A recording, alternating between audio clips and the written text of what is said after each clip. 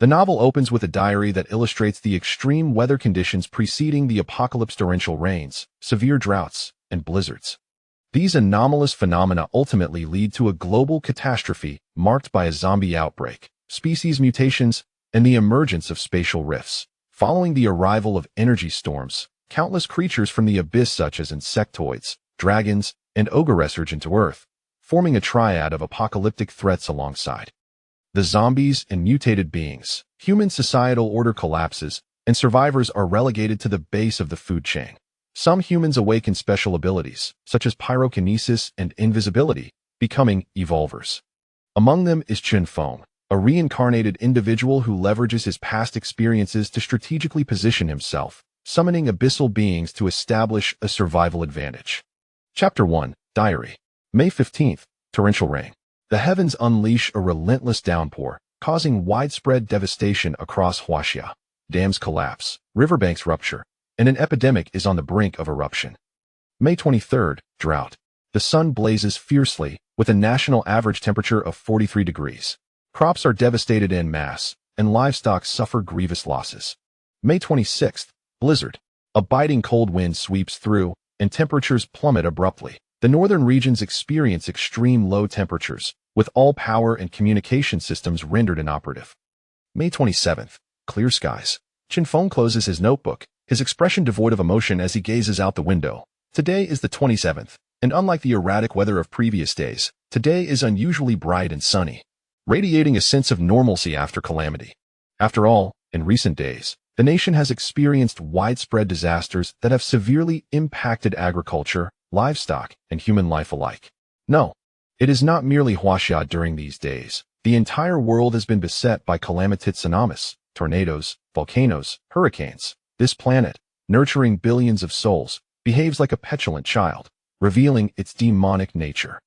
Conservative estimates suggest that in just a few days, millions have perished globally, with countless more missing. The deluge of misfortune is an unpredictable peril, marking the largest upheaval recorded in civilization's history. Fortunately, today brings a semblance of tranquility. The skies are clear, and the disasters that have plagued humanity vanish in a single day. Before nature, humanity, once so arrogant, cowers in their abodes like trembling guinea pigs, left with no recourse but to plead. Today, however, the sun shines brightly, and everyone emerges from their shelters to revel in this rare day. The dead have perished, but the living must press on. Through the window, Chen Feng observes the smiling faces on the street, a smile involuntarily gracing his lips.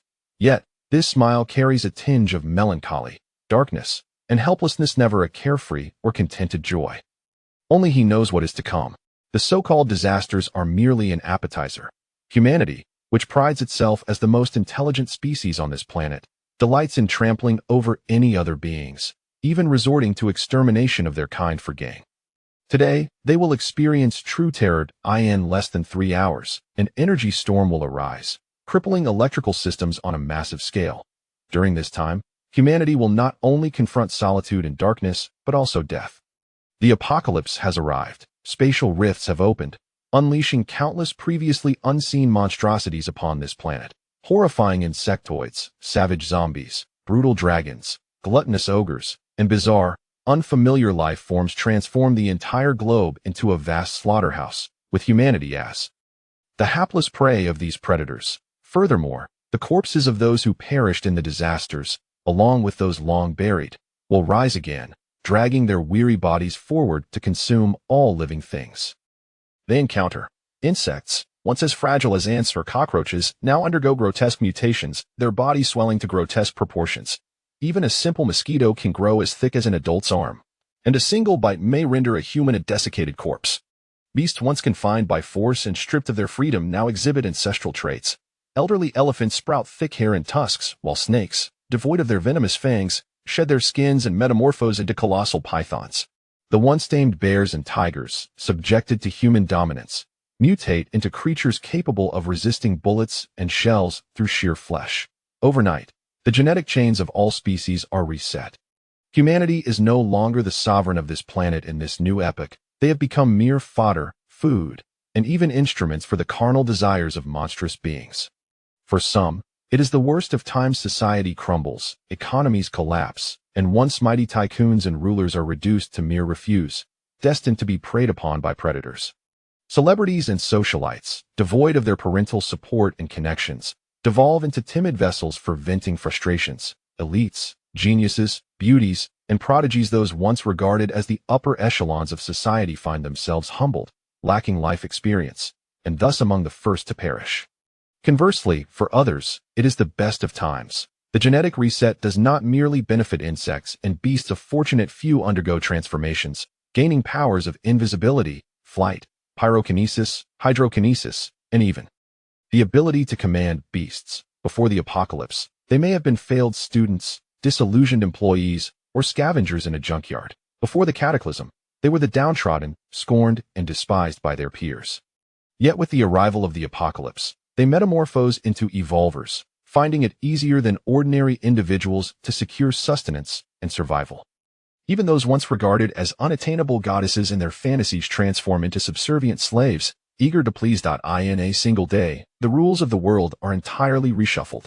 Some survive, yet live a fate worse than death. Some perish, yet this is truly a remarkable experience. Chen Feng muses, spreading his arms wide as he gazes at his unblemished hands, a ripple of emotion flickering in his eyes. Rebirth, surviving the apocalypse for over a decade. Even as one of the fortunate few endowed with special abilities, this dark epic has nonetheless left him scarred. The world collapses, the human spirit disintegrates. As the technological era dawns, humanity, bound by books and laws, has donned the garb of civilization, adhering to familial piety, friendship, and love. Yet with the apocalypse, the veneer of civilization is shattered, and unshackled, humanity becomes increasingly inhospitable and unkind. In the struggle for survival, spouses betray each other, kin turn against kin, and patricide and matricide become commonplace. For a moldy bun, couples once filled with affection may find themselves facing each other with blades drawn. A father, driven by hunger, may resort to cooking and consuming his beloved child. A weapon for self-preservation may incite fratricide. Selfishness, the law of the jungle, and the survival of the fittest, these are the tenets that govern existence in this world. Yet Chen Feng understands this too late. The descent into darkness is a gradual process. Even those infamous murderers and tyrants were once innocent children, full of potential. In the early days of the apocalypse, while Chen Feng possessed abilities, he had not yet lost his conscience. He would save the weak, extend a helping hand to refugees, but ultimately, being a good person proved difficult. This is a world where humanity devours humanity. After enduring accusations, betrayals, schemes, and grievous setbacks, Chen Feng finally comprehends the truth of this world, yet by then, it is far too late. He has lost countless opportunities and suffered many wounds. Even with understanding, his strength has long since plateaued. In the end, his fate remains that of being buried beneath the stone forest, devoured by the savage insectoids and beasts. But the ways of the world are ever fickle. As the chaotic memories surged within his mind, Chen Feng closed his eyes. In this rebirth, his greatest gain was not the so-called combat skills, nor the insights into the vulnerabilities of insects and ferocious beasts, or the rumored treasures of the land. Rather, it was his understanding of this world. Unlike others who needed time to acclimate to this new era, Chen Feng's descent into darkness was instantaneous. Chapter 2. The Arrival of the Apocalypse, the Dogfighting Arena. This is the somber district of City J. Where there is light, darkness inevitably follows. This is an immutable truth. Even in this civilized world, the most primal and sordid scenes continue to unfold in certain corners. This is an arena for dogfighting, where participants from various locales bring their trained canines to compete in one-on-one battles. The sole rule for victory is to survive. The scenes of combat are exceedingly brutal. To enhance their dogs' aggressiveness, owners intentionally starve them for several days before the match, transforming them into ferocious beasts, willing to devour their own kind. Moreover, some owners inject stimulants into their dogs or apply anesthetics to their bodies prior to the fight. The dogs, bound by their agreement, have no option to forfeit. They can only tear, roll, bleed, and collapse amidst the cacophony of the crowd's cheers. This is humanity, a species that dominates the world, standing atop the hierarchy of all living beings. Yet, for the sake of certain whims and inclinations, it can become more vicious than a scorpion and more ruthless than a wolf. Outside an unremarkable door, Chen Feng gazed coldly at the simple portal. With the apocalypse looming, he had no inclination to witness the dog fights. In the early days of the end, the most terrifying threats were not the sluggish zombies, but the genetically awakened beasts. Some creatures exhibited atavistic traits, gaining not only enhanced strength but also bizarre abilities. Much like elite monsters in a game, their appearance is rare, yet their power is formidable. The Hellhound. This is its title, or perhaps a symbol of glory. In the previous world, it had slaughtered an entire district of humans, standing 5 meters tall with crimson fur. Capable of spewing molten lava. Compared to ordinary beasts, this elite creature endowed with special abilities was the true embodiment of terror. In the past, state forces suffered immense losses before finally vanquishing it. After its death, the Hellhound's corpse remained searing hot for 3 days. As the first beast encountered in the apocalypse, it left an indelible mark on Chen Feng's memory. Most striking was the scar engraved on its back, inscribed with the character for fight. Some informed individuals claimed this was the emblem of the dog-fighting arena in City J. Every fighting dog was shaved of its fur and marked with symbols before entering battle, inciting its ferocity through pain. This was the purpose of Chen Feng's visit. He sought the beast that would soon transform into a demon. In Huaxia, firearms are strictly prohibited, with only hours until the apocalypse. Rather than waste time procuring useless cold weapons or hoarding food, acquiring a creature like the Hellhound would serve Chen Feng's plans far better. Knock, knock. With this thought, Chen Feng no longer hesitated and rapped on the wooden door before him. Who goes there? The door opened to reveal a young man clad in a tank top and cloth shoes. He glanced around cautiously before focusing on the unfamiliar face before him. His eyes filled with wariness. As a facilitator in this gray industry, there existed a unique set of rules. Both dog owners and betting spectators required a referral to gain entry. The young man, clearly unfamiliar with Chen Feng, wore a somewhat gloomy expression, adopting a cautious demeanor. I wish to buy a dog. What kind of dog? This is a noodle shop. Time was of the essence, and Chen Feng had no inclination for idle chit-chat. He opened a bag revealing a stack of 100 yuan bills, presenting 10 neat piles before the young man. Alone and without kin, this was all of Chen Feng's assets. To procure a single dog, he laid everything out on the table. To an ordinary observer, Chen Feng might appear mad, yet the reality was that in mere hours, the apocalypse would erupt. In this new world, money, contracts, and businesses would become mere detritus. What mattered was not the strength of one's connections, but the might of one's fists. No one would deny the allure of wealth. The young man was not in a position to make decisions and hesitated for a few seconds before hurriedly retreating inside to consult with his superiors. The lure of money transformed Chen Feng into a guest of this arena. The establishment masqueraded as a grain shop, yet concealed within was an entirely different realm. Upon entering a small room, Chen Feng could hear the cacophony of voices and the anguished roars that reached his ears. The scent of congealed blood was palpable. This was undoubtedly the dog-fighting arena. A throng of spectators encircled a steel cage, roaring with fervor as 2 pit bulls grappled within, tearing at each other with abandon. Blood, entrails, and discarded refuse lent a jarring intensity to the scene. At that moment, a middle-aged man with a bald head and arms tattooed with tiger motifs approached Chen Feng. He was the proprietor of this establishment. The young man's report had surprised him. Dogs held varied meanings for different individuals. For some, they were delicacies or tools, while for others, they were companions and allies. In the past, many had come here to select their desired fighting dogs, the fortunate ones being taken by buyers, thus spared from the threat of death. Prices ranged from thousands to tens of thousands, but the tattooed man had never encountered someone like the youth before him. The young man stood approximately 1.75 meters tall. With fair skin and unremarkable musculature, he resembled a recent university graduate rather than a typical scion of the gray market. Ordinarily, one would expect such a fledgling to display panic and fear in such surroundings, yet this youth exuded an indescribable calm, particularly in his gaze, deep and cold like a spring. A peculiar fellow, the tattooed man mused, labeling Chen Feng in his mind. I wish to buy a dog. This was Chen Feng's second declaration. He tossed the money toward the tattooed man and then turned his attention to the fighting dogs nearby. Time was running short. He needed to locate the Hellhound swiftly. The fighting dogs bore no protective gear. In this slaughter, absolute dominance was a myth. Even the victors would emerge with grievous injuries, rendered incapable of further combat. To put it simply, it was akin to a game of chance. The so-called fighting dogs were like opposing pieces on a chessboard. Spending a fortune was not a concern, but securing a piece before the decision was imperative. Chen Feng scrutinized each fighting dog closely. Not this one. Not this one. None of them. After observing the dozen or so dogs around him, Chen Feng furrowed his brow, having failed to spot the hellhound. Could it be that I was mistaken? A glimmer of insight flickered in Chen Feng's eyes as he approached the tattooed man and asked in a low voice, "Are all the fighting dogs here? Failures?" The tattooed man's expression stiffened, his pupils narrowing. It seemed he had overlooked something significant. After a pause, Chen Feng added, "Take me to see the failed ones." The tattooed man appeared taken aback. Having navigated the gray zone for years, he sensed an inexplicable danger emanating from Chen Feng. Bizarre.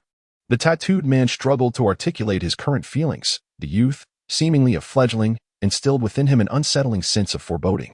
Chen Feng needed no battle to assert his presence. A mere gesture, tone, or fleeting glance made the tattooed man feel deeply uneasy. Little did the tattooed man realize that after over a decade of surviving the apocalypse and witnessing countless deaths and destruction, Chen Feng's indifference toward life had seeped into his very bones. In a derelict room lay 7 or 8 mutilated fighting dogs, discarded like refuse. Those that were dead or dying littered the space, their blood, entrails, and brain matter saturating the air with a palpable scent of death. Found it. Chen Feng scanned the surroundings, his body suddenly stiffening and his pupils narrowing into a mere slit. His hands felt somewhat cold, yet with just a glance. He was entirely convinced that what he sought was present before him, a feeble Tibetan mastiff. Its body appeared as though it had been flayed alive. Most of its fur stripped away, leaving only a bloodied and mangled form. Despite this, it stared back with 2 eyes that seemed unwilling to succumb to death. Exuding a chilling gloom, Chen Feng would not forget that gaze, the pale pupils laced with green veins, resembling a sinister web. A mere glance filled him with an icy dread and an overwhelming feeling of suffocation. The hellhound. This was the beast that had instilled endless terror in J City. I must have it. Chen Feng's tone brooked no argument, and under the peculiar gaze of the tattooed man, he acquired this dying creature. There was but an hour left until the apocalypse. In the vacant room, Chen Feng's expression remained impassive as he regarded the nearly lifeless fighting dog before him. Who could have imagined that this wretched creature would soon transform into a nightmare for all? Food, water, some basic bandaging. Though these efforts seemed superfluous for a fighting dog favored by fate, Chen Feng was unwilling to allow any slip-ups at such a critical moment, and thus, some basic care was necessary. Initially, the fighting dog was averse to Chen Feng, but as it recognized his genuine intent to assist, its wary, sullen, and irate gaze gradually shifted to one of reliance, acceptance, relaxation, and gratitude. Gratitude. This was a unique instinct inherent to intelligent beings. A powerful potential. This distinct ability, unlike its peers, might very well be the foundation of its elite status. The fighting dog evidently regarded Chen Feng as a piece of driftwood in a vast sea, viewing him as its hope, perhaps even its savior. Affection level 100. To put it simply, Chen Feng had garnered the favor of this NPC. With the onset of the apocalypse, possessing the hellhound's affection meant he could thrive under its protection and even wield control over it. This is not mere hyperbole.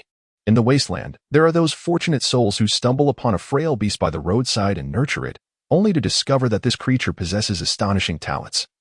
Growing at an astonishing pace, not only does it safeguard its master from the perils of the apocalypse, but it also elevates them into the ranks of the powerful. Clearly, Chen Feng had now acquired such a fortuitous opportunity. Standing on the ground, he glanced at the hand of his wristwatch, which ticked precisely at midnight. Suddenly, a resounding noise erupted, signaling a transformative shift in the fabric of space and heralding the dawn of a new era. The apocalypse had truly arrived.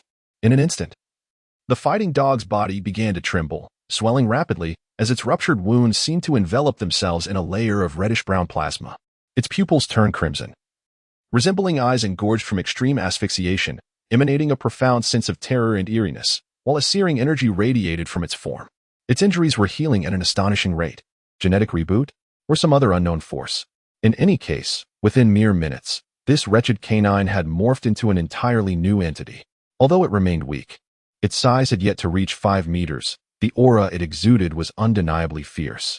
Strangely, the gaze the beast cast upon Chen Feng was devoid of the malice and cruelty typical of a predator. Instead, it was filled with dependence and warmth.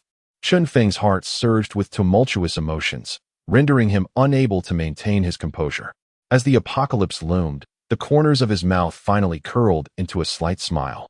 In the next moment, he raised a shovel from the corner and brought it down heavily upon the hellhound's head. Bang! Bang! Chen Feng's eyes were dark and distant as he stood in the empty room, relentlessly striking the hellhound's head with the shovel, once, twice, thrice. The freshly evolved hellhound was exceedingly weak. It would require time to become the nightmarish force it was destined to be. However, it would never witness that transformation. Thud. Vivid red liquid dripped onto the floor. Blood. Droplets pooled on the ground as the hellhound's previously sealed wounds burst open once more. Yet, even in the face of this, Chen Feng did not cease his assault. Moreover, the smile gracing his lips remained unfaltering. The violent sounds persisted. The hellhound's skull was crushed, blood and brain matter mingling in a noxious aroma that filled the room. Everything transpired too swiftly. Chen Feng's hands trembled slightly as he gazed upon the creature that had developed an affinity for him, one he could have easily tamed. Yet felt no guilt or remorse. The apocalypse is merciless. In the face of self-interest, even one's own flesh and blood can be forsaken, let alone this unfounded kindness. It is dead. Compared to the living hellhound, this carcass was what Chen Feng truly desired. Simultaneously, the tremors in the space around him elicited a sense of both familiarity and strangeness within Chen Feng. At that moment, his body underwent a transformative change as well. Casting one last glance at the bloodied remains, Chen Feng knelt upon the ground, and in the next instant, plunged his hands deep into the flesh and blood. His expression was solemn, and his tone chillingly cold. Decayed bodies buried deep within the dark abyss.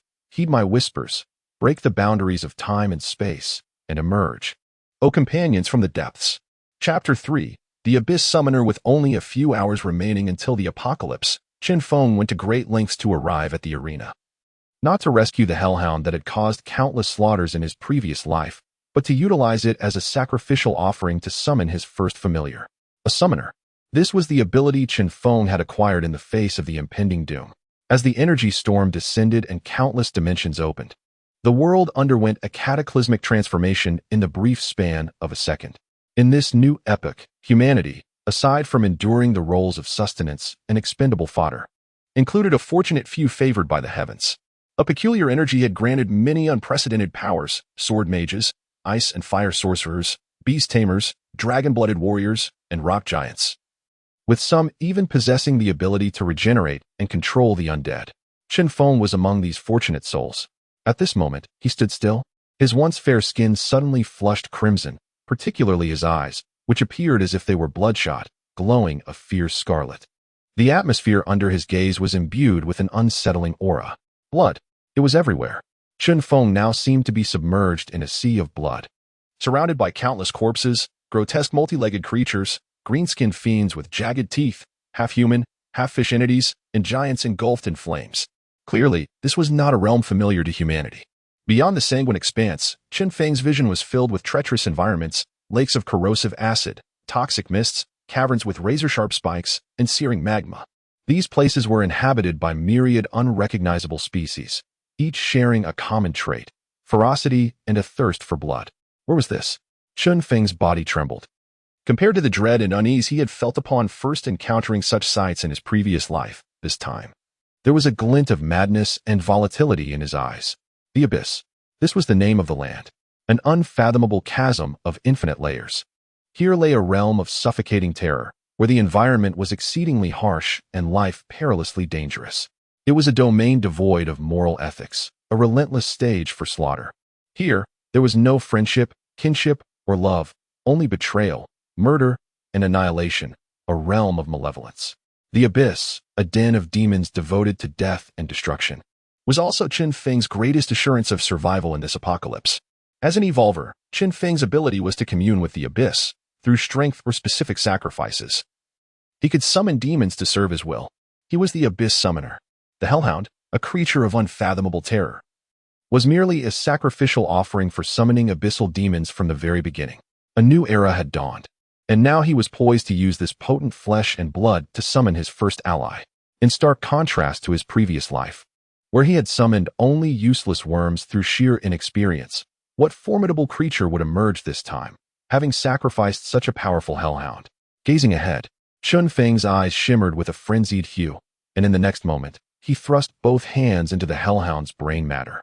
By using such a formidable beast as a sacrificial offering, Chen Feng had already gained the upper hand. The time for harvest had arrived. The scarlet hue in his eyes intensified, transforming the surrounding atmosphere as a mist resembling blood engulfed the entire room. Ferocity, malevolence, fear, and foreboding. Blood and flames. A long-forgotten scent wafted into Chen Feng's nostrils. Gritting his teeth, he bore a pain that seemed unbearable. His complexion gradually turned ashen, yet he remained unmoved, even breaking into a peculiar grin that revealed his stark white teeth. Compared to the impending summoning, what was this slight discomfort? As the sanguine mist thickened to its zenith, a distorted, eerie figure materialized before him. A foul stench. An unbearable odor. A colossal creature, no, more accurately described as a grotesque mass of putrid flesh. It bore the most hideous visage, its body resembling a bloated mass of decay, with only its robust limbs remaining.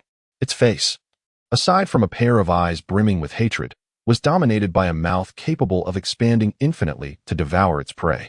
The low demon. They were the epitome of malice in the abyss, filthy and venomous, devoid of thought. Their prolonged existence in chaos had rendered them into mindless beings that knew only fear and hatred. Chen Feng straightened, unable to suppress the joy on his face. Compared to the worms summoned previously, the low demon evidently possessed far greater power. It would be no exaggeration to say that even bullets or regular artillery would not fell it instantly. A meat shield. This was undoubtedly a rare find. Yet, the low demon's demeanor was somewhat unusual. Its deep-set eyes glared at Chen Feng with a ghostly intensity, its hateful nature even causing it to harbor a hint of malice towards its master. Chen Feng's expression darkened, and several daggers composed of mental energy pierced the low demon's body. Mental assault. Summoners often employed this method to discipline disobedient summoned creatures. A series of complex notes escaped the low demon's maw. Though it was devoid of intelligence, it could still perceive the soul's pain, clearly signifying its submission. In contrast to the volatile nature of the hellhound, this summoned creature was a reassuring presence for Chen Feng. In perilous environments, with a mere thought, he could control its life and death. Chen Feng turned his attention away from the low demon and gazed toward the doorway. With the low demon at his side, Chen Feng had acquired a measure of self-preservation, yet he was not naive enough to think of rampaging through the city. According to his memories, it would take the military 7 days to quell the disaster in City J, 7 days. A multitude of events would transpire during this time. Over 2/3 of the population in City J would perish in this span: bloody days, terrifying days, and perilous days. Chen Feng, having just awakened, was far from possessing the strength to confront countless monsters alone. Therefore, he needed to seek a secure refuge. Chapter 4. Get lost. What on earth has happened to these beasts? Step back, retreat. Do not let them out. Quickly, confine them. Let go of me. No, no, do not come closer. The air was filled with a cacophony of anguished cries from outside, unmistakably indicating that the apocalyptic energy had tainted the fighting dog's spirits. No. Awakening is a more fitting term than corruption. On rainy days, swallows skim the ground. When earthquakes strike, pigs and dogs become unruly. Compared to humans, who, perched at the pinnacle of the food chain, grow increasingly decadent and devolved, animals often exhibit a heightened sensitivity to nature. A sinister energy has invaded the world. Aside from the hellhounds, those elite monsters, other creatures have undergone significant transformations: ferocious, savage, bloodthirsty, cruel. A once docile rabbit, confined in a cage, could now sever your finger with a single bite. A languid cat on the sofa might pierce its owner's throat with its claws, and those dogs once deemed loyal could, in an instant, tear their masters to shreds. Unlike the mutations seen in insects, the transformation of animals is more profound, a regression phenomenon, while humans have spent centuries, even millennia, suppressing their innate ferocity to reclaim dominance over their own minds. 5 minutes passed, and as the last scream faded, the entire arena descended into a bizarre atmosphere. Creaking, Chen Feng pushed open the tightly shut door. The stench of blood, unlike the previous mingling of cheers and chaos. The arena now reeked with a spine-chilling aura of death. Hundreds of humans lay sprawled in pools of blood, panic, fear, despair, confusion etched onto their faces, their lives frozen in such expressions. Compared to these corpses still bearing semblances of life, many more were grotesquely disfigured. Severed limbs, broken arms, entrails, and blood. In a corner, a body surrounded by coins caught Chen Feng's attention. Faintly, a colorful tattoo could be seen on its skin, the neck bitten through, the eyes devoured, and the robust right leg gnawed to the bone. Money? This individual, perhaps counting coins a moment before, had become a lifeless corpse the next. Wealth? Property? These terms, which once dominated human ambition, had evaporated amidst the carnage of the arena, where hundreds perished and the owner was dismembered. A mournful wail shattered Chen Feng's thoughts as a dozen blood-soaked monstrosities materialized before him. Undeniably, they were the former fighting dogs, now drenched in blood, their fur bristling. Especially their eyes, which glowed a ferocious crimson, steeped in a predatory savagery. These once pleasing companions had transformed into a pack of harbingers of death. The perpetrators of this massacre had not retreated. They now clearly marked Chen Feng as their next target. The infernal demon stood forth, towering at around 4 meters. Resembling a mass of decaying flesh, it reared up, its maw gaping wide, unleashing a nauseating stench that overwhelmed even the scent of blood. Get lost. Chen Feng stood resolute before this assembly of creatures that had just extinguished countless lives, his demeanor somber, imbued with an eerie calmness and indifference. Survival of the fittest. From this moment, the world would not extend any special favors because of your display of vulnerability. Rather, cowardice and timidity would only beckon death. An uncanny scene unfolded. A live fighting dog howled, prompting the others to halt in their tracks. It cast a deep glance at Chen Feng before turning away. Has a leader emerged so soon? Chen Feng observed the retreating figure, his brow furrowed. This dog had commanded its pack, achieving such dominance in mere minutes, clearly possessing the potential to become an elite monster. Only when no trace of the fighting dogs remained did Chen Feng exhale deeply, inadvertently drenched in cold sweat. Though the infernal demon was stronger overall than this pack, it was solitary, and thus, vulnerabilities could arise in its self-defense. What had just transpired was a strategic gamble. Fortunately, luck had favored Chen Feng, scaring off these vicious beasts. He must depart. Determination filled his gaze. As the apocalypse descended, the entirety of J City was engulfed in slaughter, even with the infernal demon at his side. Chen Feng was perilously exposed, for he had only just awakened, his strength yet insufficient for widespread carnage. Before anything else, he needed to find a secure refuge. In contrast to disparate factions, only the might of the state possessed the capacity to contend against this apocalyptic tide. Unlike other security agencies, the military's unity and adherence to orders endowed it with unparalleled lethality in every era. In the early days of the apocalypse, military forces would seize the initiative, dividing Huaxia into several battle zones, while those in civilian roles would be purged, with promotions entirely replaced by military positions, from ordinary privates up to generals. Furthermore, countless small factions would rise, cults, gangs, mercenaries, and combat groups, comprised of ambitious warlords seeking to carve out their domains, monks dedicating their lives to the salvation of the suffering, and criminals who thrived on the misery of others for their own gratification. In sum, the populace languished, grievances mounting, while myriad fiends wreaked havoc upon the earth. Of course, these were matters for another time. For Chen Feng, who governed this world, was of little concern. How to survive these 7 days was of utmost importance. Chen Feng steadied his resolve and stepped outside the door, seeking a nearby convenience store. 7 days. Before locating a suitable sanctuary, he must first gather provisions. As for the dog arena and the deceased within, no one would heed or care. In this already chaotic land, carnivorous predators were in no short supply. It would not be long before monsters came to feast upon these corpses. Chapter 5. The Feast of Slaughter. Upon stepping outside, Chen Feng banished the grotesque demon to the abyss. Its bizarre appearance, though capable of frightening away many minor threats with its formidable presence, also attracted unnecessary attention and trouble. Fortunately, Chen Feng had forged a contract with it. With merely a thought, this hideous predator would materialize by his side. Chaos ensued. The streets transformed into a scene of desperate flight, throngs of people fleeing as strange and vicious predators pursued them. Corpses, some grotesquely decayed with maggots crawling from their eye sockets, advanced with an eerie vitality, resurrected by a sudden surge of energy. Before their evolution, these creatures had been mindless servants of flesh, ravenously consuming all living beings, and those they tore apart would succumb to the contagion of death, becoming as putrid as they. An elderly man was pinned to the ground, the decaying hands of a zombie piercing her skin, its foul, yellowed teeth tearing mercilessly at her. Despite her pitiful cries for help, there was no salvation. Her intestines were yanked out, her kidneys devoured, and in the blink of an eye, she was dismembered and consumed. Meanwhile, countless cats, dogs, rats, and rabbits were frantically pursuing humans.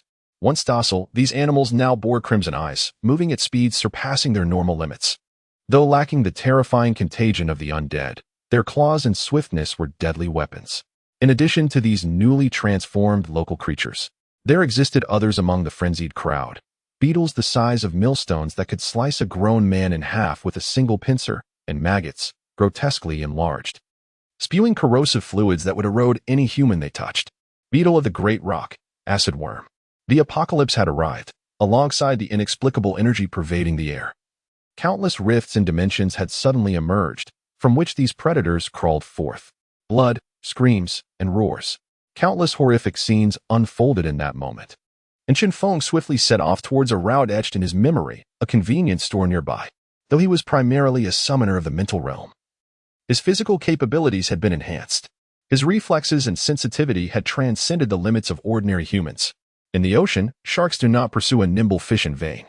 The panicked crowd provided Chen Feng with an optimal opportunity, and in an instant, he found himself within the confines of the convenience store. The feast of slaughter. The chaotic throngs had drawn the majority of the monsters. It would not be until the streets were devoid of life that the shops and homes would suffer widespread attacks, granting Chen Feng ample time to gather supplies. The customers had long since fled after the outbreak of chaos, leaving the store empty. After securing the windows and barricading the front door with shelves, it became his temporary stronghold. I require high-calorie sustenance, chocolate, bread, and meat. As Chen Feng wandered through the aisles, he eventually emerged with a large bag, filled not only with food, but also several barrels of water. The demon's vast stomach, combined with the unopened provisions, would serve as a mobile storage unit upon his command. The convenience store was cramped and situated in a bustling area, making it an unsuitable hiding place. However, the daylight posed too great a risk, so Chen Feng resolved to depart under the cover of night. A rustling sound echoed, a fabric brushing against itself. Is someone there? The sound emanated from the cash register area, devoid of the stench of blood or the foul odor of monsters.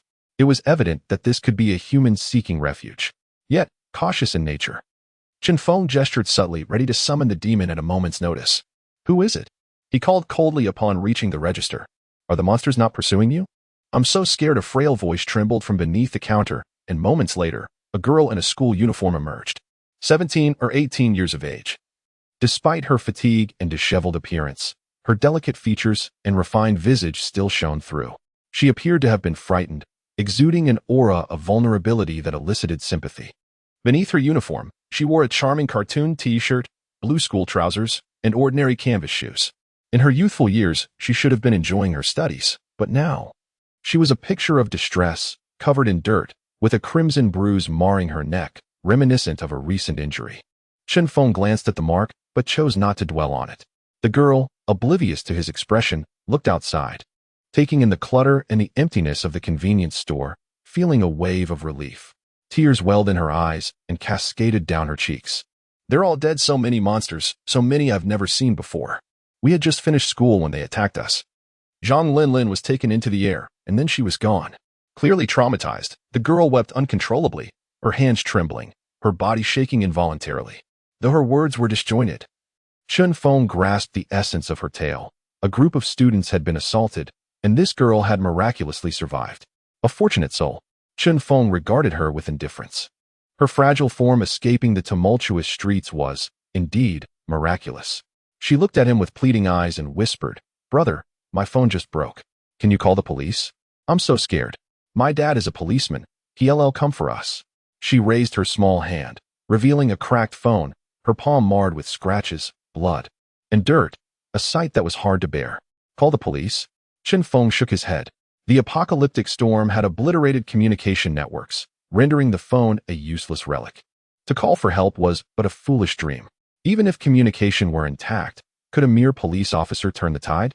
Monsters roamed freely. Even if a bullet could end a zombie's life, it would only attract others to devour the next victim. From this moment forth, each individual could only rely on themselves. Do not speak, do not cry, and refrain from unnecessary actions. Most importantly, do not trouble me further. Chen Feng chose to ignore her, even dismissing her last glimmer of hope, the phone, and turned to sit in silence, closing his eyes to rest. A hint of panic crossed the girl's face. His stern warning echoed in her mind. Beautiful and academically gifted, she had always been the center of attention from elementary through high school. Never had anyone spoken to her so harshly. Bitter and unsettling, this was a sensation she had never before experienced. Bad person. She pouted, scrunching her nose in defiance. Sleepiness overtook her. Time passed. How long? He could not tell, when suddenly, a noise jolted Chen Feng awake. His body instinctively reacted, eyes darting towards the sound. Years of peril had sharpened his senses beyond mere awareness. The front door was pushed again. Through the narrow crack, dark figures appeared, swirling in the air, emitting eerie calls. Their forms reeking of blood. Night Stalker bats? Chen Feng's eyes narrowed as he uttered their name. Chapter 6. The Night Demon. This creature is entirely enveloped in a dark, oily sheen, adorned with a layer of soft fur. Its round, diminutive head is crowned with two large ears, resembling an ordinary bat, yet its stature exceeds half a meter. Notably, its face is devoid of eyes, nose, or mouth, presenting a stark, barren expanse, save for a tubular appendage resembling a syringe. Known as the Night Stalker. This entity is not native to this world. Akin to the previously encountered sulfuric insect, it hails from a dimensional rift. Besides the title of Night Stalker, it bears another name, the Night Demon. Although it bears a resemblance to a bat, its method of predation mirrors that of a mosquito. They prefer to pierce the flesh of their prey with their sharp appendages, draining blood to extract energy. A single night demon can consume the blood of 5 adult humans in a day. Greed and grotesqueness are its defining traits. Furthermore, these creatures are social, often moving in groups ranging from a few to dozens. Their hunting technique is quite peculiar. Lacking facial features, they cannot rely on sight or scent to locate their prey. Instead, while soaring through the air, they release a copious amount of urine, which contains faint energy. As long as the prey remains alive, they can track it through its heat signature. This bizarre hunting method leads to their nocturnal moniker, sowing by day, feeding by night. Chen Feng gazed at the flickering silhouette at the doorway, his tone somewhat somber. This creature, devoid of facial features, was incapable of hunting by sight or scent. Upon exiting the arena, Chen Feng was certain he had not encountered a night demon, yet now these demons were assaulting a convenience store. Wait, Chen Feng paused, turning his head slowly toward the girl beside him. At that moment, the girl was already in a state of panic, her eyes betraying a look of horror. Chen Feng was convinced he had not faced a night demon, yet there were 2 individuals inside this convenience store. He stepped forward, seizing the girl, his gaze fixating on the wine-red skin around her neck, which appeared increasingly peculiar. In an impulsive moment, he tore at her collar, exposing a significant expanse of her skin. Her delicate shoulder was as enticing as tender bamboo shoots. Red. Initially, Chen Feng thought the discoloration on her neck was merely a bruise, but upon closer inspection, it resembled a dye. Lowering his head, he delicately inhaled, and his pupils instantly constricted into narrow slits. The stench of urine. All the mysteries unraveled. The girl had previously mentioned encountering a flying monster, and it was evident that the creature she referred to as the night demon before him. She had been tainted by its urine, which enabled the demon to track her here. Don't. The girl let out a piercing scream, her terror palpable. Chen Feng's actions were easily misconstrued. Not only had he torn her clothing, but he also appeared to be violating her, inhaling the scent of her skin. With her body being violated, the girl disregarded the external threat and cried out, "Let go of me. My father is a policeman. He will crack." The girl's voice was abruptly silenced as her head was violently twisted, her neck contorted grotesquely. Her expression remained frozen in a moment of shock. Blood trickling from the corner of her mouth. She could never have imagined that the man behind her sought not her body, but her very life. Her delicate visage was forever captured in that moment. In stark contrast, Chen Feng maintained a calm demeanor. It felt as though he had extinguished not a fragile girl, but merely crushed a beetle beneath his hand. Do not cast blame. If you must, blame your own carelessness. Chen Feng's voice was as frigid as ice, devoid of warmth. The night demon relied on the life essence of its prey to initiate an attack. In that moment, Chen Feng faced 2 choices: to unleash a lesser demon to combat the night demon and thus protect the girl, risking a subsequent crisis and exposing his whereabouts, or to ensure his own survival by eliminating the girl. The latter would cause the signal emitted by the night demon to dissipate. Without a moment's hesitation, the thought crystallized in his mind, and he instinctively snapped the girl's neck, extinguishing her life. Innocent bloodshed? This world is merciless. Every life is singular, and no one possesses the right to usurp another's right to survive. The room was not fortified. Had Chen Feng not intervened, the girl would have been drained of her blood by the night demon, meeting a gruesome end. The mark upon her would have sealed her fate long before. Thus, it was perhaps kinder to end her life swiftly, easier for both her and Chen Feng. As for pity, that notion is utterly absurd. Would you go outside and plead for mercy from those monsters, shedding tears, and expect them to spare you? This world is harsh, rife with peril. One may perish from hunger, be devoured by zombies, or succumb to illness. Survival of the fittest. It is a simple truth. Bang. The door of the convenience store was struck once more, the night demon hesitating momentarily. It had distinctly sensed the presence of prey within. Chen Feng forged a mark in his hand. Being cautious did not equate to weakness. Should the night demons breach the entrance, he would be compelled to fight. However, the night demons ceased their assault after a few more attempts. Their intelligence was profoundly lacking, and the disappearance of the mark prompted them to swiftly redirect their focus. Once assured that the night demons had departed, Chen Feng resumed his seat on the ground. Time was of the essence. He needed to replenish his strength before nightfall. The girl's lifeless body lay nearby. Her pallid complexion and unblinking eyes contrasted with the slumbering Chen Feng. For an ordinary person, such a sight would induce terror and paralysis. Yet for Chen Feng, it was merely the act of killing, a commonplace occurrence in this apocalyptic world. Chapter 7. The elderly care home in the dead of night. After a day of relentless carnage, the street resembled a desolate graveyard. With dismembered limbs strewn haphazardly across the ground, and the viscous blood staining the earth a deep crimson. Even monsters require rest, having gorged themselves on ample flesh. Most had succumbed to slumber, save for a few tireless zombies and nocturnal insects that continued to roam the streets. This presented a rare opportunity. In the darkness, the most common adversaries were the zombies, tireless minions of flesh, whose bellies, though full, compelled them to attack any living being. Groups of 3 or 5 meandered through the streets, their vacant eyes devoid of expression. Though they possessed considerable strength, their movements were excruciatingly slow, allowing an ordinary person ample chance to evade them on the broad pavement. The sound of a blade slicing through flesh echoed. Chen Feng wielded a boning knife he had procured from a convenience store. He refrained from summoning lesser demons, relying solely on his own strength to navigate the streets, using the zombies as practice dummies. A swift flick of his wrist sent one zombie's head soaring, blood gushing forth in torrents. Not far off, a female zombie, once a pregnant woman, caught Chen Feng's attention. She wore a loose-fitting dress, now drenched in blood, her abdomen bearing the fatal wound from which her unborn child had been devoured, leaving only a small head embedded within her. Infected individuals. Zombies possess the ability to spread their contagion. Those bitten will undergo mutation within approximately 3 hours, transforming into pain-ignorant, mindless creatures. This unfortunate woman, having endured the torment of being consumed, had now become one of the cursed dead. With a decisive motion, Chen Feng picked up a stone and hurled it violently at the pregnant zombie's head, a dull thud resonating as her skull shattered, her body collapsing heavily to the ground. Continuing his advance, he found these zombies posed no threat to him, merely insignificant cannon fodder. As humanity gradually acclimated to this apocalyptic storm, scholars began categorizing strength into tiers: bronze, silver, gold, legendary, epic, and mythical, 6 distinct levels. Elite monsters like hellhounds and lesser demons were deemed bronze, while the zombies littering the streets were mere fodder, not yet evolved. With simple minds and powerful limbs driven by basic instincts for sustenance, this world is fraught with peril. Only by surpassing the gold tier and entering the legendary realm can one truly wield power. At that point, whether enlisting in the military or establishing one's own faction, recognition and admiration would follow.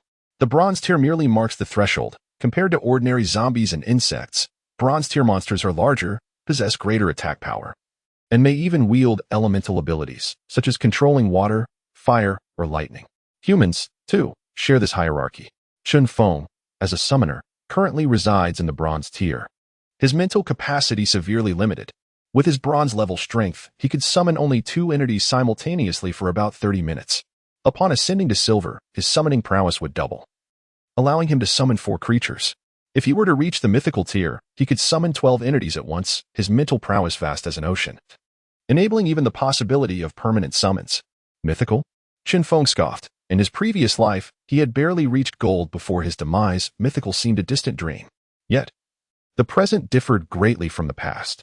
In his previous life, Chen Feng had spent considerable time understanding his abilities, encountering many detours, with his initial summons being mere fodder-level worms. Now, however, at the onset of the apocalypse, he had already summoned a lesser demon, vastly superior to the worms of yore. Furthermore, his mind brimmed with experiences and treasures. Even acquiring a few artifacts or opportunities could easily propel him into the legendary tier and beyond. These thoughts were for another time. For Chen Feng, The immediate priority remained survival, living well. The elderly care home. Moonlight cascaded down, lacking the warmth of yesteryear. Instead imbued with a sense of desolation. The moonlight illuminated the ground, revealing dark green soil, while a thick fog hung in the air, severely obstructing visibility, rendering the entire care home akin to a haunted house. In 7 days, Chen Feng required a sanctuary. This care home, situated in a remote area and long abandoned, served as a relatively secluded stronghold. Its prolonged desolation rendered it lonely and cool. In such an uninhabited place, the likelihood of monster visitation would significantly diminish. Compared to hospitals, residential complexes, and schools, epicenters of disaster, this location, though harsh, could avoid many troubles. Today marked merely the first day. The throngs of people on the streets had satisfied the monster's hunger. By dawn, the famished creatures would scent the remnants of their feast, invading the survivors' homes, as sturdy doors would offer no barrier against their destruction. At that time, human casualties would steadily rise. Survival of the fittest. Children and the elderly would become the most vulnerable. In 7 days, it was conservatively estimated that over 100,000 individuals in City J would perish, many reported as missing, their remains likely lost to oblivion. As night fell, Chen Feng cautiously approached the care home, determined to prolong his existence. His silhouette gradually melded into the shadows, a boning knife in hand, his expression impassive, eyes scanning the surroundings like a vigilant hawk. Before settling in, he needed to undertake some preliminary cleansing actions. Chapter 8. The professional A creature suddenly appeared before Chen Feng's eyes. It resembled a centipede but was magnified to an extraordinary extent. Measuring about half a meter in length and as thick as a barrel, its numerous legs densely crowded the ground, evoking an unsettling sensation at first glance. The barefoot centipede. It bore no rank, merely existing in its juvenile form. Should it ascend to the bronze tier, it would grow to around 1 meter, its legs becoming increasingly sharp. The barefoot centipede's habits remained unchanged. The cold and damp environment here attracted its presence. It relished ensnaring its prey with its multitude of legs before launching an assault with its venomous fangs. Despite lacking any rank, its venom was remarkably potent, capable of killing an ordinary person within a minute of envenomation. Underestimating it would be a grave error. A glimmer of cold light flashed. Chen Feng brandished a bone-cutting knife and charged at the barefoot centipede, striking it squarely on the head. With a squelching sound, a jet of dark blood erupted, revealing some mottled white specks. This was the centipede's brain matter, and the earlier strike had dealt it a severe blow. The barefoot centipede hastily waved its limbs and retreated, its eyes fixated on Chen Feng, filled with fury and malice. It was still alive. Chen Feng was not surprised. The vitality of such creatures was formidable, and some exceptionally talented insects even possessed regenerative abilities. Fortunately, it was merely a juvenile, and the bone-cutting knife could breach its defenses. If one blow was insufficient to deliver a fatal strike, he would simply employ several more. A summoner fighting directly with a long knife, without relying on summoned beasts, would surely astonish other professionals. Due to his profession, Chen Feng lacked the capacity for prolonged hand-to-hand combat, yet he could not place all his reliance on his summoned creatures. In this apocalyptic world rife with uncertainty, even a slight increase in physical prowess could enhance survival chances. Combat training was imperative. Chen Feng needed to master proficient fighting skills in the shortest time possible. With a dull thud, the spine of the barefoot centipede was cleaved open, releasing a foul-smelling ichor. The creature let out a shriek, sustaining yet another wound, which only stoked its fury and doubled its assault speed. Chen Feng's pupils constricted as the centipede raised its head. He instinctively adopted a defensive posture, exerting force in his legs to retreat swiftly. The centipede landed heavily, causing cracks to appear in the floor tiles. The agony and injuries prevented it from launching continuous attacks, and this interval presented Chen Feng with an opportunity. With a series of sharp strikes, the bone-cutting knife began to splinter under the relentless use. It was merely an ordinary weapon, and such wear and tear was a significant concern. If circumstances permitted in the future, Chen Feng would need to seek a skilled craftsman to forge a more suitable weapon. Profession. This term encompasses the myriad abilities of all evolved beings, including melee specialists adept at ambushes such as shadow assassins, shadow walkers, and phantasm killers. There were also formidable tank-like entities like rock giants and hill lords, beast shifters, as well as mental professions like Chen Feng's, summoners and beast tamers, alongside ice and fire mages, and elementalists. In addition to these combat-oriented professionals, there existed those skilled in liveliness, whose strengths may not be immediately apparent but excel in practical skills, blacksmiths, enchanters, and alchemists. They possessed unique abilities. For instance, blacksmiths could refine steel and forge weapons, and as their levels increased, they could even incorporate monster organs and blood to enhance the destructive and lethal capabilities of their creations. Some powerful livelihood professionals were highly sought after by various factions. Although their offensive capabilities might be lacking, their earning potential was already at its peak. With a sharp crack, the head of the barefoot centipede was severed, and a copious amount of brain matter splattered onto the ground. Among the lesser foes, the barefoot centipede was one of the more troublesome adversaries, possessing agile speed and decent attack power. For Chen Feng to slay it within a minute was commendable. However, he still felt a tinge of dissatisfaction. Rigorous standards also contributed to enhancing survival chances. After dispatching the barefoot centipede, Chen Feng encountered weaker creatures like acid bugs, land eels, and bullet ants. Compared to the former, these were merely more robust in appearance and strength. A few strikes were sufficient to end their lives. For instance, acid bugs could spray sulfuric acid but were exceedingly slow, needing time to gather their acid before attacking. In the moments when they were charging, a simple brick could easily subdue them.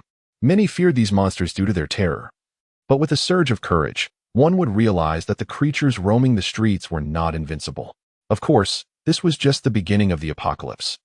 Many monsters remained in their larval forms, and as they consumed energy particles from the air, some would undergo transformations. For example, acid bugs, upon amassing sufficient energy, would sprout wings and evolve into purple-winged acid bugs, becoming formidable foes capable of shortening their acid spraying time and gaining flight capabilities. Even the inferior demon in Chen Feng's possession, if nurtured properly and elevated to golden or legendary status, would undergo transformations, acquiring a new appearance and abilities. As the extermination efforts neared completion, only the final floor remained, which would serve as a secure stronghold for Chen Feng. Stepping onto the floor, he observed that the surroundings were thick with cobwebs, and the walls bore severe corrosion. Clearly, it had been a long time since anyone had set foot here. Only one more staircase remained. Suddenly, a chilling wind swept through, and Chen Feng felt a shadow flicker before him. Instinctively, he raised his bone-cutting knife to block, but the force was so great that it sent his weapon flying. What was that? Bending low, Chen Feng swiftly sought refuge below. A serpentine creature? Cautiously, he positioned himself at the corner of the staircase during their brief encounter. He had not glimpsed the creature in its entirety, only sensing its soft, sinuous form. An eerie rustling sound filled the air as a shadow materialized at the staircase's entrance, accompanied by several curling vines that danced freely. Chen Feng's expression shifted dramatically. He clasped his hands together, and a crimson glow ignited beneath his feet. In that fleeting moment, he had clearly discerned the monster's full form. It had an obese body, entirely black, adorned with 4 vines as thick as his wrists. Chen Feng's expression turned peculiar. He recognized the identity of this creature, which was undoubtedly a tentacle monster. Chapter 9. The tentacle monster before me stood a grotesque entity, its entire body coated in a viscous substance, with a single eye glaring from its expansive cheek, while the rest of its form was supplanted by 4 undulating tentacles exuding a pungent aroma.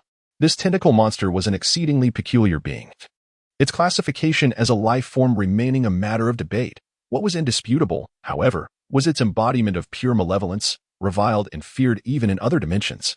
For women, it represented a nightmare of the most harrowing kind. The very essence of the tentacle monster's existence lay in torment and abuse, often lurking in secluded villages and pathways to prey upon solitary women. Its tentacles served as both weapon and evidence of its heinous acts, relishing the act of binding its victims before perpetrating unspeakable atrocities. The most terrifying aspect was the sticky substance that shrouded the creature, possessing a certain hallucinogenic quality. Prolonged suffering under its torment would lead to toxins invading the victim's mind, leaving them conscious yet hollow, reduced to mere slaves of insatiable desire. Even the most seasoned warriors would succumb to gradual decay after prolonged exposure to this vile substance. Such a terrifying capability allowed the tentacle monster to dominate female adventurers, even using them to spawn the next generation of its kind. Chen Feng's expression darkened. He had not anticipated the presence of such a repulsive creature within this nursing home, especially one of bronze rank, whose defenses and attack power far surpassed that of lesser beings like acid worms. The tentacle monster shifted forward, its solitary eye fixated on Chen Feng, while the viscous substance continued to accumulate, dripping onto the blue bricks and emitting an abhorrent stench. Excitement coursed through the monster. It clearly viewed Yang Shuai as prey. The tentacle monster harbored no particular preference for men, deriving pleasure solely from the thrill of the kill, ensnaring its victims with its powerful appendages until they succumb to asphyxiation. In that fleeting moment, myriad thoughts raced through Chen Feng's mind, yet his movements betrayed no hesitation. With a downward motion of his right hand, a familiar figure materialized before him, a mass of gelatinous flesh writhing, a grotesque face and several short, squirming limbs intermittently visible. The lesser demon. They were true harbingers of slaughter, foul and malicious, devoid of thought, their bodies encased in mud, existing only in a state of fear and hatred. They would obliterate everything in their path. Kill it, Chen Feng commanded, retreating with utmost speed. This battle was beyond his scope. The tentacle monster's limbs possessed formidable strength, and once ensnared, the victim would soon perish from suffocation. Chen Feng's eyes glinted with lethal intent as he issued a command to the lesser demon, which began to move, its form twisting as it lunged forward. The lesser demon resembled a repugnant mass of decaying flesh, bearing a distorted human form. The tentacle monster, however, did not remain passive. It lashed out with its tentacles like iron whips, striking the lesser demon and splattering chunks of flesh against the wall and its own appendages. As the grotesque matter made contact, the tentacle monster trembled, its appendages corroding and oozing blood. A piercing scream echoed as the creature writhed in agony, its massive pupil brimming with hatred, yearning to rend the lesser demon to shreds. Acidic blood flowed through the lesser demon's unique physiology. Endowed with resilient corrosive properties and potent toxins, it boasted the following characteristics: lack of intellect and toxin invasion. Additionally, it was immune to fire and poison. The absence of intellect rendered the lesser demon impervious to any mental effects, operating only under command, akin to a mindless entity. The toxin invasion meant its flesh harbored copious corrosive liquid, imbued with severe toxicity. Clearly, the tentacle monster had underestimated the lesser demon. The toxicity inflicted severe suffering upon it, and within mere seconds, its wounds began to fester.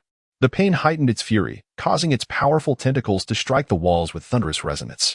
Chen Feng's pupils constricted as he instinctively shielded himself behind the lesser demon, prioritizing self-preservation over engagement. In such dire circumstances, survival was paramount. Summoners often resorted to this combat style, and it was not uncommon to sacrifice a summoned creature when necessary. The tentacle monster's physique was notably fragile compared to other beings, making it susceptible to injury. At that moment, the viscous liquid enveloping it swelled further as it sought to heal its wounds. Stop it. Do not allow it to recover, Chen Feng shouted, intent on not sparing the tentacle monster. In this scenario, it was a battle to the death. With his current prowess, Chen Feng could summon 2 servants. Yet he deemed ordinary sacrifices beneath him. The emergence of the tentacle monster stirred his heart once more. Despite its grotesque appearance and repulsive behavior, it possessed bronze-level strength, significantly increasing the likelihood of summoning a formidable ally should he use its flesh as a sacrifice. It required the creature's corpse. The quality of the sacrifice determined the strength of the summoned entity, especially for summoners who had yet to reach a certain threshold. The lesser demon served as a prime example. Summoning with mere fodder like night demons or zombies would yield only weak entities such as worms and skeletons.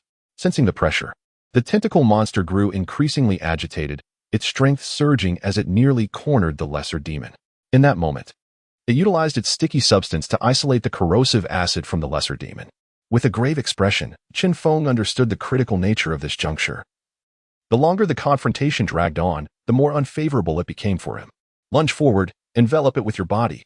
Chen Feng's voice rose involuntarily. The maggot-like creatures wriggled upon the lesser demon, which moved with surprising swiftness, lunging at the tentacle monster. Victory or defeat hinged upon this singular moment. Chapter 10. The second summoning the lesser demon lunged recklessly forward. This exemplifies the advantage of summoned beasts. Once tamed, they obey their master's every command, even to the point of sacrificing their lives.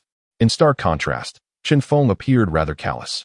Throughout the ordeal, he exhibited no concern for the demon's injuries, remaining as indifferent as ever, dismissive of the situation. What a farce! To feel sympathy for abyssal creatures is perhaps the most ironic jest. If there exists a realm of ultimate wickedness in this world, the abyss undoubtedly claims the top position. Its harsh environment perpetually presents a scene of scarcity, teeming with countless lives and an overwhelming variety of species, yet few engage in the sowing of sustenance. Worms, foes, and even their kin serve as their nourishment. The abyss is rife with slaughter. Unlike human society, those who falter may very well become the next meal for their adversaries. Compared to other species, abyssal beings are more treacherous, cunning and perilous, forever enraptured by madness and dark power. Moreover, the relationship between summoned beasts and their summoners is fundamentally one of master and slave. In scenarios where the roster of summoned beasts is full, some summoners might even go so far as to eliminate their own creatures to summon stronger entities. There are even some twisted summoners who command succubi to serve them in unspeakable ways. While Chen Feng harbored no excess emotion towards the lesser demon, he had no intention of sacrificing it. The hubris of the tentacle monster had left it severely injured, though it quickly regained its composure. The corrosion of its appendages had evidently stripped it of much of its strength. To fend off the enemy, the remaining tentacles of the creature relentlessly battered the lesser demon, splattering its decayed flesh and blood across the surroundings. Walls, floors, and even windows suffered significant corrosion. The indiscriminate assault inflicted grievous wounds upon the demon, cleaving its body in half and causing some of its rotting innards to spill forth. Yet, for the lesser demon, this did not constitute a fatal blow. They would mend their wounds with mud and corpses, and as long as they consumed a few remains, they would regain their former might. Indeed, those with the ability to devour would derive strength and even new powers from the carcasses of others. In contrast, the tentacle monster, though protected by a viscous slime that mitigated corrosive damage, found its strength waning in the face of the lesser demon's relentless pursuit. Ultimately, when the slime was fully depleted, its troubles would begin in earnest. With a sizzle, the lesser demon breached the tentacle monster's proximity, arms wide open, ensnaring it. With a sickening squelch, the immense strength nearly crushed the tentacle monster, forcing crimson blood to ooze from its appendages. A portion of this blood splattered onto Chen Feng, rendering his complexion slightly flushed as unexpected thoughts and stirrings surged within him. His expression shifted. He quickly bit down on his tongue, the metallic taste of blood sharpening his awareness. The tentacle monster resembled a plaything of an evil deity, imbued with malevolent powers, even its blood containing a potent paralytic. This paralytic possessed a certain intimidation factor, even towards males. Conversely, the lesser demon exhibited no reaction. It did not differentiate between genders. Its capabilities reduced to mere consumption and slaughter. Everything unfolded at a swift pace. The lesser demon completely subdued its opponent, while the tentacle monster's thrashing appendages proved futile. Its grotesque form rapidly succumbing to corrosion, leaving gaping wounds of shredded flesh. Chen Feng seized a nearby carving knife and, with all his might, hurled it at the tentacle monster, the blade piercing its body and hastening its demise. This act of throwing represented a long-range assault, unlike melee practitioners who possessed inherent advantages. Chen Feng had practiced this skill for an extensive period, yet was still merely a novice. The patience of the lesser demon was limited. The tentacle monster's resistance incited its irritation, and it tightened its grip, burying the creature's face within its chest, choking, accompanied by a foul stench. The tentacle monster found itself in a state worse than death, its tentacles gradually ceasing to thrash, finally drooping lifelessly to the ground. At last, it breathed its last. Chen Feng exhaled heavily, collapsing onto the ground. Although he had not engaged in combat, his mind raced with focus. An exceptional summoner observes every fleeting second of the battlefield. When necessary, he would rectify the errors of his summoned beasts. Chen Feng's current strength remained low. Only upon reaching the silver tier would this exhaustion diminish. As every being requires a process of growth, even a newly hatched dragon cannot withstand the full force of an adult. The tentacle monster's corpse held considerable value. Its slime and blood possessed hallucinogenic properties, sought after by alchemists who, through a series of extractions, could distill a paralytic potent enough to incapacitate even high-tier practitioners. Such potions were in high demand in the black market. However, the body of the tentacle monster had already succumbed to the lesser demon's corrosion, and any extraction would yield nothing more than a lethal poison, devoid of the allure of extravagant potions. In contrast to selling, the corpse of the tentacle monster was what truly captured Chen Feng's attention. A sacrificial offering. At the bronze tier, he could summon 2 servants. Possessing the body of the tentacle monster indicated that he would soon acquire his second summoned beast. Clenching his fist, Chen Feng approached the fallen tentacle monster. Its once mighty form now resembling a deflated balloon, the carving knife still lodged in its skull. Taking a deep breath, he withdrew the knife and slowly extended his right hand into the creature's head. Though this may seem repugnant, abyssal beings favored such sacrificial rites, as slaughter, disaster, evil, and cruel punishment attracted the gaze of formidable entities. Unlike the emotionless lesser demons, some sentient beings might even select their preferred summoners. The summoning commenced. Chen Feng plunged his hands into the brain matter of the tentacle monster, his expression devoid of excess emotion. As the familiar incantation resonated, "O evil spirit buried deep in the darkness, heed my whispers in accordance with ancient pacts, shatter the boundaries of time and space. I am willing to exchange powerful flesh and blood for your loyalty." A flicker of red light danced before him, and Chen Feng found himself enveloped in an unfamiliar scene. Chapter 11. The Dark Elf Forest. Before Chen Feng lay an endless expanse of forest. However, in stark contrast to the verdant jungles synonymous with life. The forest that unfolded before his eyes was shrouded in darkness, devoid of leaves, birds, insects, and any semblance of life. The trees stood as bare trunks, forming a desolate and oppressive zone, a veritable wasteland. Powerful beings had usurped the abyssal realm, altering the environment with their formidable might to suit their own habitation. The bottomless abyss comprised hundreds of layers, with 666 known levels above, yet countless lesser-known, neglected layers remained uncounted. The abyss itself symbolized infinity. The extent of malevolent entities birthed here was a mystery, but one truth remained: none of the inhabitants of this land bore goodwill. The summoning of creatures followed a discernible pattern, just as the sight of blood and decay appeared when Chen Feng summoned a lowly demon. This forest now signified a profound connection with the summoned beast.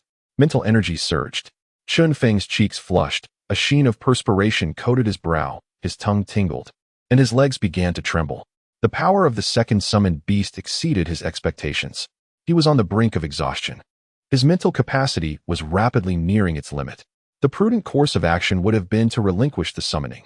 After all, mental strain could impair the brain, leading to a fall in rank or, at worst, a descent into idiocy. Yet, Chen Feng hesitated. To abandon the summoning now would render the hard-won contract null and void. Moreover, the energy from the tentacled creature's corpse had already been largely consumed. To give up now would mean this offering would become mere refuse. He had to take a gamble. Gritting his teeth, Chen Feng reluctantly acknowledged that, compared to his life, he must endure the pain of forsaking this opportunity. 5 seconds. His strength could only sustain him for 5 more seconds. Once he reached the threshold, he would have to abandon the summoning. A weighty decision loomed. Chen Feng's countenance darkened, the numbers escaping his lips with an almost frantic urgency. 5. Time was running out. It seemed he had no choice but to concede. With a sigh, a hint of resignation washed over him, and just as he prepared to dissipate his mental energy, a tremor beneath his feet caught him off guard. An inconspicuous fissure appeared, and from it emerged a graceful figure. Had he succeeded? Chen Feng, as if pulled from water, was drenched in perspiration. Panting heavily as he gazed forward, so close, yet so far from a fleeting encounter. A humanoid being stood before him, approximately 160 centimeters tall and weighing around 50 kilograms. She possessed deep purple skin and silvery hair. Her long, flowing curls cascaded over her shoulders, and her eyelids shimmered with a captivating allure that drove men to madness. Her delicately angular face bore a hint of nobility, while her red lips exuded an enticing charm.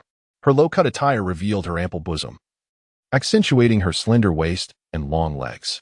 On her back rested a simple bow and a quiver of arrows. The Dark Elf, an exotic species residing in the abyss, worshipping the malevolent deity, the Spider Queen, Lolth.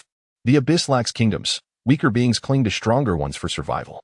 Lolth, the queen of the demonic realm, counts dark elves and highly intelligent spiders among her followers. Dark elves possess unique traits: immunity to magic and poison, adeptness in nocturnal combat, and remarkable agility. As favored children of darkness, they are unfazed by the night, capable of discerning all within its shadows. Their lung capacity surpasses that of other races, rendering them exceptionally skilled at evasion and ambush. Unlike their more peaceful counterparts, the dark elves' corruption is evident in their appearance. Their skin darkens, hair turns white, and their eyes blaze with a fiery red light, reflecting the hatred that burns within. They abhor sunlight, often avoiding any travel that might expose them to its rays. Typically smaller than other elves, dark elves are swifter in movement. Their society is matriarchal, with women as the primary rulers while men occupy lesser roles, engaged in trivial tasks like fencing or certain magical studies. Female dark elves, serving as priestesses of Lolth, dominate their society with unrelenting power, employing violence and intimidation to enforce male subservience. They sit atop the hierarchy of their shadowy world, perpetually wary of male insurrection. To a degree, dark elves view males merely as breeding instruments, sources of pleasure, and playthings for their offspring. This perspective makes dark elves highly sought after in the abyssal realm. as the thrill of taming a proud and haughty dark elf far surpasses the experience of consorting with base and shameless succubi. Dark elves are notoriously licentious, with murder and lust constituting vital elements of their daily existence. Their chaotic matriarchal society even leads some dark elves to actively capture male creatures for enslavement, conquest, and submission. The line blurs, even for the abyssal beings themselves. A dark elf had appeared, Chen Feng's pallid complexion flushed with a hint of warmth. This summoning had succeeded splendidly. Each elf was a master archer, their prowess with the bow innate. If the lowly demon served as a shield, the dark elf would be a ranged attacker, lurking in the shadows to unleash devastation upon sluggish foes. What a delightful surprise. Chen Feng commanded her to demonstrate her archery skills, eager to assess her capabilities. However, the dark elf's actions were peculiar. She stood still, refraining from shooting. Instead, pressing her legs together and rubbing them, her eyes gazing at Chen Feng with an almost hypnotic allure. Captivating and irresistible.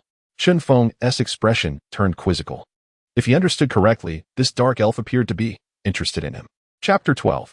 The will to death. The dark elves belong to a chaotic, evil faction, their existence defined by carnage and uninhibited sensuality, reveling in hedonism. Demons, kin, and even some half-orcs could easily become their unwitting guests. In those years spent in the abyss, who knows what she endured? Chen Feng exhaled a heavy breath, as he had no desire to cultivate a relationship with a dark elf, only to be plagued by unknown pathogens. Should that occur, it would be quite the predicament. Chen Feng's rejection irked the dark elf, her brow furrowing. In the abyss, no male had ever turned down her advances. Anger? The dark elf possessed the capacity for thought. Unlike the lowly demons nearby, she exhibited self-awareness. Do you see that zombie in the distance? Shoot it through the head, Chen Feng commanded, pointing from the window. The dark elf remained unmoved, standing her ground with a hint of disdain. Despite their master-servant contract, she could sense the lack of physical strength in Chen Feng. Were she willing, she could end his life multiple times within a minute. The abyss, a world where the strong reign supreme, devoid of constraints and sentiment. When confronted with self-interest, even parental bonds could be severed without hesitation. Underestimated? A wry smile crept across Chen Feng's face. Suddenly, he spun around and struck the dark elf's face with his right hand. The action was so swift that the dark elf barely registered it before the sting of pain coursed through her. Instinctively, she desired to draw her arrow and shoot him. Yet her body felt as if it had been frozen in time, unable to even lift a finger. Wretched creature from the abyss. You may have forgotten the power of the rules. From the moment I summoned you, your life has belonged to me. Through mental communication, a privilege granted by their bond. Chen Feng concentrated all his might into a powerful blow to the dark elf's abdomen. The impact left her wide-eyed, bloodshot veins appearing in her eyes as the force restricted her movements. Unless she could break through to the golden level, escape from Chen Feng's grasp was impossible. The caveat was that Chen Feng would remain stagnant, which was an unlikely scenario. As he ascended in rank, their contract would only grow tighter, lasting until the day the dark elf met her demise. An ambush and a sniper by nature, the dark elf possessed greater strength than the lowly demons. Yet, at that moment, she resembled a mere punching bag, subjected to relentless blows. Thud, thud, thud. Chen Feng's fist landed mercilessly on her vital points, devoid of compassion. Within mere minutes, the dark elf crumpled to the ground. Wiping the blood from his hands, Chen Feng picked up a bone knife, positioning it against the dark elf's neck. Coldly demanding, submit or perish. The dark elf lay in disarray, her white hair cascading messily, blood staining her lips. Pain radiated from her chest, an unfamiliar sensation of despair overwhelming her. She felt utterly powerless, acutely aware that with a mere flick of his wrist, her life could be extinguished in an instant. Chen Feng's presence loomed larger than life. In his presence, the dark elf perceived a deathly resolve akin to that which she felt when facing a bone dragon or a dark knight. Submit. The proud dark elf ultimately chose to yield. Chen Feng was no deviant. He did not derive pleasure from striking a female. Rather, he sought the swiftest means to tame her, akin to the methods used by circuses to subdue wild beasts through whips and blows. The dark elf harbored deep-seated hatred for all creatures of the surface world, regarding even the few malevolent elves as enemies. In necessity, she would not hesitate to betray them. Lacking shame and loyalty, she thrived on power and fear rather than discourse. In a sense, dark elves were akin to masochistic beings, reveling in betrayal yet craving control. Especially from the strong, against whom they had no defense. Lying on the ground, her white hair spiraled around her, exuding an air of exhaustion and rebellion. Her brows were frosty, and beneath dark eyeshadow, her brown eyes glimmered with an alluring, yet distant light, concealing desires hard to discern. A trace of blood lingered at the corner of her mouth, and in a moment of temptation, she languidly licked her lips with her delicate tongue. Maxed out masochism. Chen Feng's fists had granted her an unsettling thrill. Through his force and intimidation, he secured the dark elf's loyalty. From that point forward, matters became exceedingly simple. The dark elf rose from the ground, obediently moving to the window. She drew her bow, transforming into a shadowy predator. Silent and still, she awaited the moment to reveal her lethal claws and fangs, ready to claim her prey's life. Narrowing her eyes, she released the bowstring, sending an arrow whistling through the air, a blur imperceptible to the naked eye. Thud! 200 meters away, a wandering zombie was decapitated, the arrow piercing through its skull before embedding itself into the wall. Such formidable prowess caused Chen Feng to clench his fists in awe. As a professional, his vision had been enhanced, yet even at 200 meters, he could only discern a swaying zombie. In contrast, the dark elf, wielding her night-fighting skills, effortlessly struck its head.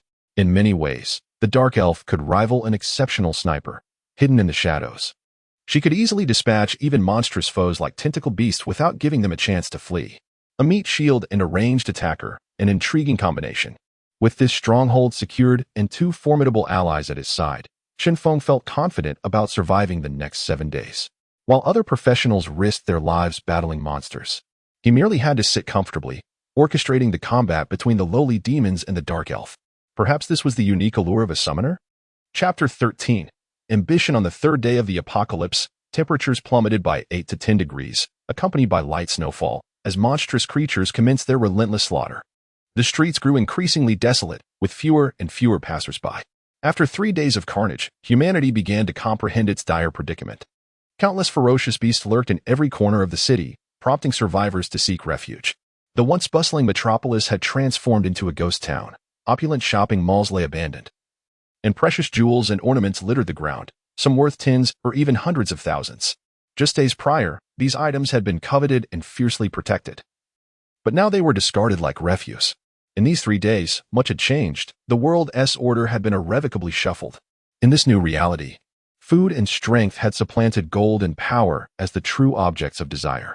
A thunderous roar echoed in Chen Feng's ears, prompting him to glance outside.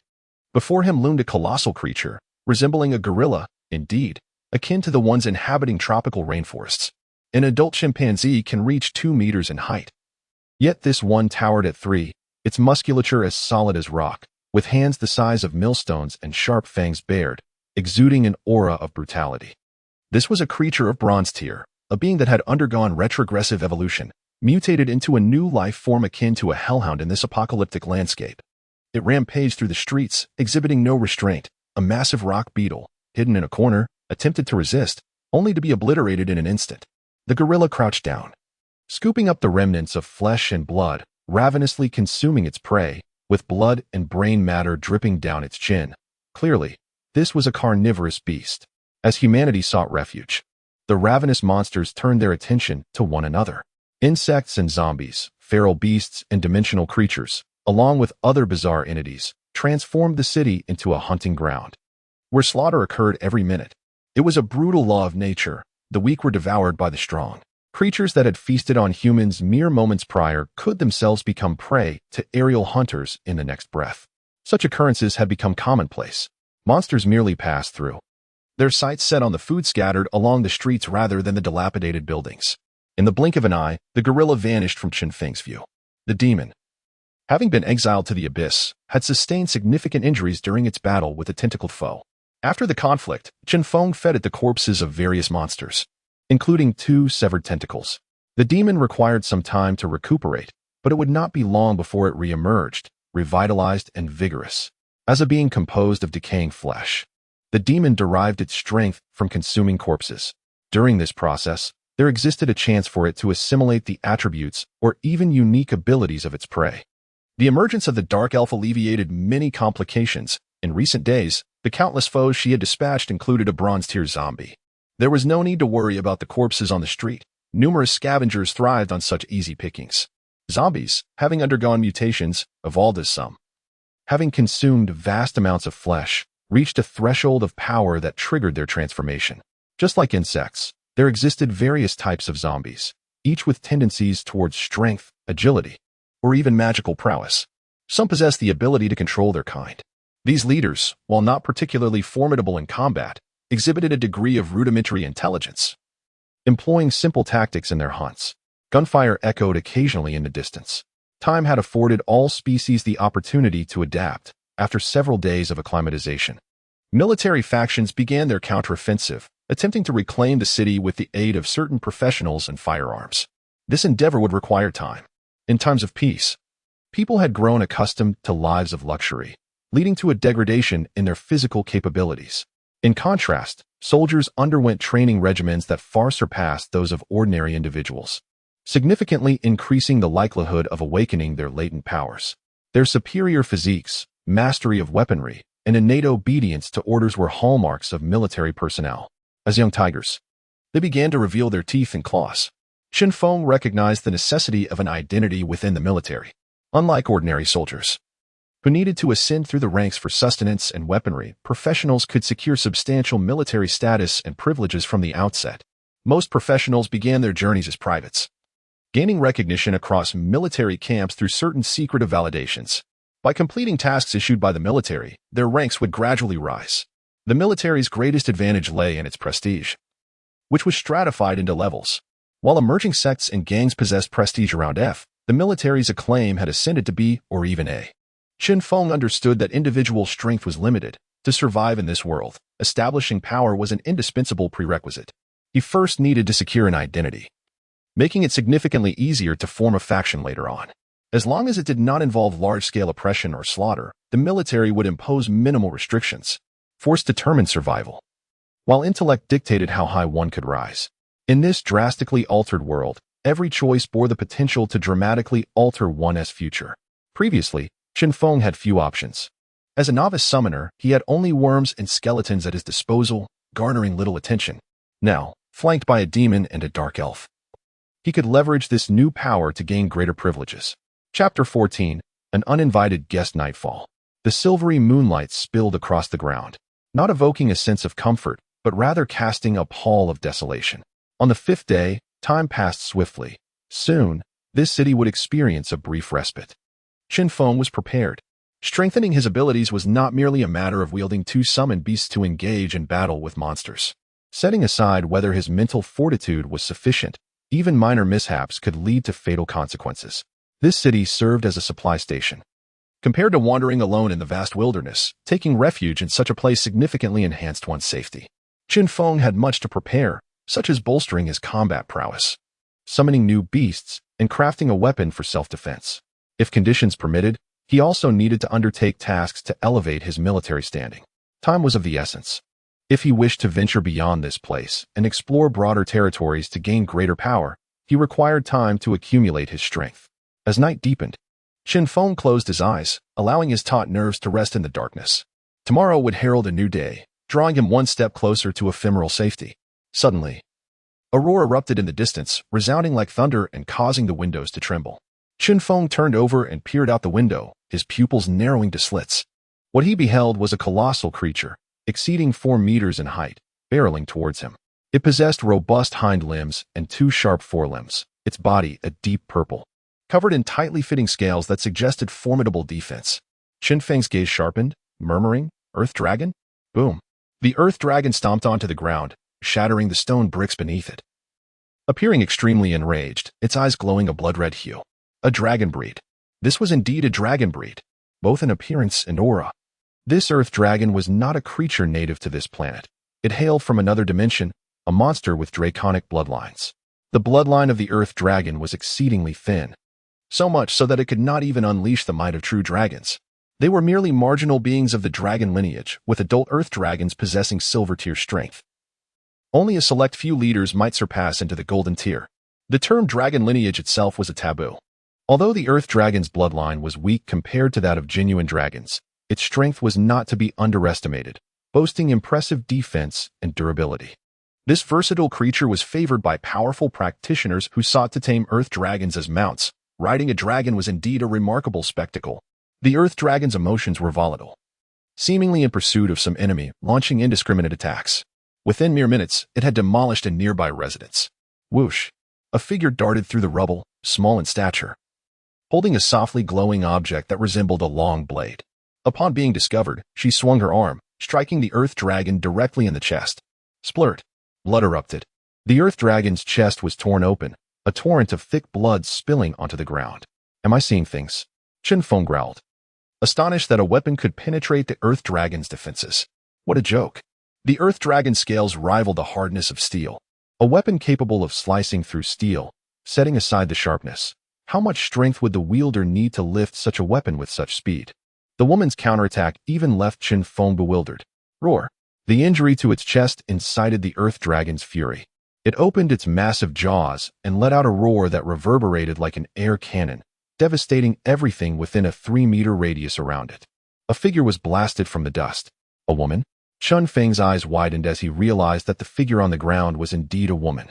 Her black hair was simply tied back in a ponytail, clad in a black and white martial arts outfit that displayed her elegant collarbones, paired with a gray miniskirt over leggings that accentuated her long legs. A crescent moon chain hung diagonally from her white wrist. Judging by her attire, she could not be too old. What captivated attention was the gentle yellow glow in her right hand, shaped like a long blade, seemingly light yet possessing the destructive power to breach the earth dragon's defenses. A practitioner. A practitioner with a foundation in combat. Chen Feng carefully observed his surroundings while focusing on the woman's attire and abilities, inwardly sighing. An awakened practitioner can indeed transform their power into weapons. The abilities of practitioners are remarkably diverse. Some, upon awakening, can manifest their powers, sprouting claws or growing wings, while others can transmute their energies into weapons. Weapons are crucial equipment in the post-apocalyptic world. For strength-based practitioners, the most vital pursuit is a weapon that fits them perfectly. Chen Feng had not anticipated that this daring woman, who stood her ground against the earth dragon, possessed such transformative abilities. Unlike other weapons, the blade in her hand had the potential to evolve. As her strength grew, so too would the weapon's might. If she were to reach legendary status, in the right moment, she could easily slay any foe of equal rank. However, she would not have that opportunity. Having endured the earth dragon's air cannon at close range, she may have already lost consciousness, and in the next moment, she would be torn to shreds by the beast. Rescue. The earth dragon's strength was formidable once combat ensued. Even if Chen Feng ultimately triumphed, he would undoubtedly face repercussions. This served as a lesson, no matter how powerful one's abilities. A moment of carelessness could lead to becoming a lifeless body. The earth dragon panted heavily, steam billowing from its nostrils, the wound on its chest impairing its stamina.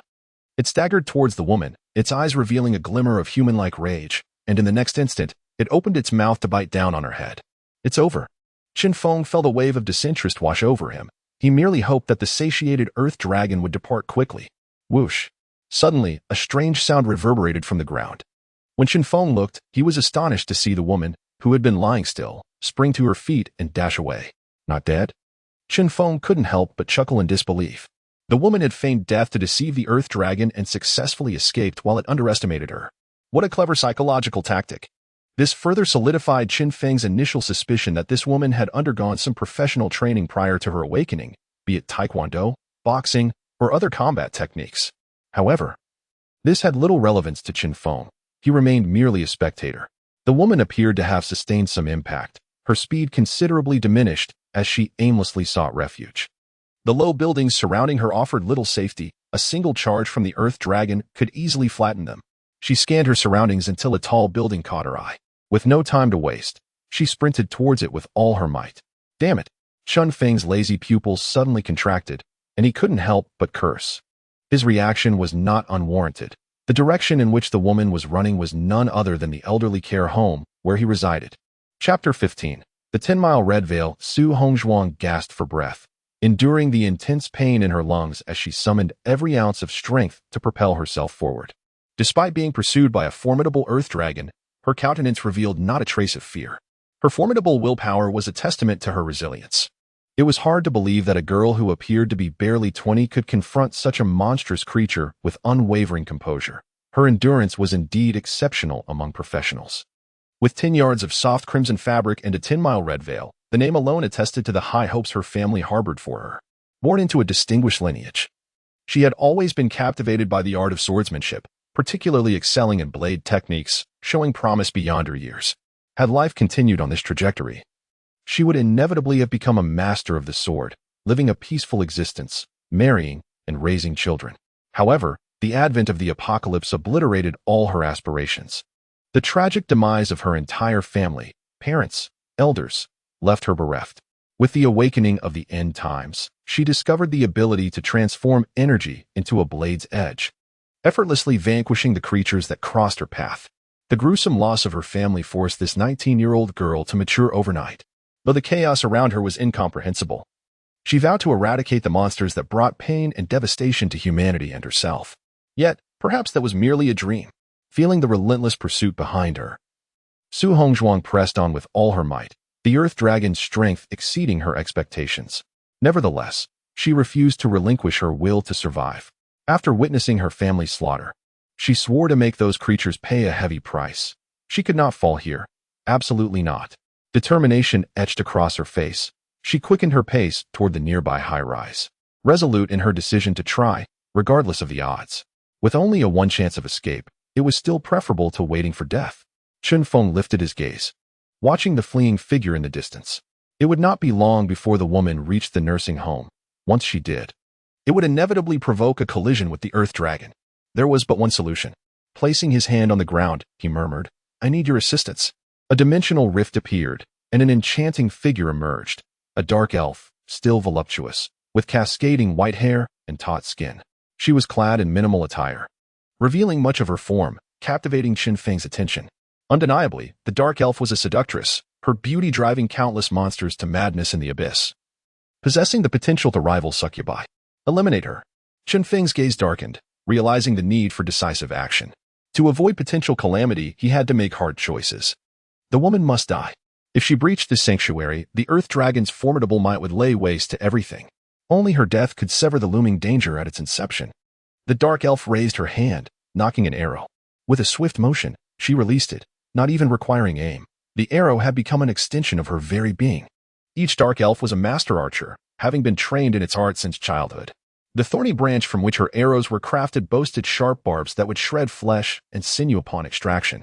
The arrow arced gracefully through the air, propelled by the force of the dark elf's will, creating a miniature vortex as it sliced through the atmosphere. In a surprise attack, few could evade such a lethal strike. Even seasoned professionals. It was over. Chen Feng's singular aim was to survive these 7 days unscathed. Any entity that threatened this plan, be they man, woman, or other beings, was deemed an enemy. The Earth Dragon's target was solely that woman. If she were to be struck down at this distance, the likelihood of Chen Feng's discovery would plummet to near zero. With the woman severely wounded and fleeing, there was little chance she could evade this fatal blow. Chen Feng exhaled a sigh of relief. Suddenly, a resounding clash reverberated through the air as the sharp arrow was cleaved in two, tumbling to the ground. Is that even possible? A look of astonishment crossed Chen Feng's face. Su Hongzhuang appeared disheveled yet bewildered, perhaps unable to fully comprehend what had transpired. The tingling in her arm and the sight of the severed arrow on the ground confirmed that this was not a dream. In addition to the Earth Dragon, there was another who sought her demise? Yet, against all odds, she had narrowly escaped death once more. Gritting her teeth, Su Hongzhuang summoned her remaining strength for a final sprint, her swift movements bringing her within a step of the doorway. Something felt amiss. Chen Feng furrowed his brow as his thoughts raced. Once could be attributed to luck, twice perhaps to fate, but a series of near escapes stirred something within him. In mere minutes, the woman not only survived the Earth Dragon's roar but, in a moment of mental distraction, managed to deflect the dark elf's arrow. Particularly remarkable was her instinctive defense. It was as if her body and consciousness acted of their own accord. A testament to her possessing at least two extraordinary talents: prolonged vitality and heightened agility. This world is fraught with inequities. There are the mundane, ordinary individuals. And then there are the blessed geniuses, gifted practitioners who, from the moment of their awakening, possess enviable skills. Some individuals are innately attuned to power, absorbing ambient energy at twice the rate of their peers. Others exhibit a natural affinity for monsters, disarming even the most ferocious creature's propensity to attack. Yet others, like the woman before him, exhibit enhanced physicality. She remained conscious in the face of the Earth Dragon's roar, clearly endowed with remarkable longevity. The ability to instinctively block arrows suggested an agility that only the most gifted could possess. Whether out of envy, helplessness, or a hint of bitter jealousy. Such individuals were bestowed with a curious moniker, hero templates. Chapter 16, the Phantom Hero Template. From the moment of their awakening, these individuals have garnered the Creator's extraordinary attention. Their potential for growth is immense, and with their exceptional talents, they possess the strength to strive for higher and more formidable realms, even reaching the pinnacle of mythic status. Chen Feng is not particularly fond of associating with them, though he is reluctant to admit it. Prolonged exposure to such figures often instills in him a sense of inferiority, as if he were merely a supporting character, especially considering these individuals' equal prowess in attracting trouble. The aura of misfortune. Wherever they go, chaos ensues, beginning with family, then friends, and subsequently the factions they establish. Without exceptional luck and formidable vitality, few can accompany them to the end. It is rumored that, apart from being favored, such individuals are also cursed by the heavens. In close proximity, Chen Feng discerned the features of a young woman, not yet 20 years old. She wielded a long blade in her right hand, her left hand clenched into a fist, delicate fingers poised around the gleaming edge, reminiscent of holding a blossoming flower. With striking eyes full of spirit and cherry lips tinged with sorrow, she executed her lethal strikes with an effortless grace that was nothing short of immaculate. The girl. She had successfully breached the gates of the nursing home, causing Chen Feng to miss his optimal chance to eliminate her. His strategy must now be altered. He must shift focus from the girl to the Earth Dragon behind her. The Earth Dragon boasts formidable defensive capabilities, and in its current rampaging state, it could demolish the nursing home without suffering significant harm. Chen Feng, however, could not afford such a luxury. Not to mention the uncertainty of his own survival should the structure collapse. Even if he managed to escape, he would still face the wrath of the Earth Dragon. Could a summoner withstand the Earth Dragon?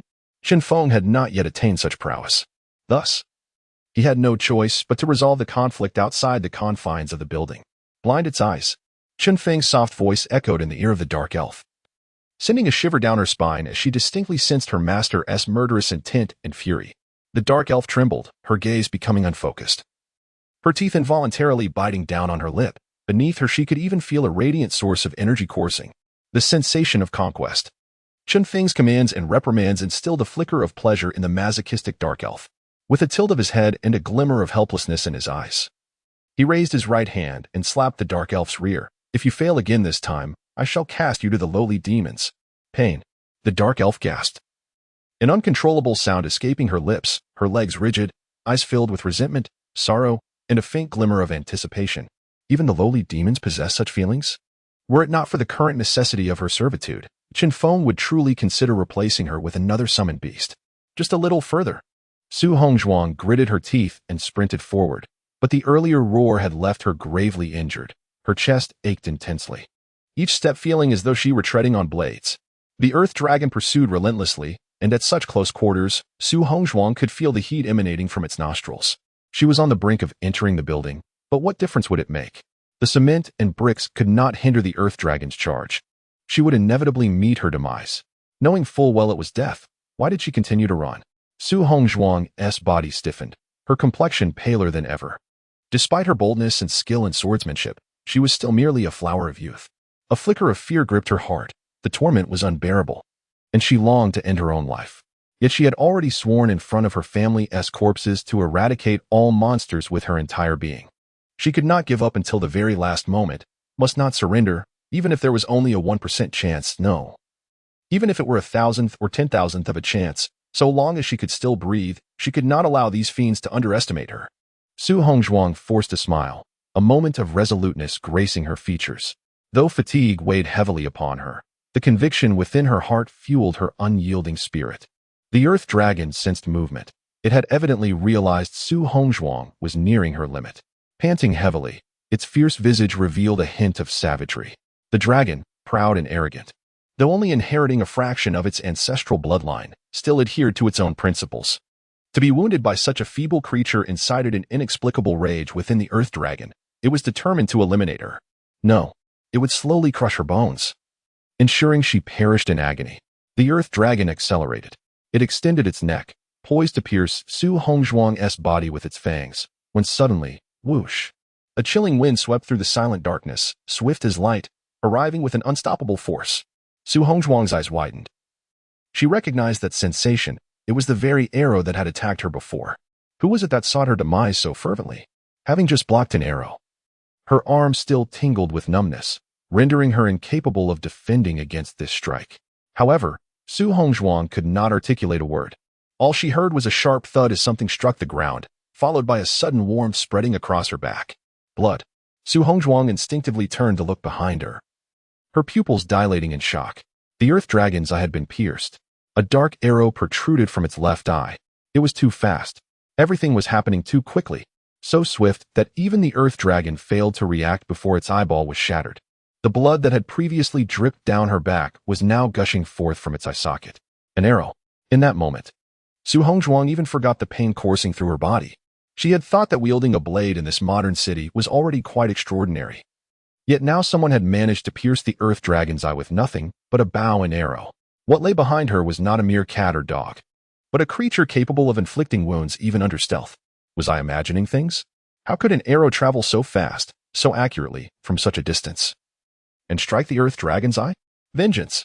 Su Hongzhuang had been seeking refuge in a factory when the earth dragon tore through it, leading to the massacre of over 30 individuals. She had been entangled with it ever since, narrowly escaping death. And now, this once mighty monster had met such a tragic fate. It was truly a source of great satisfaction. A new doubt began to form in Su Hongzhuang's mind. Who, exactly, was this masterful archer? Chapter 17. The mutated infernal beast. It is no wonder that Su Hongzhuang is taken aback. The previous strike was executed with unparalleled finesse. The earthbound dragon, adorned with scales, possessed only a few vulnerable spots, and the eyes could be deemed its most fragile targets.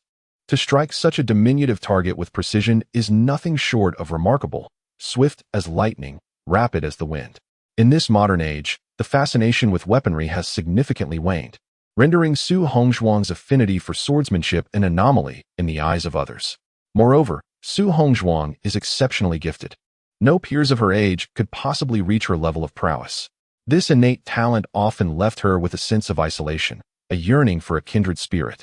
Yet now, in this foreign setting, a mysterious figure lurking in the shadows has managed to blind the once mighty earthbound dragon with mere arrows, causing her heart to flutter with anticipation for the stranger's emergence. The earthbound dragon, now swaying in fury, emits a thunderous roar, its eyes blinded and filled with excruciating pain, plunging it into a state of unbridled rage. At this juncture, it has succumbed to indiscriminate attacks. The upside is that the earthbound dragon has lost its ability to discern and strategize, transforming into a vengeful beast. However, the downside lies in its descent into frenzy, which, while dulling its pain, temporarily amplifies its strength. Such frenzy may very well be a hallmark of advanced ferocious beasts. Following severe injury, they unleash devastating destructive power. The dark elf smirks wickedly, her eyes bloodshot as she revels in the anguished cries of the earthbound dragon. With a swift motion, she draws her right arm back, launching an arrow that pierces the dragon's chest, blood erupting from the wound, precisely where Su Hongzhuang had previously inflicted a cut. The arrow penetrates fully, and the earthbound dragon, on the brink of a charge, stumbles, nearly collapsing. Yet this only ignites its fury further. The subsequent roar is not akin to the last. Instead, it resonates with a palpable aura of slaughter, shattering the glass of the nearby elder care facility. Chen Feng's eyes narrow as he mutters, "Does it still possess strength?" Despite the dark elf's grievous blow, it is evident that such wounds will not claim the earthbound dragon's life. She is merely an archer, and her capability to inflict harm is significantly diminished against such a heavily armored creature. Fortunately, Chen Feng has other cards to play, while the dark elf handles long-range entanglement. The close combat will be left to the infernal beast. A glint of cold light flashes in Chen Feng's eyes as he forms a seal with his hands and presses them against the damp earth. Instantly, a putrid aroma fills the room, mingling with a faint, foul stench. The figure of the infernal beast emerges from the crevice, its form altered from the grotesque bulk of its previous incarnation. The infernal beast retains its grotesque amalgamation of decaying flesh and putrid matter. Yet it has sprouted two tentacles protruding from its chest, the source of the foul odor. Through the act of devouring corpses, the infernal beast has a chance of acquiring the abilities of its prey. You have assimilated the powers of a tentacle monster? Chen Feng gasps in astonishment. He had not anticipated that during the days of recuperation, the infernal beast would inherit the tentacles of the tentacle monster, though its appearance has become increasingly bizarre. The tentacles facilitate ranged attacks and possess binding capabilities. Once an enemy is ensnared, the infernal beast can deliver a devastating embrace, making it exceedingly difficult for most to evade such a lethal combination. Chen Feng is not one to be obstinate. He is willing to embrace anything that proves beneficial. In truth, summoners harbor a hint of madness. Summoning is their primary ability, yet their physical frailty is a glaring weakness. Some dark-aligned summoners, in their quest for the essence of power, have conducted unthinkable experiments, utilizing their own bodies as conduits for summoning, merging their summoned beasts with their corporeal forms, thus extinguishing the consciousness of the summoned beast while inheriting its strength and abilities. Poisoned by 5 toxins, the demonic fusion of decaying flesh and limb, Chen Feng remains indifferent to the form the infernal beast assumes. Whether grotesque or repulsive, as long as it is powerful, that suffices. As time progresses, the monsters only grow stronger, and unforeseen events will undoubtedly erupt around him. Chen Feng requires a servant who can keep pace with his evolution, not a stagnant fool. Bind it. Corrode its wounds with the mire. Chen Feng growls. Compared to the dark elf, the mindless infernal beast is Chen Feng's most loyal companion, obediently shaking its way to the window before leaping forward and crashing to the ground. Its putrid form grants it resilience against falls. Su Hongzhuang, leaning against the wall, is momentarily shaken by the second roar of the earthbound dragon, causing blood to trickle from her lips and robbing her of the strength to flee. Despair engulfs her. The dragon's eyes are blinded, presenting an optimal opportunity to escape, yet her body refuses to obey. She requires time to recover. But will the earthbound dragon grant her such a reprieve? The answer is undoubtedly negative. A bittersweet sensation fills Su Hongzhuang's heart. This scene, once laden with despair, suddenly shifts as she catches a whiff of an overwhelming stench: sewage, decay, rotting vegetables, none of which compare to the rancid odor she now perceives. What is that smell? A resounding crash echoes as the infernal beast collapses to the ground, an abomination beyond description. Its exaggerated form and mottled skin resemble a grotesque patchwork of corpses, incorporating human limbs, insect wings, monstrous fangs, and 2 dark tendrils. As a professional and a favored one endowed with a heroic template, Su Hongzhuang quickly acclimates to this world. Despite her encounters with various monsters, the emergence of the infernal beast challenges her perceptions. It evokes an overwhelming sense of despair at first sight. With its fusion of corpses, the infernal beast takes on an even more horrifying visage, and now it charges directly at the earthbound dragon, igniting the melee. Chapter 18. A desperate battle. The lesser demon disregarded Su Hongzhuang entirely. Its intellect was non-existent, driven solely by primal instincts. Once summoned, it would unconditionally obey Chen Feng's commands. For the lesser demon, Su Hongzhuang was not its target. The earth dragon before it was the enemy it was determined to confront and eliminate. The lesser demon writhed its tendrils, ensnaring the earth dragon's neck like an iron whip. In the next moment, it opened its maw, unleashing a torrent of filth that splattered across the earth dragon's chest. Roar. The earth dragon had already succumbed to rage from the moment the lesser demon appeared. It had deemed it a foe. Witnessing the vile attack, it attempted to shake its body to block the assault, yet the lesser demon's tendrils had already constrained its movements. Filthy assault. A thick, black viscous substance was expelled from the lesser demon, and despite the earth dragon's frantic attempts to evade, some of it still splattered onto its form, seeping into its wounds and causing them to fester with decay. The lesser demon's body was laced with toxins, and the sludge was rife with pathogens. Merely a moment's contact was enough to erode the earth dragon's flesh and blood. Furious flame. The earth dragon's eyes began to glow a deep crimson as it resolved to retaliate. Its bones creaked ominously as it planted its feet firmly, twisting its hips, and delivering a powerful lash of its tail against the lesser demon. Bang! The lesser demon, struck by the forceful blow, felt its head spin, momentarily losing control over its tendrils, which slackened slightly. A tiger unleashed. The earth dragon emitted a hoarse, anguished roar, shaking its head and charging forward. The lesser demon was propelled backward, fragments of corpses falling from its form. Immensely strong, it even possessed the potential to ascend to silver tier. Chen Feng was astonished that the earth dragon could still mount a counterattack after suffering so many ambushes. He could hardly fathom what would occur if it had chosen to confront them head-on. 2 lesser demons might not suffice to restrain it. Nevertheless, it was undeniable that the earth dragon was gravely injured, its eyes pained, its wounds festering, rendering it a shadow of its former self. Chen Feng's objective was to pour salt into its wounds, blind its other eye. Swish.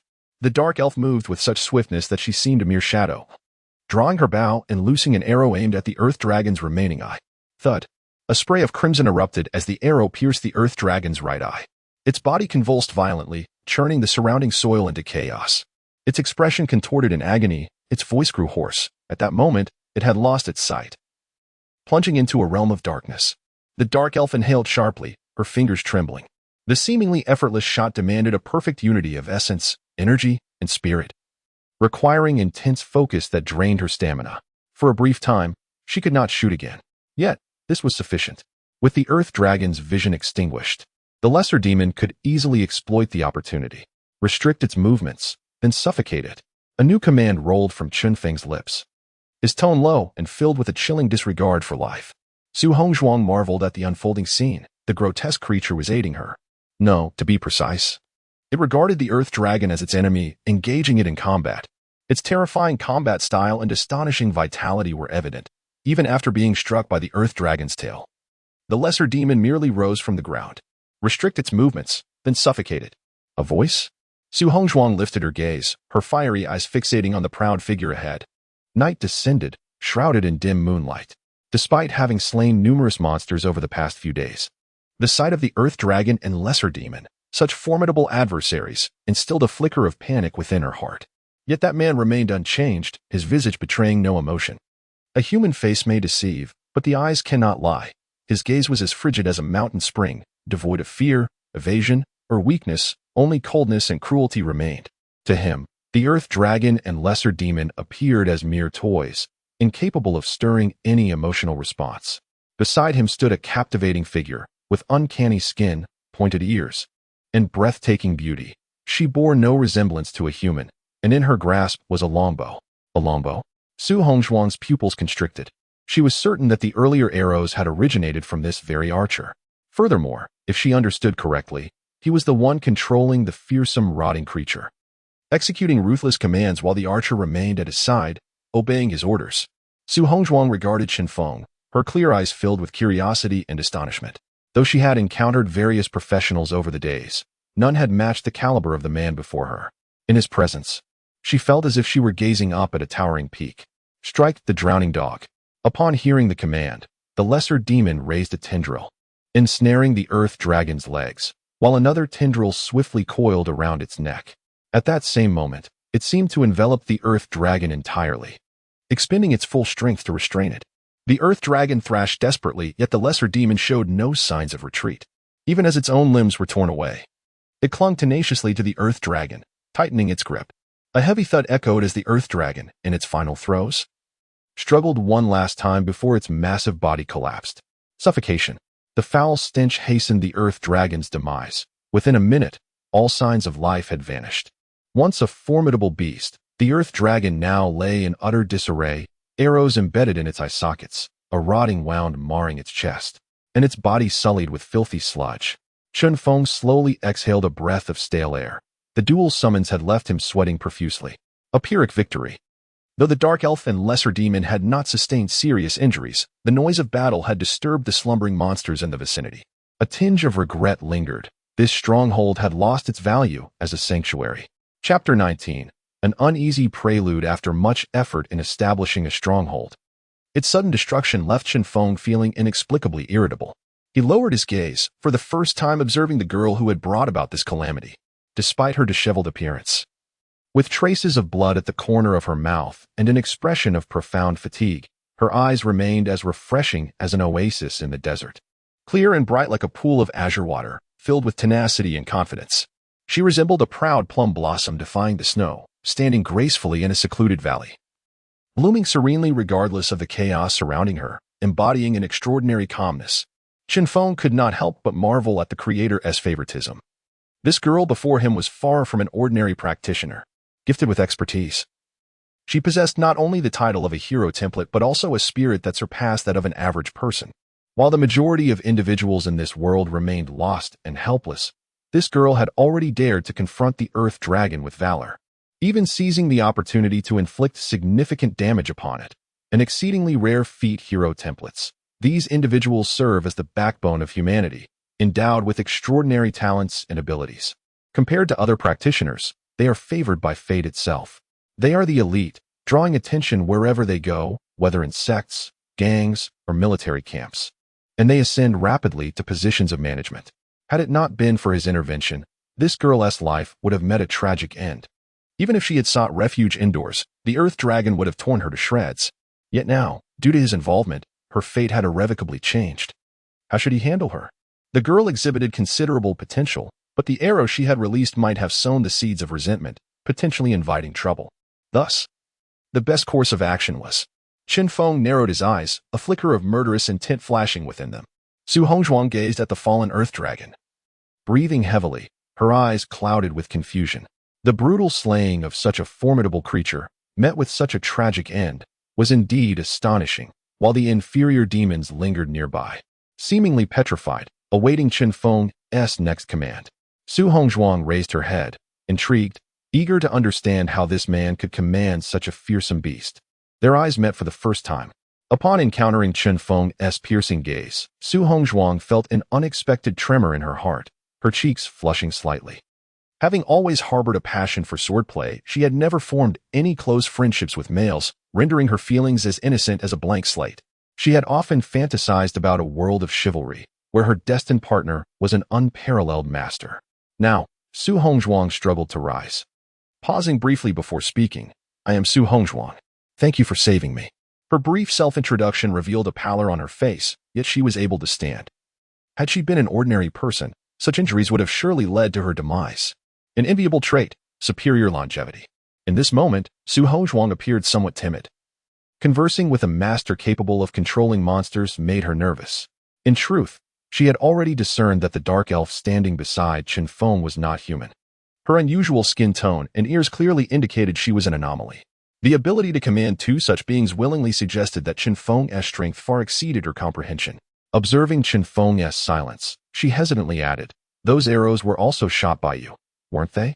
Incredible. To hit its eyes from such a distance. Though the first shot missed, I nearly got hit." Su Hongzhuang attempted to offer praise. How amusing missed, Chen Feng thought, recognizing that her earlier comment had been uttered without malice. She was indeed skilled, yet her intellect appeared somewhat lacking.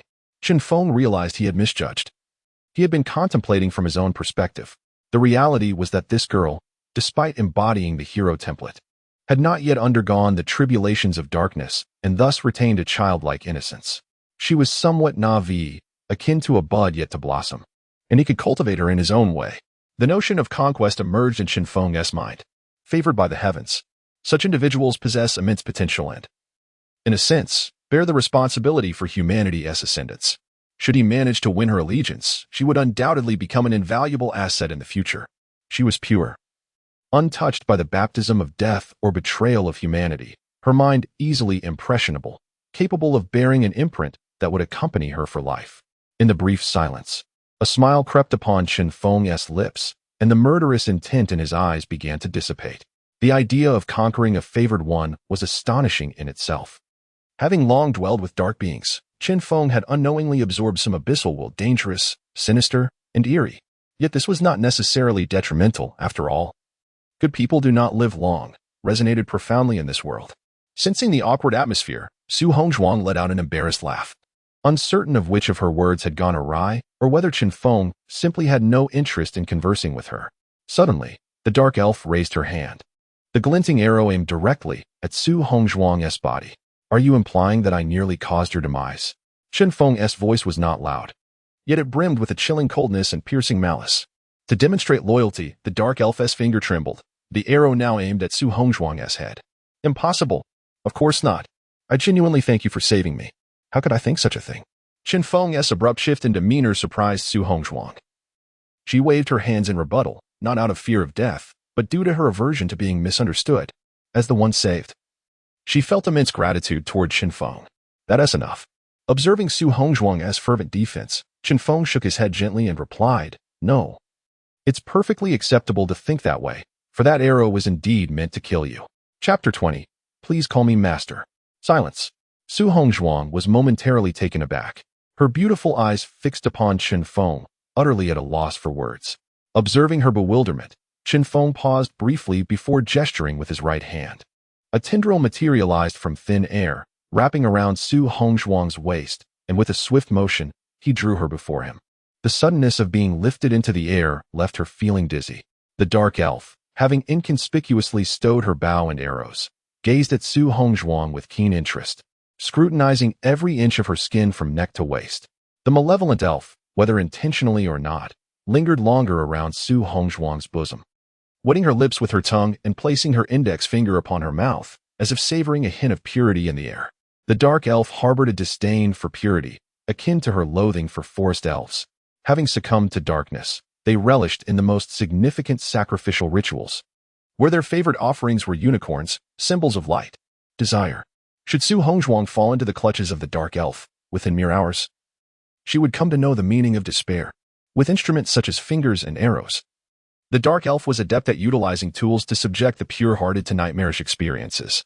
Su Hongzhuang sensed something amiss, her skin prickling under the dark elf's gaze. She pondered for a moment and spoke. "I believe there has been a misunderstanding."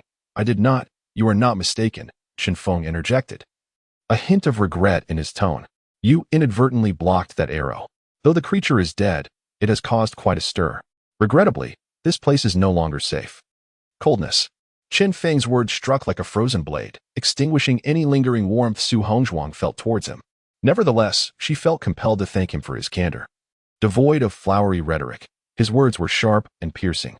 How should she broach the subject? Regardless of his intentions, he had saved her life.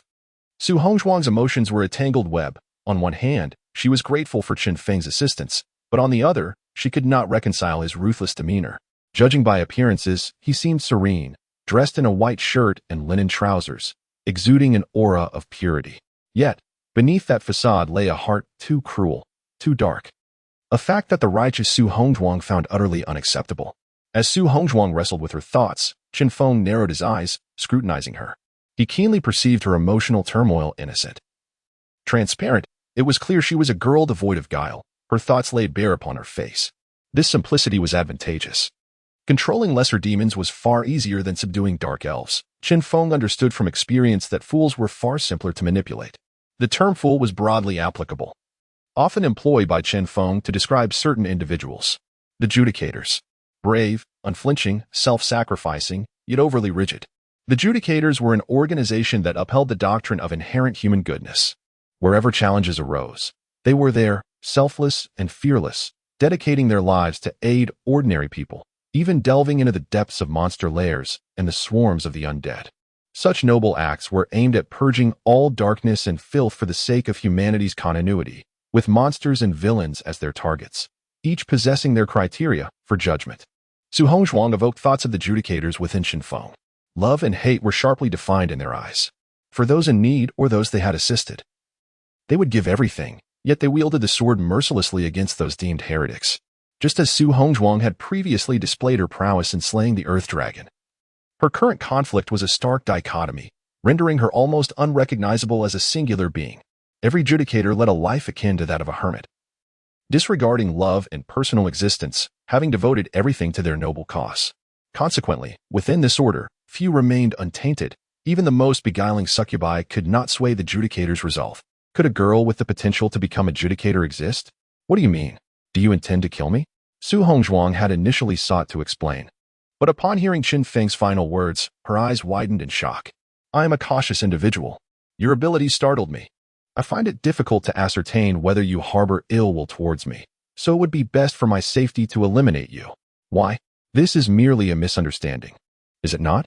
I bear you no grievances. In fact, I am exceedingly grateful to you. I never contemplated seeking revenge," Su Hongzhuang hastily explained, but Chen Feng remained unmoved. Simultaneously, the dark elf raised her bow once more, and this time, Su Hongzhuang distinctly sensed a murderous intent emanating from her, as if she were sinking into a quagmire. Her heart heavy with dread, she understood that this was no jest. "No, I cannot die yet." Su Hongzhuang clenched her fists. She did not fear death. Yet the blood feud of her family remained unavenged. She vowed to eradicate these monsters in honor of her family's spirits. How could she perish in such a place? "No, please listen to my explanation. I cannot die. This dreadful calamity has taken all my family. I swear to make these monsters pay in blood for their debts. I cannot die here, at least not now." Su Hongzhuang lifted her chin defiantly, her voice hoarse as she confronted Chen Feng. In response to Su Hongzhuang's plea, Chen Feng merely shook his head.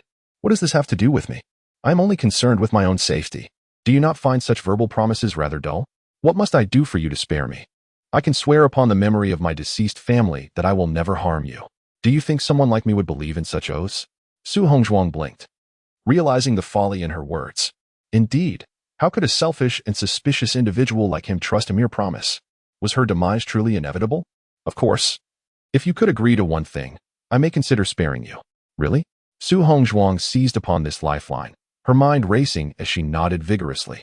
You speak, and I shall endeavor to fulfill whatever it is. That is precisely what I needed to hear. With a smile, Chen Feng stepped closer, leaning towards Su Hongzhuang's ear. Anything can be arranged? Then please, become my pet. If barking is beyond your abilities, simply call me Master. Chapter 21. The Cage Slave? Master? Su Hongzhuang's heart sank, and a flicker of anger spread across her delicate face. She clearly found the term utterly insulting. But what she could hardly tolerate was the warm breath brushing against her ear. Chen Feng was uncomfortably close. As he spoke, his heated breath enveloped her, sending a tingling sensation coursing through her body, almost eliciting a gasp from her lips. It was an unfamiliar and overwhelming sensation. As she attempted to evade him, her body was suddenly seized. Chen Feng wrapped his arm around her waist, his head pressing against her ear, a gesture steeped in ambiguity. Su Hongzhuang's heart raced, pounding as if it might leap from her chest. Are you rejecting my proposal? Chen Feng's smile was chilling, and he raised his right hand to grip her form firmly. A searing pain radiated from her chest, causing Su Hongzhuang to shudder involuntarily. She bit her lip to stifle a scream, yet Chen Feng showed no sign of relent. Rather, he tightened his hold, even tugging at her collar. Su Hongzhuang's shoulders were fair and delicate, akin to white jade, unmarred by any flaw. The sweat from her recent exertion clung to her skin, rendering her as captivatingly beautiful as a blooming narcissus. However, confronted by the pain, Su Hongzhuang could no longer bear it. For the first time, her pride compelled her to speak. Yet Chen Feng remained unmoved, his hands roughly kneading her tender skin, leaving behind a trail of red imprints from his fingers. The discomfort was nearly unbearable, threatening to bring her to tears. Yet, amid this agony, an electric sensation surged through her entire being, causing her legs to weaken, her knees buckling as Chen Feng lifted her into his arms. Why is this happening? How could I? Su Hongzhuang felt tears welling up, her complaints barely a whisper. The strength within her seemed to evaporate, leaving her unable to stand. She was utterly perplexed by this bewildering sensation. Raised with strict decorum, she had never even entertained the thought of a boyfriend, let alone shared intimacy with any male classmates. Her exceptional looks and academic prowess made her the jewel of her parents' eyes, with even her stern father never daring to lay a finger on her. Yet now, Su Hongzhuang found herself ensnared by Chen Feng's invasive grasp, experiencing an unprecedented thrill that was both intoxicating and satisfying, despite the pain. Degraded, she struggled to articulate her current predicament, feeling akin to a small bird mired in a quagmire, fully aware of the peril, yet powerless to escape. Resigned to watch herself be consumed bit by bit, Chen Feng exhaled a warm breath against her. As the warmth spread, a jolt of electricity raced up her spine, compelling her to lift her head, her legs trembling uncontrollably. Your body is far more honest than your words. See, it has provided me with the answer I sought. He released her, allowing Su Hongzhuang to collapse to the ground, and gazed down at her with a peculiar smile. From this moment on, you are my personal possession. Chen Feng proclaimed his dominion like a conqueror declaring his newly acquired territory, authoritative, ruthless, and indisputable, instilling fear that quelled any thoughts of rebellion. But Su Hongzhuang, in stark contrast to her previous defiance, appeared pale and dazed, her eyes unfocused, resembling someone deprived of a night's rest. Employing the skills of a summoner, Chen Feng's mental acuity was formidable, and under certain circumstances, he possessed the ability to suggest and hypnotize. The girl before him was clearly naive, her body was extraordinarily sensitive, and with just a few simple maneuvers, she found herself ensnared. The seeds of corruption had been sown, and all that remained for Chen Feng was to await the blossoming of this poppy flower. What he sought to do with Su Hongzhuang transcended mere hypnosis. It was a form of training, a transformation into a toy with limitless potential, a notion that was undeniably tantalizing. With a sudden motion, Chen Feng tossed some food and water at her feet, his expression impassive. He cast one last glance at Su Hongzhuang before leaping away, stepping over the body of the inferior demon. He could offer her salvation once, but not repeatedly. What he required was a useful assistant, not a caged bird needing him to pave the way. This was a test. If she survived, her value would increase. If she perished, His investment amounted to little more than a few bags of provisions. The Earth Dragon was excellent material, yet Chen Feng's summoning quota was exhausted, compelling him to relinquish that option. Nonetheless, he ordered the inferior demon to consume the creature's head, devouring it whole. As a summoner, Chen Feng also harbored a fascination for dark experimentation, and the head of the Earth Dragon was prime material for his studies. And then he was gone. Chen Feng vanished at the end of the street, leaving Su Hongzhuang seated in stunned silence, as if in a trance. The once proud Su Hongzhuang now resembled a mere guinea pig, lacking the courage to lift her gaze toward Chen Feng. After a long pause, she slowly raised her head, watching as his figure receded into the distance. In that fleeting moment, an inexplicable sense of dread washed over her, not due to his power or her violation, but rather an unsettling impression that her very soul was under his dominion. The moonlight poured down, stretching Chen Feng's shadow longer. As she stared at that elongated silhouette, Su Hongzhuang found herself entranced, feeling as though that shadow had ensnared her spirit within an inescapable cage. She was struck by a strange premonition, as if she might never escape the shadow of this man for the rest of her life. Chapter 22. The Sinful City, you beasts. Even if I become a ghost, I shall never release you. The young man cried out in despair, his body bruised and his hands bound behind him, reflecting a visage of utter hopelessness. His agitation was understandable. He had just finished a wedding photo shoot with his fiancée when the apocalypse erupted unexpectedly. They had sought refuge in the police station, only to discover it had been overrun by a band of thugs. These ruffians, clad in blue-striped attire with yellow trousers, were evidently escaped convicts, their eyes lecherously fixed upon the beauty of his fiancée as they brutally assaulted her before his very eyes. She was a gentle primary school teacher, kind-hearted and gracious. After a tumultuous courtship, they had finally arrived at their wedding day, only to be met with this harrowing twist of fate. The young man could not forget the haunting screams that emanated from her as a dozen men tormented her. A once wholesome individual was reduced to a mere shadow of humanity, tortured to death, a release from her suffering. In this lawless apocalypse, humanity's darker impulses were unleashed in a grotesque magnification. Even the most ordinary person could become a monstrous killer. These prisoners, however, had transformed into demonic entities, completely devoid of humanity. There were 12 of them, originally sentenced for heinous crimes, murder, kidnapping, fraud, and the abuse of women. They were the dregs of society, true villains. Before the apocalypse, they had been restrained by law, confined within prison walls. In a normal course, some would face execution, while others would languish in prison for decades or even a lifetime. Yet, with the advent of the end times, they seized their chance for rebirth. They derived pleasure from the anguish of others, using it as a means to vent their own inner turmoil and fear.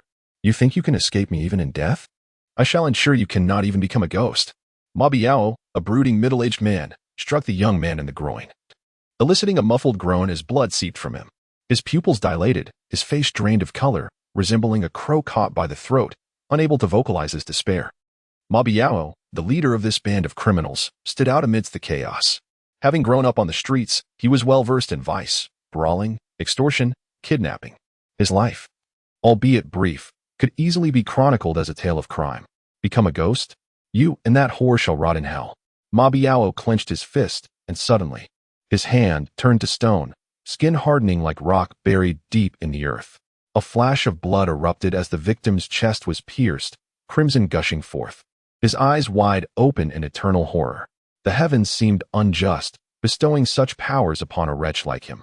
Ma Biao's abilities leaned towards elemental forces, a rocky warrior capable of harnessing the earth's energy. For now, he could only transform his hands, but with greater mastery. His entire body could undergo a metamorphosis into true stone, an embodiment of defense, a so-called meat shield.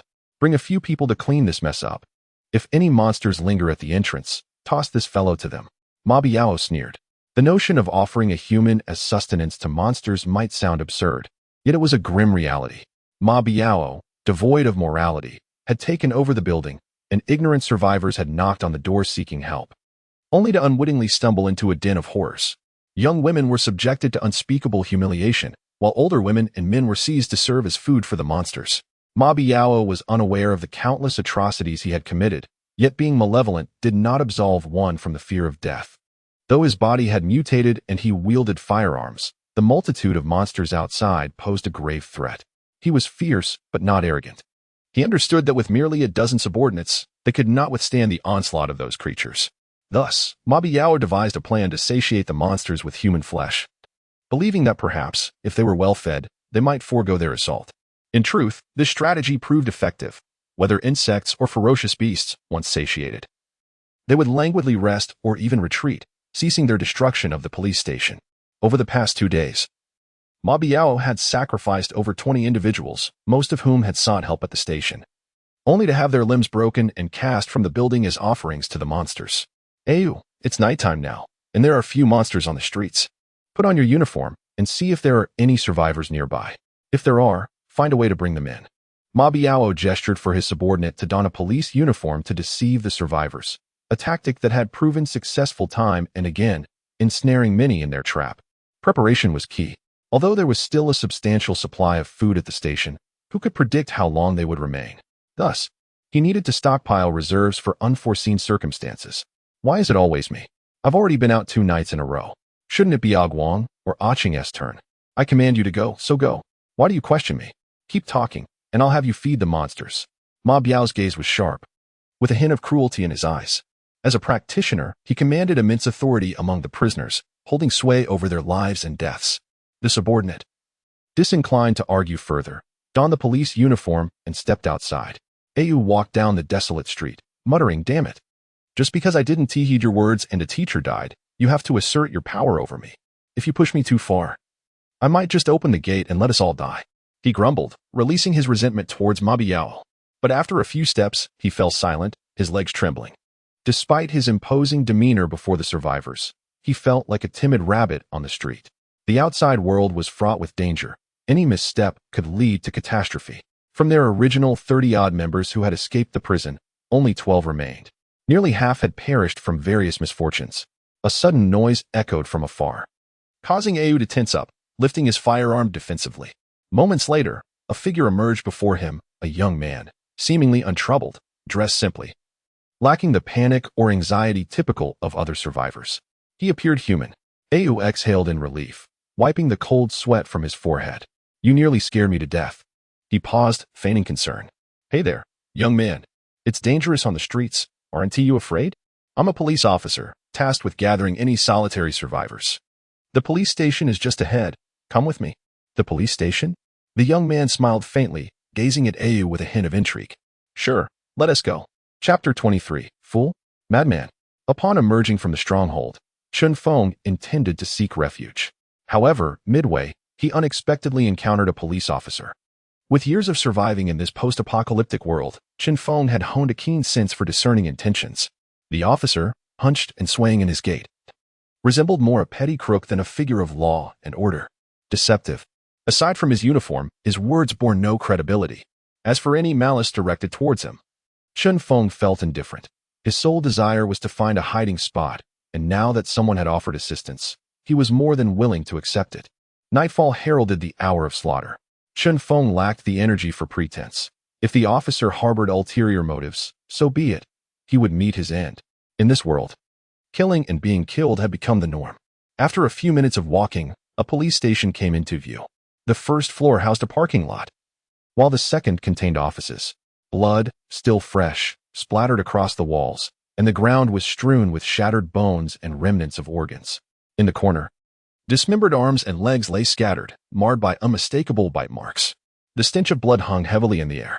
Chen Feng sniffed, detecting an acrid odor. Here, unspeakable atrocities had transpired.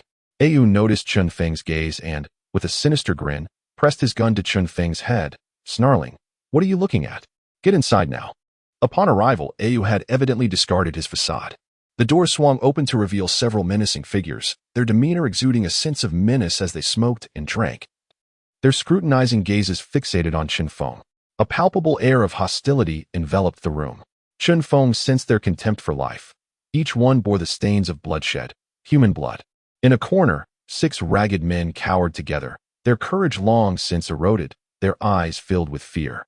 From an adjacent room, the sounds of screams and sobs mingled with the heavy, labored breaths of men. A den of thieves, indeed, a gang. This is who you sought. Ma Biao cast a sideways glance at Chen Feng, then turned away, dismissing him as unworthy of attention, especially since he was merely a man on the verge of death. As a summoner, Chen Feng possessed a robust mental acuity, adept at detecting fluctuations in energy. Just moments ago, he had sensed a tangible threat emanating from the gang members. Yet, it was merely a threat, not one that instilled fear. Should he choose to strike, he estimated a 70% chance of success. Aside from a few exceptional individuals, a professional's vitality mirrored that of an ordinary person.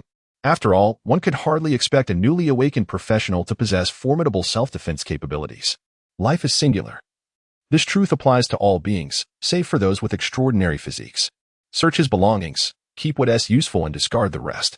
Standard procedure, strip him and toss him aside. Just don't let him starve. Ma Biao's tone was languid, viewing Chen Feng merely as potential sustenance, hardly worthy of concern. What's this? As Ayu's hand brushed against Chen Feng's waist, he suddenly shouted, pulling out a bone knife. What do you need a knife for? To kill. Big brother. This guy says he'll use it to kill. What does he think he is? Has he ever seen blood? Seen a corpse? Kill. A mere kid still wet behind the ears dares to boast. Ayu scoffed, his eyes reflecting his derision as he thrust the knife towards Chen Feng, laughing. Just a moment ago, I had a gun to your head, and you didn't seem so fierce. Kill? Why don't you give it a try? Without hesitation, Chen Feng seized the bone knife and plunged it directly into Ayu's neck. The blade penetrated deeply, and Ayu's eyes widened in disbelief, as if struggling to comprehend the unfolding horror. Thick blood streamed from his wound, and rather than pain, he experienced a chilling numbness and terror. Acutely aware of life ebbing away, an utterly harrowing realization. Is this guy mad? Ayu lay motionless on the ground, astonished, unable to grasp the reality of what had just transpired. In truth, it was not only Ayu who was taken aback. Everyone around was equally stunned. One could easily discern that Ayu had been mocking Chen Feng moments before, only to find himself lifeless an instant later. Bizarre. What do you need a knife for? To kill. This was beyond the understanding of ordinary men, and even Ma Biao, witnessing the scene, felt a flicker of astonishment in his previously languid gaze. He rose, fist clenched, aware that murder committed before him, especially of one of his own men, was a grave affront to his authority. To reassert his dominance, Chen Feng must die, and he would suffer greatly for this affront. What's wrong? Any objections? Ignoring the onlookers, Chen Feng bent down to extract the knife from Ayu's lifeless body, a grin spreading across his face as he donned an innocent smile. He sought death of his own accord. Frankly, I've never encountered such a request in my life. Chapter 24, Ruthless and Silent. The previously boisterous prisoners now appeared as if collectively struck mute, casting bewildered glances towards Chen Feng. It was an eerie spectacle. Chen Feng, gripping a bloody blade, stood over a fresh corpse, his countenance adorned with a gentle smile, reminiscent of a salesman presenting his wares to a customer. Murder. The vibrant essence of life extinguished. Ma Biao, convinced of his own ruthlessness, had previously displayed cruelty by casting over 20 individuals from a building, allowing monsters to rend and devour them. Yet, in the act of killing, his heart would race, his eyes bloodshot, a visceral response he could not evade. However, Chen Feng, in the moment of slaying Ayu, did not so much as blink. His gaze was clear, perhaps indifferent, devoid of fear, merely a stark disregard for life itself. A madman. Ma Biao swallowed hard, forced to acknowledge that Chen Feng's actions instilled a profound discomfort within him. This position is acceptable, a makeshift stronghold, Chen Feng mused. To express my gratitude for your generous gifts, allow me to deliver you to death. With that, he lunged toward a nearby thug, his bone cutter slicing through the man's chest with a swift, decisive stroke, pressing down on the hilt with his left hand. The thug's entrails spilled to the ground without a hint of hesitation. Bending low like a raccoon navigating the underbrush, Chen Feng advanced, his wrist flicking, a flash of red appearing as he severed the throat of a second thug.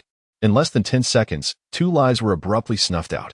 Ma Biao's eyes widened in horror. He was utterly astounded by Chen Feng's speed. The prior notion of tormenting his opponent fled his mind, replaced by a singular thought: to hasten the demise of this menace. Fire. Shoot him dead. Several thugs, having seized firearms from the police station, reacted swiftly, 3 of them brandishing pistols at Chen Feng. At this proximity, even his remarkable speed would not afford him a chance to escape. Bang, bang, bang. It was over. Ma Biao's eyes burned with fury, his fists clenched tightly. As a crime lord, he had witnessed countless harrowing scenes. The apocalypse had transformed him into a stone warrior, his might breeding ambition, and as a professional, he had momentarily become impervious to all else. In truth, he possessed the means, within a few days, He had sacrificed over 25 lives, wielding dominion over the fates of all present in that room. Chen Feng's emergence was an unforeseen disruption. With the swift descent of his blade, 3 lives were extinguished. In those fleeting seconds, Ma Biao felt his hair stand on end, though he was loath to admit it. Had Chen Feng's target been him, he would now be lifeless. A shiver of dread coursed through him. The cold sweat on his brow had yet to dry. But he was relieved that this chaos was nearing its conclusion. Puff, puff, puff. A series of gunshots erupted, followed by muffled groans and a noxious stench permeating the air. What is this? A ghost. A ghost. Shoot it. Don't let it near. As the thugs descended into panic, a dark tendril lashed out, ensnaring a prisoner at the waist and violently slamming him to the ground. In the blink of an eye, he was reduced to a pulpy mass of flesh. Witnessing this gruesome scene, the remaining thugs lost their sanity, frantically dodging in all directions. A few undaunted souls fired their weapons, attempting to vanquish the creature. Yet, tragically, they had made a grievous error. The abomination, a grotesque fusion of decaying flesh and mire, rendered their bullets ineffective. It raised its tendrils, hurling a table with force that felled several armed thugs, shattering their rib cages and leaving them as mere husks. What is this? Gazing upon the repulsive yet formidable creature, Ma Biao's pupils contracted. He could not fathom how such a being had come to exist before him. In a moment of desperation, Ma Biao bellowed, his arms transforming instantaneously into stone limbs, his last resort as a rock warrior. By any means necessary, I must slay that creature. Panting heavily, he fixed his gaze upon the abomination and charged forward, intent on delivering a crushing blow. Swish! Pain shot through his leg as he collapsed to the ground. A grotesquely barbed arrow had embedded itself in his left leg.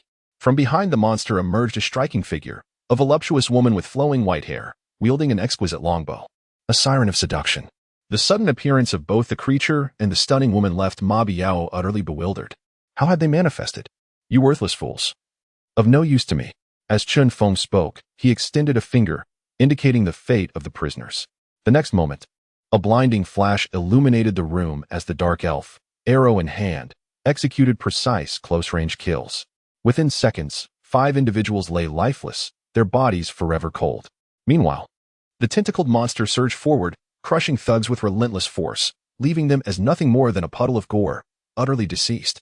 Please, do not kill me. I can make you the boss. The decisions will all be yours. Look at my abilities. I am not like an ordinary person. Ma Biao trembled as he pleaded for mercy. In a flash of cold steel, he was pierced through the neck. A spray of crimson erupting as 12 individuals were swiftly transformed into a sea of corpses. To Chen Feng, death held little significance. Those who harbored the intent to kill must be prepared for their own demise. These unruly individuals, even if subdued, could only maintain a tenuous relationship through coercion and force. Chen Feng preferred simplicity. Whoever obstructed his survival became his adversary. While he may not extend tender kindness to friends, he could assure a heartless ruthlessness towards foes. Chapter 25. Women and Bloodshed. Within mere minutes, the entire room transformed into a hellish abyss, where all prisoners, including Ma Biao, met a gruesome demise, concluding their wicked existence. The rock warrior, Ma Biao, as a professional, harbored a dense power within his flesh and blood. Chen Feng permitted the lesser demon to consume him. While it may not acquire the abilities of its victim, the enhancement of its strength was still significant. The lesser demon possessed the unique trait of absorption. Unlike the Dark Elves, who relied on slaughter and combat to gain experience, it could solely depend on devouring to ascend to the Silver Realm, an enviable ability indeed. The lesser demon, with its corpulent form, approached Ma Biao, opening its maw to consume what was once a formidable thug, now reduced to mere sustenance. How ironic it was that Ma Biao, in his desperate bid for survival, had sacrificed countless lives to feed the monster, only to become its meal himself. Was this the cycle of natural justice?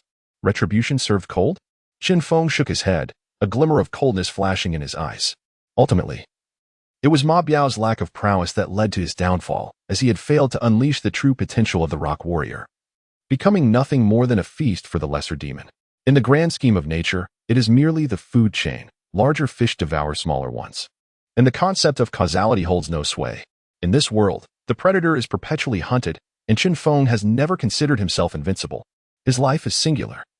Should someone strike at his neck, he too would perish. Thus, when an enemy brandishes a weapon, he must respond with swifter speed, sharper blades, and a resolute determination to counterattack. Even a lion exerts its full strength when hunting a mere rabbit. Hubris leads to death. And Ma Biao stands as a vivid example of this truth. Don't come near. Are they all dead? Please, spare me. I can do anything. Witnessing the gruesome end of Ma Biao and his cohorts, the unfortunate captives emitted frantic cries, having witnessed the terrifying consumption by the lesser demon. They were powerless, collapsing to the ground in despair. Please, let me go. We are innocent. We were held captive by these monsters. Nearby, several individuals fixated their gaze on Chen Feng, fully aware that this was perhaps their last chance at survival. Without hesitation, they fell to their knees, pleading for mercy, promising to serve him like beasts of burden. Chen Feng furrowed his brow and spoke. Silence. Those wishing to leave may do so now. No one will keep you here. Thank you for sparing our lives. We'll leave at once. The survivors scrambled to their feet, stumbling toward the exit. These individuals were fortunate to have survived. Over the past few days, they had witnessed others pushed from the second floor, their desperate screams echoing hauntingly, keeping them in perpetual fear of Ma Biao. Yet now, the once mighty Ma Biao lay dead, devoured by a monster, a further oddity being that this grotesque creature obeyed human commands. Though Chen Feng's actions resembled those of a savior, the brutality of it all shattered the spirits of some, causing them to collapse as if struck by lightning. Unable to reconcile the image of the killer who had slain so many with that of their potential rescuer, his words instilled hope among the crowd. They wasted no time, fleeing the room as if escaping a calamity. They would rather face the monsters outside than remain in the presence of such a demon, fearing they might soon become the lesser demon's next meal. Seeking death, Chen Feng coldly observed the fleeing figures, a glint of sharp insight in his eyes. The outside world was fraught with peril. Even in the night, numerous predators lurked. These individuals were powerless, their courage long extinguished. Once they stepped beyond this room, their deaths were all but assured. Even a few sluggish zombies could corner them and tear them apart at will. With no protection from law enforcement, they might never see the light of another day, meeting their demise in the afterlife. However, none of this concerned Chen Feng. Their departure was their own choice, and he held no obligation to save them. This group of burdens possessed no combat ability. Even if he were to rescue them, it would only diminish his own chances of survival. He was unwilling to entrap himself in danger for a group of strangers. Chen Feng paid no heed to the fleeing individuals. Instead, he surveyed the room. It was partitioned into several sections, a large hall, some offices, and the floor was strewn with a dozen corpses, haphazardly piled like refuse, a disturbing sight. He treaded lightly, his footsteps echoing softly on the floor, searching the offices for any potential survivors. Just then, as he stepped into the office doorway, he caught the faint sound of lamenting cries from within. Aside from the lesser demon and the dark elves, it was unlikely to find another living soul in this room, making the sound particularly distinct. Was there still someone left? Chen Feng silently grasped his bone knife, his muscles taut, eyes scanning the surroundings, ready for combat. There was no sense of trepidation, indicating that the room likely housed an ordinary person, yet Chen Feng, ever cautious, would not underestimate anyone. Even the smallest ant possessed the ability to breach a dam. His gaze fell upon a woman. She was clad in what appeared to be a bank uniform, the garment left unbuttoned, revealing her pallid skin. Bruises marred her arms, abdomen, and thighs, while beneath her lay a pool of crimson blood, presenting a picture of a broken doll abandoned on the street, tragically forlorn. This was a beautiful woman. If one were to assign a score, she would surely merit at least an 80, a commendable rating. Though she may not be deemed a goddess, she was certainly alluring. With a lovely visage and a respectable job, it was no wonder that affluent suitors would vie for her attention. Had the apocalypse not struck, her life would have undoubtedly been fulfilling. Perhaps just days ago, she had indulged in pampering with friends at an upscale restaurant. Yet now, she found herself subjected to torment on a cheap office desk. No one knew the horrors she had endured in recent days. Chen Feng moved with stealth. However, this unfortunate woman, a victim of cruel fate, noticed him instantly. She lifted her head, revealing her crimson eyes, akin to a striking rose, and rasped, "Could you lend me your knife?" Chapter 26. Misfortune. The woman's voice was hoarse, reminiscent of a blood-curdling cuckoo, each word draining much of her strength. Chen Feng lifted his gaze, intrigued by the tragic figure before him, driven solely by a pure curiosity. The woman was clearly not quite right. Her eyes were bloodshot, yet her expression remained eerily calm. Few could maintain their composure after such brutal treatment, leading to the conclusion that perhaps she had succumbed to madness. In the face of adversity, one's temperament can undergo a drastic transformation. Her consciousness had already shattered. "Could I borrow a knife?" she asked, after a moment's contemplation. Chen Feng tossed her the bone knife. She bent down to grasp it, her face still disturbingly placid. Are you intending to take your own life? Chen Feng replied nonchalantly, acknowledging that this might be the choice of most. In the apocalypse, the most arduous struggle is not against the ferocious monsters, but against the unending despair. Even the mightiest of professionals, over time, may find themselves eroded by the hopelessness that surrounds them. Suicide. It is the swiftest escape from suffering. The woman had indeed lost her sanity. If she wished to end it all, death was the only solution. Would she slice her throat or clumsily sever her tendons? Chen Feng felt no inclination to intervene. The world was rife with tragedies, and he could hardly muster concern.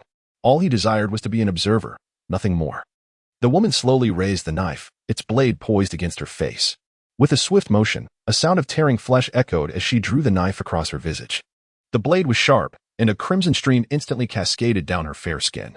One cut, two cuts, like a puppet unburdened by pain, she inscribed her face with abandon. After a flurry of slashes, her cheeks became a gruesome tableau of blood and flesh, and simultaneously, an eerie wave of power began to emanate from her being. The woman was undergoing a transformation. Chen Feng's initial curiosity waned, replaced by a furrowed brow as he scrutinized her intently. Extraordinary awakening?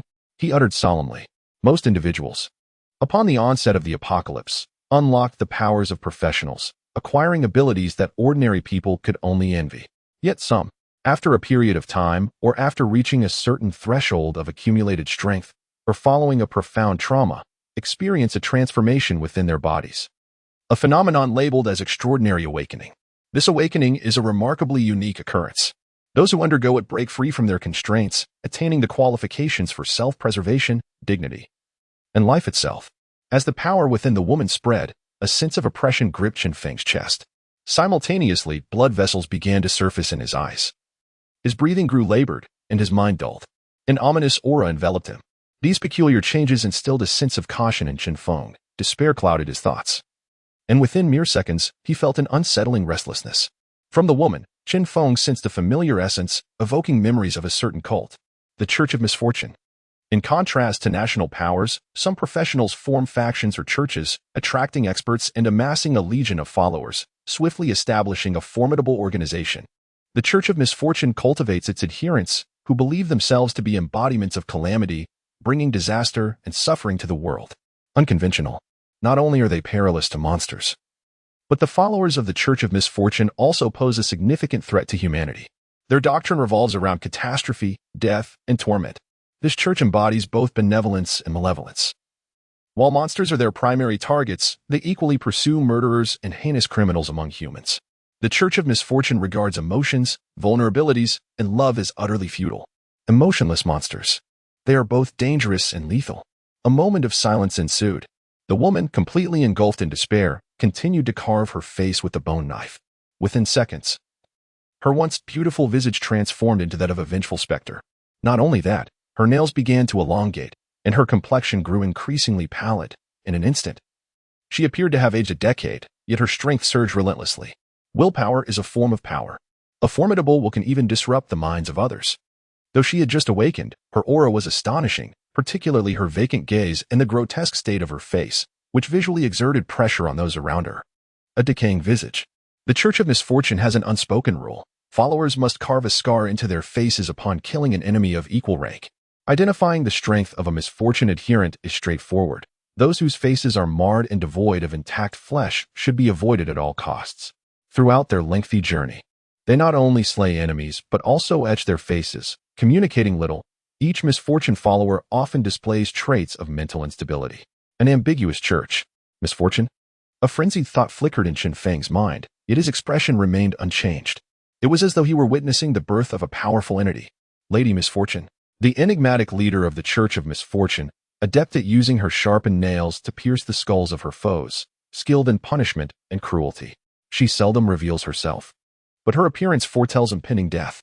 Could this be Lady Misfortune? After a series of deductions, Chen Feng was 90% certain that the woman before him, now undergoing extraordinary awakenings, would later emerge as a formidable force, bringing calamity to countless beings and monsters alike. An unforgettable experience. Despair was proliferating.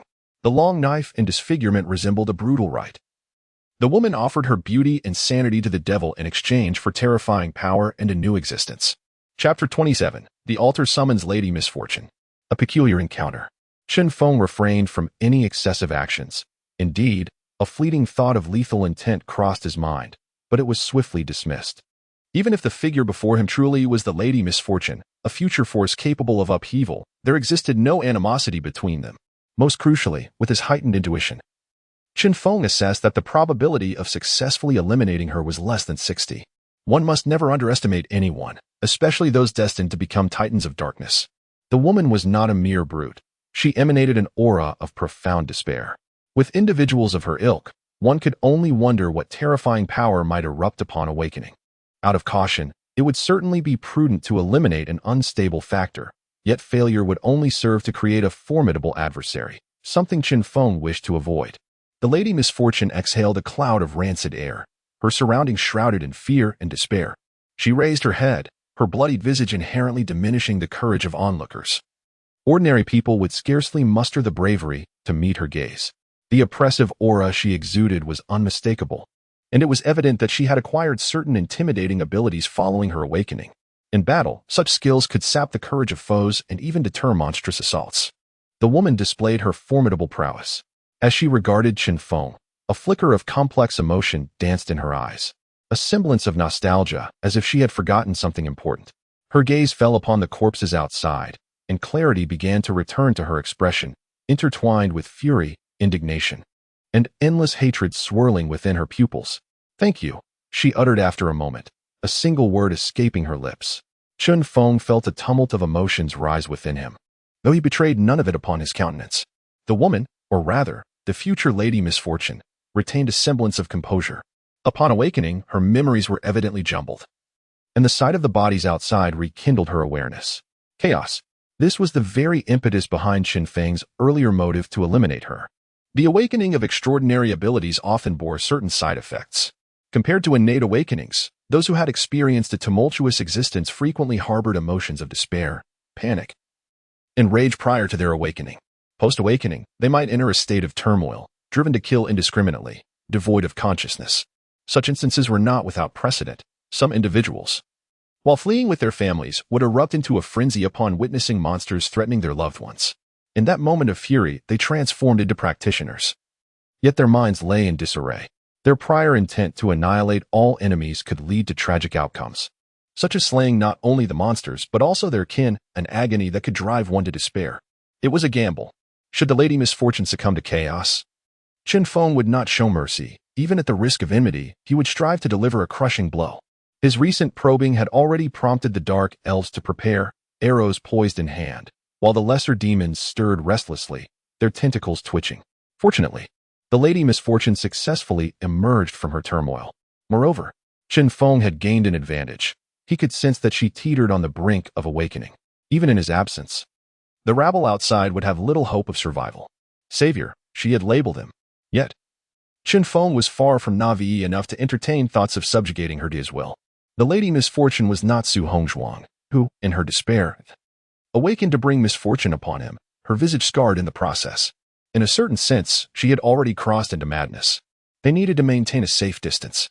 The Lady Misfortune refrained from any rash actions. She merely confirmed the demise of the ruffians before discarding her bone knife and vanishing into the night. In the distance, a series of sharp, anguished cries echoed. She sought living beings to unleash her pent-up hatred upon. Only when she felt secure did Chen Feng truly exhale in relief. He had witnessed the rise of a formidable entity. This was the apocalypse, and no one could predict what awaited in the next moment. His singular focus now was to grow stronger. Only through personal fortitude could he confront all forms of instability. Blood? Chen Feng furrowed his brow, a flicker of contemplation crossing his mind. He then commanded the lesser demon to regurgitate the head of the earth dragon, preserved within its stomach. The dragon's head remained vibrantly lifelike, its eyes wide in disbelief, as if questioning why it had been vanquished by mere insects. The summoner's ability to protect oneself lay in summoning. Although their realm limited the number of creatures they could call forth, they could employ various means, such as scrolls and sacrifices, for temporary summons. These summoned beings, though not as enduring as the Dark Elves, could wield transformative power if utilized properly. Moreover, such summoning relied heavily on fortune, with a contract lasting mere minutes. A high-quality sacrifice might even attract the attention of formidable entities. The act of sacrifice brewed in the night. Cleaning up the blood would be time-consuming. Rather than that, it was more prudent to utilize the blood to inscribe a formation. Fashioning the dragon's head into a summoning altar, Chen Feng arranged the corpses into a rudimentary pentagram and used a knife to bleed them, forming a shallow pool of blood within mere minutes. Cradling the dragon's head, he gently placed it into the sanguine basin. The dragon's head, the blood-soaked ground. Chen Feng endeavored to create a rudimentary altar to commune with the malevolent aids of the abyss. Chapter 28. The demon spider demons are inherently volatile, filled with malice, and devoid of ethical considerations, embracing chaos and destruction as their ultimate pursuits. Their existence is characterized by a relentless desire to obliterate everything, including their own kind. Reveling in the terror they instigate as they traverse various realms, often invading others with devastation in tow. They defy order, and even the abyssal lords struggle to impose any semblance of discipline upon them. Unless bound by a contract, unity and strategic action are utterly foreign to them. Their thoughts are as fleeting as shadows, easily overturned from one moment to the next. They embody the essence of powerful, malevolent madness. Communicating with demons proves to be a daunting endeavor. Absent any binding contract, their simple, rigid minds are singularly focused on one thought: slaughter. The chamber was drenched in a thick pool of blood. Recognizing the challenges of summoning a demon, Chen Feng was compelled to relinquish the blood of 11 individuals, saturating the room with its rich essence. Even for someone accustomed to bloodshed, he could not suppress a grimace at the acrid aroma that filled the air. With a grave expression, Chen Feng raised his right hand to his mouth and bit down hard, allowing his thumb to bleed, a necessary offering to forge a fair contract. To the powerful entity from the abyss, I offer this dense plasma and the head of a dragon as a tribute. Hoping to borrow your strength for just a few minutes, he intoned, well-versed in the art of invocation as a summoner. As the summoning progressed, he placed his hand upon the blood pool, and strange visions manifested upon the walls, scenes of molten rock, seas of blood, demons, altars, and the looming silhouette of a colossal beast. The blood attracted the attention of a demon, and a rift in dimensions tore open within the room, pulling in desks and benches, reducing them to mere fragments under the immense gravitational force. From this rift emerged a creature of remarkable stature, even by demonic standards. Standing approximately 10 feet tall, it resembled a gigantic spider. Its 8 legs were sharp and elongated, akin to serpents adorned with dark green scales. Its mouth, reminiscent of twisted petals, possessed a powerful suction, indicative of its predilection for consuming the blood of its prey.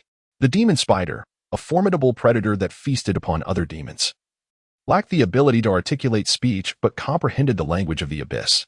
It communicated through telepathy with other beings, traversing the abyss in various realms, indulging in hunting and slaughter at will. A chilling, resonant voice emerged from the demon spider as it advanced towards Chen Feng, its razor-sharp legs effortlessly shattering the solid ground beneath it as if it were mere chaff. Silver Tear. The presence before Chen Feng, in both aura and size, transcended the bronze tier. It was an evolved demon with a devastating capacity for destruction. Intimidation? Humph. Casting a glance at the looming demon spider, Chen Feng snorted disdainfully and took a step closer, reducing the distance between them to a mere 5 centimeters. At such proximity, he could even discern the fine hairs upon the creature's mouth. The power of the contract. Chen Feng had utilized the dragon's head as an altar, sacrificing 11 lives and offering his own blood as a catalyst. From the moment the summoning commenced, he entered into a fair contract with the demon spider. Aware that demons are inherently frenzied and irritable, Chen Feng was not inclined to leave anything to chance. Should the demon spider renege on their agreement and seek to harm him, the very forces of the contract would ensure it faced repercussions.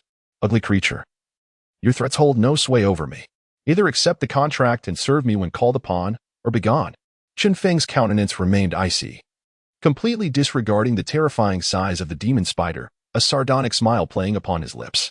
The demon spider, possessing silver-tier strength, perceived Chen Feng's mockery as a provocation.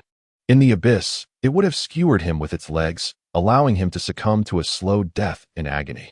Yet, this was Chen Feng's domain, and the binding power of the contract forbade it from launching an assault. Refusing the contract? The demon spider cast a covetous glance at the blood pool, hesitation evident in its demeanor. The abyss was a harsh realm, reeking of decay, where even the flesh of demons was tainted with foulness and rot.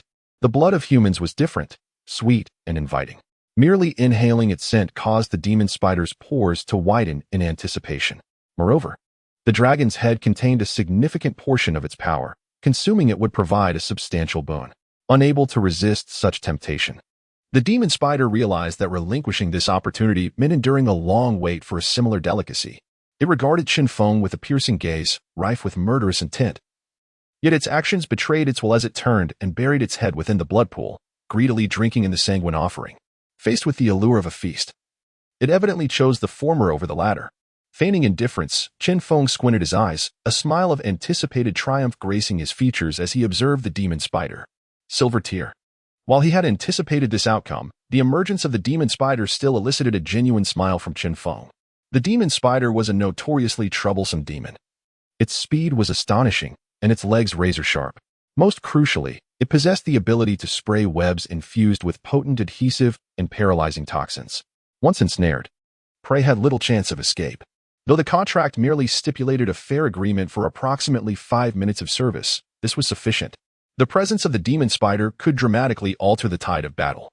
It was a powerful trump card, capable of yielding unexpected advantages if wielded judiciously. Chapter 29. The Guardian. The man possessed an extraordinary sense of intuition, clearly sensing the imminent threat.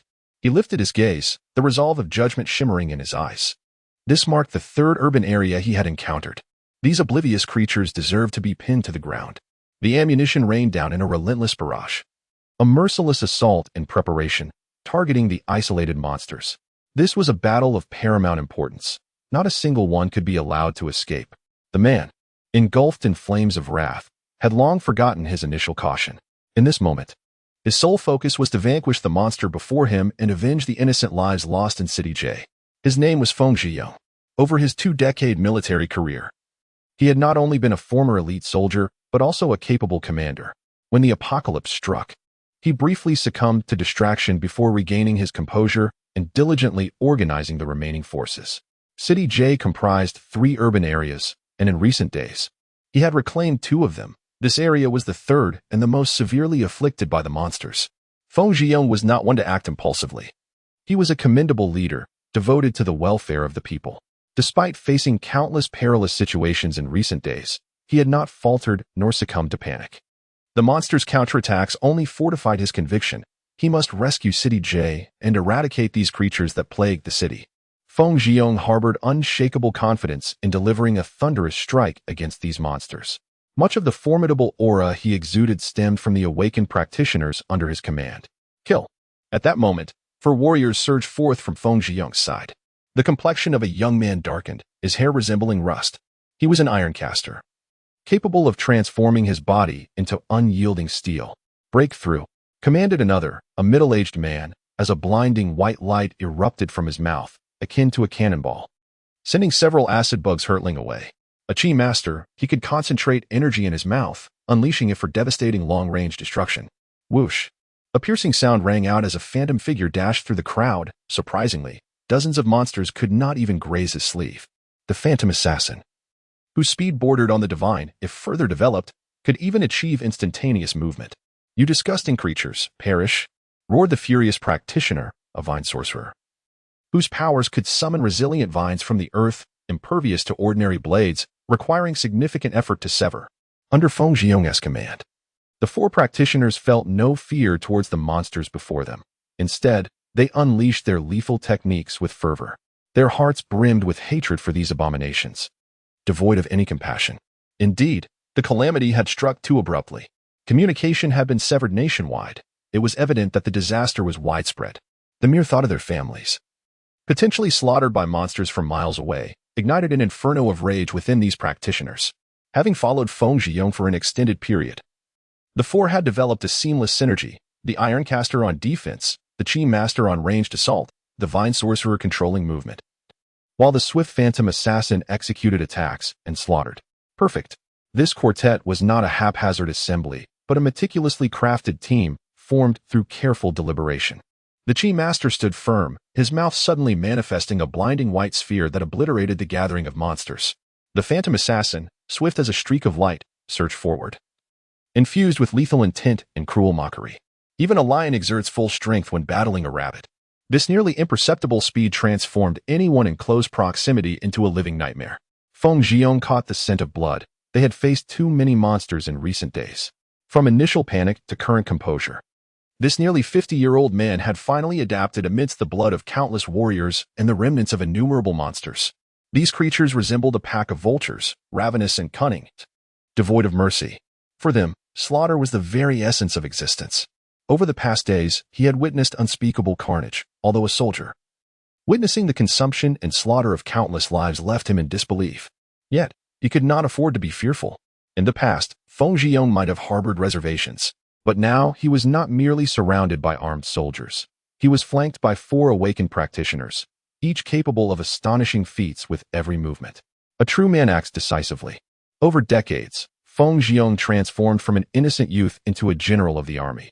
Every step of this evolution was fraught with challenges. He had witnessed City J rise and flourish into a metropolis, and now these filthy, grotesque beings sought to destroy it. Did they dare? Standing resolute, Feng Jiong exhibited a stoic facade, yet within, a tempest of spirit raged. He would never submit to fate. A flame of madness had long been dormant within his very essence. No matter the cost, even at the peril of his own life, he would protect this city. As a commander, how could he possibly quail before the sheer number of monsters? Kill. A cold snort erupted from Feng Jiong's lips, imbued with formidable authority. As if an ice mountain capable of freezing souls descended upon all the monsters present, radiating a cataclysmic aura. Though merely an ordinary man, in that moment, he stood as a towering peak, causing the monsters to tremble in fear. It was as if Feng Jiong had become the very embodiment of the city's will. And through the trials of death and blood, this ancient city unleashed a resounding cry of defiance and fury against these invaders. Chapter 30. The abnormal beast. A thunderous explosion reverberated through the heavens, and the city, which had lain in silence for 7 days, erupted like a volcano, enveloping the atmosphere in an inexplicable sense of oppression. A tall figure stood by the window, gazing into the distance, a glint of determination flashing in his eyes. The struggle for the city had finally commenced. After 7 long days, Chen Feng had awaited the arrival of the troops. He had endured much during this time, having slain numerous monsters and taken countless lives, which had subtly altered his demeanor. If before this, Chen Feng was akin to a fledgling tiger, now, having been tempered by the crucible of bloodshed, he bore an aura of a formidable beast.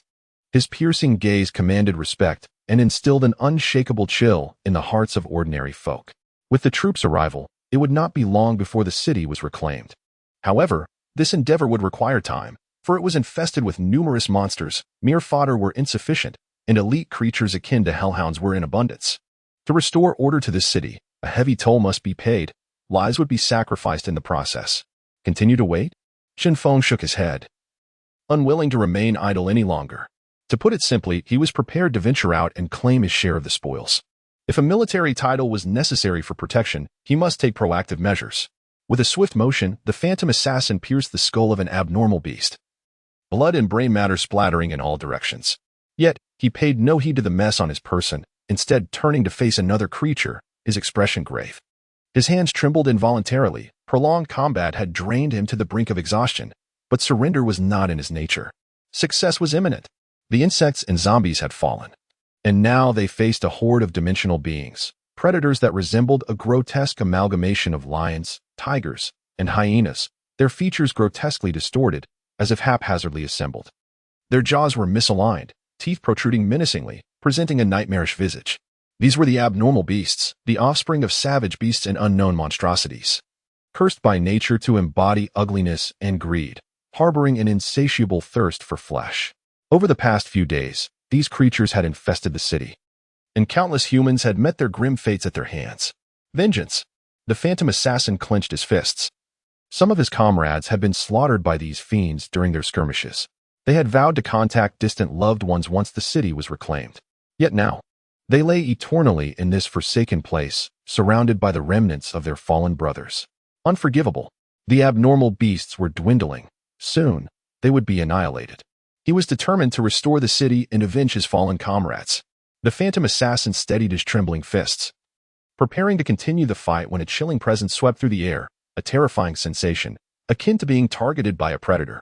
In an instant, his hair stood on end. He glanced upward, only to be taken aback by the sudden appearance of a pitch-black figure beside him. This was a creature of unfathomable grotesqueness, its eyes brimming with the essence of destruction and savagery.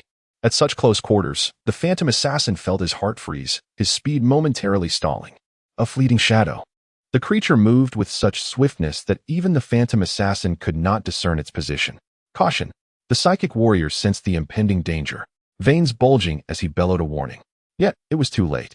With a sound akin to tearing cloth, the creature's gleaming claws sliced through the phantom assassin's abdomen, akin to cutting through tofu.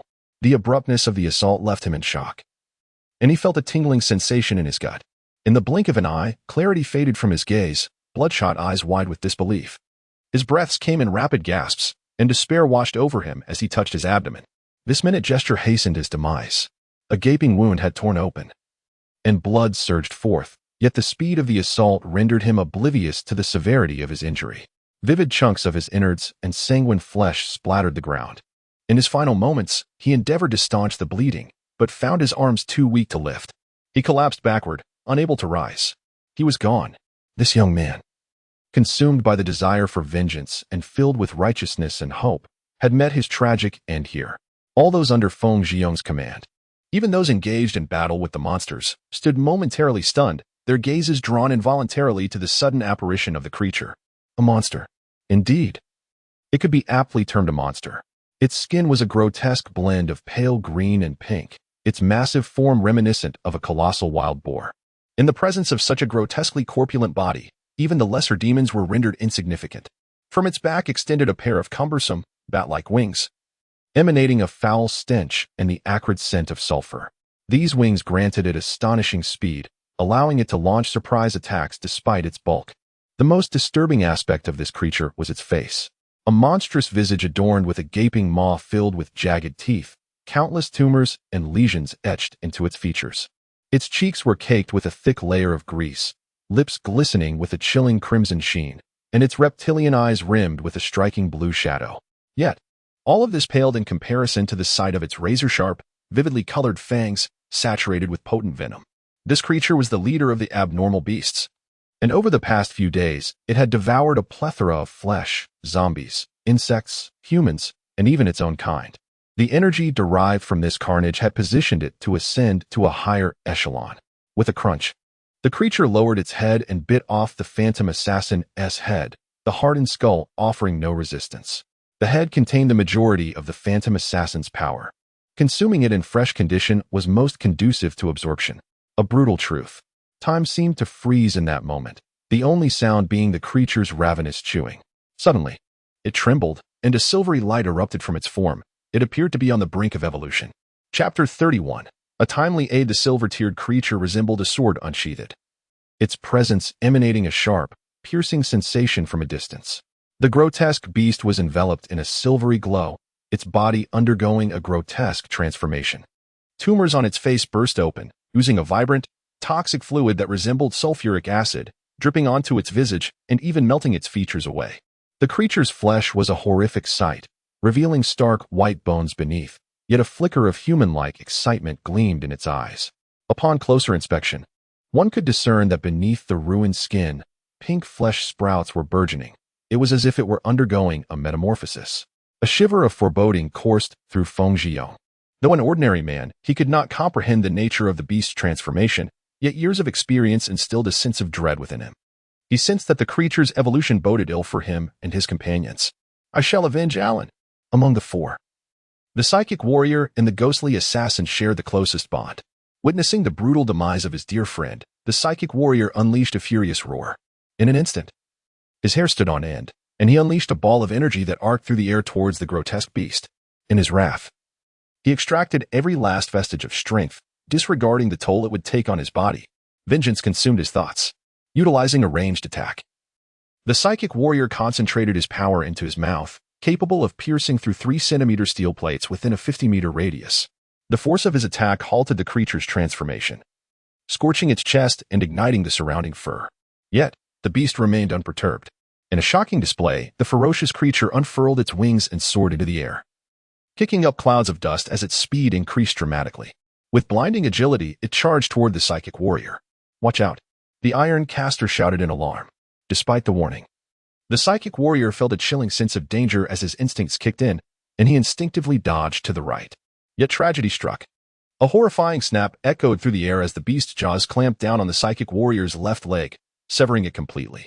The creature's teeth were akin to iron pincers. An escape was impossible. The excruciating pain was beyond comprehension. With immense inertia, the psychic warrior collapsed, and in disbelief, he looked down at his severed limb. The sharp, suffocating pain surged through him as he writhed on the ground, clutching his wound in agony. Moments later, his complexion turned ashen, a foul odor wafting from the gaping wound, and large, egg-sized blisters formed on his skin. In a frenzied state, he clawed at the blisters, his skin rotting away, yet he remained ignorant of his own decay. Within seconds, he lay lifeless on the ground, transformed beyond recognition. The creature's venom was terrifying. At that moment, Feng Zhiyong grasped the magnitude of the foe he faced. Roaring, the grotesque beast regarded the warriors with indifference, akin to a malevolent specter from the depths of hell, unleashing a deathly howl. Concentrate fire. Kill it in the shortest time possible. Feng Zhiyong clenched his fists until his knuckles turned pale, realizing he had no other recourse. The beast might surpass his expectations, leaving him reliant on firepower. Observing the terrifying creature, the soldiers, despite their confusion, demonstrated remarkable discipline. Almost in unison, they pulled the triggers, and the air resonated with the deafening sound of gunfire. The creature, now weakened, began to fall under the relentless barrage. The creature, having just ascended to silver tier power, was caught off guard as it endured a storm of bullets, its wings raised in a futile attempt to shield itself. The onslaught shattered its wings, rendering it grounded and vulnerable to further attacks. The iron caster gritted his teeth, veins bulging as his skin flushed crimson, transforming him into a blade forged in the heart of flames. An overwhelming fury erupted within him, akin to a volcanic eruption, as he surged forward, channeling his power into a single, devastating punch aimed at the beast's midsection. With a resounding impact, the punch pierced through the creature's side, a torrent of foul blood gushing forth as it collapsed to the ground, seemingly unconscious. A flicker of excitement crossed the iron caster's face as he inhaled deeply, preparing to deliver the final blow aimed at the creature's head, seeking to eradicate this threat once and for all. Yet, in a moment of folly, he underestimated the creature's resilience. In a pool of blood, the grotesque beast suddenly opened its eyes, wild and furious. It lunged forward, its cavernous maw snapping shut around the iron caster, who was caught like bait in a trap. With a sickening crunch, the iron caster was severed in half, his body devoured without a trace. Having expended much of his energy, it was finally time for Chen Feng to emerge from the shadows. Witnessing the tragic fates of the three professionals, he pressed his hands to the ground, summoning two eerie shadows that twisted into being. This was the true essence of a timely aid. Chapter 32. The Arrival. How could this happen? At this moment, Feng Zhiyong was struck with shock as he beheld the scene before him, his astonishment surging within like a flood. His hands clenched tightly, and his eyes reflected an overwhelming fury. The ghostly assassin, the psionic master, the iron caster, who could have anticipated that the once favorable situation had devolved into such chaos, resulting in the tragic demise of three dedicated warriors?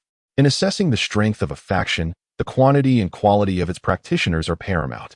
Despite the superior physiques of his troops, Feng Zhiyong's hastily assembled 1,000-man unit contained only 13 practitioners, the rest stationed in 2 districts. While he was accompanied by several ghostly assassins, akin to his personal guard, having fought alongside him and accumulated countless merits. Now they lay dead. Once formidable practitioners, molded into heroes through military service, had glimpsed the dawn of victory, only to be plunged into an abyss of despair by the emergence of the aberrant beast. Squad leader. You scoundrel, you killed the squad leader. And Zhang, he was the one who brought me into the army. A voice echoed with rage. What manner of creature are you?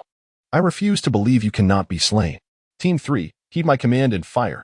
In an eruption of indignation, over 20 individuals stepped forward, young soldiers, seasoned veterans, and members of the cooking team, their combat prowess varying, yet united by the bond of brotherhood forged through shared hardship. Witnessing the grim fate of the ghostly assassins ignited their fury, and they raised their weapons, unleashing a barrage of gunfire at the aberrant beast. Their assault was not without effect. Bullets rained down upon the creature, and several fearless warriors charged within 5 meters of it, significantly enhancing their accuracy. The aberrant beast lacked hardened armor, possessing only a thick layer of fat, rendering it vulnerable to the onslaught. Coupled with prior injuries inflicted by the iron caster, The bullets easily penetrated its flesh, spilling forth a cascade of blood. We can prevail. It is merely flesh and blood. With sufficient ammunition, we can bring it down. However, before they could revel in their temporary triumph, the aberrant beast lunged forward, its forelimbs crashing into the frontline soldiers. Blood splattered across the face of a cook, who stood bewildered, overwhelmed by the metallic scent wafting from his nostrils as he beheld his comrades being gruesomely torn apart, their bodies severed at the waist, leaving only strands of flesh connecting them. A deluge of blood pooled upon the ground, and even as their brains lingered in consciousness, these men emitted ghostly howls, dragging their mangled forms across the earth. It must hurt terribly, doesn't it? The cook thought, a searing pain igniting his very soul, and as he raised his gaze, he encountered the beast's bloodthirsty eyes. The sight of the aberrant beast wreaking havoc among them left the soldiers in utter disarray.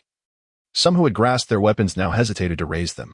The creature clutched one soldier in its maw, not crushing him outright, but rather toying with him, a cruel mockery. Saliva and blood spraying everywhere. Some recognized the unfortunate soul as Little Wong from the cooking team, a shy boy from the south. Stop! Release him! The vine sorcerer, stricken with alarm, hastily summoned his power, and thick vines sprang forth to ensnare the aberrant beast. Yet, before he could breathe a sigh of relief, the creature roared, effortlessly shattering the restraints. A being of silver grade, now driven into a frenzy by its injuries, could not be contained by mere vines. Terrifying. Feng Zhiyong's hair stood on end, his body trembling uncontrollably. The beast's might exceeded his expectations. Even with an onslaught of bullets, it remained unvanquished. What manner of monster was this? Should he allow the aberrant beast to continue its rampage, or should he order a strike? This was the opportune moment. The creature was immersed in bloodlust, and a concentrated assault would surely annihilate it. Yet, what of his soldiers?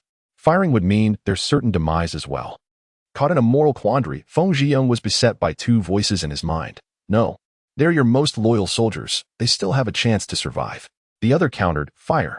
This is the best opportunity. If the monster escapes, capturing it will exact a heavy toll. Time could not be squandered. So many had already perished. If he were to relent now, the aberrant beast would become a lingering threat. It lurked like a ghost, and the thought of it targeting his comrades filled him with dread. Clenching his fists, he glared at the soldiers, guilt and sorrow swirling in his gaze. This was an unavoidable circumstance. To liberate this district, sacrifices were necessary, not only from these warriors, but potentially from himself as well. With his eyes closed, he seemed unable to confront the impending tragedy. His lips trembled as he uttered, fire. What? Commander, our brothers are still inside. Yes, if we fire now. Our brothers have no chance of survival. How can this be? The remaining soldiers widened their eyes in disbelief, pleading for mercy. I said, fire. Feng Zhiyong's eyes flew open, and unlike before, he now radiated authority, his tone brooking no dissent. The thought of personally slaying his comrades, those with whom he had shared countless days, pierced their hearts like daggers. What are you waiting for? I command you to fire. Shoot. He bellowed, his voice hoarse. This cold-faced veteran, renowned for his stoicism and for proclaiming that a man bleeds but does not weep, was now a man weeping openly, tears streaming down his face. Just fire. There was no alternative. Indeed, if they did not fire now, when would they? Ah, I will kill you. You scoundrel, go to hell. Little Wu. I will still be your brother in the next life. With reddened eyes, the soldiers roared as they raised their weapons, aiming at the entangled monster and their comrade. Suddenly, one soldier, gun raised, wore an expression of disbelief. Staring ahead, he exclaimed, wait, look over there. On a nearby rooftop stood a tall figure, with a stern countenance and piercing, icy eyes that normally exuded an aura of aloofness. Now, amidst the chaos, this presence felt like a shard of ice, subduing the fervor within the soldiers' hearts. In his presence, they momentarily forgot to pull the triggers. The aberrant beast, a creature of unrelenting savagery, evoked no fear in him. His expression remained inscrutable. Most have perished already. Chen Feng murmured softly, then with a mighty thrust of his arm, an invisible wave of energy erupted.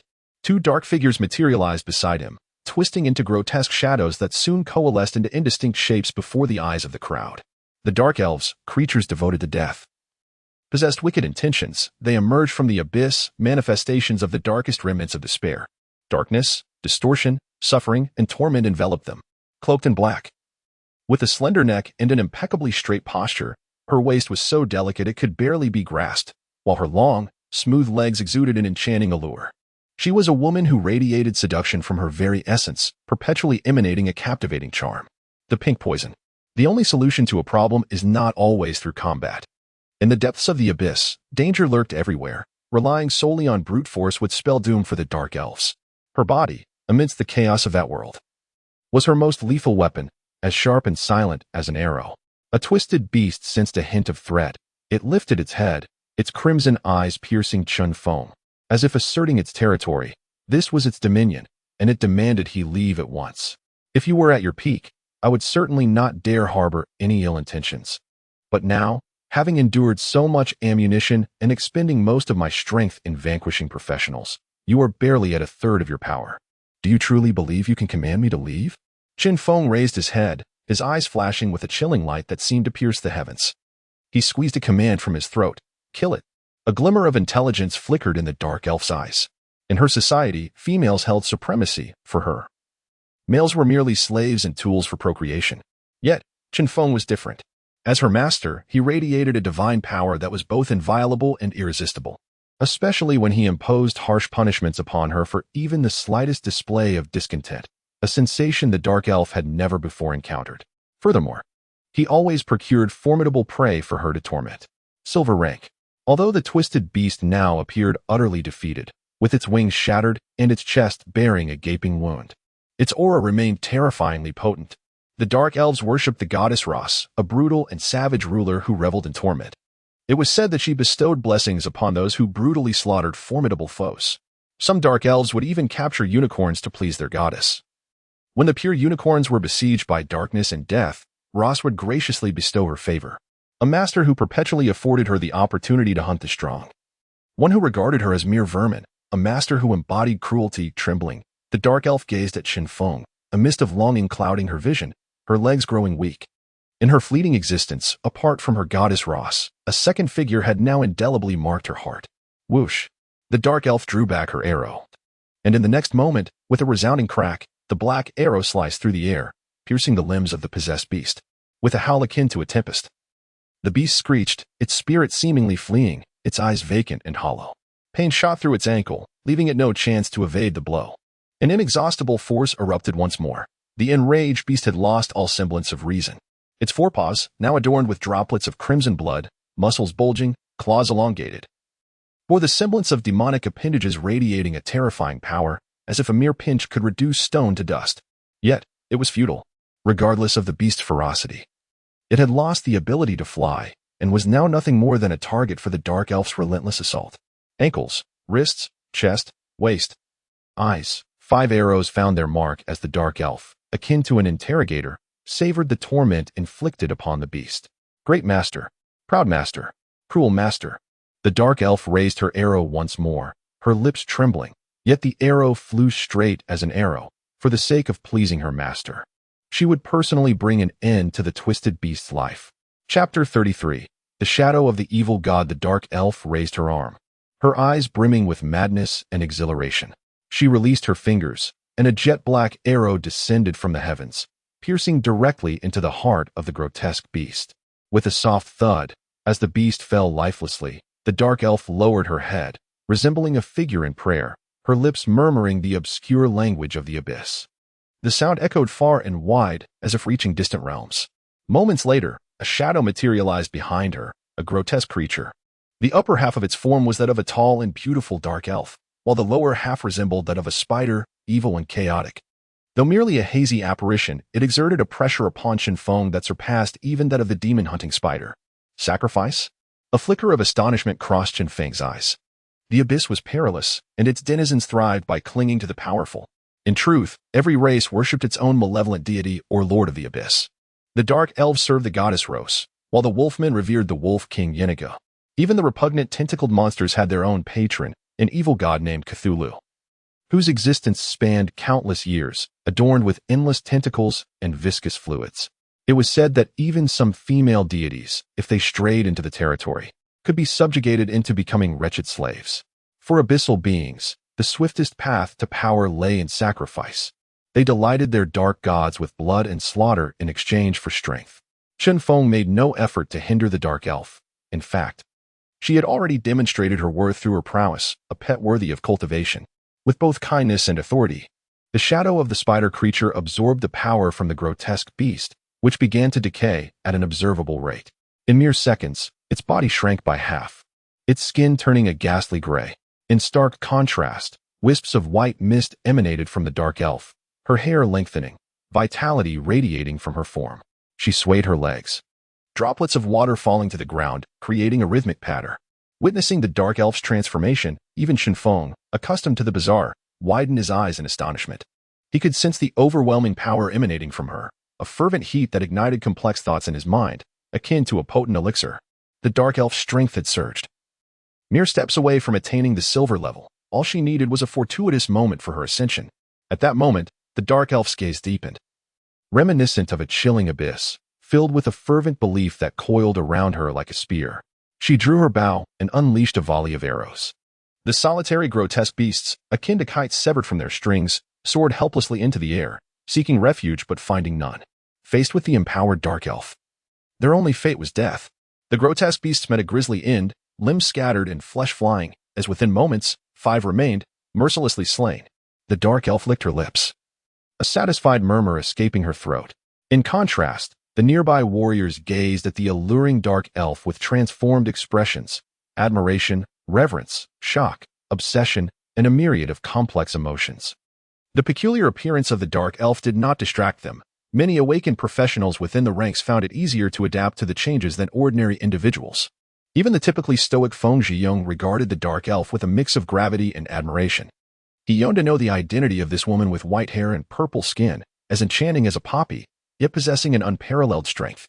Feng Zhiyong composed himself, wishing to greet her, for the might of professionals was undeniable, especially one as skilled in archery as this young woman, whose prowess rivaled that of firearms. If she were to join the military, she could undoubtedly instill fear in nefarious foes. However, just as Feng Zhiyong hesitated on how to address her, a single movement from the dark elf left him frozen in place. The onlookers gasped collectively, their eyes widening, and even their pupils constricted in that fleeting moment. What had they witnessed that elicited such a reaction? The dark elf, who had single-handedly turned the tide with her longbow, effortlessly slaying silver grotesque beasts, now bent her knee, slowly kneeling to the ground. Impossible. Upon witnessing this scene, even warriors who had once revered the dark elf as a goddess stood with mouths agape, unable to fathom the reality before them. Who was she? What virtue or power did she possess to warrant such deference? The contrast felt akin to a divine being, radiant and ethereal, secretly a mere slave, subjected to humiliation and torment. Such a disparity shattered the worldviews of many. The men, brimming with youthful vigor, turned their gazes toward Chen Feng, their expressions a blend of skepticism and intense curiosity. They sought to uncover the identity of the one whose decisive and ruthless archery had evoked such admiration, compelling the dark elf to kneel. With a slender, almost delicate frame, exuding an aura as chilling as frost, he stood there like a solitary moon, embodying an ineffable calm and sharpness. After days of arduous escape, many wore filthy garments, stained with sweat and blood, exuding an air of dishevelment and despair. Yet this man appeared unscathed, his attire merely dust-laden, his countenance revealing no signs of distress, as though the apocalypse held no sway over him. Indeed, as a summoner, he let the dark elves handle matters personally, requiring no intervention on his part. His austere demeanor served as a dividing line, separating the bewildered and disoriented crowd from his composed presence. Though reluctant to admit it, the truth remained. He possessed qualities that set him apart from the ordinary. Chapter 34. Alliances in an era marked by turmoil, heroes abound. Indeed, it is through calamity that the names of heroes are forged. In the cities that endure the apocalypse, each has its own unique guardian. Among these figures, there are tyrants, bullies, and noble commanders. Regardless of their diverse temperaments, one truth remains: it is their presence that provides ordinary people with a semblance of safety. Feng Zhiyong, a name that echoes with legend. Unlike other professionals who wield formidable power to dominate their surroundings, Feng Zhiyong is but an ordinary man. He stands as the leader of City J, commanding respect and allegiance solely through his personal charisma, becoming a beacon of aspiration for many. The awakening of professionals has led to a dichotomy within the human faction. Some believe that their enhanced abilities entitle them to protect humanity, while a significant number of dissenters view themselves as the favored ones of this era, dismissing ordinary people as mere casualties in the face of disaster. Insignificant insects, they deem. Hello. I believe we owe you our gratitude. It was you who saved my soldiers, Feng Zhiyong declared, steadying himself. As the future leader of this city, he exhibited remarkable composure, quickly rousing from the reverence shown by the dark elf before him. Before him stood a young man, whose calm demeanor in the face of monstrous threats warranted a longer gaze. Trailing behind him was a striking young woman, her long, ethereal white hair captivating attention. She held a longbow, her scrutinizing gaze fixed upon their group. 5 meters, an astutely calculated distance. At the dark elf's current speed, this range was sufficient to dispatch several individuals, with her primary target being Feng Zhiyong. Should an opportunity arise, she was confident in her ability to incapacitate him within a heartbeat. Feng Zhiyong's expression grew grave. Devoid of any air of superiority, he resembled more a humble innkeeper than a leader. He was no naive soul, for this world is unforgiving. And a leader devoid of cunning might never witness the dawn's first light. A glimpse through the keyhole reveals much. One who would sacrifice over 20 lives to slay a grotesque beast, regardless of any profound reasons, is indeed a formidable character. Chen Feng harbored no hidden agendas. Even if he did, they were transparently bold. In times of need, he had already arrived, and with his assistance, the phantom assassins need not have perished. Yet, he refrained from intervening, for only through the shedding of blood could the strength of the grotesque beast be validated. To vanquish the beast was to affirm one's own worth. This notion, though simplistic, remains true. Those like the iron forgers were but stepping stones for the grotesque beasts, while the beasts themselves served as Chen Feng's declaration of loyalty. He sought a testament of valor, a display of heroism to save the masses from peril. This ambition, though perhaps ostentatious, would yield commensurate rewards. Not all could be treated as Feng Zhiyong treated Chen Feng. I am Chen Feng, he stated plainly, standing resolutely before Feng Zhiyong. I am a summoner, capable of calling forth beings from other dimensions to battle. I have been hiding in a nearby police station, drawn here by the commotion.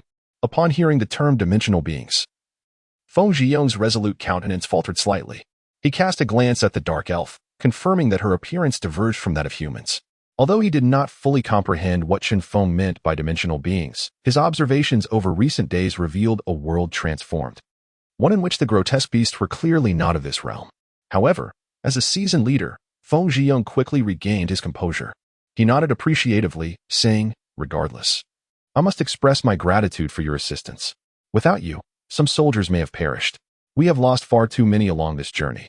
Pausing momentarily, he glanced at the dark elf before returning his gaze to Chen Feng. If what the young man claimed was true, he evidently held sway over the bowmaster's choices. In the wake of disaster, the city was oblivious to the events unfolding.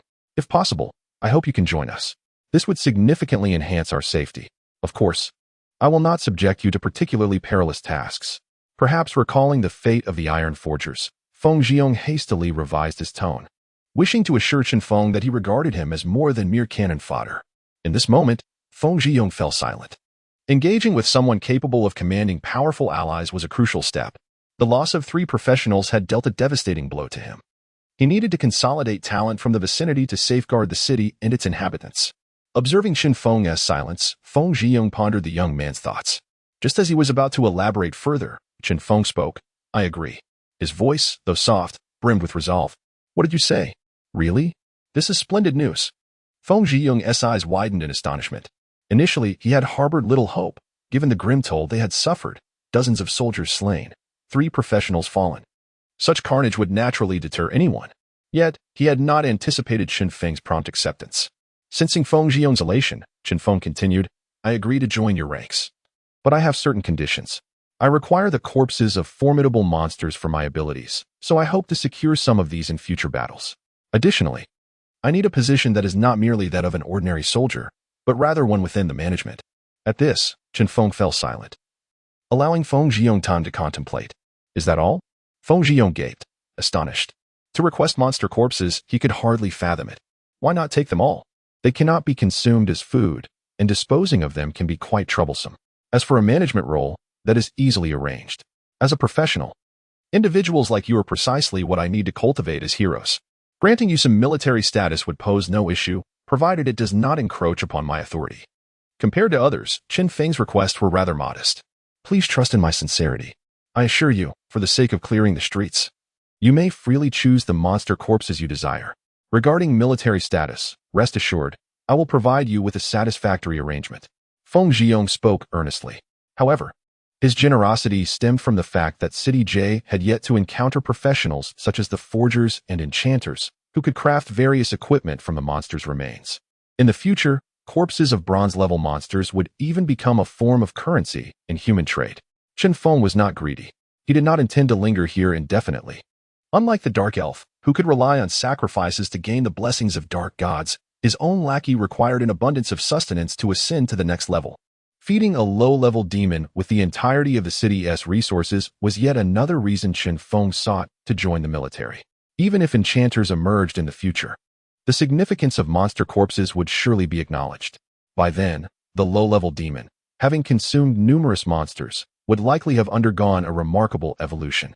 I apologize profusely. Chapter 35. The great seclusion in the city. An hour had elapsed since the eradication of the aberrant beasts, yet the troops remained stationed at their original location. Following the fierce battle, everyone required a moment of respite, and a simple funeral had just been conducted. Cremation was the most common method of burial in warfare. In this conflict, 23 valiant souls had perished, their bodies laid side by side, drenched in gasoline. As Feng Jiong struck the match, fierce flames enveloped them instantly. Muffled sobs arose from the crowd. Among these 23 were dear friends, comrades, squad leaders, and even brothers forged in the crucible of survival. Over the past 7 days, they had witnessed too many such scenes yet remained unaccustomed to the sorrow. On one hand, they mourned for the departed, on the other, each pondered whether they would be the next to be engulfed by the flames. The transition from soldier to warrior required time. In the crowd, Chen Feng stood solemnly in a corner, gazing at the burning corpses, a flicker of melancholy crossing his eyes. In this apocalyptic world, human life was as fragile as grass. It was not only these soldiers who faced this reality. In fact, no one could predict when death would encroach upon their lives. With the dimensional invasion, as energy particles in the air increased, the dimensional barrier grew increasingly fragile. Such rifts could manifest anywhere, in desolate fields, bustling markets, or even silent homes. Skeletons, insects, and various unknown monsters emerged from these fissures. One moment, you might be savoring a meal. The next, a rift could open, leading to your swift consumption by a beast. This state of chaos would not begin to settle until approximately 6 months had passed. Returning to the camp, Feng Jiong acknowledged that his current strength was insufficient to seize control of this urban area. Moreover, the death of 3 seasoned fighters had decimated the elite forces under his command. City J comprised 3 primary districts, Jiaoxi, Qiaodong, and the Jinkai district beneath their feet. Feng Jiong's base of operations was located in Qiaodong. His immediate objective was to scavenge for supplies and seek out any surviving individuals in the vicinity, patiently awaiting the moment when his strength could be maximized to reclaim the district. Such prudence was commendable. Feng Jiong's insight and foresight shone through. In the current environment, a strategy of cautious defense was far more effective at rejuvenating humanity than reckless aggression. This was precisely why Chen Feng was willing to collaborate with him. Unlike some reckless and arrogant battle maniacs, Feng Jiong understood the importance of discernment. The journey was remarkably smooth. Despite the surrounding monsters and countless lives lost to their voracious hunger, there were also fortunate survivors. Within the next few hours, the team rescued over 500 individuals who had endured the darkness of the past 7 days. At long last, they received the long-awaited assistance, embracing their friends and family. Even the strongest men could not restrain their tears of joy. Yet amidst the tears, sorrow and anguish predominated. The calamity had struck with overwhelming suddenness. Many among them had witnessed their loved ones fall victim to monsters. The feelings of helplessness and despair were finally released today. Surprisingly, among the throng of survivors, 2 practitioners were discovered, an 8-year-old boy and a septuagenarian. The boy possessed a gravity manipulation ability, capable of creating a gravitational field around him that imposed an additional 30 pounds upon any creature or person that entered it. While a highly practical skill, the boy was kept under tight protection due to his tender age, far from the front lines. As for the elderly man, he was a kind-hearted figure, his hair meticulously combed and devoid of chaos, yet the silver strands were distinctly visible amongst the dark. His slightly sunken eyes held deep brown irises that silently recounted the passage of time. Strikingly, he wielded a calligraphy brush, standing amidst the crowd with an ethereal presence, prompting many to cast admiring glances. Even Feng Jiong found himself instinctively lowering his stature in respect. In times of peace, this elder could be counted among the notable figures of City J. Zhou Xian, a man steeped in literature, had lived a life devoid of marriage and children. 10 years prior, he served as the president of the city's calligraphy association. Despite multiple intentions to retire, his esteemed reputation rendered it impossible for anyone to assume the role. And so he remained in high office even at his advanced age. Who could have imagined that as the apocalypse descended, this sage would awaken as a practitioner? His revitalized spirit even diminished the wrinkles at the corners of his eyes. Chen Feng observed Zhou Xian and whispered, "A scholar wields the brush as a weapon." In his previous life, Chen Feng had resided in City J for an extended period, fully capable of recalling the formidable individuals within the city. Zhou Xian was adept at using his brush to vanquish foes, concentrating his power at the brush's tip, inscribing words that wielded lethal intent. In that chaotic era, he had repelled countless monsters with naught but a brush, earning him immense respect among the populace. The prosperity and flourishing of City J in later days owed much to this venerable elder. The abilities of practitioners were diverse and peculiar. Some bore a clear lineage. For example, Zhou Xian dedicated his life to calligraphy, entwining his essence with the art. Upon awakening, he naturally acquired powers related to his craft. Similarly, martial artists, sword masters, and boxing champions, accustomed to combat, found it easier to awaken battle-oriented abilities. Such practitioners, possessing a solid foundation, were adept at mastering their newfound powers, advancing with remarkable swiftness. None of the formidable figures etched in memory were simple characters. The striking difference now lay in the fact that those he once looked up to now stood not far from him, their statuses no longer delineated by hierarchy. Chapter 36. The gigantic corpse bug. As dusk settled, 5 hours had elapsed since the contingent began its trek, steadily distancing themselves without pause. The number of survivors had increased, resulting in a significant enhancement in the efficiency of resource transportation.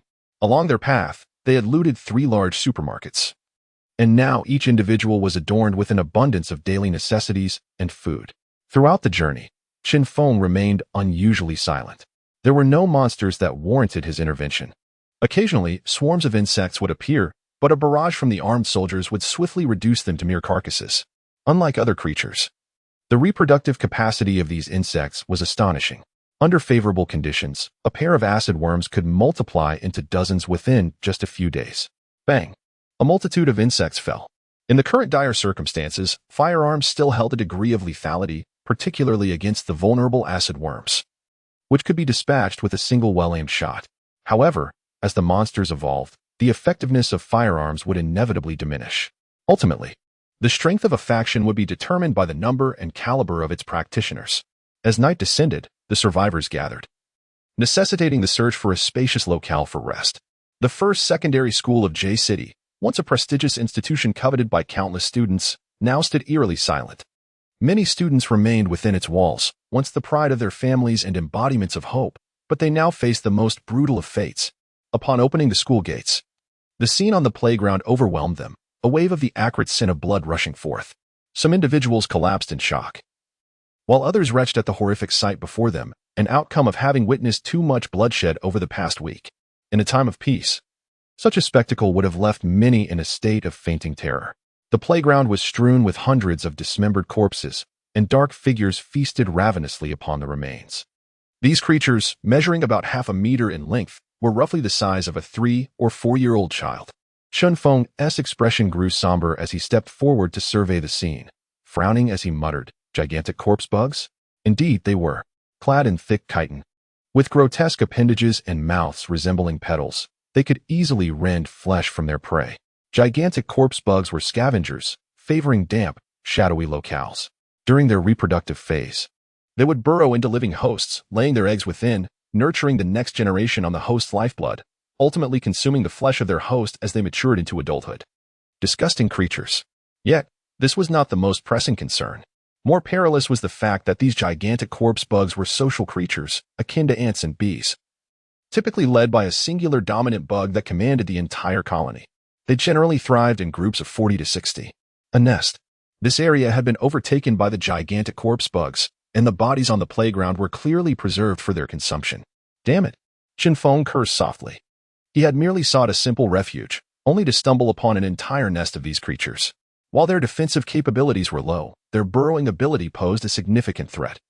A surprise attack from below would spell disaster for the survivors. Approaching Feng Jiong, Chen Feng spoke gravely, "We must leave this place." The gigantic corpse bugs, a social species, appear to number around 50 here.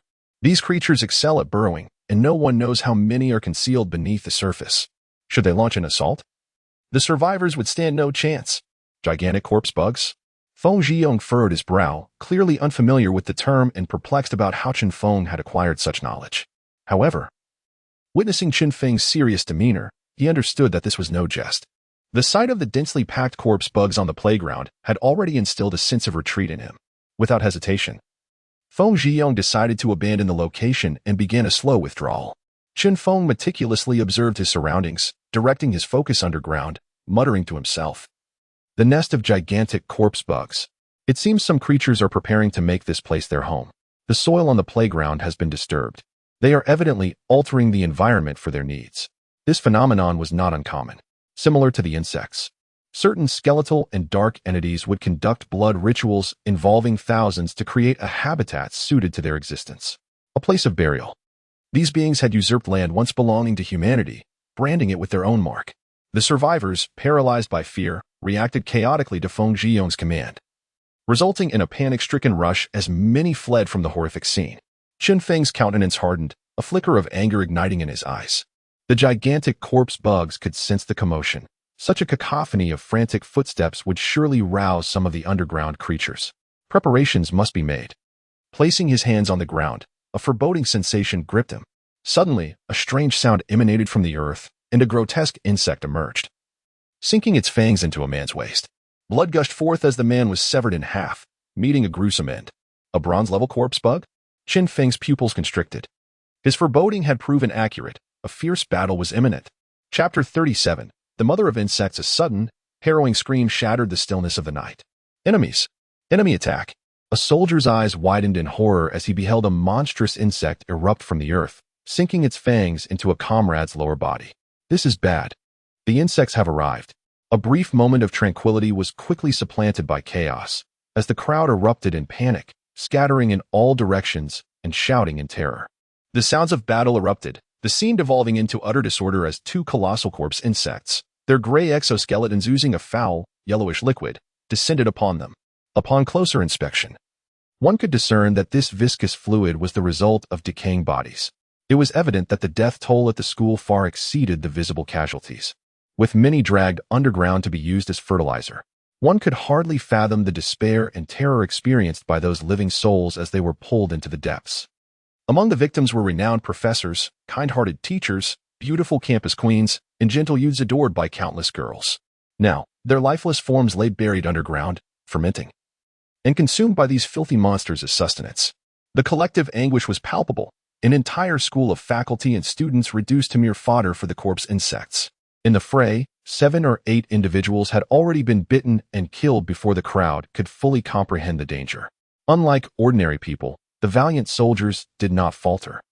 Instead, in a remarkably short span of time, they steadied their fear, coalescing their resolve to confront the insects. These creatures intend to kill us. We cannot let them pass. Charge. A soldier, filled with rage, gripped his machine gun and squeezed the trigger. In stark contrast, the giant corpse insects had not encountered such a plethora of living beings in quite some time, and the sight of such carnage incited their primal instincts. They roared in delight and surged towards the crowd. Bang! One of the massive insects locked its gaze onto a nearby soldier, accelerating towards him with terrifying speed. At that moment, the giant corpse insect charged with an overwhelming force.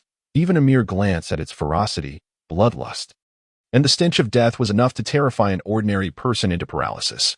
The putrid liquid dripping from its body sounded like the death knell. And in a heart-stopping instant, the soldier had his neck bitten through. Unlike aberrant beasts, the giant corpse insects possessed formidable defensive traits. Their exoskeletons, once pliable, became nearly impervious upon evolving to bronze level, rendering conventional bullets utterly ineffective against them. To combat such creatures, one required powerful rockets or artillery. Otherwise, even a barrage of hundreds of bullets would inflict no significant harm upon these insects. Yet, this very resilience made the corpse insects' exoskeletons immensely valuable. Skilled blacksmiths could forge their shells into exceptional armor, a coveted commodity in many regions. The emergence of these monsters heralded not only death but also a surge of opportunity. Some professionals roamed various cities, trading in these precious materials. No, these monsters are impervious to bullets. What do we do? Heart-wrenching cries echoed as some soldiers displayed glimmers of despair. After all, even their last bastion of hope had proven futile, leaving them utterly lost. At that moment, a vine sorcerer stepped forward, casting a spell with a flourish. Seeds were buried in the ground, and suddenly, a verdant vine erupted from the soil. Resembling an infant's arm in size, but extending 5 meters in length. This vine impeded the advance of the giant corpse insect, though its resilience would not last long. It afforded the others a fleeting chance to escape. The sorcerer, pale from exertion, struggled to maintain control over the vine. Having spent most of his energy to confront the foe, the giant corpse insect twisted in agony, feeling the vine constricting around its body, inflicting tremendous damage. A frenzied glint flickered in its eyes as it emitted a roar reminiscent of tormented souls, a sound that pierced the air. The insect thrashed violently, causing the vine to loosen. In contrast, the vine sorcerer's complexion drained of color, his strength waning as he fought to suppress the creature's struggles. What now? He gritted his teeth, pushing himself beyond his limits, blood seeping from his gums. Suddenly, a jet of dark green blood erupted as an arrow pierced the insect's eye. The creature writhed in pain, its struggles intensifying as it sought to flee. But in the next heartbeat, another arrow descended from above, striking its other eye. The vine's grip tightened, immobilizing the giant corpse insect, as a hidden dark elf drew back her bow, unleashing 2 arrows that shattered the creature's life force. Now, the dark elf's lithe figure resembled a scythe of death, radiating a chilling glow. Thud! The sound of the colossal body crashing to the ground echoed through the chaos. The giant corpse insect struggled momentarily before its massive form collapsed. It was a flawless collaboration, without the vine sorcerer's intervention. The dark elf would not have been able to dispatch the giant corpse insect with such precision. However, it was bittersweet. The sorcerer had exhausted his strength and sank to the ground, gasping for breath as the insect fell. Regroup, Chen Feng commanded, his voice cold as ice. The ordinary citizens, despite their initial panic, began to stabilize under the soldier's leadership, who had weathered many battles. There were 2 bronze corpse insects in total. The other had been indulging in its gruesome feast when it heard its companion's anguished cries. By the time it turned, 2 arrows had already pierced its comrade's eyes, rendering it lifeless. Amidst the carnage, the towering 2-meter-tall giant corpse insect charged forward, its visage grotesque as it swung its appendages, obliterating a woman in its path. Its eyes filled with the thrill of slaughter. No one could withstand such a ferocious onslaught. However, just as despair threatened to engulf them, a piercing shriek erupted from the shadows. A grotesque mass of decaying flesh emerged, causing the survivors to widen their eyes in disbelief. They were astonished by the appearance of this new monstrosity, the abominable demon, the result of prolonged consumption and decay, spawning numerous corpse insects within its body. Over time, these had fused together, and the demon's face was marred by festering abscesses that erupted sporadically, spilling forth more of the vile insects. In a mire of filth and rotting flesh, the most loathsome creature from the abyss materialized before them. The giant corpse insect took a step forward, preparing to unleash its most ferocious assault when an overwhelming sense of danger washed over it. Its blood boiled, and its breathing became labored. Tentacles. Having absorbed the powers of the tentacle monster, intertwined with the demon, wrapping around the insect's head in a lethal embrace. Yet the giant corpse insect was far from defenseless. It sought an opportunity to retaliate, deftly evading the demon's strikes. With a swift motion of its neck, it launched itself at the demon, and the 2 creatures became entangled in a fierce struggle. In that moment, neither side could claim victory. Those at a distance were oblivious to the unfolding chaos, but Feng Zhiyong remained close by, acutely aware that it was the enemy who had summoned this dreadful creature. Feng Zhiyong fixated on Chen Feng, his gaze seemingly frozen in that moment, which was strikingly vivid. The sky loomed gray and dark, a chilling wind sweeping through, disheveling Chen Feng's hair. He pressed his hands against the ground, where lingering traces of sulfur and flames still lingered in the air. If that creature was a demon, then what did Chen Feng represent? Feng Zhiyong swallowed hard, a sense of dread surging within him as he regarded this ordinary man who wielded dominion over City J. Logically, with 2 bronze corpses, one dead and the other injured, alongside the dark elves and lesser demons, defeating the opponent was merely a matter of time. Yet, Chen Feng's expression remained profoundly grave. His gaze was icy, and his pitch-black pupils erupted with a faint glimmer of bloodlust, akin to a bull enraged by the sight of a fluttering red cloth, radiating an overwhelming aura of menace. The giant corpse was a social creature, typically found in groups of 50 to 60. While the intelligence of the corpses was notably low, The mother corpse was a different entity altogether, a greedy and cunning insect that birthed this colony and exerted control over it. The thought of the mother corpse flickered in Chen Feng's eyes as he realized the corpses were altering their surroundings. Without orders, these single-celled beings would lack such leisure. If the mother corpse truly existed, the battle was far from over. The ground trembled. In an instant, the earth around them erupted, revealing a deep fissure about 3 meters wide at the center of the playground. Everyone gazed in astonishment towards the chasm. Suddenly, a massive insect leg emerged from the fissure, resembling a stone pillar, sturdy and powerful, accompanied by an overwhelmingly foul stench as it abruptly extended outward. Chapter 38. Blood sacrifice. The foul stench began to permeate the air, accompanied by the grotesque aroma of decaying flesh. From a fissure, a colossal and grotesquely swollen insect, towering at 6 meters, emerged, the mother of corpse bugs. A creature of silver rank, she was the progenitor of this wretched horde, commanding the ordinary corpse bugs to transform the land into a nightmarish realm. Lacking independent thought, these creatures, akin to most insects, possessed an intellectual deficiency bordering on complete absence. Without the mother's directives, they would meander aimlessly through the streets, driven solely by instinct to hunt and devour. Incredible as it seemed, the mother of corpse bugs was a grotesque entity, her form obscenely bloated, her eye sockets teeming with writhing maggots, and adorned with 4 pairs of insect appendages. Her abdomen occasionally expelled clusters of white eggs. Despite being enveloped in a layer of fat, her malicious, furious crimson eyes remained strikingly vivid. A vast and terrifying aura enveloped the entire school. In an instant, all insects and warriors ceased their movements, staring in a trance at the horrifying being that stood before them, dripping with the viscous remains of the dead. Where did this monstrosity emerge from? We are doomed, with no hope of victory.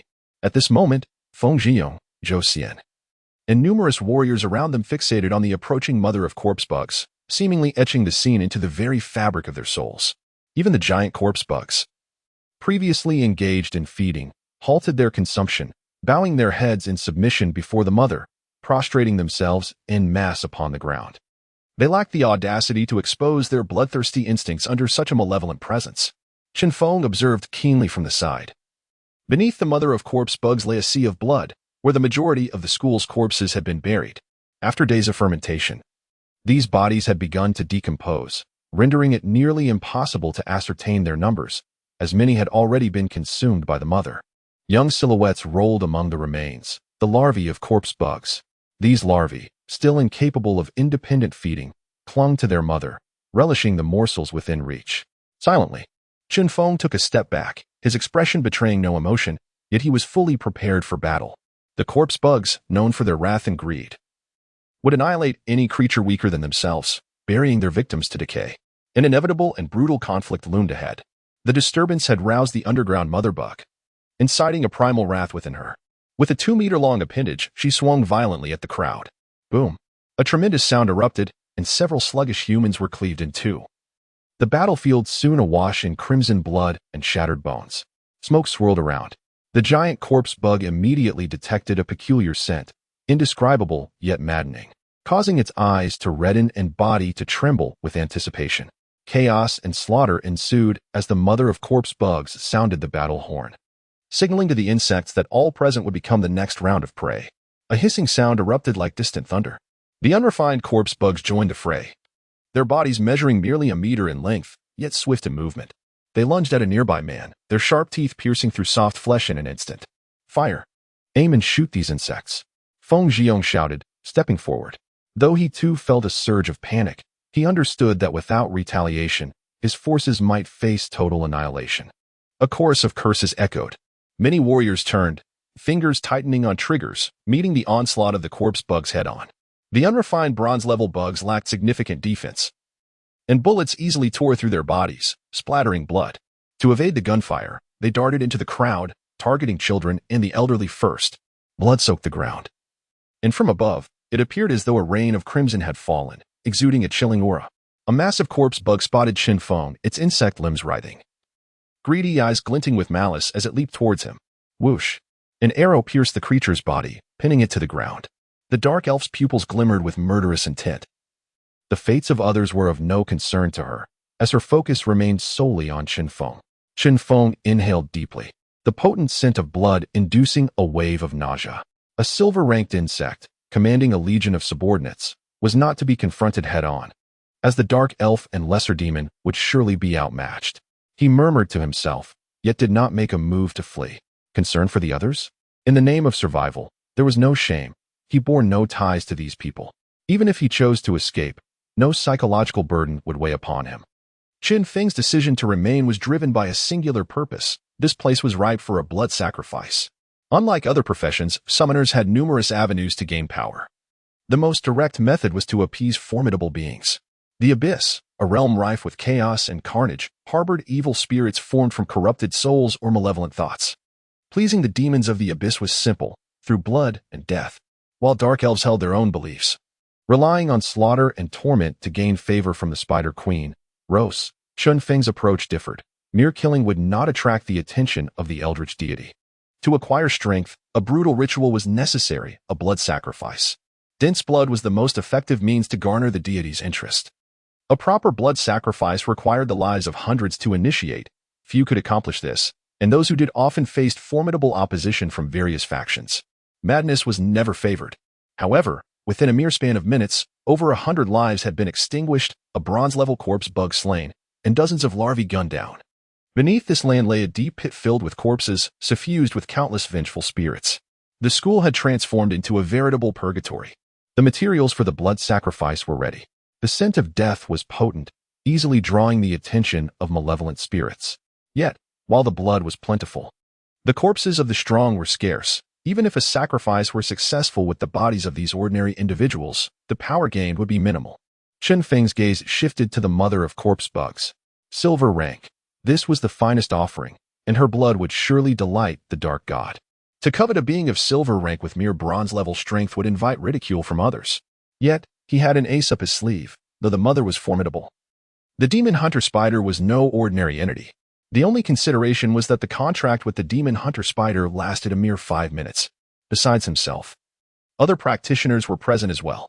Chen Feng turned his head towards Zhou Xian, a glimmer of hope igniting in his eyes. He needed Zhou Xian to help him extract some of the mother's power. "Do not let me down," Chen Feng whispered, forming a summoning sigil. Anticipation flickering in his hollow gaze. Chapter 39. The Shadow of Death. Chen Feng was not one to accept passivity. He preferred to maintain control over every situation. However, his solitary strength was insufficient, compelling him to seek the assistance of others. Zhou Xian, a renowned figure in Jie City, despite having reached the venerable age of 70, wielded a brush that possessed formidable offensive capabilities. In his memory, no strong individual was ever simple. Such people excelled at unleashing their potential in times of crisis. Now, Zhou Xian stood amidst the crowd, his hair streaked with black and white, stirring as if caught by an unseen wind. His brush slowly tracing the outline of the mother of corpse pests. Is he finally ready to strike? Chen Feng murmured, his gaze flickering with anticipation. Screams filled the air. As Zhou Xian focused his attention on the mother of corpse pests, the remaining bronze corpse pest erupted into a frenzy. During the clash, a tentacle of the lesser demon was violently torn away, revealing a swath of decayed flesh on its face. "Kill it." Chen Feng's figure gradually retreated to the outskirts, issuing commands to the lesser demon. Having resolved to conduct a blood sacrifice here, all unstable elements must be eliminated.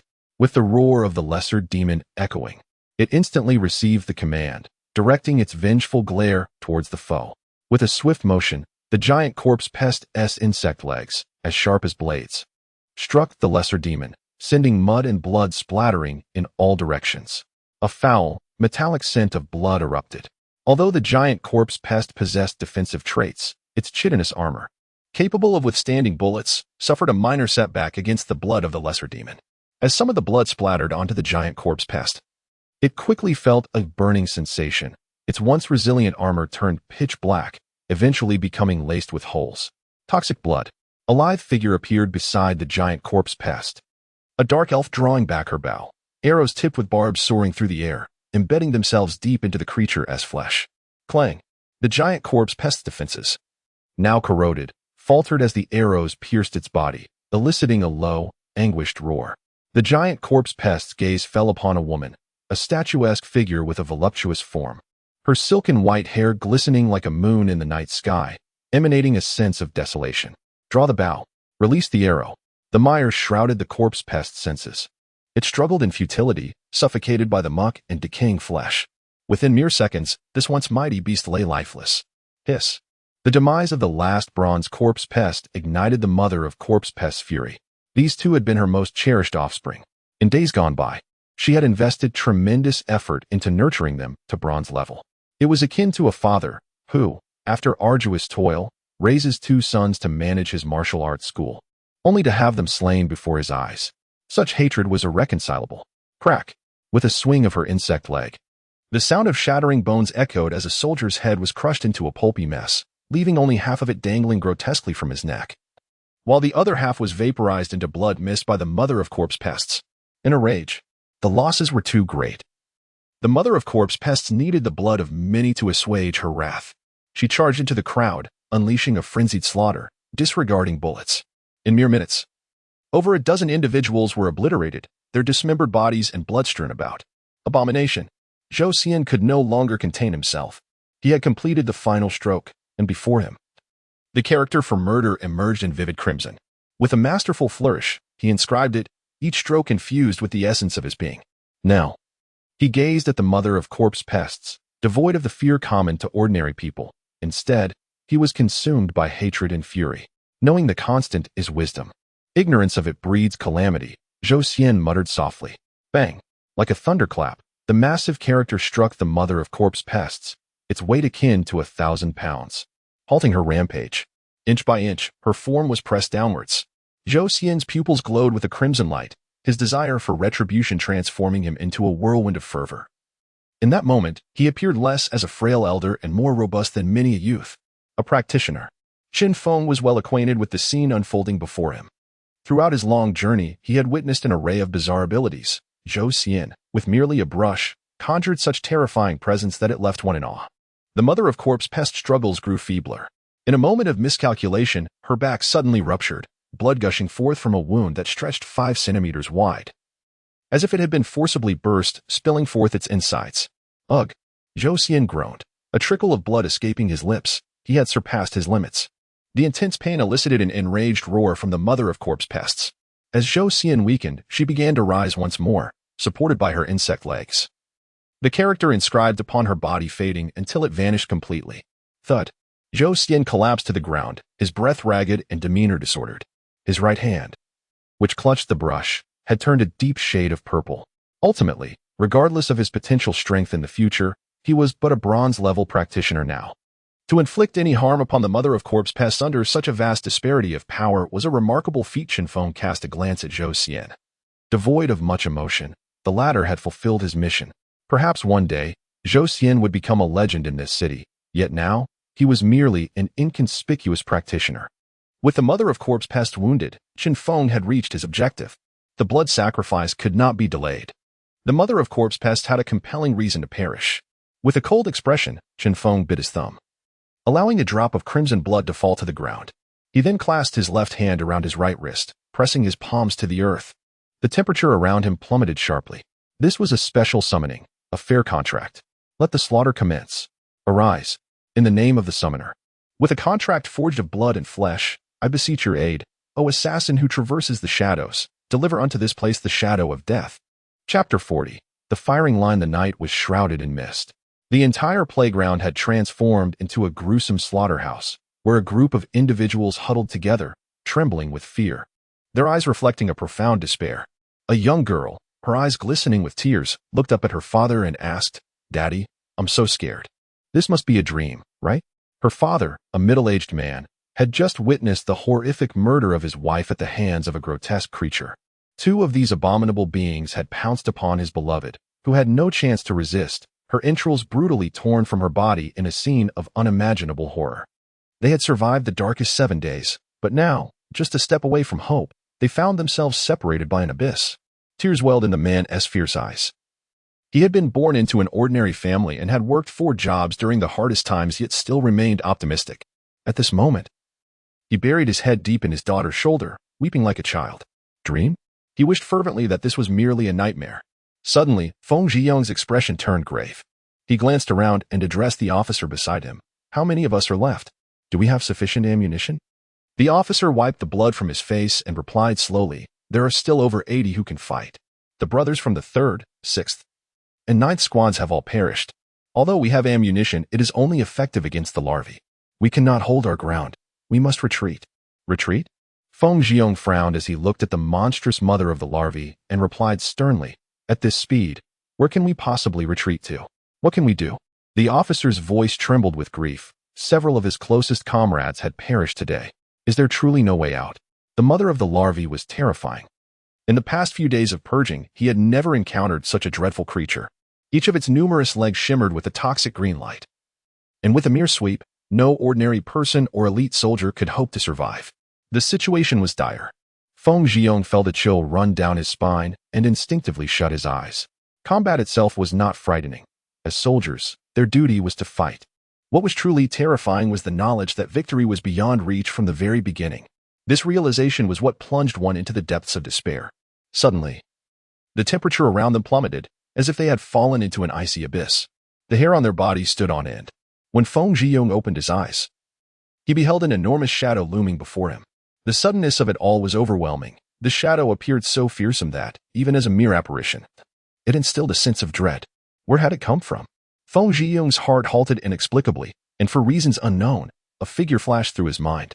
He turned abruptly to look at Chen Feng, his pupils narrowing to slits. What did he see? The apparition began to materialize, revealing a spider-like monstrosity before him. Its legs adorned with menacing barbs, long and sharp, and a grotesque head exuding an aura reminiscent of an abyssal demon. Behind it stood a familiar figure. Without needing further inquiry, he understood that the only individual capable of summoning such a terrifying creature was Chen Feng. Only a summoner could call forth a beast of such magnitude. With a rhythmic thud, the demon-hunting spider appeared before Chen Feng, its entire form as black as night, as though it had just clawed its way out of a grave, radiating a miasma of decay. Its eye sockets glowed like two chilling flames, cold and ethereal, exuding an oppressive aura that commanded distance from onlookers. The demon-hunting spider was a predator that feasted upon demons, traversing the darkest corners of the abyss. Even in the most inhospitable places like the sulfurous hells, it possessed the following attributes: toxin, armor-piercing capabilities, and web-spinning abilities. As night deepened, a fair contract was forged. The contract could be invoked at any moment. Within the next 5 minutes, the demon-hunting spider was bound to obey Chen Feng's commands. The frenzied mother of the larvae, driven by the anguish of losing her offspring and wounded in battle, was on the brink of a rampage. The moment the spider appeared, it ignited the already volatile mother into a fury. As it gasped for breath, its lifeblood surging within. A crescent moon hung in the sky, casting an eerie light upon the scene below. The playground was littered with dismembered body parts, pallid brain matter, and eviscerated corpses, with severed limbs strewn about. No longer a sanctuary for students to run, study, or even romance, it had morphed into a bloody expanse. The demon-hunting spider sensed the mother of the larvae's peculiar state and hesitated. Its instincts warned it that the creature was teetering on the edge of madness. Although the spider lacked the ability to speak, it was not devoid of intelligence. In fact, after ascending to silver rank, its cognitive capacity had increased, rivaling that of a 7- or 8-year-old child. A rampaging monster was indeed terrifying, not merely for its strength, but more so for the fact that once it lost control, its intelligence and consciousness would plummet to zero, becoming a mere puppet fueled by rage, unafraid of death. In the abyss, aside from a few naturally dull-witted creatures, no one would dare provoke such lunatics. The demon-hunting spider was no exception. Had it been in the abyss, it would have unhesitatingly distanced itself from the mother of the larvae. But now, it was bound by the contract, compelled to serve Chen Feng for 5 minutes, regardless of its desires. Fury. The demon-hunting spider cast a malevolent gaze at Chen Feng, as if to blame him for summoning it at such an inopportune moment. Sensing its ire, Chen Feng met its furious stare, his expression betraying no excess emotion, given that it had accepted his gift. The demon-hunting spider was obliged to pay a price in return. Taking 2 steps back, Chen Feng sought a secure vantage point to observe the impending clash. Standing at the rear of the crowd, his tone shifted to one of gravity. Demon-hunting spider, kill it. Chapter 41. The awakening of the apocalypse. Sensing the threat posed by the demon spider, the mother of corpse pests had already fixed her gaze upon her adversary. Her crimson eyes radiated a malevolent fury, and her entire form began to tremble uncontrollably. In a fit of rage, the mother of corpse pests let out a heart-wrenching roar. her terrifying maw exuding a noxious stench of decaying flesh. She reared her body and stomped forcefully upon the ground. A violent cloud of dust erupted, as destructive powers swept across a wide radius, stirring countless particles and debris into the air, even conjuring billowing clouds of smoke. The demon spider had no choice. It was compelled to attack, for mere evasion would result in needless injury. It is well known that the demon spider is one of the most fearsome creatures of the abyss, pure, lethal, and at times, exuding a certain elegance. In that darkness, one can never ascertain what lurks ahead. Perhaps, in one fleeting moment, you are full of vitality, and in the next, you are claimed by the deadly kiss of demise. Shadows danced. The figure of the demon spider blurred within the darkness, its concealment almost unfathomable. Not only did it emit no sound, but even the characteristic stench of monsters was absent, like a phantom. In the abyss, some dark creatures would not even perceive the presence of this foe before being mercilessly dispatched.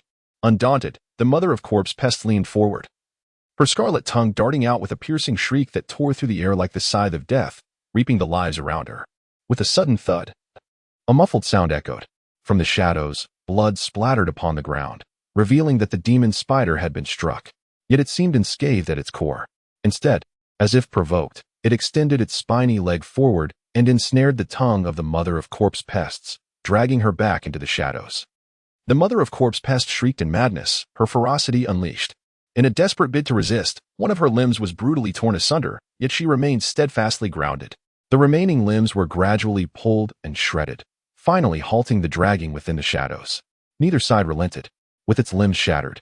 The rage of the mother of corpse pests intensified.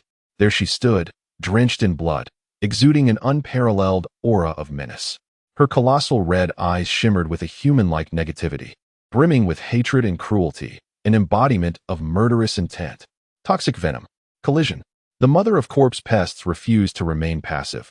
Her limbs tensed, and in the next moment, she charged toward the demon spider. There was no escape. Blood still dripped from the demon spider. Its ability to traverse shadows vanished in an instant. Everything transpired too swiftly. It was directly struck by the mother of corpse pests and fell to the ground, disoriented and dazed. In the following instant, the mother of corpse pests pounced upon it, her petal-like mandibles piercing through the demon spider's body, tearing away a substantial portion of flesh, drenching the ground in emerald-hued blood. The demon spider writhed in agony, as if submerged beneath 1,000 meters of ocean, suffocated by the pressures from all sides. Its massive form suddenly braced itself, 8 limbs clawing at the earth, creating pit after pit, transforming the ground into a grotesque landscape. In its mind, it sought assistance, though it could not articulate words. It possessed the ability to communicate through thought, conveying a plea for aid to Chen Feng. Observing the demon spider, Chen Feng's eyes glimmered with a cold light.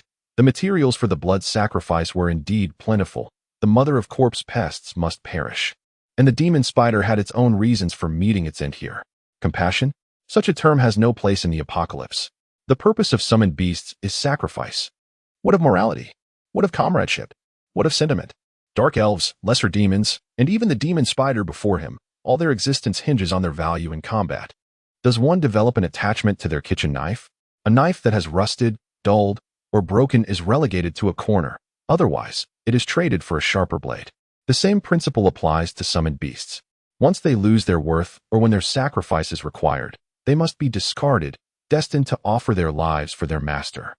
This was a realization Chen Feng had long embraced. This is the awakening of the apocalypse. From the very beginning, I had no intention of allowing you to leave this place alive. The blood sacrifice demands the bodies of the strong, and you too are significant material. I shall remember your contribution, so go now and meet your end. Betrayal without mercy. The demon spider, in a frenzy, twisted its body in a desperate attempt to break free, its legs thrashing wildly, creating deep impressions in the ground. It yearned to slay this so-called master. Yet it was pinned beneath the mother of corpse pests. To it, the distance between them was mere meters, yet felt insurmountable. Bound by the rules of their contract, it had descended from the abyss to aid Chen Feng in confronting foes it wished to avoid. It had succeeded, inflicting grave wounds upon the mother of corpse pests. Yet, when it sought salvation, it was met only with ruthless betrayal. From a tiny spider, it had clawed its way up in the abyss to attain this form, only to meet its demise before the contract could conclude. Unyielding, filled with rage and anguish, it roared. The demon spider howled at the heavens, its pent-up fury erupting forth. Its eyes bulging with the intensity of its wrath, suffused with a seductive crimson hue, radiating both coldness and death. It unleashed its fury upon the mother of corpse pests. With a sickening crack, the sound of bones breaking echoed as the demon spider forcefully snapped its 8 limbs, channeling that sudden surge of power to pierce the mother of corpse pest's body.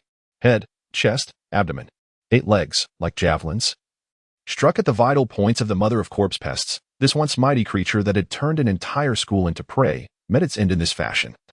Atop the demon spider, up and down, with all its might, the demon spider broke its own legs, exhausting its strength entirely. It would not last long.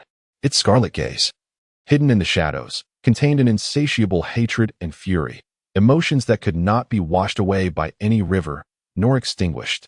It glared fiercely at Chen Feng, wishing to consume his flesh, drink his blood, tear his tendons, skin him alive, shatter his bones, and scatter his ashes. The demon spider gasped for breath, its pupils losing focus until they became hollow. It was dead, silently, without a trace. "Thank you," Chen Feng murmured, devoid of any guilt or remorse in his gaze.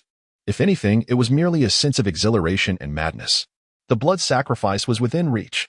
Chapter 42. Appetizer. The soldiers commenced the grim task of clearing the battlefield. The wilderness was merciless. A mere encounter had claimed nearly 60 lives from the troops, while the death toll among civilians was even higher due to panic and chaos. This allowed the corpse maggots to exploit the situation, resulting in over 100 fatalities from this battle. Some dismembered limbs lay scattered nearby, reduced to mere remnants, their bodies so ravaged that reassembly was impossible. Chen Feng stood motionless, observing the wailing and sobbing crowd, a flicker of contemplation passing through his eyes. He had altered the course of fate. Had he not summoned the demon-hunting spider, all present would have been devoured by the mother of corpse maggots.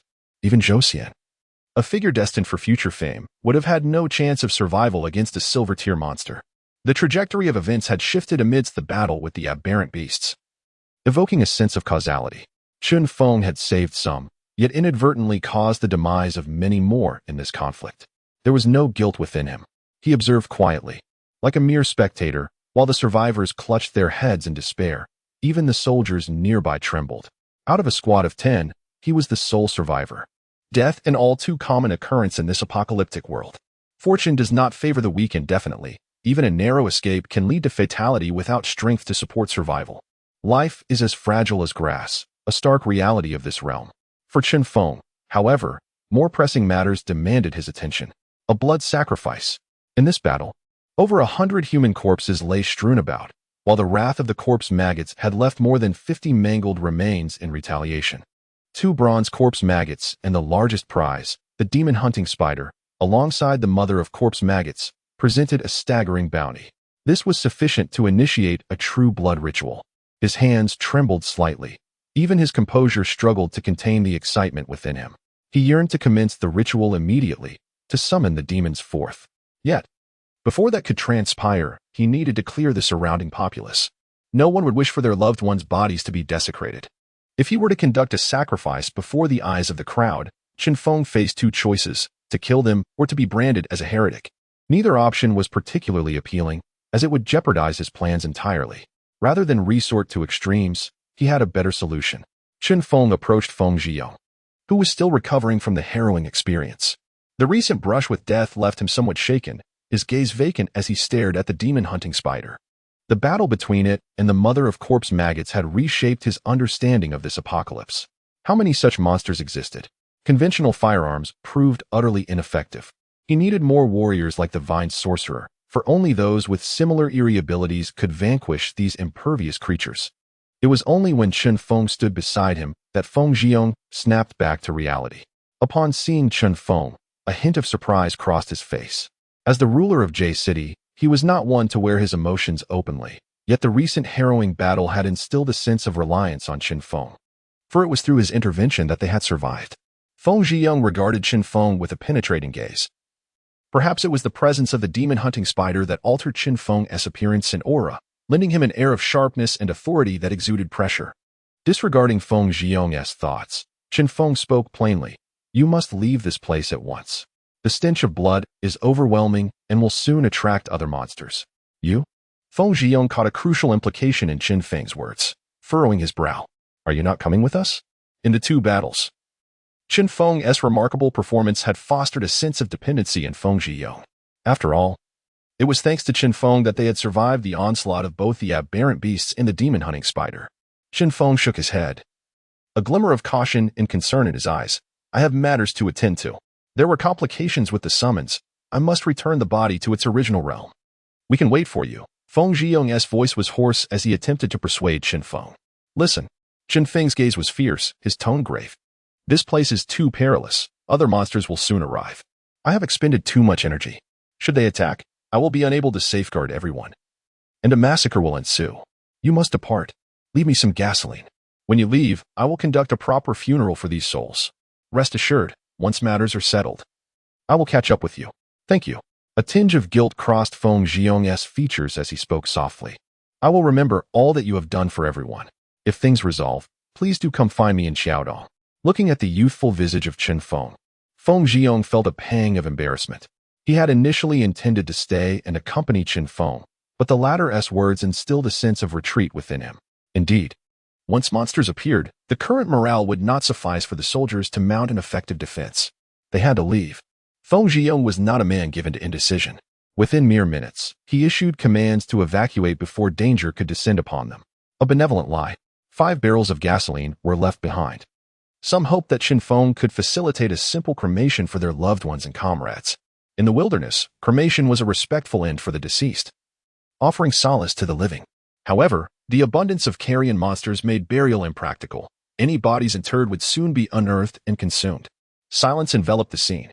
The benevolent lie compelled these individuals to abandon their loved ones' remains, as sorrow permeated the air.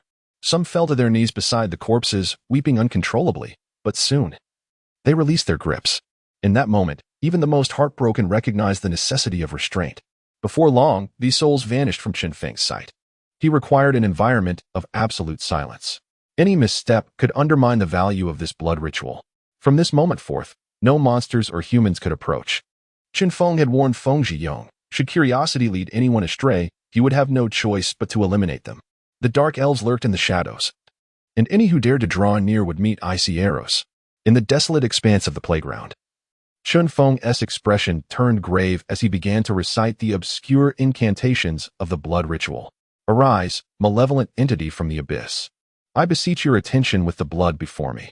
Chen Feng spoke softly, yet in the next moment, he executed a startling maneuver. With a swift motion, he lunged at a corpse maggot larva. Summoning all his strength, his fingers curled into a claw, piercing through the larva's body, crushing its heart in an instant as scalding blood erupted forth. He then carelessly discarded the corpse onto the ground, allowing the blood to flow freely. This was a unique form of life sacrifice. In the abyss, one encountered myriad frenzied and ferocious beings. For them, chaos and slaughter were the very essence of existence. The heart. This was merely the appetizer for the impending summoning. Chapter 43. The Blessing of the Demon. The blood sacrifice commences. This is a unique form of offering, wherein flesh and blood are surrendered to the formidable entities dwelling within the abyss. The implications of such a sacrifice remain shrouded in mystery. The heretics residing in the abyss surpass all imagination. In addition to the well-known demons, other races inhabit this realm, including wolfmen, lizardfolk, goblins, and the dark dwarfs, who possess unparalleled crafting skills. Even some necromancers, drawn to the study of magic, choose to settle within the abyss in search of solitude. Necromancers, wielders of magic aimed at achieving immortality, utilize dark sorcery and necromantic spells to transform themselves into undead beings. They confine their souls within phylacteries, rendering them virtually immortal unless their phylactery is destroyed. The protracted existence may lead necromancers to forget their former humanity, becoming bizarre entities devoid of sensory perception and emotion. The blood sacrifice is a gamble. Any formidable being lingering in the abyss may become the target of this summoning. Chen Feng's expression turned grave. Accompanied by the chanting of prayers, a crimson continent materialized before Chen Feng's eyes, rife with slaughter, where an array of monstrous beings flitted past him. Ghouls, skeleton warriors, corpse demons, lesser demons, timid demons, succubi, and half-orcs. These creatures, too, sensed Chen Feng's call, detecting the faint essence of life, which astonished the denizens of the abyss. With a roar, these beings seemed to descend into madness, their first instinct being to consume this rare human flesh. Chen Feng trembled, an overwhelming pressure suddenly descending upon him. A powerful entity had accepted the blood sacrifice. Instantly, the temperature around him surged by several degrees. Even the dark elf, several meters away, shivered as she felt an unmistakable heat. Boom! Terrifying flames ignited. The surrounding corpses spontaneously combusted, not just the insects, but even human remains ignited in an instant. On another side, the carcasses of the demon-hunting spider and the mother of corpse crawlers also emitted smoke, a small flame beginning to spread until, moments later, these dreadful monsters were engulfed in flames, transforming into massive fireballs. The air was thick with smoke, bloodlight, and flames. With a resounding crash, a robust arm, sharp-clawed, gradually emerged from the smoke of the burning corpses. This was not a true corporeal form, but rather a powerful apparition. A surge of demonic power erupted. The flames on the corpses began to converge like a tornado, countless flames spiraling towards the center, and soon, as the searing heat melted everything, a colossal, terrifying being engulfed in flames appeared before Chen Feng. The flame demon, Baylor Flame Demon, is chaotic and malevolent. The Baylor Flame Demon relishes combat armed with a long sword and a whip, possessing the ability to control fire. In battle, they often summon a volcano, adept at transforming the battlefield to suit their needs. Utterly evil, the flames consume all. Once a volcano is summoned, magma and fire will engulf the entire arena. Indeed, the emergence of such a demon heralds great carnage. This was not the true form of the flame demon, merely a shadow. The mere presence of this apparition was enough to create a scene of horror, clearly indicating that the flame demon's power transcended ordinary comprehension. A legendary being. This demon has existed for countless years, its life having undergone a transformation through endless slaughter. A legendary powerhouse that surpasses the golden echelon, holding a revered status even within the abyss. With its legendary power, it commands certain territories, becoming a demon lord. The abyss is a world of strict hierarchies. Lower-tier beings possess no freedom. Their existence is solely to serve and obey higher entities. Unlike humans, who may occasionally indulge in the grotesque act of consuming human flesh. In the abyss, mutual consumption is a common phenomenon. The flame demon discovered Chen Feng, astonished that a human was the one to summon it. Bronze, a creature as insignificant as an ant. Chen Feng felt a primal terror emanating from his very soul, as if his heart were gripped in a vice. His entire being stiffened, even his scalp felt rigid. A mere glance from the apparition nearly caused his heart to cease. In the face of such power, courage dissipates into nothingness. This fear is instinctual. A recent battle had just transpired, the air thick with the sweet scent of blood, which the flame demon inhaled, revealing a peculiar satisfaction on its cold visage. Demons harbor a deep-seated hatred for all living beings, and the concept of slaughter eludes them. For them, it is merely a source of enjoyment. Were they to encounter Chen Feng in any other setting, the flame demon would not hesitate to slay him. However, here, the laws of power cannot be altered. No matter if one is legendary, even mythical beings must face grave consequences for attempting to breach a pact.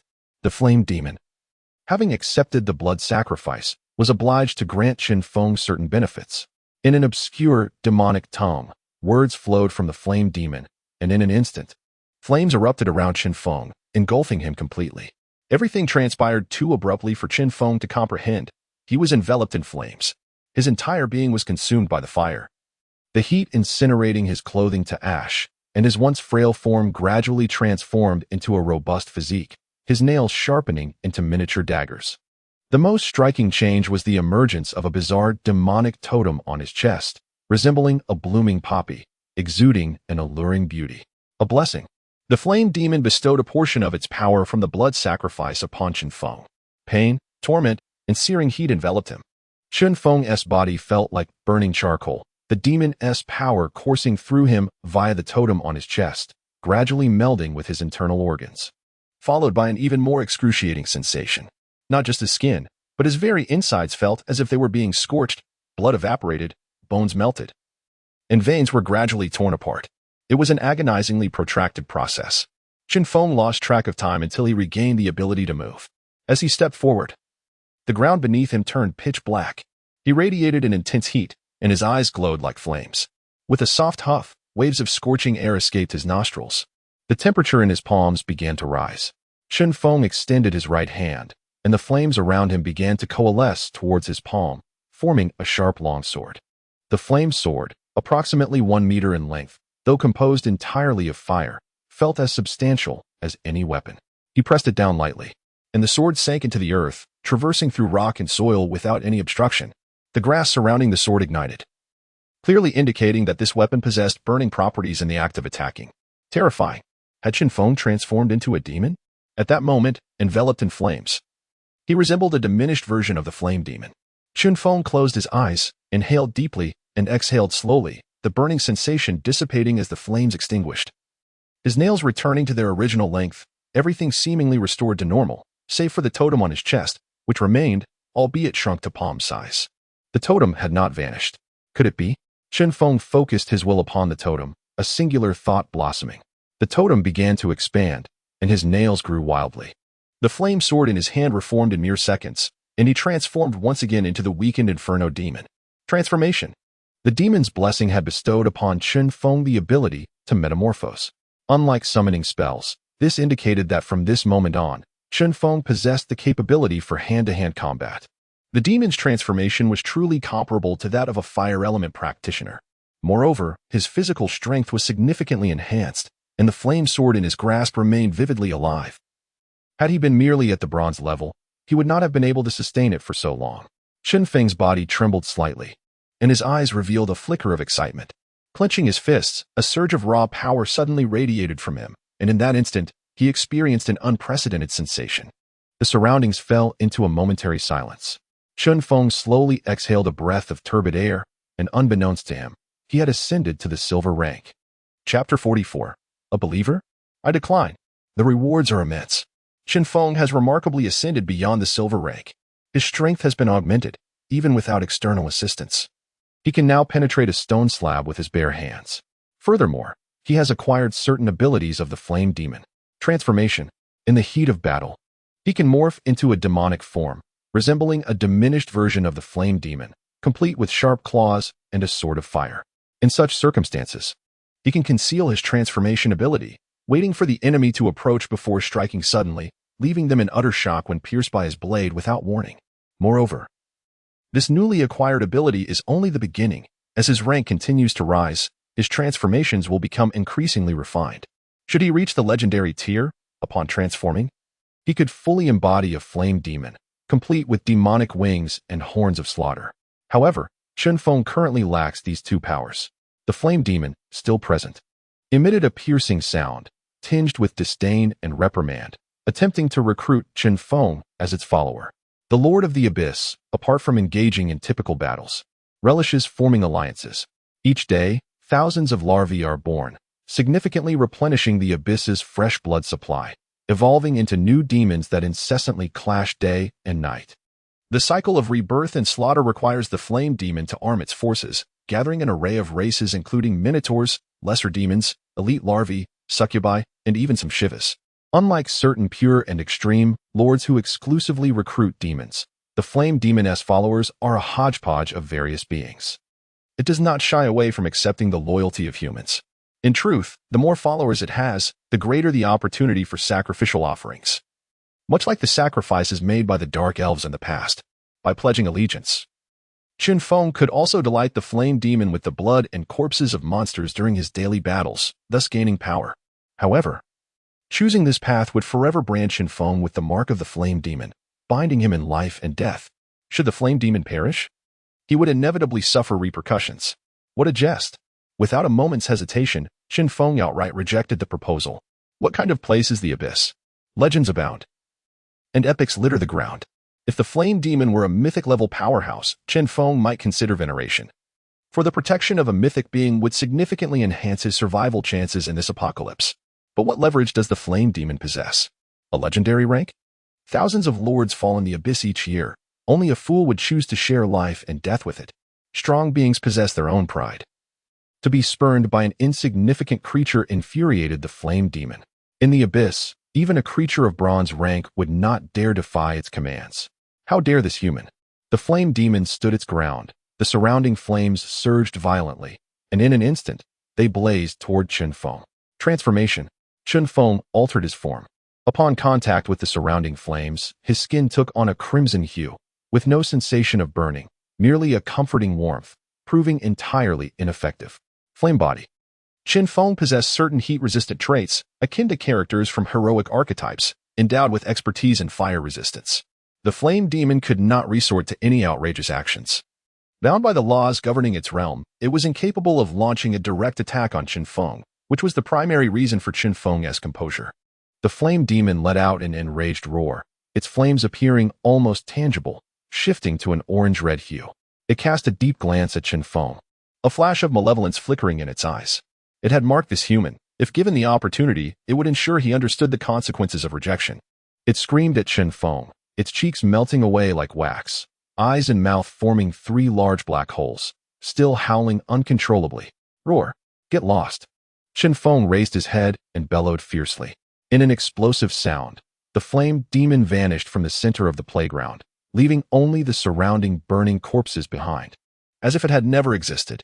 Echoes of abyssal language drifted in his ears. Though incomprehensible, the intense hatred and curses were palpable. Though Chen Feng declined the flame demon's offer of servitude, he bore the imprint of its power upon his chest. With this mark, even if he fled to the ends of the earth, should the flame demon acquire the strength to tear through dimensional barriers, it would find him without delay. When you gaze into the abyss also gazes back at you. Yet, there was no cause for concern. The apocalypse was inherently a world of predation, fraught with countless dangers looming daily. To be overly anxious about the flame demon's vengeance would be akin to seeking an easy exit by jumping into a river. Threat? Chen Feng was unfazed by such tactics. Let us not forget, aside from transformation, his awakened ability was summoning. Once he ascended to legendary status, leveraging the mark upon his chest, he could turn the tables and summon the flame demon from the abyss, then subjugate it. He touched his chest, his gaze contemplative. A double-edged sword. However, at present, Chen Feng could afford no such distractions. In this perilous world, enhancing his strength was paramount. Moreover, pressure breeds motivation. The flame demon served as a whip, persistently driving him forward. The mere thought of facing a legendary adversary sent invigorating pulses through his veins. The dark elf remained nearby, still in a daze. The appearance of the flame demon and Chen Feng's elevation to silver rank had left her momentarily stunned. The intensity of the flame demon's fury had been palpable. Even from a distance, she felt a twinge of despair. Yet, despite this, her master, the man who had struck her with such force upon their first meeting, had not only shown no fear but had boldly insulted the being. Madman! Reflecting on Chen Feng's confrontation with the flame demon, the dark elf's eyes brimmed with admiration. Initially, she had been bound by the contract, physically subdued by him. Now, witnessing his audacity to confront a legendary entity, her perception of him shifted profoundly. Unbeknownst to her, her spirit had been thoroughly trampled in that moment. Having just parted ways with Feng Jiong, seeking the main group now would inevitably raise suspicions. While ascending to silver rank may not grant him dominion over the city, in this land where most remained mere fodder, it was indeed a remarkable feat. He had acquired the ability to protect himself. Now, it was imperative to enhance his combat skills. A myriad of monsters lurked nearby, perfect for honing his abilities. With determination set, Chen Feng resolved to refine his combat techniques before searching for Feng Jiong. In a clothing store, Chen Feng changed into casual attire and continued on his journey. The shadowy ruins of the city resembled a slumbering beast, quietly lurking beneath the moonlight. Soon, a ghostly sound drifted on the wind, resembling a wraith's whispers or the roar of some wild beast. At the corner of the ruins, a corpulent figure emerged. A zombie? An evolved zombie. Chen Feng's heart raced, a surge of heat coursing through his hand. Flame longsword. He needed to prove his melee prowess through single combat. Chapter 45, The Imposter in the Dead of Night, or rather, in a night devoid of life, the once bustling streets had been reduced to desolation, transformed into a veritable paradise for monsters. A zombie appeared before Chen Feng, its pallid skin reminiscent of someone submerged in water for far too long, covered in grotesque tumors that proliferated across its body, evoking a profound sense of revulsion. This was a bronze-level undead. Unlike ordinary zombies, it radiated an overwhelming force. Clearly an evolved variant. Strangely, it stood there, seemingly transfixed as if observing something. Chen Feng turned slightly, and his pupils dilated in shock. A little girl crouched in front of the zombie, clad in a floral dress, shivering as if in dread of the creature. Her head curled against her arms in a posture of fright. She too faced away from the zombie, trembling in a pitiable manner. Without hesitation, Chen Feng rushed forward. His initial intention had been to test the power of the flame sword, and now, with the zombie before him, retreat was not an option. His palm ignited, glowing red. as a small burst of flame materialized, swirling until it transformed into a magnificent sword of fire in the span of a mere second. This sword, composed entirely of flames, radiated intense heat, rendering the surrounding air parched, akin to evaporated water vapor. Yet, Chen Feng remained oblivious to the fiery aura enveloping him. The zombie seemed to sense something and suddenly turned. Oh heavens! What a ghastly visage! Its eyes were gouged out, its nose severed, and its ears mutilated, devoid of features. Its face was a canvas of sheer terror. Zombies, unlike insects and beasts, exhibit a myriad of bizarre and peculiar forms. From the drowned dead to the ironclad corpse king. From stalkers to tongue horrors and blood corpses. Especially after evolution, zombies undergo significant transformations, becoming not only grotesque in appearance, but also bizarrely powerful. Take the blaster. For instance, this type of zombie resembles a corpulent creature that, after consuming flesh, becomes a vessel of explosive gas. When threatened or killed, it detonates with a force akin to that of 5 detonators. Before Chen Feng stood a zombie whose features were evidently man-made distortions. Would a bronze-level zombie passively allow its face to be carved? Or had it been subjected to such mutilation while still human, with a steely gaze? Chen Feng dismissed the zombie's tragic fate. His concern lay solely with the power of the blade in his hand. He stepped forward, wielding the flame sword, his eyes brimming with an indomitable spirit. There were no flamboyant maneuvers. He aimed directly at the zombie's neck. In this apocalyptic struggle for survival, there was no need for intricate tactics. Whether facing humans or beasts, targeting their vulnerabilities yielded unexpectedly effective results. The eyes, the neck, the chest, the groin, such terms as underhanded held no weight in this world. What mattered was the swiftness and efficiency with which one could vanquish an opponent. With a howl, the zombie charged at Chen Feng like a boulder, its body riddled with repulsive tumors, emanating a putrid stench as it closed in. The zombie swung a fist toward Chen Feng's head. Despite its lack of eyes, its evolved state endowed it with some perceptive abilities. Chen Feng grinned at the approaching fist, his white teeth resembling those of a fearsome beast. In a swift motion, he raised his hand. With a piercing sound, the flame sword plunged into the zombie's chest. And upon contact, its insides were engulfed in darkness, the organs scorched beyond recognition. Had it been a human, that single strike would have been fatal. The zombie, taken aback, found its freedom curtailed, emitting only a pitiful whimper. Too weak. With the sword still embedded, Chen Feng's gaze darkened as he forcefully drove it downwards. With a slashing sound, the zombie's torso was cleaved in two, its innards spilling onto the ground, a testament to the blade's extraordinary sharpness, effortlessly bisecting a bronze-level undead. I detest creatures like you. Almost simultaneously, Chen Feng lunged forward, thrusting the sword toward the zombie's head. It was dead. This bronze-level monstrosity, impervious even to bullets, had fallen effortlessly at Chen Feng's hands. Its potential abilities left unutilized. Like awakened beings, evolved zombies possessed lethal capabilities, and if he surmised correctly, this zombie's powers were tied to the tumors that marred its body, dark purple and reeking, undoubtedly infused with potent toxins. In the midst of battle, should the zombie detonate any of these tumors, it would be an insurmountable threat. Yet now, it had not even been granted the chance to explode. It had been dispatched in mere 2 strikes. The disparity between bronze and silver was not one of equitable combat. Chen Feng glanced at the flame sword in his grasp, a glimmer of brilliance flashing in his eyes. The ability bestowed by the flame demon surpassed his expectations. The corporeal form of the bronze zombie had been effortlessly severed. It was a veritable weapon of destruction. If ambushed, even among those of the same rank, barring defensive awakened ones, none could hope to escape unscathed. There was still another person. Shaking off his thoughts, Chen Feng recalled the little girl and approached her. In just a few strides, he reached her side. The girl remained turned away from him, still trembling, evidently trapped in her fear. Hearing his footsteps, she slowly turned. Her skin was pale, almost sickly so. As she pivoted, her dark hair fell over her forehead, and soon her cheeks would be revealed to Chen Feng's gaze. Just as she was about to face him, he delivered a swift kick to her head. She staggered and flew backward. With a slicing sound, he followed up by severing both her legs, the flames from the sword cauterizing the wounds instantly, preventing any blood from spilling. The girl collapsed in a grotesque position, her legs severed, her face pressed against the ground, motionless as though lifeless. Chen Feng's expression remained impassive. With a crack, the girl twisted her neck, then shakily pushed herself up on her knees. Slowly, she turned. No, more accurately, her head twisted around. Her body remained facing away from Chen Feng, but her head had turned to face him, her eyes devoid of white, pitch black like an endless tunnel, chilling and eerie.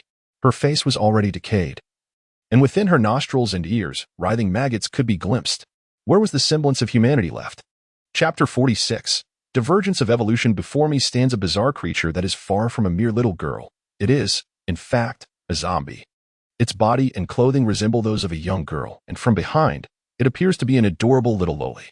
However, its face is grotesquely decayed, with maggots writhing across its features, evoking an indescribable horror. Its facial features are now distorted, filled with malice and hatred, resembling a crocodile lurking in the river, eager to devour Chen Feng whole. The surroundings are eerily silent, devoid of any living beings. This little girl squats on the street, and from the very beginning, Chen Feng has harbored doubts that this is all a ruse. If it were a genuine flesh and blood entity, be it a little girl or even an infant, those merciless monsters would have torn it to shreds without hesitation, completely consuming it. How could they allow such a creature to linger on the ground? Disguise. This zombie has mastered the art of disguise, presenting itself as a little girl while lurking on the street in search of prey. Any unsuspecting passerby who happens upon this diminutive figure would undoubtedly feel a pang of sympathy. Yet little do they know that a grotesque visage awaits them should they draw near. The little girl rises, propping herself up on her knees, and as she turns, it is astonishing to see that she is clutching a small severed arm. The arm is riddled with countless bite marks, and 3 fingers have been completely gnawed off. Blood and viscera drip from her body as she opens her mouth wide, emitting a ferocious growl. The sound is not human but resembles that of an unknown beast. Suddenly, a rustling noise emerges from the vicinity as other wandering zombies converge. They come from the street, shops, apartments, even the lower floors of nearby buildings. Thud. These zombies leap down from the structures without hesitation, wobbling as they rise, their vacant stares belied by an intense ferocity. Upon spotting Chen Feng, they begin to shuffle toward him. Among them is even a bronze zombie, a blood-soaked creature, its skin crimson and peeling from evolution, revealing the veins beneath its decaying flesh. Puddles of putrid fluids drip to the ground, emitting a nauseating odor.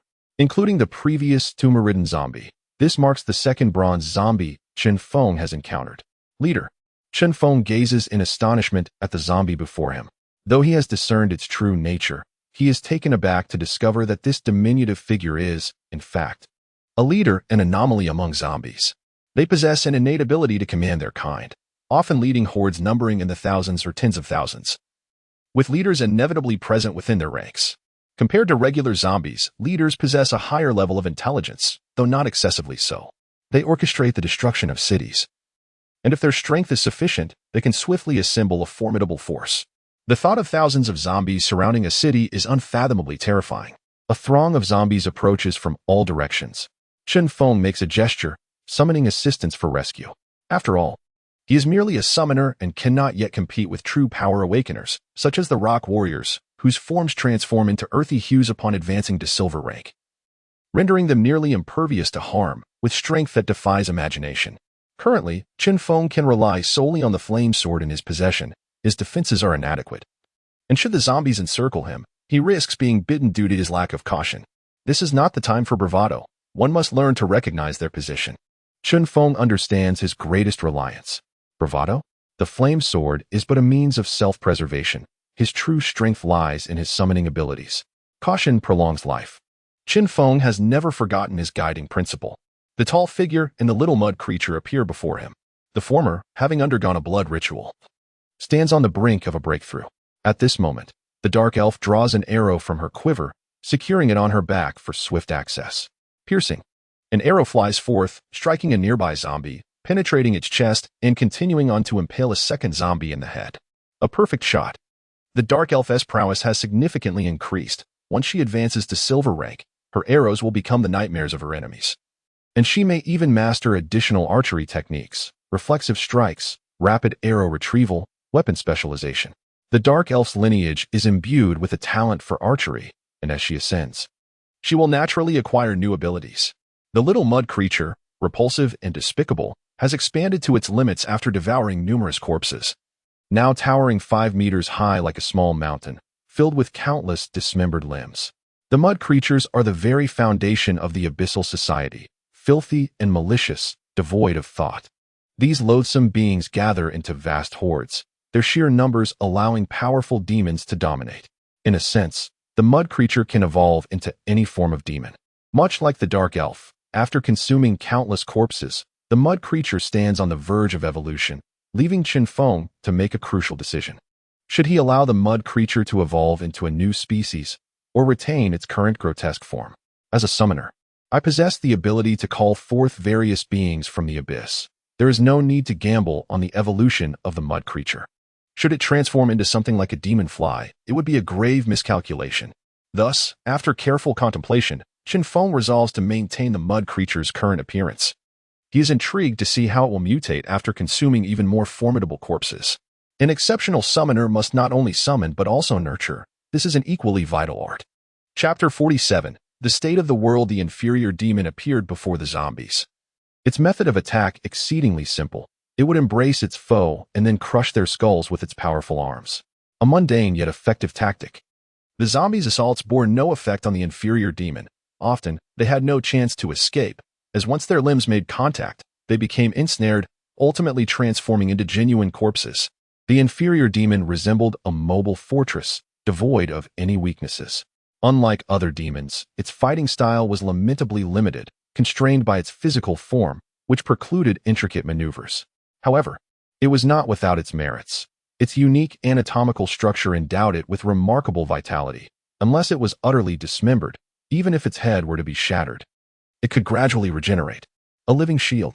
In the bloody battles of the abyss, the inferior demon was an indispensable foot soldier, utilizing its extraordinary resilience to carve a bloody path for the demons that followed.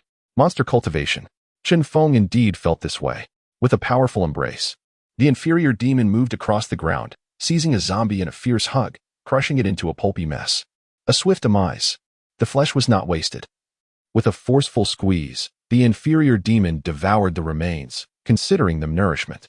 Meanwhile, the dark elf rushed toward the blood zombie. She inhaled deeply, her speed surging as she drew back her bowstring, releasing an arrow that shot toward the blood zombie's head.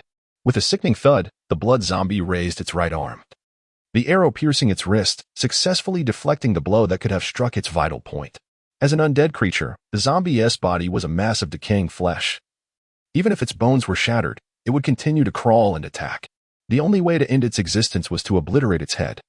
Only when the skull was crushed would the zombie's life extinguish. A guttural roar escaped the blood zombie as it locked its gaze on the dark elf, malice flickering in its eyes. In the next moment, its arm trembled, the arrow falling limply to the ground. Scarlet plasma oozed from the wound, as a bronze zombie.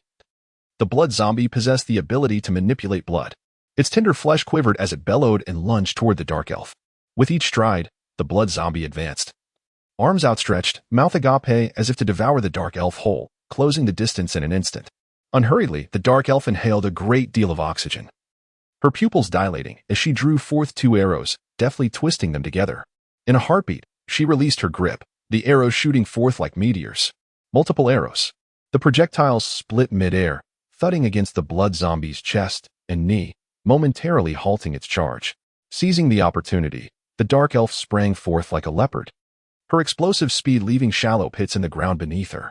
Throat slash? The dark elf materialized from the shadows, slipping behind the blood zombie, her longbow constricting around its neck as her knee pressed against its waist, before suddenly pulling back. With a sickening squelch, the blood zombie's round head toppled to the ground. The dark elf possessed some melee capabilities. Her agile speed rendered her akin to an assassin, and once in close quarters, few adversaries could evade her lethal strikes. Harvesting. With the blood zombie slain, the surrounding ordinary zombies posed no threat to the dark elf or the inferior demon. As the dark elf drew her bowstring, each arrow released splattered brain matter across the area. Within mere minutes, dozens of corpses littered the ground. It was not a difficult battle. The leader began to feel fear. The once cruel visage was now replaced by terror. Unlike ordinary zombies, it possessed a modicum of intelligence, capable of expressing emotions, albeit limited. Its hands entwined. If one disregarded the maggots crawling upon its cheeks, it resembled a child who had erred. Cruelty, fear, ferocity, frailty, weeping. The expression on the little girl's face shifted rapidly. As a bronze zombie, she could not articulate her thoughts clearly. The chaos around her left her mind in disarray. It was an exceedingly bizarre sight. On a moonless night, A little girl, her face a grotesque mask of decay and lacking legs, was caught in a cycle of laughter, sorrow, and rage, evoking a profound sense of dread. With a flaming sword in hand, Chen Feng approached her, gazing down upon the child without a hint of concern for her expressions. The leader trembled, and in the next moment, she knelt before him. Bang! Bang! This being, who commanded a legion of zombies and could one day become a ruler of countless undead, was now fervently bowing before Chen Feng, each thud resonating with a clarity that cracked the very ground beneath her. A whimpering wail escaped the little girl. She seemed to understand the concept of surrender, discarding her dignity as she fervently bowed before Chen Feng. Indeed, an anomaly. A flicker of surprise crossed Chen Feng's face. A zombie attempting to pledge loyalty to him? He had never encountered such an extraordinary phenomenon. Do not bow, Chen Feng calmly instructed the little girl. Bang! Bang! The little girl remained undeterred. At the moment of her transformation into a zombie, most of her intellect had been extinguished. Now, she was solely driven by a primal instinct to plead for her life before Chen Feng, begging for forgiveness. The little girl continued to bow, her head misshapen, her forehead split open with a massive wound, maggots and putrid blood oozing onto the ground, creating a sticky, grotesque mess that produced odd noises. Still bowing? Would you like me to assist you? Chen Feng looked down at the little girl and suddenly chuckled. Bang! He raised his right leg and brought it down forcefully upon her head. The little girl offered no resistance. Her skull was crushed against the ground, the force of his silver-level power penetrating the earth and causing cracks to spiderweb around her. Bang! Bang! The little girl's fingers splayed wide, desperately gripping the ground as she attempted to rise.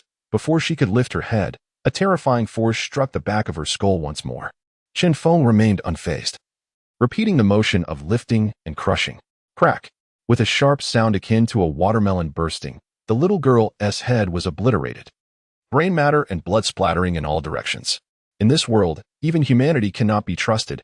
How could I trust a zombie's promise? Chen Feng regarded the lifeless body beneath his feet with disinterest, bending down to grasp her left leg and casting it aside. The inferior demon raised its head, swallowing the leader's corpse whole. It had reached the cusp of evolution, and the flesh of the leader was a significant boon to it. 2 bronze zombies. A horde of ordinary zombies. At this moment, Chen Feng was surrounded by corpses, yet he found no suitable offerings among them. To ascend to silver, he needed a worthy sacrifice. The mere bronze corpses held no value in his eyes, and summoning them would squander a precious opportunity. Silver, Chen Feng murmured. Compared to the bodies before him, he required the remains of a silver-level warrior. Only such esteemed sacrifices could summon the servants he desired. Commanding the inferior demon to consume the corpses, after it devoured the leader and the other 2 bronze bodies, its form suddenly trembled, as if boiling water surged within, the very sludge beginning to quiver. As the military stronghold, Chaodong has likely been nearly purged, yet the economic development zone still harbors numerous scattered monstrosities. Chen Feng hesitated for a moment, a glimmer of brilliance flashing in his eyes.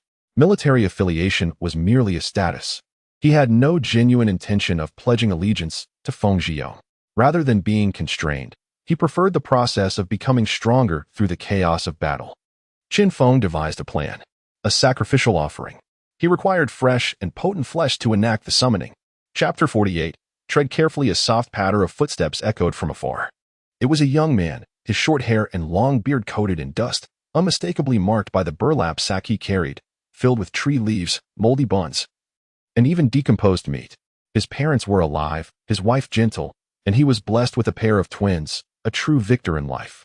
Yet, who could have foreseen that after awakening from a brief slumber at home, everything would change drastically? The streets were overrun by countless monsters. From his vantage point above, he could see the neighbor's daughter, a charming middle schooler who always greeted him politely.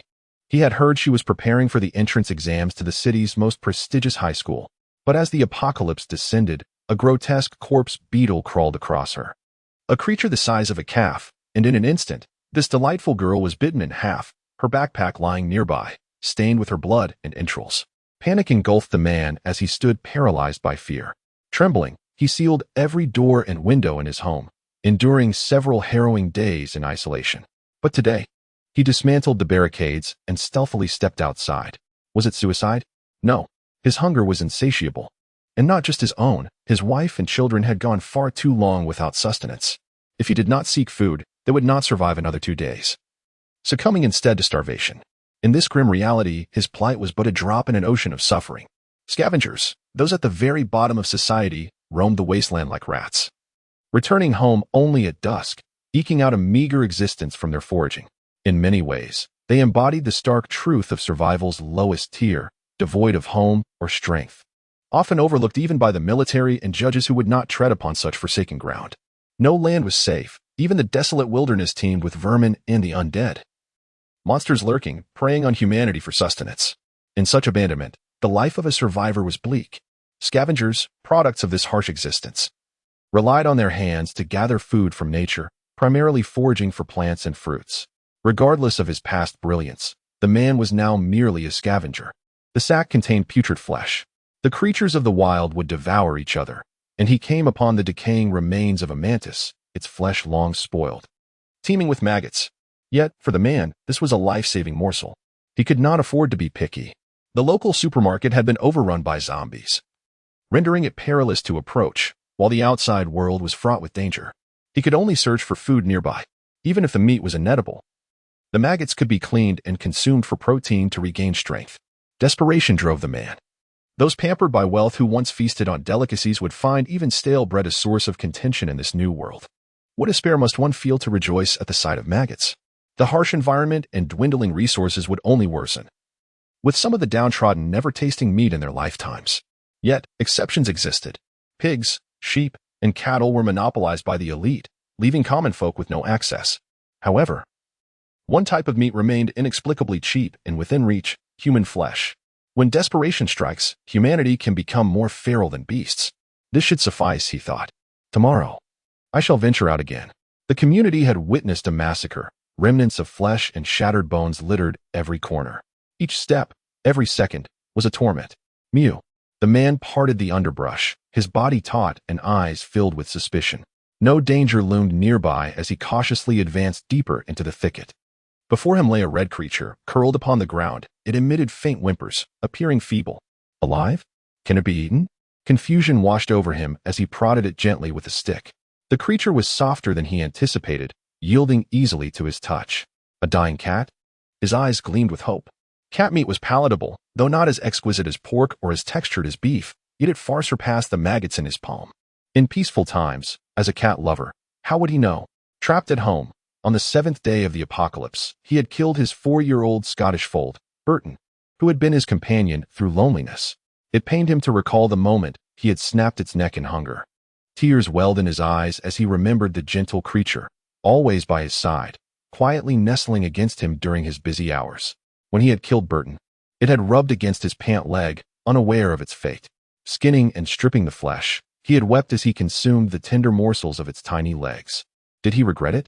Yes, to have taken the life of his beloved pet, who had grown alongside him. How could he not? But if given another chance, he would choose to feast upon you again, Burton. The gnawing hunger was unbearable. Those who have never known hunger cannot fathom its torment. Had he not sacrificed Burton, his wife, children, and himself would perish. There was no other choice. It was a matter of survival. His pupils reddened, and he swallowed hard. Disregarding the cat's state, alive or dead mattered not. Anything that could be consumed was fair game. Scavengers would devour anything that could fit in their mouths. As he reached out, his fingers nearly grazing the strange feline, it suddenly split apart. What? With a crack, the cat's body ruptured, revealing white flesh within, exuding bile and a viscous substance that resembled brain matter, accompanied by a tendril-like appendage aimed directly at him. What in the world? Before he could react, the appendage launched forward, piercing his chest with the precision of a needle. What is this? Shock gripped him as pain radiated from his chest. He tore at his shirt, discovering a sharp spike emerging from his torso. Coldness, numbness, rigidity, confusion enveloped him. His pupils dilated, darkness consuming his vision. Moments later, his skin relaxed, and the flesh from his chest began to melt away, akin to a candle in flame. His skin and blood transformed into a viscous red liquid, flowing into the split carcass of the cat. After devouring the entire body, the crimson entity began to stir, and soon, a dark red figure resembling a human form emerged upon the ground. The man's lips flowed with dark crimson blood, and upon them lay the remnants of a half-decayed maggot. Yet he remained oblivious, akin to a marionette, uttering frail words from deep within his throat. Hui, Xiao Peng, Xiao Fei. The man lay on the ground, Murmuring a few names, astonishingly, he had supplanted the corpse that had come before him, becoming a new bait for an unknown entity. The man's fate may have been sealed the moment he heard the call, a chilling punctuation mark in a tale of doom. Beyond the apparent dangers, lurking in the silent corners were equally bizarre threats. Darkness descended. To survive, one must exercise utmost caution, and then some. Chapter 49. The Vanishing Footsteps. A week has elapsed. During this time, Chen Feng has gained a profound understanding of the flame demon's physique. The abilities bestowed upon him by appeasing the flame demon prompted Chen Feng to bestow a name upon his transformation, the Sword of Flames. This blade, entirely forged from power, melts its targets through intense heat, exhibiting both armor-piercing and burning effects. As a high-ranking demon from the abyss, the flame demon possesses additional abilities, including flame sacrifice, demon's horn, and wings of redemption. The flame sacrifice creates a scorching area around him, akin to a barrier, inflicting burns on any adversary that approaches. The demon's horn grants formidable perception, allowing him to easily track enemies even in darkness. As for the wings of redemption, they bestow the ability to fly, making the flame demon one of the few entities in the abyss capable of contending with beings as powerful as bone dragons. This is the advantage of blood sacrifice. The flame demon's physique significantly enhances Chen Feng's close combat capabilities, enabling him to engage in physical confrontations with adversaries.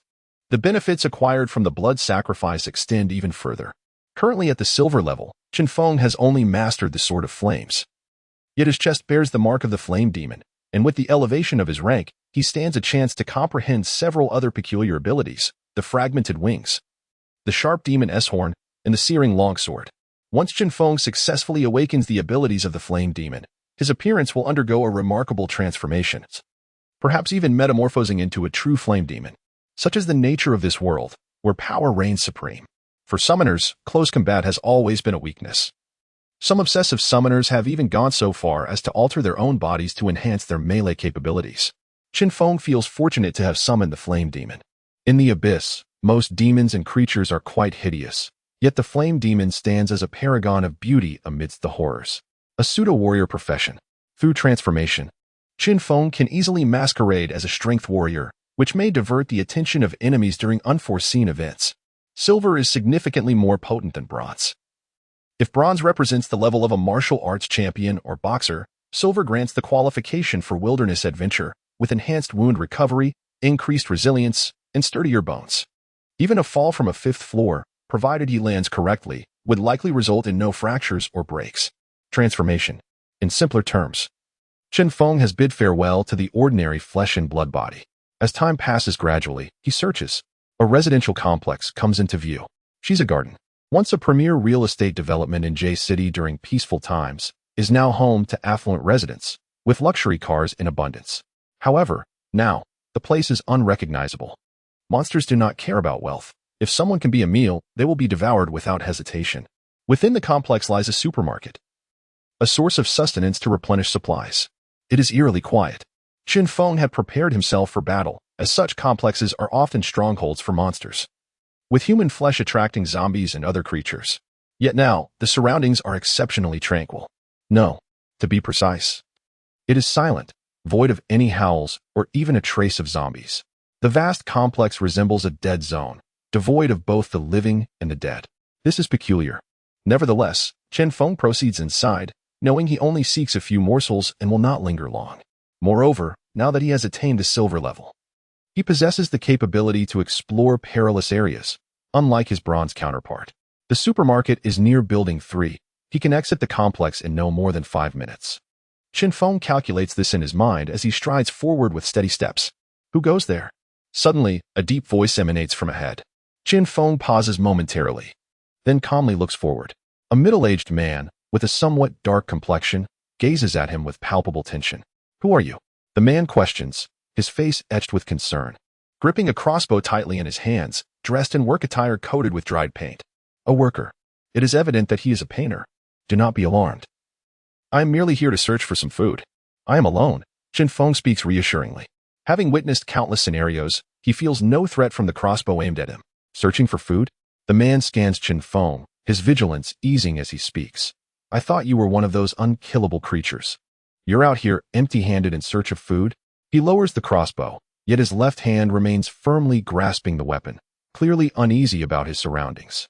This crossbow, found in a shop, is not a professional hunting bow but a mere craft item, yet it possesses some lethality. It is with this rudimentary weapon and a stroke of luck that the man has survived these days during the apocalypse. Unkillable creatures? Are you referring to zombies? Corpses that possess the ability to move? And why are there no monsters in this complex? Do you know what is going on? Chen Feng's voice is soft, yet each word is distinctly articulated. Indeed, those living dead, only a shot to the head can kill them. As for monsters, I have only just arrived. There isn't a single ghostly shadow in sight. The man's tone bears a hint of relief as he glances at a large bag at his feet, filled with supplies. Today's haul has been bountiful. These past few days have been arduous for the man, compelled to venture out in search of food amidst scarcity. He never expected this trip to be so smooth, encountering no dangers and finding ample provisions, enough to sustain him for half a month if rationed well. The man sizes up Chen Feng, perceiving him as reckless, devoid of even a single self-defense weapon, wandering carelessly in the wilderness. With newfound food, the man's spirits lift. And he informs Chen Feng, the supermarket is just ahead, there is plenty of food inside. Monsters are still prowling at the entrance. Though there is a low wall you can climb over, it leads to a narrow path that is relatively safe. Chen Feng nods in acknowledgement. The man, evidently kind-hearted, gestures towards the nearby low wall, which is part of the complex's greenery adorned with numerous trees and flowers that obscure the wall from view. All right, I won't keep you any longer. Since it's safe here, I intend to return shortly. The man smiles broadly, waving at Chen Feng as he walks towards the low wall. Rustling footsteps echo. Chen Feng turns and heads towards the supermarket. If even ordinary people can move about safely here, it is evident that no monsters lurk in this vicinity. It is indeed a strange place. At that moment, Chen Feng suddenly halts. The surroundings fall eerily silent, and in the brief moment of contemplation, the man's footsteps seem to vanish into thin air, leaving behind an unsettling stillness. Time drifts slowly. The complex remains quiet, to the point that even the man's presence seems to have dissipated entirely. Chen Feng pauses, curiosity flickering in his gaze as he turns slowly towards the nearby greenery. He distinctly recalls that just after he turned around, the sound of the man's footsteps had completely vanished, as if he had never existed at all.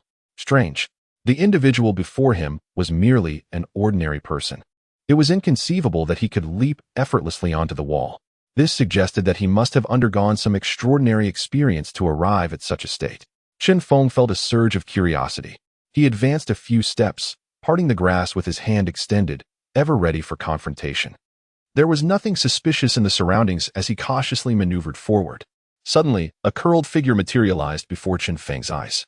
It was the man, lying bare upon the ground.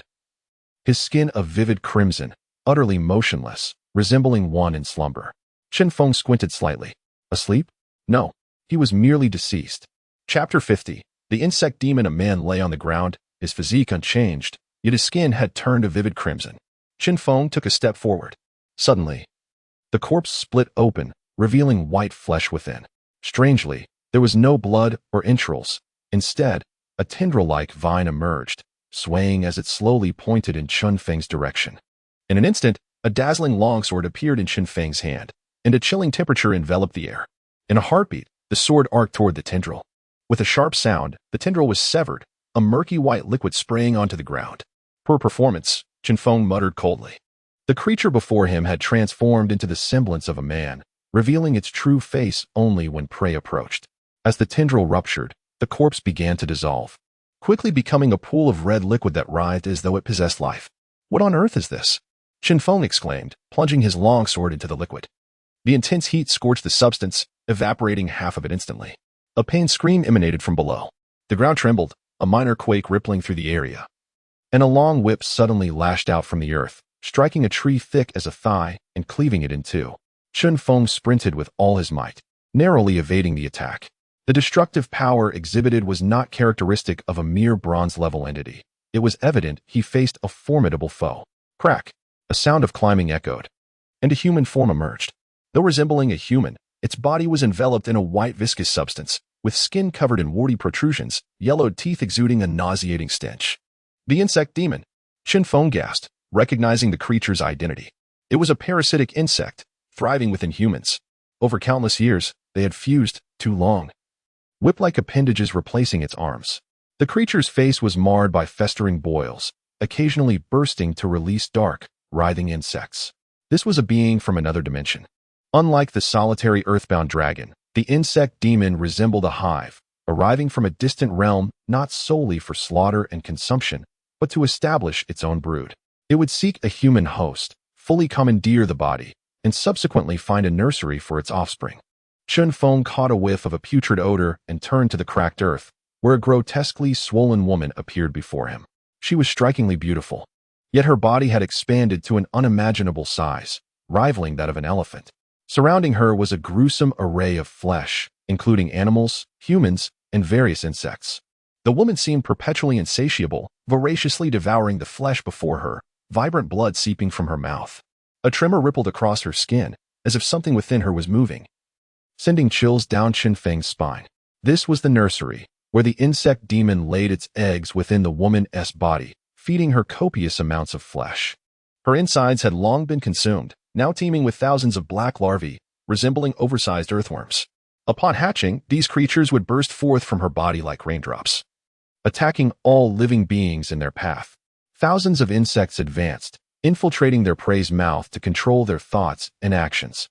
The insect demon was an exceedingly formidable adversary, capable of delivering devastating blows to humanity. All the mysteries unraveled. Why was this place so eerily silent? It was the insect demon's lair. Viewing all life here merely as sustenance for its larvae, be it zombies or humans.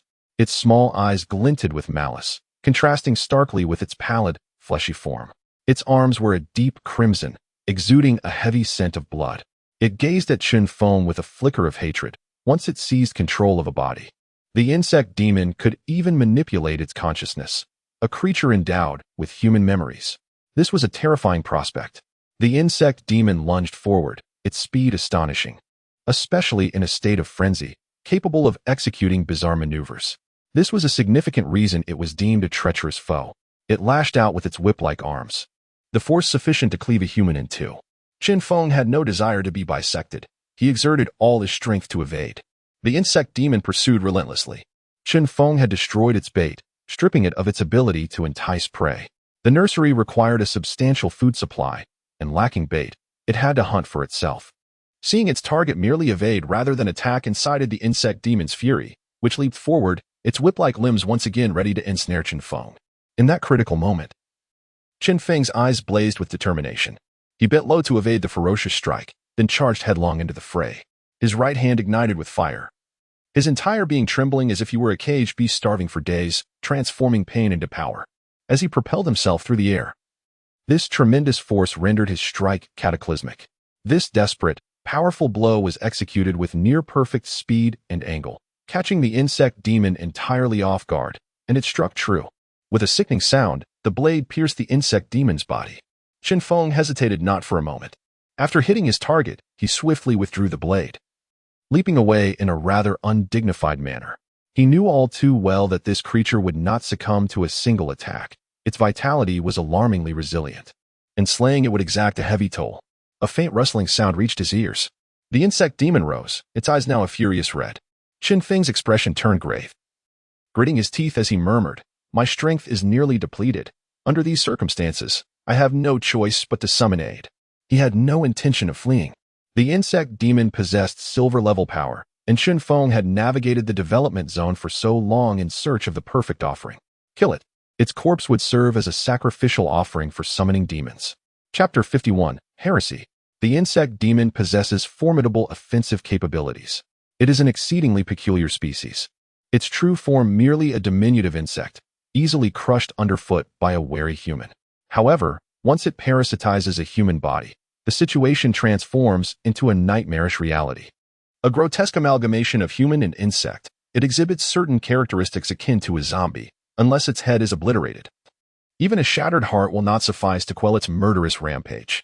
With bloodshot eyes glowing crimson, the insect demon bears a gaping wound the size of a fist on its chest, surrounded by charred, blackened skin, exuding a scent of burnt flesh. Though this vessel remains functional, both its reflexes and striking power are notably diminished. Once the battle concludes, the insect demon must seek a new host, a fact that incites its wrath. The destruction of its bait, coupled with the severe damage to its current body, amalgamates old grievances with new, igniting a seething hatred that threatens to burst forth from its very being. Hissing in fury, the insect demon's visage contorts into a horrifying semblance of humanity, its mouth stretching to reveal jagged teeth, eyes wide and piercing with rage. In a frenzied state, it clenches its jaw so tightly that fissures appear in its teeth. In the next moment, grotesque tumors erupt upon its arms, causing them to swell alarmingly. With a sudden, violent thrust, its arm extends like that of a constrictor, growing 2 meters in length. At this juncture, the muscles of the insect demon's face twist grotesquely, its eyes vacant and rolling, lips stained with darkened blood as they tremble from exertion. It reaches forth, its decaying flesh casting an ominous shadow over all in its path, targeting Chen Feng's vulnerable back. Sensing the impending danger, a glint of ferocity flashes in Chen Feng's eyes. He bites his tongue, the metallic taste of blood flooding his mouth as he draws a drop of crimson to his palm. Summoning. Simultaneously, the grotesque arm inches closer to Chen Feng. A sickening squelch resonates through the air as the insect demon's expression shifts to one of morbid excitement, only to be replaced by bewilderment an instant later. Chen Feng's figure has vanished, replaced by a nauseating mound of putrid flesh, a veritable mountain of flesh towering at 4 meters high. It resembles a hellish purgatory, replete with a multitude of pale, bloodless arms that grasp desperately, evoking a primal sense of dread. Most bizarre is the visage atop this abominable form, a sweet, innocent little girl, no more than 5 or 6 years of age. Her long, ebony curls cascade gracefully over her shoulders, her porcelain skin as smooth as fine jade, and her jet-black eyes sparkle with a mischievous glint. With a delicate upturned nose and rosy lips that curve into a curious smile, she appears utterly fascinated, as though the crimson apocalypse surrounding her were merely a verdant meadow. This should have been a picturesque scene. Yet, beneath that cherubic facade lies an abhorrent body, a grotesque fusion of decaying flesh and mire. Strange? No, it transcends mere strangeness, delving into the realm of pure horror. At this moment, the little girl locks eyes with the insect demon, her gaze unwavering, her smile frozen in place, resembling a lifeless doll. "I'll eat you. I will consume you," she murmurs. Her voice fragmented, interspersed with the echoes of an aged man, a gentle woman, and a deep, resonant male voice, merging into a cacophony reminiscent of countless souls lamenting their tragic fates, creating an unsettling atmosphere. Standing nearby, Chen Feng's eyes betray a flicker of unease. Even during his initial encounter with the evolved demon, he was left in stunned silence for an extended period. The demon, indeed.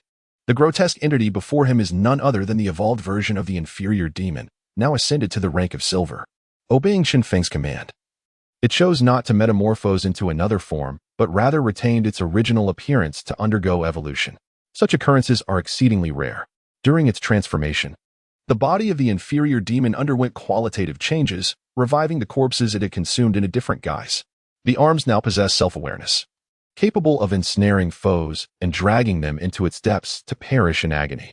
This ability, born from an inexhaustible well of resentment, resembles a dance of vengeful spirits. Chen Feng had tested this before. Even a creature as powerful as the giant rock beetle would struggle to escape once ensnared by those numerous arms. Most terrifying of all is the demon's countenance. It is the very commander whose skull Chen Feng had crushed beneath his heel, casually tossed into the maw of the inferior demon. Who would have anticipated that during its evolution, the commander could reconstitute itself in such a manner? Its face now devoid of any rot. If one were to ignore the body, it would resemble an ordinary little girl without a hint of deformity. The innocent visage of the girl has supplanted the demon's former hateful eyes and menacing jaws. This transformation has not diminished the demon's horror. Rather, it has intensified it. The inferior demon has evolved from a creature of the abyss into a true heretic. In this state, the inferior demon no longer utters the convoluted language of the abyss during battle, instead opting for the tongue of humanity. Fragmented consciousness floods its mind, rendering it more chaotic and extreme. Without Chen Feng's restraint, it would unleash its pent-up brutality, slaughtering any life form within sight. Hatred, compared to its earlier incarnation. The mutated inferior demon is now more malevolent, more misanthropic, and far more terrifying. A decaying body, a cherubic face, and a discordant voice. As the master of the inferior demon, Chen Feng must reluctantly acknowledge that he has birthed a monster, one that has never been documented nor witnessed before. Haha. I will devour you. Suddenly, the tone shifts, The inferior demon emits a soft, sinister laugh. The insect demon stands frozen, its crimson eyes reflecting a swirl of complex emotions. This creature, which has descended here, inhabiting a human form, and has brutally slain countless lives to nourish its larvae, now tilts its head. Its eyes flickering with a strange curiosity, even taking a step back involuntarily. Feeling that inquisitive gaze and the unwavering smile, the insect demon trembles slightly. Though it is reluctant to admit it, it finds itself terrified. Chapter 52. The annihilation of the nest. The insect demon quivered with fear, occupying a human body. It possessed a modicum of cognitive ability, but until now, it had encountered only prey, leaving no room for contemplation, merely the act of slaughter. However, the emergence of the inferior demon instilled a flicker of retreat within the insect demon. The grotesque fusion of the inferior demon's decayed form and its sweet visage was far from a simple equation. It was a perplexing amalgamation.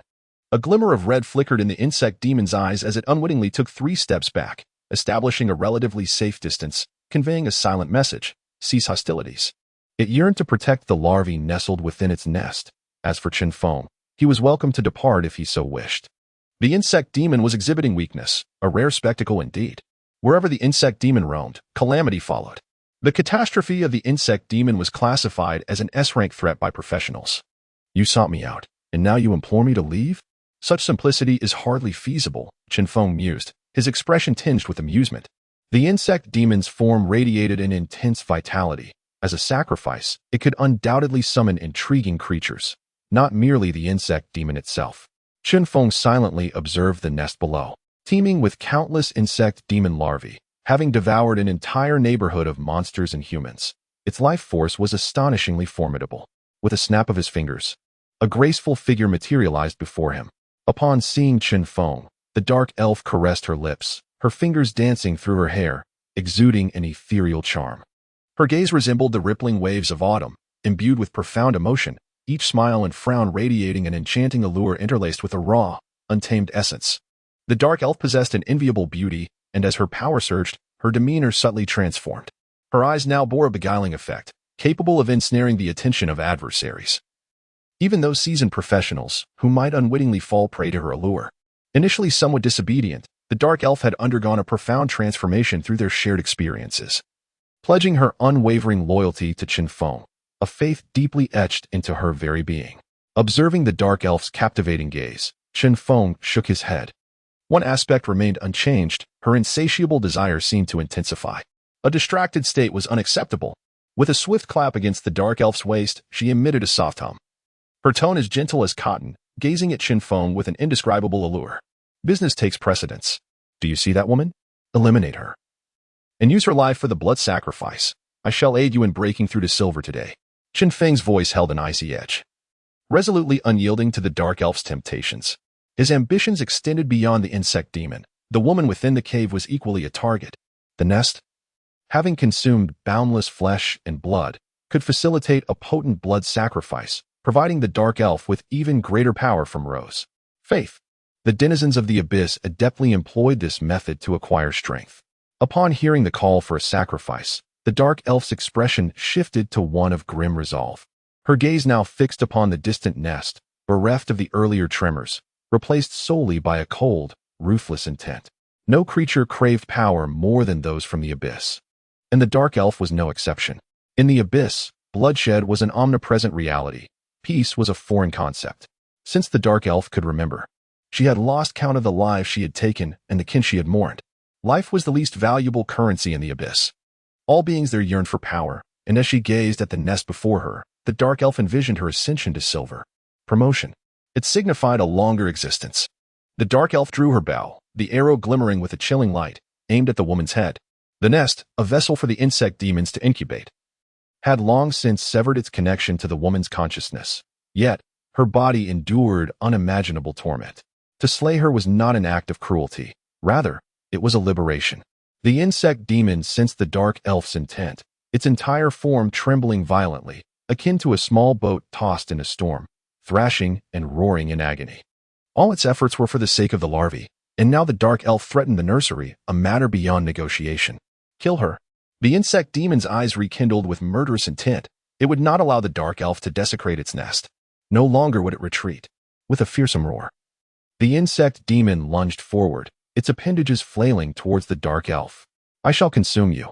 At that moment, a voice, ancient and frail, echoed in the insect demon's ears, reminiscent of a hoarse whisper from a time-worn elder. The inferior demon, laden with countless grievances, seized the opportunity, enveloping the insect demon in its embrace. Its many arms unfurled simultaneously, ensnaring the insect demon's form. The insect demon howled in rage, loathing the treachery of this interloper. With a swift thrust, its limbs plunged into the inferior demon's body, producing a muffled sound as they effortlessly penetrated its flesh. The inferior demon's throat was rent open, revealing putrid flesh within. Were it a typical monster, it would have succumbed to such grievous injury.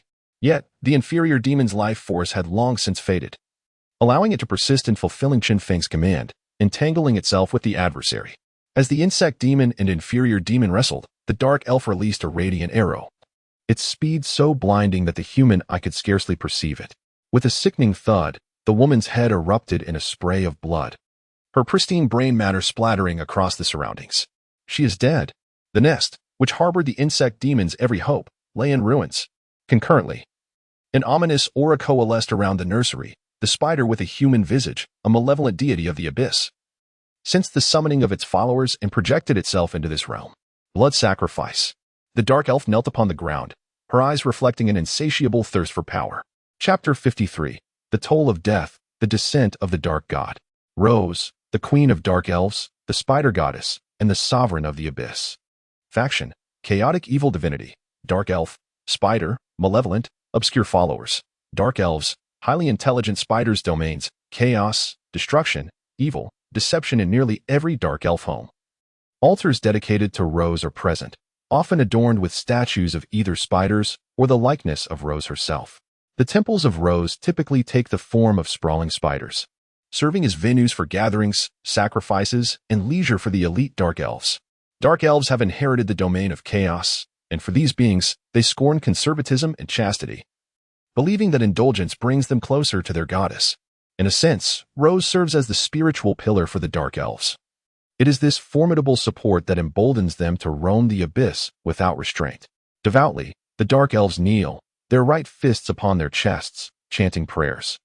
Rose's form begins to materialize above the nurturing chamber, a ghastly figure adorned with a beautiful visage, yet merely a shadow of her true self. Her presence is ethereal, akin to a gathering mist, evoking an overwhelming sense of unreality. Rose is a master of intrigue within the abyss, having claimed the lives of numerous dark gods. The most terrifying aspect being the obscurity of her motives. Chaotic by nature, she abhors peace and benevolence, excelling in inciting warfare and orchestrating countless bloody battles.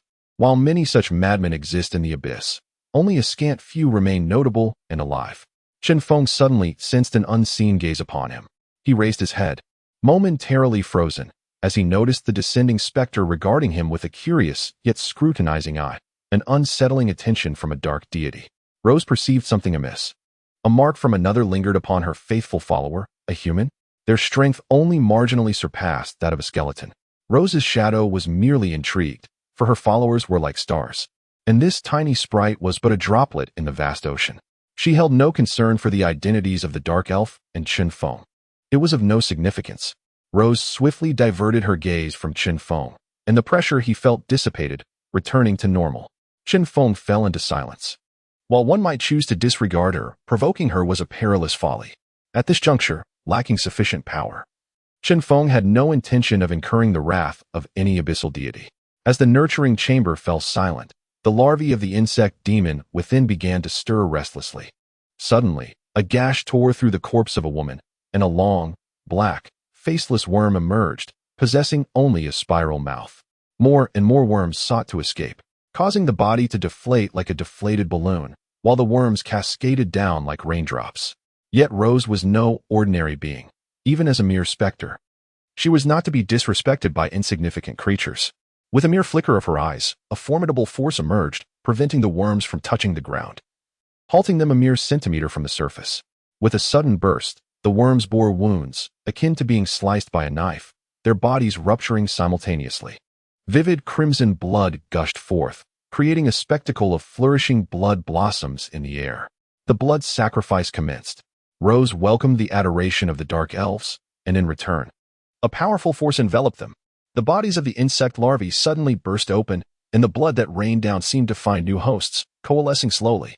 Thick blood enveloped the dark elf at the center, and in an instant, her pupils transformed into a blood-red hue, as torrents of blood surged toward her, a crimson tide.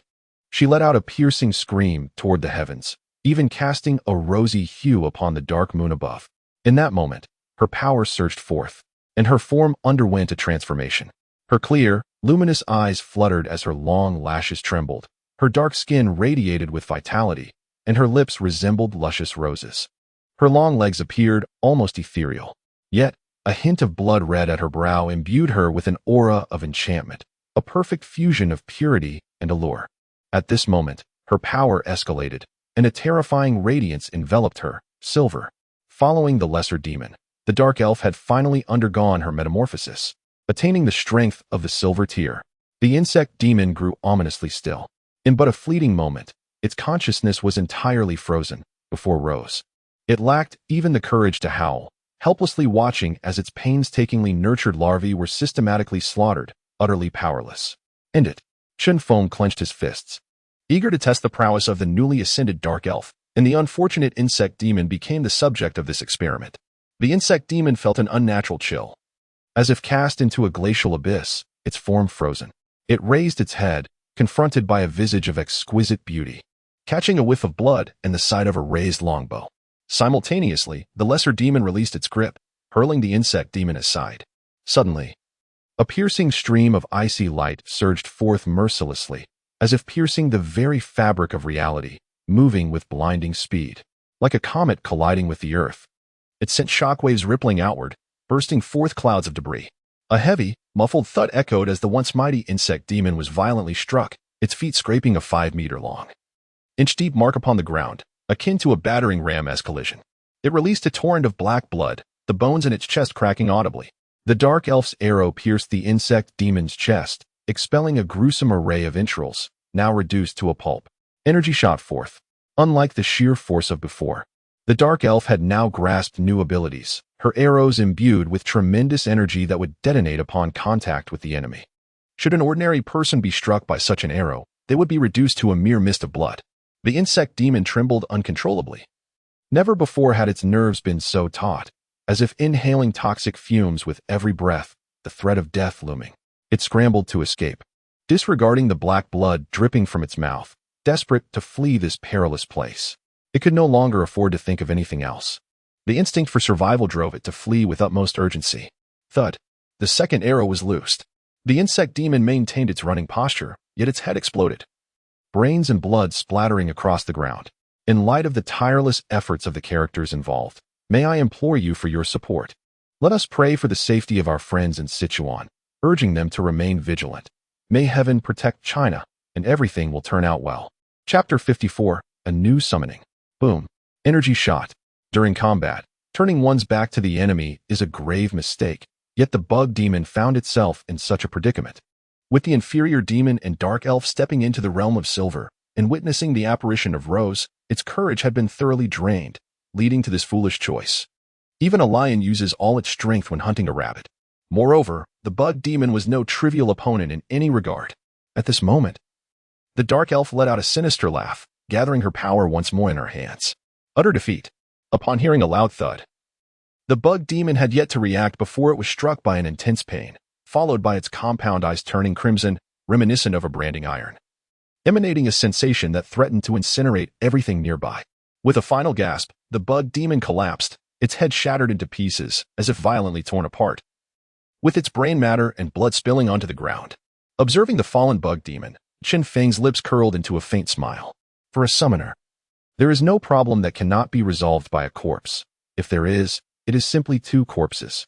Something must be done.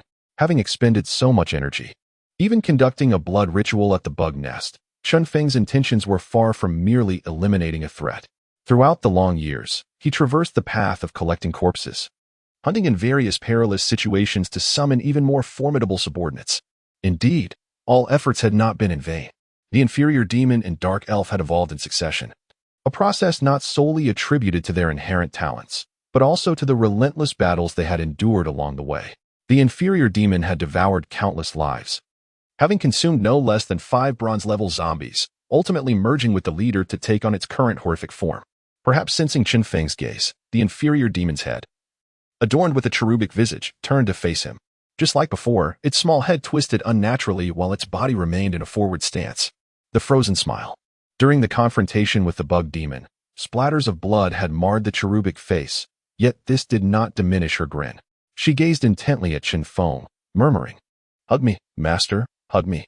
What should have been a soft, timid tone now emerged from her lips as a haunting cry of a mature woman. Each word slicing through the air like a blade, raspy and mournful. An abomination. Such a being should not exist in this world. Begone. The inferior demon laughed even more joyously. Its decaying body harbored a chaotic amalgamation of memories, zombies, humans, even insects and beasts, transforming it into a rotting tomb, entombing the deceased within, resulting in some peculiar behaviors. Chen Feng glanced at it before dismissing it. While nurturing is indeed a skill that every summoner must master, who knows what form an inferior demon like this might ultimately take? Devour. All he could do for now was allow this abomination to continue feasting upon corpses, following a path that had long diverged. Meanwhile, the dark elf gently tilted her face upwards, her silvery hair cascading in soft curls over her slender shoulders, revealing delicate pointed ears. Her exquisitely beautiful oval face, with skin so taut and smooth it seemed to glisten, exuded an almost ethereal quality. Her large, glimmering eyes, with a hint of dreamy pink within her glass-like pupils, sparkled as her lips curled into a captivating arc, all while she held a graceful longbow in her hands. She stood there like a painting, captivating all who beheld her. An air of seduction enveloped her. The dark elf's abilities extended beyond mere energy shots. Her aura had undergone a profound transformation. If she once radiated an alluring charm, now an essence of purity and sanctity emanated from her. The allure of subtlety often incites deeper desires. This transformation was akin to the dark elf's previous beauty, which was clouded by an aura of malevolence, making genuine affection difficult. Now, her presence resembled that of a saint, and what could be more enchanting to a man than possessing such a woman? The dark elf's attire was undeniably enchanting. Yet this allure seemed to pale in comparison to her demeanor, which exuded an innate charm from within. This was commendable. Chen Feng rarely bestowed an approving glance upon the dark elf. He was not a conservative lost in the throes of battle. For him, beauty was also a facet of power. A countenance capable of mesmerizing the majority of men could lead to an enemy's demise in a fleeting moment of distraction. Do not attempt to penetrate the dark elf's heart. Beings that dwell in the abyss, worshipping chaos and evil, possess hearts as dark as their skin.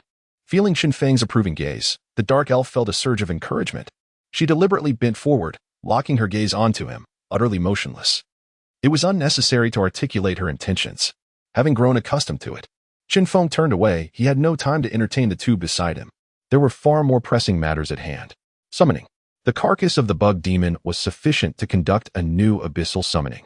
Chen Feng inhaled deeply, approaching the bug demon's remains, then forming an unusual gesture.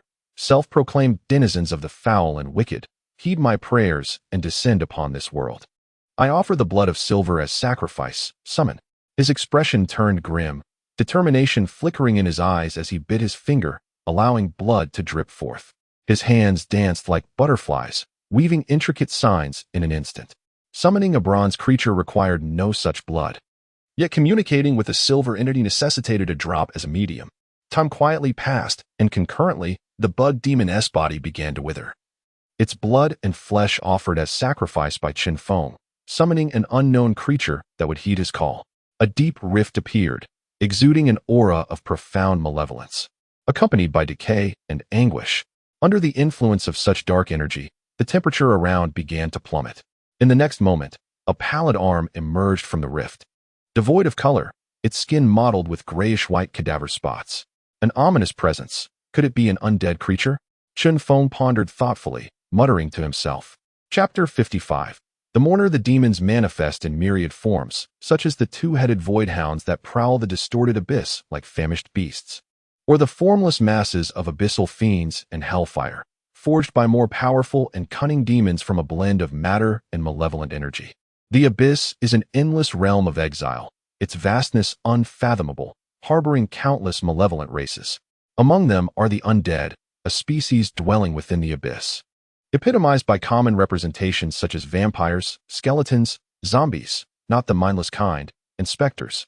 The undead are perceived as remnants of the living's attachment to the world, birthed from unresolved grievances and deep-seated resentments.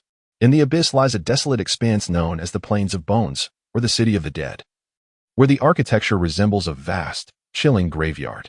The remaining legions of this city include demon-hunting spiders, bloodthirsty giants, and various liches, while the majority of common soldiers consist of zombies, ghouls, corpse walkers, and other decaying followers of darkness. It would be a grave mistake to assume the undead are a homogeneous group. Much like other races, they possess a multitude of variations, including corpse soldiers, mummified warriors, corrosive beings, skeleton soldiers, skeletal warriors, skeletal archers, skeletal mages, skeletal swordsmen, demon hounds, spirit hounds, bone dragons, and corpse dragons. This formidable force has, throughout its extensive history, even conquered several demonic territories. Indeed, the undead are not to be trifled with. They revel in adorning their abodes with bones and flesh. A pale arm, devoid of any trace of life, assured Chen Feng that this was an undead creature. Around him, an oppressive silence enveloped the air. And despite the weather being far from cold, he could not suppress a shiver as he stood rooted to the spot. Moments later, a towering figure loomed before Chen Feng, standing at an imposing height of 2.5 meters, resembling a freshly unearthed stone statue, exuding a robust and solid presence. With iron arms and copper fists, each muscle bulged prominently, creating an impression akin to a colossal mountain that left one breathless. In its hand, it wielded an unknown bone staff, seemingly crafted from the leg bone of some creature, although it bore the appearance of a warrior. The unsettling aspect lay in the fact that its head was ensnared by a dense web of barbed wire, tightly wrapping around its skull, while 3 massive iron nails were driven through its neck, piercing deep enough to protrude from its spine. A single crimson eye glared through the wire, radiating extreme bloodlust and hatred. It stood there, breathless, as if it were a statue, exuding an aura of coldness. At that moment, its muscles twisted grotesquely, its vacant eye wide and hollow, while blood oozed from the corners of its mouth due to excessive strain. The mourner, one of the rare undead, is born from the weight of unresolved grievances. It possesses formidable combat skills and a penchant for slaughter, its strength rivaling that of the abhorrent butcher and the malevolent knight. It had suffered a living sacrifice, with its wounds serving as undeniable proof. Iron wire had been wrapped around its face, and while it yet drew breath, 3 iron nails had been forcefully driven into its neck. It perished in agony and despair, reborn with a heart full of resentment, now transformed into a cruel mourner. Its very name attests to its nature, as this being thrives in battle, bringing death to its foes.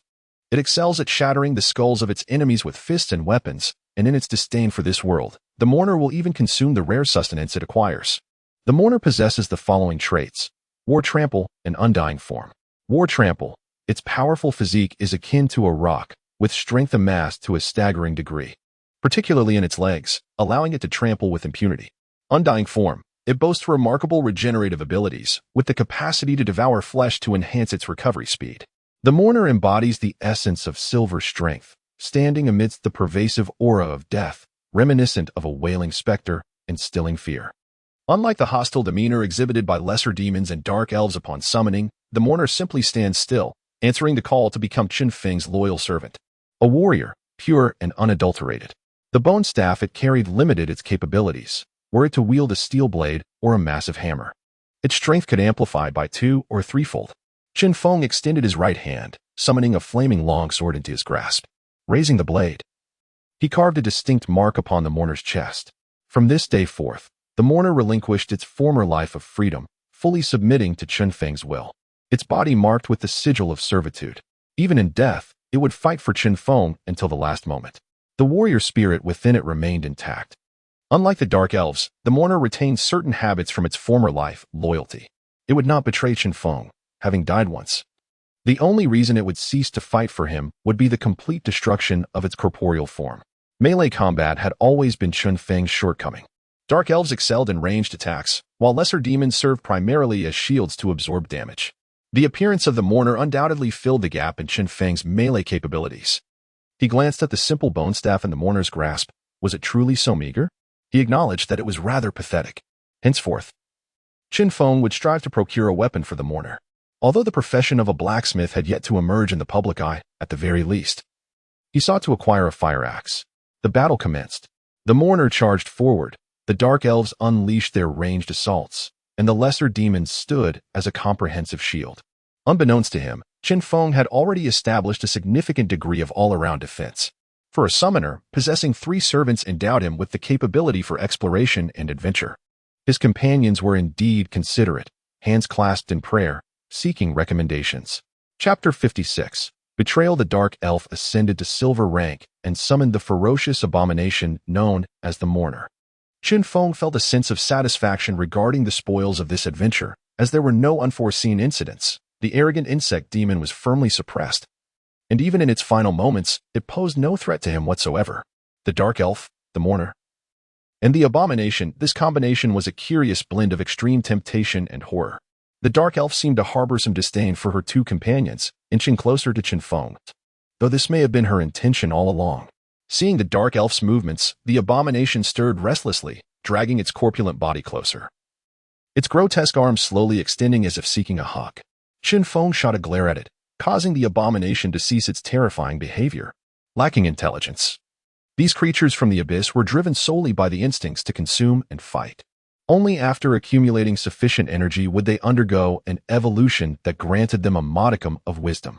Due to obeying Chen Feng's commands, the abomination's evolution had taken an unusual turn. Its intended enhancement of intelligence had been tainted by external influences, sadness, resentment, melancholy, joy, and sorrow. The emotions of the deceased wandered freely within the abomination's mind, prompting a mutation in its evolution. Its blank mind could accommodate these negative feelings, while a more sentient being would have long succumbed to madness. Nonetheless, one thing remained clear: the abomination was loyal to Chen Feng. This loyalty was commendable, yet its desire for closeness was troubling. Chen Feng sighed, his expression grave. A hug? Even having created this creature with his own hands, the sight of its pale, ghastly arms evoked discomfort within him. The Mourner stood nearby, a melee fighter under Chen Feng's command, exuding an oppressive aura simply by its presence. Its head was entirely encased in barbed wire, with only a single crimson eyeball visible, devoid of mascara, filled instead with hatred and madness towards life. If the undead were merely devotees of slaughter, the Mourner was a fanatic of carnage. Its past, marked by relentless torment and suffering, had imbued it with boundless resentment. Unlike the abomination, which lacked intellect, the Mourner was adept in combat, deriving pleasure from torturing its enemies, crushing limbs, tearing apart features, and only delivering the final blow when the foe was on the brink of death. The Mourner's appearance heralded the decay of life. Yet, Chen Feng did not forget the purpose of his expedition. He promptly made his way to the nearby supermarket, looting it thoroughly before departing the neighborhood. As he stepped out, empty-handed, the abomination served as the perfect storage vessel, adding no burden to him. He scanned the surroundings warily before continuing on his path. However, upon ascending to silver rank, Chen Feng's hearing had sharpened. An argument? Despite their attempts to lower their voices, he could still discern the urgency in their bickering. Curiosity piqued, he proceeded forward. And after walking a few hundred meters, the dispute grew clearer. Turning his head, he beheld 2 young men engaged in a heated confrontation. Wei Sun, do you even know what you're saying? Regardless of the circumstances, I cannot agree to your proposal, exclaimed a bespectacled man, his demeanor scholarly, now revealing surprise at something his companion had just uttered. I don't wish for this either, but why should we venture out to face danger while others reap the benefits? Look around. Last time I nearly died. Do you understand? Wei Sun, with a hooked nose and a flushed face, clearly rejected his companion's counsel. Is that your reason for abandoning them? I have emphasized this repeatedly. It is our responsibility. I cannot accept your suggestion. I will not cast them out to fend for themselves. Not a single one. The bespectacled man spoke with unwavering conviction, his tone resolute. Utter nonsense about responsibility. Just because we possess certain abilities? This is a gift from the heavens, meant for our survival, not to squander on the worthless. Wei Sun roared. His body suddenly flushed with color. In an instant, a hardened, keratin-like armor enveloped his skin, and his pupils transformed into a wild brown, resembling a beast. Additionally, a massive tail sprouted from his back, swaying ominously. At that moment, Wei Sun bore no resemblance to a human. He was akin to a giant lizard, emanating an aura of cold indifference. A half-beast, Chen Feng observed keenly. Wei Sun was evidently a practitioner. This strange energy had granted many remarkable powers, and the half-beast was among them. Typically indistinguishable from humans, they would transform into a hybrid form, embodying both human and beast upon activation of their powers. Various types of half-beasts existed, with some fortunate individuals awakening dragon bloodlines, able to unleash a hint of draconic might in battle that instilled fear in their adversaries. Wei Sun was no exception. His claws shimmered with a faint blue light, indicating he had inherited the venom of a giant lizard. Any ordinary person cut by him would succumb within half an hour, becoming a lifeless corpse. Through their dialogue, Chen Feng discerned the nature of their conflict. He envisioned the two young men risking their lives in the wilderness to safeguard the ordinary people, foraging for sustenance. If he was not mistaken, the bespectacled man was also a practitioner. Sure enough, as Wei Sun transformed, the bespectacled man scoffed, causing the ground to tremble as clumps of earth formed into spheres around him. An elementalist. The bespectacled man could manipulate soil for attacks. Under pressure, the earth's density increased, significantly amplifying its destructive potential. He cast a disappointed and scornful glance at Wei Sun, incredulous that after all they had endured to reach this day, Wei Sun would now propose abandoning women and children, deeming them a waste of resources. He could hardly believe this was the same captain of the basketball team, adored by countless women during their university years. Thus, their 4 years of friendship reached a bitter conclusion. Yuan Wenkai could no longer associate with such a cold-hearted individual. Even without you, we would thrive. From this day forward, we are no longer friends. The bespectacled man declared resolutely, turning away and denying Wei Sun a chance to respond. Upon hearing his companion's rebuke, Wei Sun lowered his head, trembling, his fists clenched tightly, as if grappling with an internal struggle. A cold smile emerged on his lips as he raised his head. The rage had vanished from his eyes, replaced by a chilling malice, akin to a shark prowling the depths, fixating intently on the bespectacled man. Suddenly, he extended his arm. With a swift motion, his sharp claws pierced through the bespectacled man's back, emerging from his chest. In that singular strike, the man's innards were completely shredded, leaving him with no chance of survival. The bespectacled man trembled, attempting to manipulate the earth, but found himself utterly devoid of strength. His neck tilted, and he succumbed to death. I know you are kind, but I also wish to survive. Each day, we venture out in search of sustenance. One day, we will perish in the wilderness. Die. I shall live on in your stead.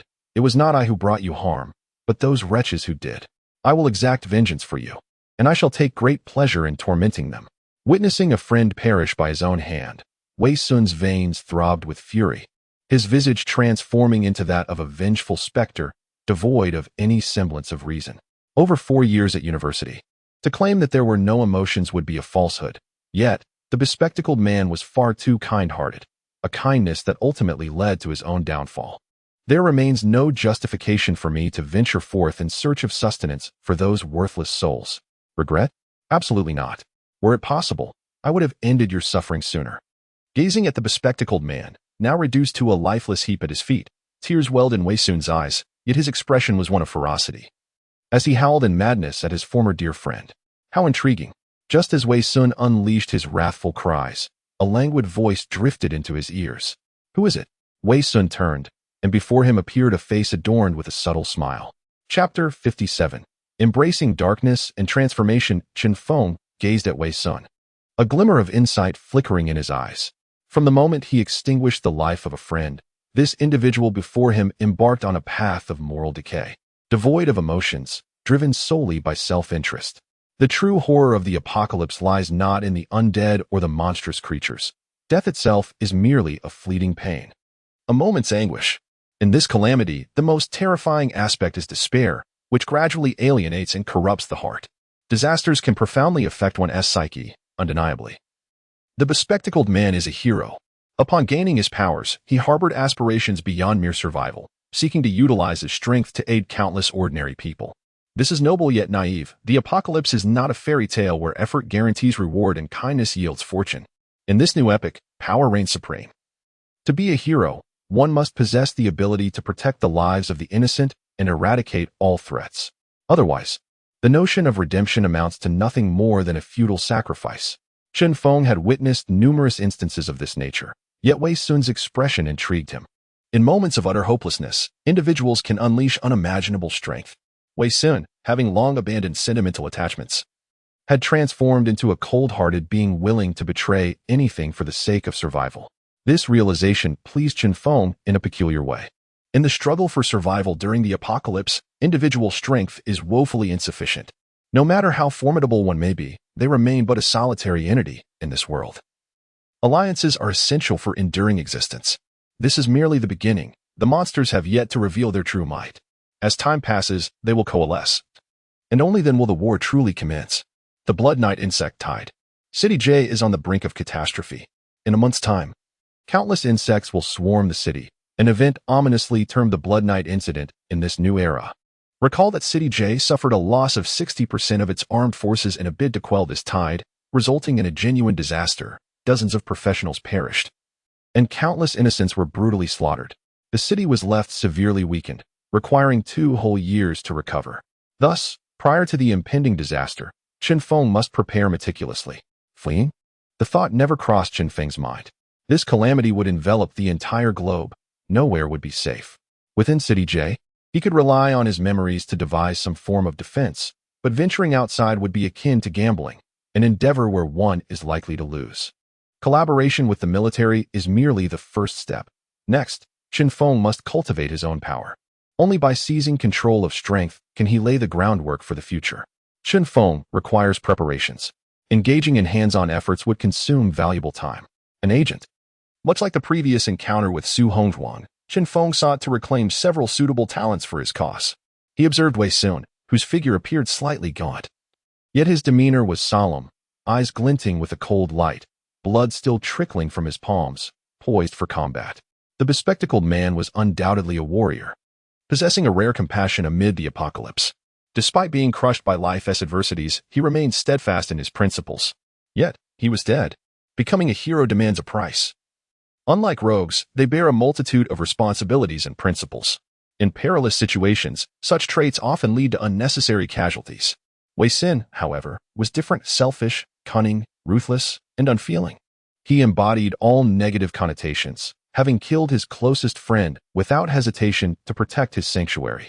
This moral degradation would only intensify, whether human or beast. Anything obstructing his path would be obliterated. Subduing him? Such an endeavor harbors significant risks. Chen Feng must remain vigilant against potential betrayal. Yet, this posed no concern for him. To Chen Feng, oaths held little nobility compared to the promises of a woman. What mattered was the other's decisive nature, as long as he maintained his dominance. Betrayal would be an impossibility. Wei Sun was merely a bronze-level adversary. Crushing him would be as effortless as dispatching an ant. Darkness ought to ally with darkness. Self-interest is not a fault, nor is cold-heartedness. To pursue profit is equally justifiable. He merely desires to survive. This may be cruel, yet for Chen Feng, it is a guiding principle for navigating the apocalypse. To endure and realize one's ideals embodies the greatest courage. Who are you? A pair of crimson eyes bore into Chen Feng, brimming with rage and murderous intent, as palpable as a blade upon the skin. No matter who you are, you must die today. Wei Sun gritted his teeth, radiating an aura of ferocity. Witnessing the murder of a friend felt akin to having his last veil of modesty stripped away. In this moment, all Wei Sun desired was to eliminate the individual before him, permanently obscuring the truth. His eyes blazed with fury as they locked onto the distant figure of the youth. In stark contrast, Chen Feng appeared utterly at ease. He took a step forward and spoke slowly. Pledge your loyalty to me, and I shall grant you anything you desire. Food, women, status, and the protection of life itself. Wei Sun paused, a look of bewilderment crossing his face as he regarded Chen Feng, perceiving him as nothing short of mad. What lunacy are you uttering? His expression shifted suddenly, eyes widening in disbelief, reminiscent of the terror witnessed upon the arrival of monsters. You. Wei Sun's voice trembled. In that instant, Chen Feng's gaze ignited with a fierce flame, as strange runes enveloped his hands, neck, and face, exuding the stench of sulfur and ruin. The most terrifying aspect was the searing, dreadful energy that engulfed him, making even Wei Sun, standing several meters away, feel as though he were burning, his skin aflame with pain. Are you certain you wish to oppose me, little ant?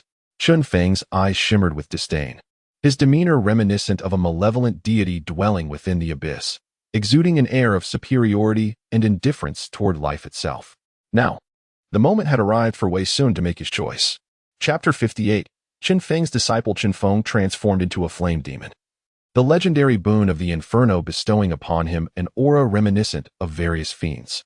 The forest surrounding him fell into an eerie silence. What manner of monster are you? Wei Sun's forehead and nose glistened with beads of sweat, his body trembling as he fixed his gaze on the transformed Chen Feng. The sight was utterly terrifying. Chen Feng was enveloped in magnificent totems, flickering like dancing flames, rendering him unrecognizable as human. Though Wei Sun was also in a transformed state, his appearance vastly deviated from that of a human, yet in the face of Chen Feng, he was consumed by dread.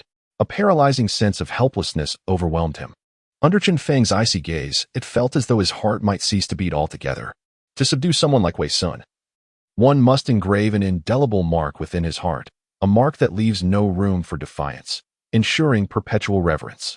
I do not comprehend your words. If I am intruding, I shall take my leave, Wei Sun stammered, his scalp prickling as Chen Feng's every step felt like a crushing weight upon his heart, leaving his thoughts in disarray. Do you not understand? Chen Feng clenched his fists, a surge of power emanating from him, akin to an invisible flame igniting. Boom. As soon as the words left his lips, Chen Feng lunged forward with astonishing speed, leaving Wei Sun unable to perceive even a trace of his movement. In an instant, a crimson fist appeared before him. It was too fast. Wei Sun's eyes widened, unable to react in time. Bang! Wei Sun was struck directly. It felt as if a hammer had collided with his chest, sending him hurtling 3 meters backward, crashing to the ground, and spewing forth a thick stream of blood. How is this possible? Wei Sun's pupils dilated, disbelief etched across his face. Since awakening, he had withstood countless monsters with this very body. Not even the claws of a zombie had left a mark upon him. Yet, with a single punch, Chen Feng had easily sent him sprawling. Was such strength truly within the realm of humanity? Having ascended to silver rank, Chen Feng's power had reached unprecedented heights.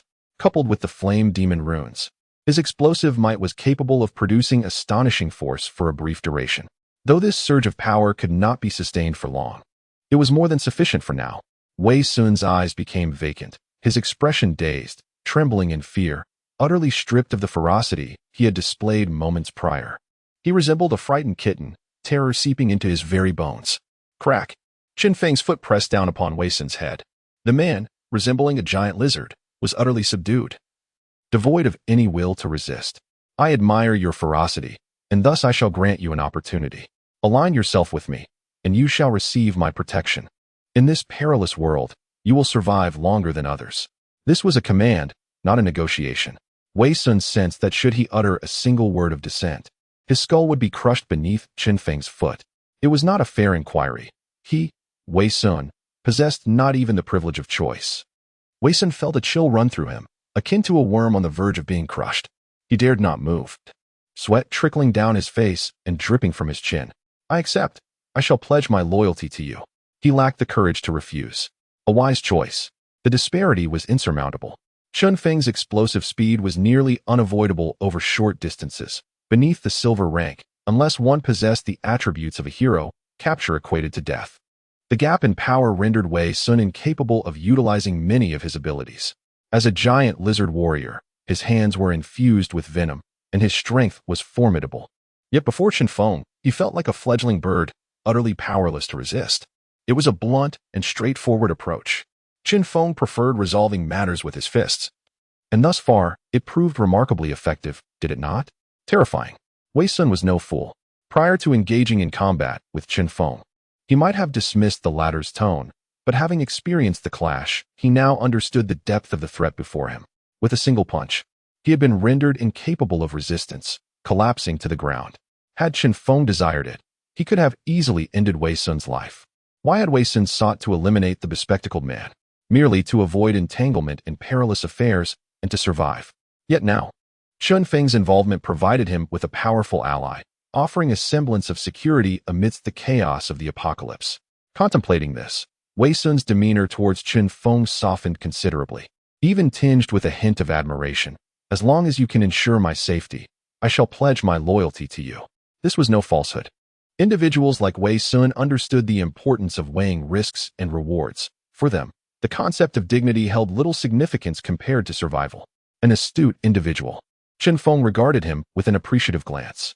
He relished collaborating with intelligent partners, for they spared him much trouble. Do not bear any psychological burdens. Time will reveal that aligning with me is your wisest decision. I can offer you many things: women, status, and even immense power. Chen Feng gazed down at Wei Sun, a glimmer of crimson flickering in his eyes, his tone resembling that of a heretical preacher enticing his followers, laced with seductive allure. Wei Sun lifted his head, his eyes fixed intently on Chen Feng, captivated by the totems swirling around him, swallowing hard. Power? Power akin to yours? Indeed, provided you satisfy me. I shall not cultivate a worthless individual. To obtain such strength, you must demonstrate your value to me. Chen Feng gradually reverted to his human form, a smile gracing his lips. He had not deceived Wei Sun. As a summoner, he could harness the strength of various monsters through sacrifice, either augmenting himself or others, a practice he adeptly employed as a seasoned summoner. However, to wield such power, one must be prepared for the transformation into a monster. This was no mere blood ritual. Once begun, the changes wrought upon one's body would be permanent: the tail of a bone demon, the horns of a flame demon, the flesh of a lowly demon, or perhaps the fangs of a werewolf. To grow stronger, one must pay a price. Chapter 59. The Carrion Beetle. The sequence of events is rather straightforward. The bespectacled man and Wei Sun were classmates at the same school. When the apocalypse descended upon them, they became practitioners. After leaving the school, they rescued numerous individuals along the way and ultimately sought refuge in an air raid shelter. The bespectacled man upheld the principles of justice, bravely venturing out multiple times to scavenge for food to share with the ordinary people hiding within the shelter. In contrast, Wei Sun gradually lost his patience, threatening to abandon the elderly, weak, and infirm, as he deemed them utterly useless. This fundamental disagreement drove a wedge between them. As for the air raid shelter, Chen Feng was not particularly concerned with the relationship between Wei Sun and the bespectacled man. Instead, his attention was captured by the shelter itself. Is the air raid shelter nearby? Take me to see it, he inquired. As a structure designed to mitigate the damage from enemy airstrikes, the shelter indeed served as a fortress. Unconditionally comply, Wei Sun nodded, refraining from offering any rebuttal. Chen Feng's strength far surpassed his own, prompting him to quickly establish his position. Casting a final glance at the corpses on the ground, a flicker of guilt crossed Wei Sun's eyes, quickly replaced by resolve. He did not regret his decision. Had he continued to live as before, he would likely have succumbed to death one day. Survival, he reassured himself, is merely a rebellion against fate. Bronze level. For an aberration adept at devouring corpses, this was considered a supplement. The awaken's arms possessed greater strength than those of ordinary individuals. Chen Feng was eager to observe how the arms of inferior demons would transform once replaced by practitioners. Even a dozen practitioner arms, if ensnared, would pose a significant challenge for a silver-level entity to escape. Their journey encountered no substantial obstacles, and soon they reached the vicinity of the air raid shelter. Designed to safeguard against enemy aerial assaults, the shelter, though narrow at the entrance, opened into a vast expanse capable of accommodating thousands. However, it appeared that uninvited guests had taken up residence nearby. Insects. Chen Feng halted, his gaze falling upon the swarm of beetles lingering at the entrance. The carrion beetle, known for its penchant for consuming decaying flesh, was as large as a calf, adorned with sharp pincers and covered with fist-sized blotches of putrefaction, thus earning its name. Scattered around them were remnants of entrails, vibrant and unrecognizable as either intestines or kidneys. The entrance to the shelter lay strewn with dismembered corpses, men, women, and even the bodies of several children. If his suspicions were correct, these carrion beetles intended to claim the shelter as their lair. At that moment, the beetles worked in unison, using their pincers to sever the corpses, while another group transported the remains into the shelter. Behind them trailed several small beetles, each the size of a human head, occasionally darting forward to seize a piece of intestine or organ to chew upon, resembling children sneaking treats during festive occasions. Yet, the world had undergone a tremendous transformation. Humanity had become the delicacies within the treat box, while the once easily squashed beetles had morphed into formidable monstrosities capable of cleaving an adult in two with a mere pinch. Chen Feng tilted his head towards Wei Sun and inquired, "Can we eliminate them?" Wei Sun contemplated briefly, realizing Chen Feng sought to gauge his capabilities. Without further deliberation, he nodded in agreement to engage in battle, a chance to showcase his worth. The carrion beetles possessed no ranks. Their appearance was merely ferocious. Having spent years consuming decaying flesh, they exuded a cold, rancid odor that instigated discomfort. Should an ordinary person find themselves near these creatures, they would likely experience nausea and retch. With a resounding thud, Wei Sun plunged into the heart of the swarm, unleashing a brutal assault. He shattered the skull of one beetle with a single punch and crushed a larva underfoot. In just a minute, he was drenched in a spray of putrid blood. At that moment, the sin of his companion's blood incited the ferocity of the carrion beetles, who closed in on him, undeterred by the threat. Chen Feng stood aside, refraining from intervening, seizing the opportunity to observe Wei Sun's prowess. The beetles encircled him, and one seized the chance to clamp down on his waist with its pincers. The sharp pain ignited Wei Sun's rage. He roared, gripping the pincers with both hands, and with a decisive crack, tore the creature in half, its greenish blood splattering the ground. The massacre ensued, with half of the carrion beetles slain or incapacitated. Their morale crumbled, and many began to flee in terror. Before Chen Feng, Wei Sun appeared as insignificant as an ant, yet in the presence of these beetles, he revealed a savage side, ruthlessly dispatching swathes of insects with his bare hands. Bravery is present, but a degree of agility is lacking, Chen Feng murmured, offering an assessment. Wei Sun resembled a warrior. His combat style bore a semblance to overwhelming force, relying on his sturdy scales and venomous claws to present a formidable challenge to his foes. Noticing Chen Feng's impassive demeanor, Wei Sun felt a twinge of disappointment, uncertain whether he had proven his worth as previously mentioned. Subsequently, he cleared the corpses from the entrance of the shelter and conducted a hasty cleanup. The stench of blood, though still pungent, was considerably more tolerable than before. After completing his tasks, Wei Sun knocked on the iron door within the shelter. Chapter 60. Rules, and will open the door quickly. I am on the verge of starvation. Indeed, I hope there will be bread today. I have been subsisting on instant noodles for days, and I am about to retch. A cacophony of voices erupted. And then the heavy door swung open, revealing a sea of unfamiliar faces before Chen Feng. Among them were men and women, as well as some elderly individuals and children. In stark contrast to the fortunate souls outside, these people wore relatively clean clothing and, despite their pallor from lack of sunlight, displayed no overt signs of distress.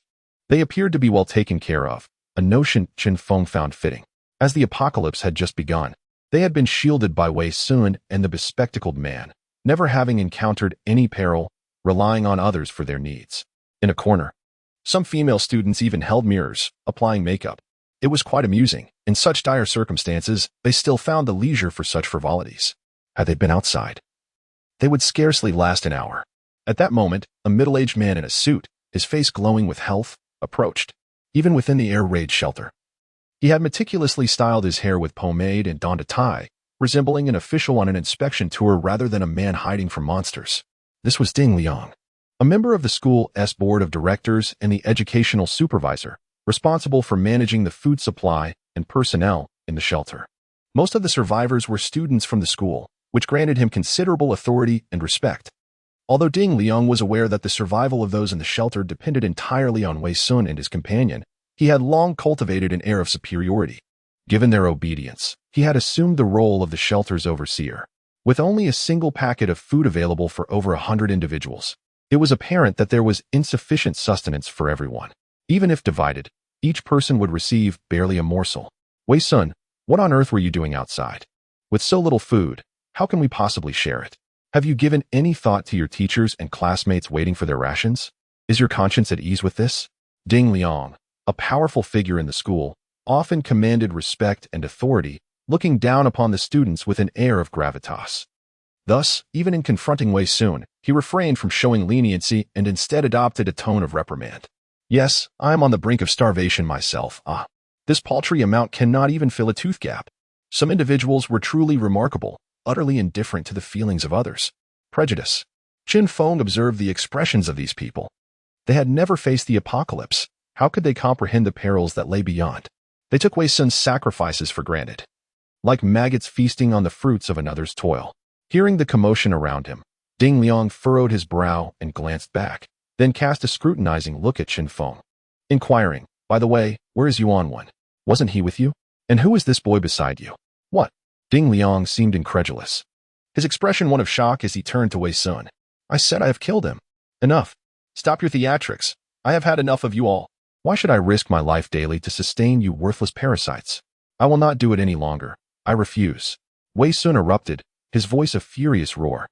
Wei Sun, do you even realize what you were saying? Ding Liang's eyes widened in disbelief, as if seeing Wei Sun for the first time. His expression, one of surreal astonishment. A shadow flickered in Wei Sun's eyes, akin to a rabid dog, ready to attack without consideration for rank or status. Wei Sun, I am a board director. Is this how you address me? Ding Liang was drenched in cold sweat, his face ashen, resembling a dying frog, his mouth twitching in distress. Guilt? What was there to feel guilty about? As a director, he was supposed to be respected. Furthermore, managing the lives of these people warranted some extra rations, did it not? What was wrong with that? This situation could not be allowed to continue. Ding Liang narrowed his eyes, formulating a plan, and spoke to the crowd behind him. Wei Sun has lost his mind. He has conspired with others to suppress us. Yuan Wen is dead at his hands. Can we endure this? We must. Before he could finish, a sharp pain pierced his chest as a scaled arm thrust through. He struggled to speak, but his chest trembled violently, rendering him mute. Wei Sun stepped forward, locking eyes with Ding Liang, and spoke deliberately. Go to hell. With a violent thrust, Ding Liang's insides ruptured, and his life ceased abruptly. In contrast, a cruel yet frenzied smile curled upon Wei Sun's lips. A wave of indescribable pleasure washing over him. He discovered that killing was more exhilarating than slaying monsters. Chen Feng observed Wei Sun, whose emotions were unstable. After having taken 2 lives, he had become somewhat deranged. If left unchecked, he might evolve into a bloodthirsty tyrant. The future was uncertain, and Chen Feng could not predict what would unfold. However, he recognized the necessity of a ruthless agent, compared to a coward who lacked the courage to kill. Wei Sun's wild and explosive nature garnered Chen Feng's approval. Should Wei Sun become uncontrollable, transforming into a mere instrument of chaos that jeopardized Chen Feng's plans, he could simply be discarded. That was not a difficult dilemma. The groundwork had been laid.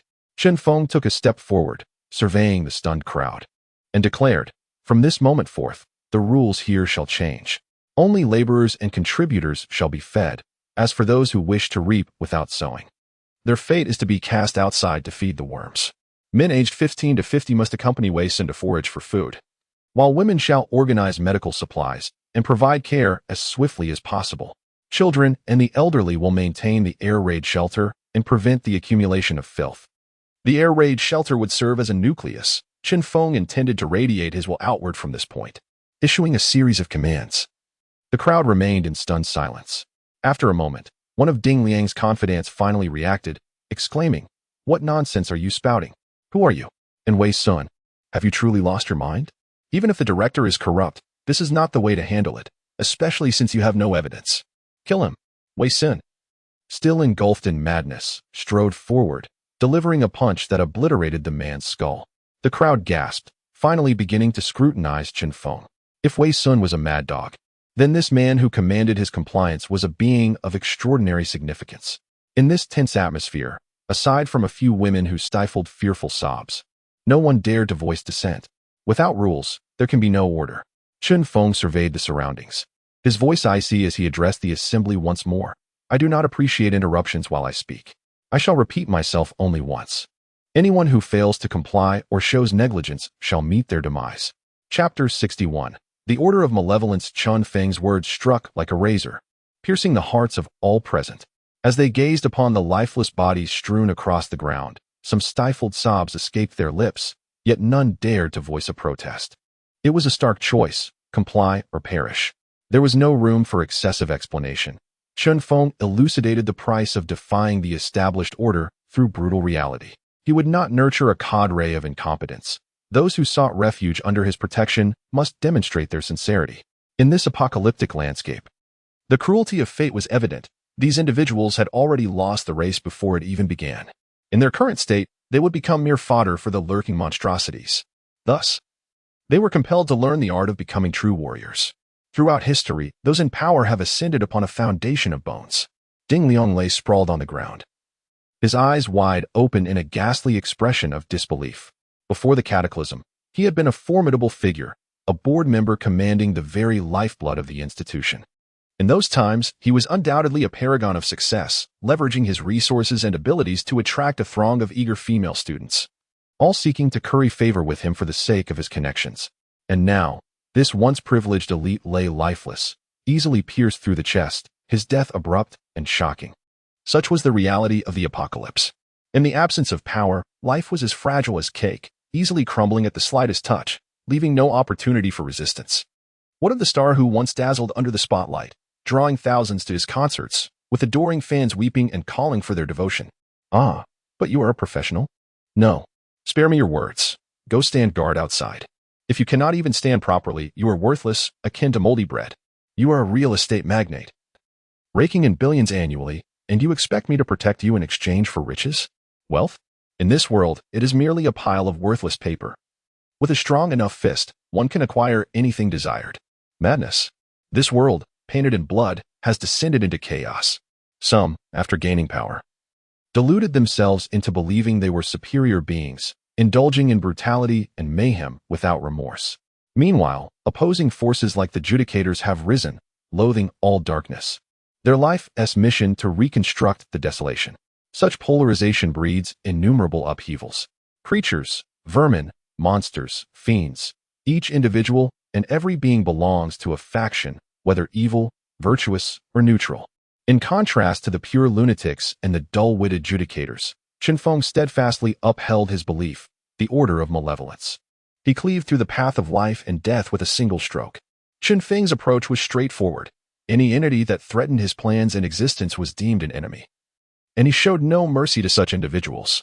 Next, he aimed to establish his own dominion. Though he had joined the military and Feng Zhiyong promised him a military identity, Chen Feng lacked a personal force and loyal confidants.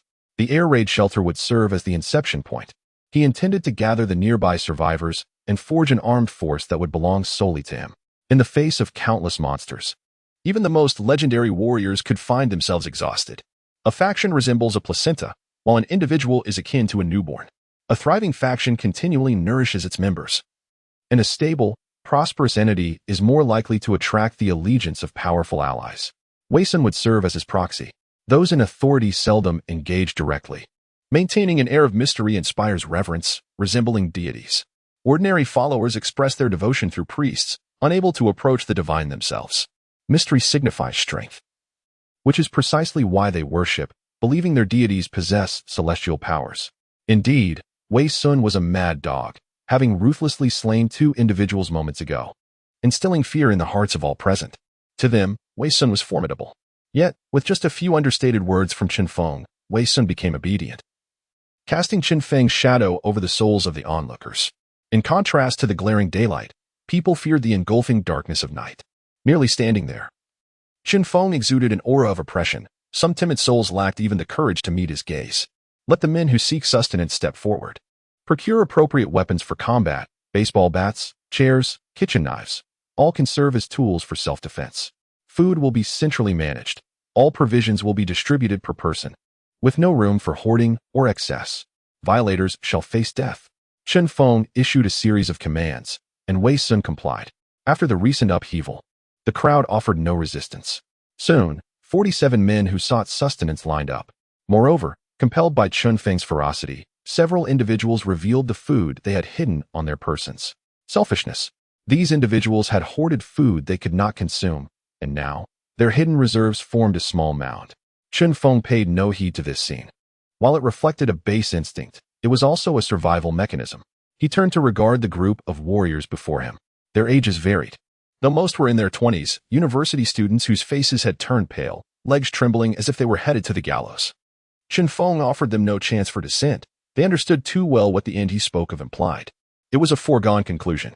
Despite their fear, they had no choice but to brace themselves and venture forth to confront the clawing monstrosities. With a wave of his hand, Chen Feng dispersed the crowd and summoned Wei Sun to his side. Wei Sun hesitated, torn between words. Chen Feng glanced at him and said, "Speak your mind. Do you still want me to search for food?" "No. I mean, should we continue to assist these worthless individuals?" Wei Sun questioned, puzzled. He had resorted to violence against his friends to escape these people, yet now Chen Feng insisted on aiding them, leaving him bewildered. Chen Feng raised an eyebrow. "One person is weak. The surroundings are fraught with peril. Therefore, I must consolidate all nearby survivors. Only in doing so can we hope for a fighting chance against this calamity." Enticement. Upon hearing this, Wei Sun's eyes lit up. He had not anticipated such a background, further affirming his belief that Chen Feng was no ordinary individual. Then, something seemed to dawn on Chen Feng. Wei Sun listened intently, awaiting further instruction. I promise to protect your life, but this requires your compliance, unconditional obedience, and acceptance. I hope this will be your final challenge to my decisions."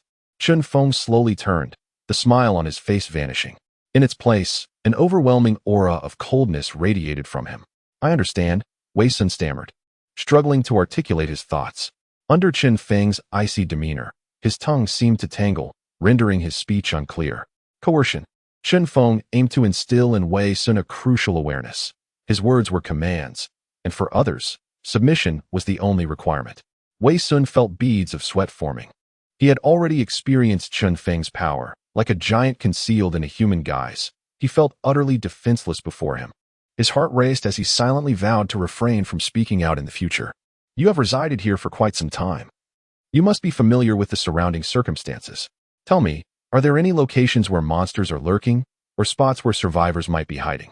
Chapter 62. Distribution of Forces. Wei Xuan pondered for a moment before speaking. 2 miles to the south lies a trading depot, which is stockpiled with a considerable amount of food.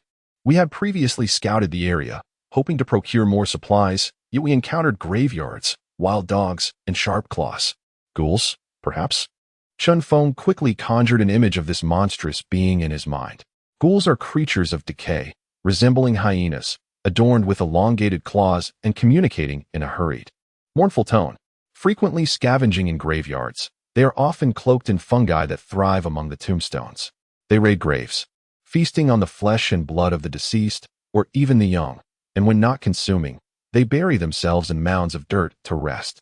Ghouls are merciless and cunning, insatiable beings that only cease their gluttony when their bellies are on the verge of bursting, much like humans constructing homes.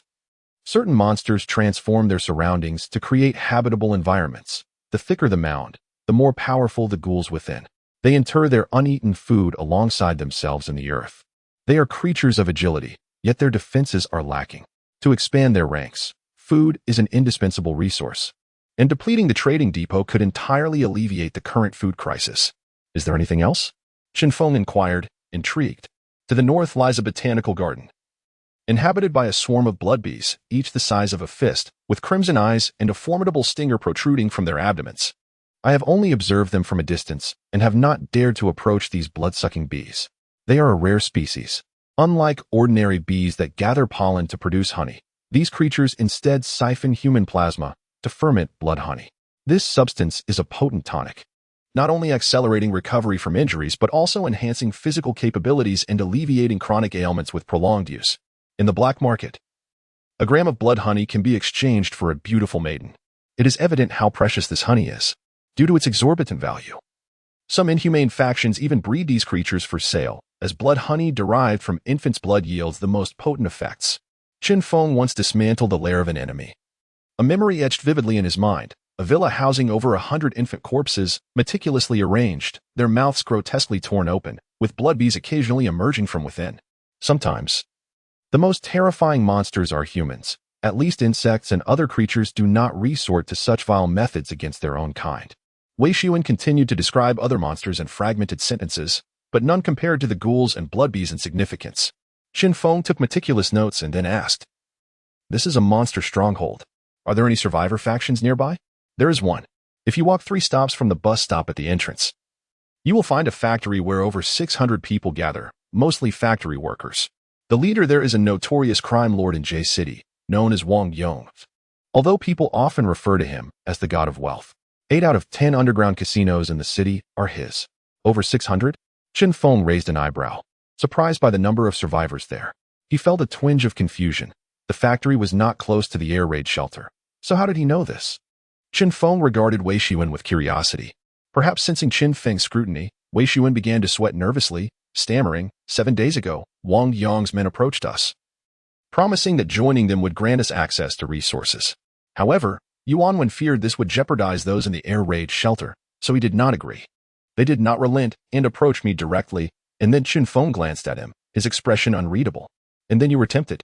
Yuanwen was your ticket. Eliminating him would remove any obstacles to aligning with Wang Yong. I merely wish to avoid bearing such a heavy burden, but rest assured, I will not betray you." The revelation left Wei Xuan trembling, fear creeping up his legs like a vine. Chen Feng's unpredictable temperament made him genuinely fear the man's wrath. "Enough of the past. I value your future performance, Chen Feng spoke slowly, dismissing any grievances regarding Wei Xuan's previous actions. Of course, he had never trusted Wei Xuan. He only trusted the strength of his own fists. Wei Xuan exhaled in relief, finally feeling a sense of ease. There was no need for further contemplation. Chen Feng needed sustenance. So he set his primary objective on the ghoul's territory. Gather the troops. We shall head to the trading depot. Although Wei Xuan surmised Chen Feng's intentions, the notion of assaulting the monster's domain instilled a measure of trepidation in him. Refusal? Wei Xuan dared not exhibit his fear, for he understood that this man despised challenges to his authority. Though the ghouls were fearsome, Chen Feng possessed a similarly terrifying strength. Contemplating this, Wei Xuan found renewed courage and hastened to rally the others for battle. Reassuring the populace was vital.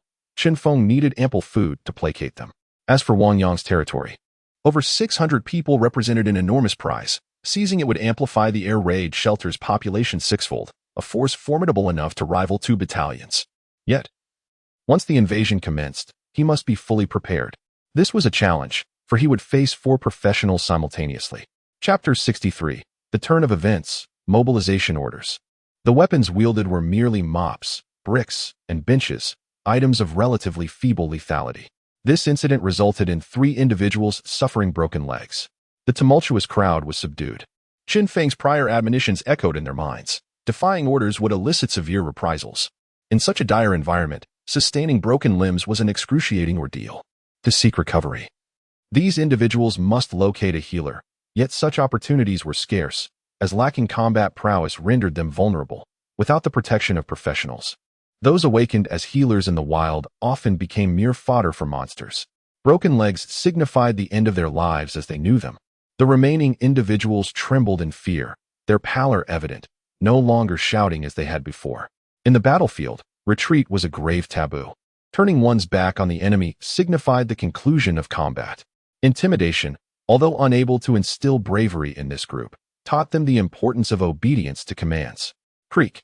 The entrance to the air raid shelter swung open, and this time the group complied obediently, stepping forth despite their trepidation.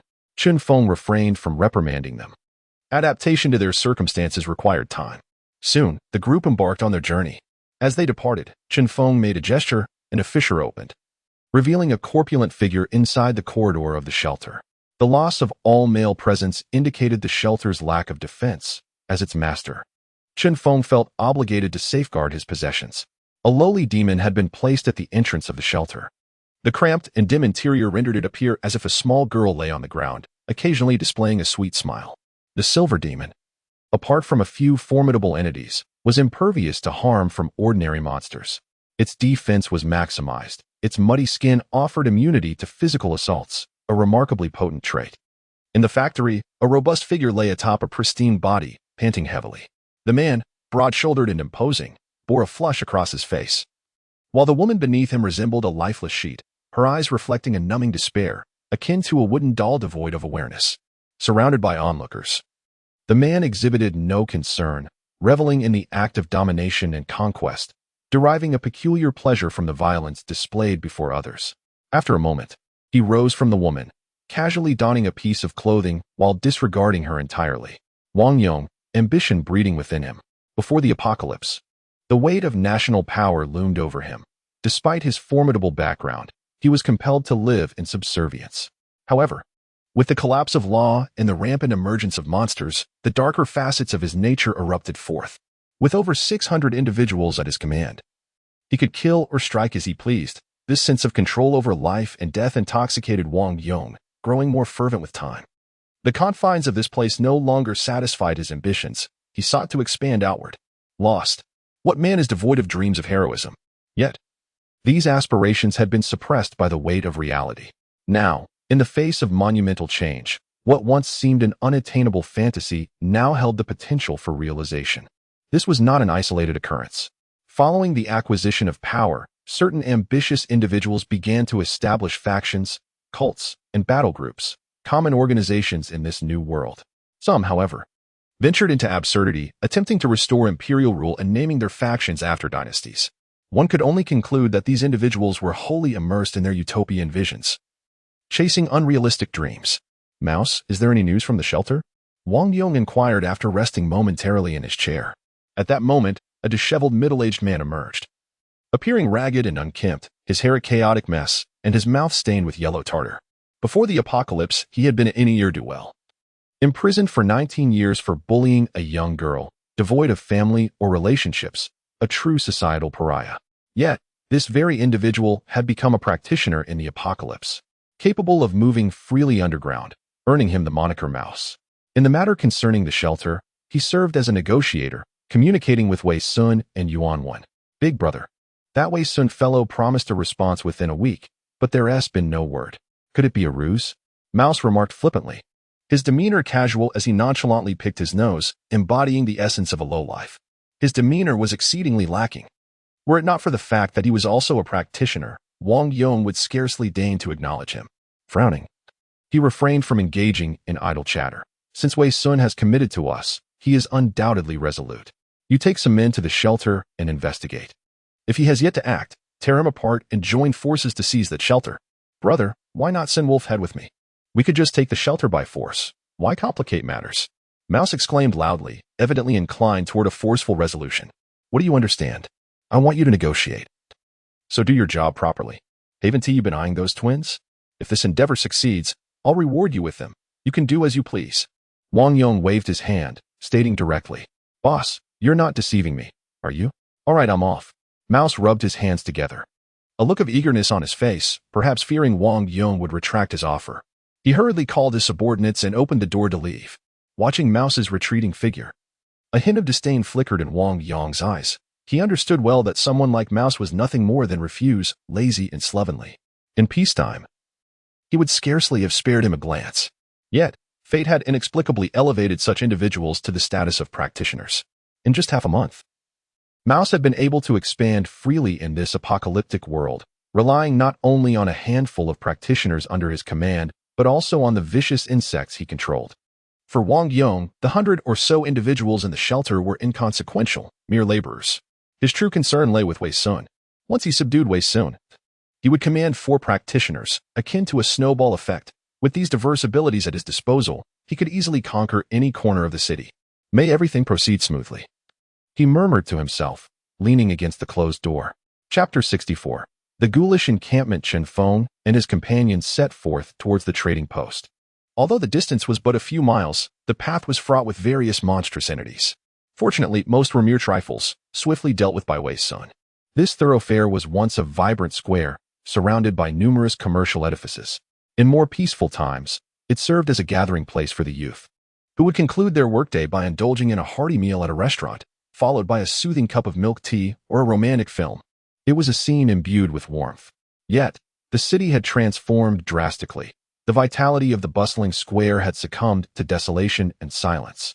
The wasteland lay bare, devoid of human presence, occasionally interrupted by stray cats and dogs emerging from the ruins. In the wild, these creatures had become the most common survivors. Yet they had shed their previous docility, having adapted to their harsh surroundings. Chen Feng had witnessed a group of cats assaulting a colossal rock beetle. Some animals had mutated, driven by hunger to confront even the mightiest of beings. The survivors began to acclimate to their grim environment, scavenging for tools in hardware stores. Massive wrenches, engineering hammers, and steel pipes replaced their once fragile weapons. The weight of their newfound equipment instilled a measure of courage, and their pallor began to brighten. At the trading post, Chen Feng crouched down, scooping up a handful of dark red clay. He brought it to his nose, detecting the metallic scent of blood, a life extinguished in this very spot. Ghouls do not wait idly. Upon awakening, they venture nearby in search of sustenance. Evidence of dragging marks suggested the proximity of a ghoul encampment. Ghouls, though not particularly keen of smell, seem to have devoted all their innate abilities to agility, capable of sprinting on all fours with explosive speed, surpassing even a cheetah. For an ordinary person, encountering a ghoul was nothing short of catastrophic. Wei Sun's expression grew grave, perhaps stirred by haunting memories, as he swallowed hard. A flicker of panic evident in his eyes. Nightmares of ghouls tearing apart comrades lingered in his mind. Soon, a horde of ghouls materialized before them, over 20 in number. Contrary to Wei Sun's earlier claims of their concealment beneath the earth, this group emerged from the very mounds of dirt.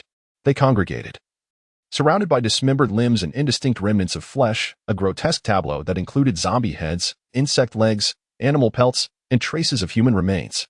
Clearly, these morsels could not satiate their ravenous appetites, prompting them to emit chilling cries reminiscent of a woman's throat being slit. Gorge ghouls posed a lesser threat, as their propensity to gorge themselves until they regurgitated rendered them less dangerous. Only stopping when their bellies were near bursting, their agility diminished, and their lethality reduced. However, the state of hunger transformed the ghouls into terrifying entities, their gastric juices more potent than those of other creatures, causing them to writhe in discomfort when deprived of food. In their insatiable greed and madness, they became bloodthirsty fiends, driven to consume anything in sight, including their own kind. One particularly massive ghoul caught Chen Feng's attention. It stood nearly 2 meters tall, emaciated yet with an oddly oversized head, resembling a skinned wild dog, its eyes bulging and bloodshot. With a swift motion, it seized a fellow ghoul, cleaving open its skull and ravenously devouring the brain within. In their famished state, ghouls exhibited a total lack of reason, attacking each other and starting with the brain before consuming the neck, chest, and finally the limbs. This ghoul leader, endowed with certain privileges, reveled in the bloodshed, inciting frenzied madness among its peers. Some ghouls, unable to withstand their hunger, began to gnaw on their own arms, delicately peeling away strips of flesh. Driven to the brink of insanity, this ghoul horde teetered on the edge of frenzy. Should a confrontation ensue, even the mightiest of leaders would find themselves easily torn apart by these ravenous fiends. Wei Sun's legs quaked, the horrific scene awakening memories that rendered his breath shallow and his countenance pale, instilling a desire to retreat. He lacked the courage to face such monstrosities. The other survivors, paralyzed by fear, had never encountered such terrifying beings. The ghouls loomed over them like blades, instilling a profound dread. Some succumbed to convulsions, collapsing to the ground, frothing at the mouth, an entirely natural reaction. Chen Feng merely cast a glance at them, refraining from reprimanding their cowardice. He had never intended for them to confront the ghouls head-on. He understood the vast disparity between them. In the event of conflict, they would serve only as fodder. His purpose in bringing everyone along was merely to demonstrate his own strength. Faith stems from power. No one reveres goblins, while demons and dragons evoke the opposite sentiment. Chen Feng would prove through might that he not only possessed the capability to command the underground lair, but that the monsters before him, perceived as insurmountable challenges, were but mere ants to him, easily dispatched. With hands poised like claws, Chen Feng aimed to eradicate the encampment in the briefest time possible. Ghouls. Were these the same creatures that had annihilated a small squad? Their sharp claws, crimson eyes, and teeth laden with flesh, how could such terrifying beasts exist? Could we possibly triumph? No, such a feat seemed utterly unattainable. Despair enveloped some survivors, who leaned against the walls, faces etched with panic. The air was thick with a pervasive sense of hopelessness, transcending mere anxiety and fear. Chapter 65. The hunter and the prey. Nearly 50 individuals huddled together, yet none felt even a modicum of safety. Instead, they trembled violently. Some wept uncontrollably, others stared blankly in confusion, and a few collapsed onto the ground. Throughout their lives, they had been taught to be steadfast men, to remain resilient at all times, and to shun tears as a means of resolving issues. However, the terrifying presence of the ghouls had utterly shattered their final bastion of courage. Some murmured to themselves, and those devoid of faith began to yearn for miraculous intervention. It was not only the others. Even Wei Sun's complexion had turned ashen. In that moment, he bore no resemblance to the madness he had previously exhibited. He seemed akin to a drowning man, helpless and lost, tormented by the memories swirling in his mind. He stiffly turned to Chen Feng. Although he had been awed by Chen Feng's strength, facing the ghouls caused that awe to waver. Wei Sun found it hard to believe that Chen Feng could triumph over such monstrosities. "My lord, these creatures seem unusually menacing today. Perhaps we should retreat," Wei Sun suggested, his voice quivering. "Retreat?" Chen Feng countered. The ghoul encampment was indeed horrifying, and Wei Sun, unwilling to take risks, pressed on. "My lord, when we came before, there were not this many monsters. It seems all the creatures from the burial mounds have emerged. Our numbers are far too few. Perhaps we should fetch some reinforcements." "Unnecessary." Chen Feng turned with unwavering resolve. "With everyone present, we can eliminate them all in one fell swoop. I refuse to have these creatures disrupt our efforts while we transport food." Chen Feng extended his hands, gradually pressing them against the ground. "Are you afraid? If your courage is this limited, I might consider finding someone else to take your place." Chen Feng's power began to surge, and ominous howls echoed faintly around them, reminiscent of tormented souls, instilling a sense of unease. "My lord, You misunderstand. I harbor no such thoughts. I merely wish to spare you from danger, Wei Sun hastily clarified, lowering his stance. For my sake? Chen Feng gazed forward, the temperature around him plummeting, a layer of frost forming upon his brow. Simultaneously, two pitch-black fissures appeared beside him, resembling the eyes of demons, evoking a sense of dread. Standing aside, Wei Sun was bewildered by the unfolding events, his pupils narrowing as he sensed an ominous aura. I understand your fear. However, do not fret, for you have never truly witnessed my full power. Two figures flickered into view. Now is the moment. Arise. Chen Feng commanded sharply, forcefully pressing his hands downward. With a thunderous crash, a muscular leg emerged from the crevice, possessing a formidable physique, wielding a massive bone club. With tightly wound barbed wire encircling its head, a single crimson eye peered out, devoid of life or compassion, embodying a blasphemy against existence itself. From another fissure, a figure emerged, exuding an aura of endless temptation, short skirt, long bow, icy demeanor, yet even this could not conceal her lethal allure. Ignoring the astonished expressions of those around him, Chen Feng raised his head. No one shall impede my progress. Any obstruction shall meet its demise. A sinister smile graced his lips, his teeth gleaming like a predator-ass. Stripped of any semblance of humanity, supported by the harbingers of doom and dark spirits. At noon, a dozen men traversed the path, their robust physiques and fierce expressions rendering those in the air raid shelter akin to rabbits in the presence of beasts. The rat brandished a chicken leg in one hand and a pistol in the other, trudging forward with a hunchback, as a figure of the underworld. Wang Yong had numerous enemies, compelling him to hire a cadre of thugs. In this apocalyptic world, these ruffians continued to thrive, proving themselves the most formidable force aside from the professionals. Accustomed to combat, these individuals possessed the prowess of underground boxers, their strikes merciless, each capable of taking on 3 opponents simultaneously. Wang Yong intended to seize the air raid shelter, dispatching a third of his trusted men to do so. The rat's expression darkened. The wilderness was fraught with peril. Although he was a professional, he had encountered danger several times, narrowly escaping death on account of his swiftness. The factory offered both women and food, yet it was fraught with risks. The rat dared not defy Wang Yong, but harbored a deep-seated resentment towards those in the air raid shelter. Once we breach the stone door, I shall select a few unfortunate souls to relieve my pin-up frustrations. Once a mere social outcast, the rat had been disregarded even by laborers, who earned their living through honest toil. Despite the arduous nature of their work, every cent was earned legitimately. The rat, however, sought shortcuts, indulging in petty thievery and vile deeds, ultimately severing ties with his family. Now, the rat possessed a power that others envied, channeling his inner darkness into the torment of others. His greatest pleasure lay in forcing educated individuals to kneel and bark like dogs, a sensation that invigorated him. And he relished it endlessly. A twisted soul, he had long been warped by his desires. Brother Rat, we have arrived at the air raid shelter. But there seems to be someone at the entrance, a lackey informed him. The rat furrowed his brow, peering ahead, initially expecting Wei Sun to greet him. However, in the next instant, a glimmer of excitement flickered in his murky eyes. The entrance to the air raid shelter was notably narrow, and at that moment, a delicate figure stood at the threshold. A young girl, no more than 6 years old, leaned against the doorway. Her eyes sparkled with innocence, captivating anyone who beheld her. Her lustrous black hair cascaded over her shoulders, and her petite nose and tender lips radiated an enchanting glow, reminiscent of flower petals or pearls, evoking an irresistible desire to savor her sweetness. A little girl. The rat's eyes gleamed with a predatory light.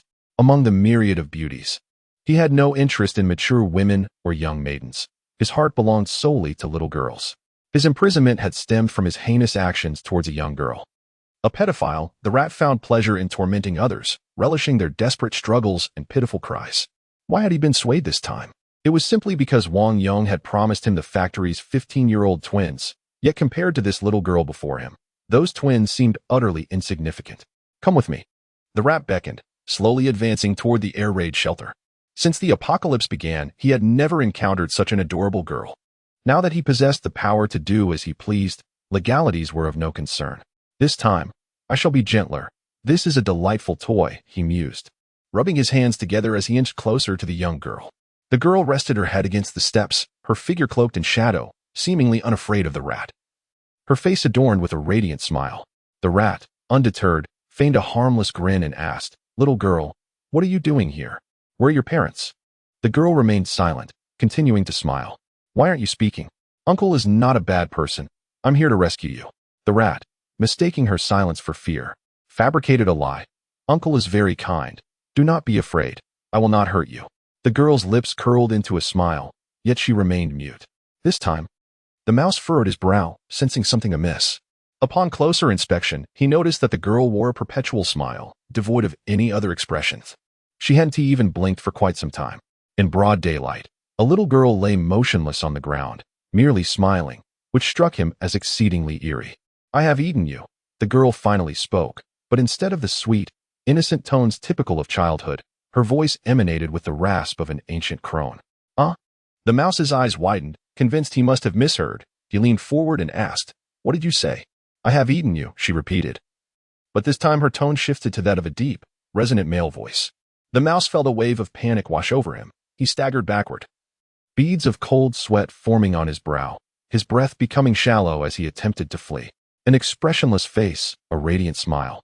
In shifting tones, all these peculiarities coalesced in his mind, solidifying his singular desire to escape, for the entire scene had plunged him into a state of horror. The girl lifted her head and suddenly blinked. This time, her pupils contorted alarmingly, resembling a chameleon's as they shifted to the corners of her eyes. Her declaration was not merely directed at the mouse, but rather echoed a sinister proclamation to the minions surrounding them. In the next instant, a series of ashen arms emerged abruptly from the hole, seizing the group with a forceful grip, yanking them into the abyss with such swiftness that they scarcely had time to resist. As time trickled by, the entrance fell into silence, as though nothing had transpired. A sudden hiccup broke the stillness. Moments later, a small head peeked through the shadows, leaning against the corridor, grinning widely, gazing ahead as if awaiting someone, or perhaps anticipating the arrival of the next prey. Chapter 66. Fear reigns, kill it, Chen Feng commanded, gesturing towards the ghoul chieftain. The dark elf, her countenance serene, allowed the wild winds to tousle her silvery hair. A glimmer of obedience flickered in her eyes, as an overwhelming aura of menace enveloped her, akin to a deluge poised to inundate the land. Fear began to permeate the air. The crowd around seemed paralyzed. As if bound by an unseen force, their limbs rendered immobile. The dark elf had ascended to silver rank. If she were once a seething volcano, now, endowed with silver capabilities, she had transformed into a frigid cloud hovering above. Her demeanor underwent a profound metamorphosis. Drawing an arrow, she notched a pitch-black projectile, adorned with menacing barbs. Unlike the previous thorny branches, this arrow was darker and denser, reminiscent of steel, betraying no hint of its wooden origin. The thorn trees towered into the clouds, reaching heights of nearly 100 meters in the abyss. The higher one climbed, the greater the resistance. And at around 10 meters in bronze rank, exhaustion would set in. The measure of a dark elf's prowess lay in how high she could ascend the thorn tree. The higher she climbed, the denser the branches, augmenting her destructive potential. With a swift draw of the bowstring, she unleashed 3 arrows towards the ghoul chieftain. Multi-shot, energy shot. A thunderous boom resounded as the arrows arched gracefully through the air.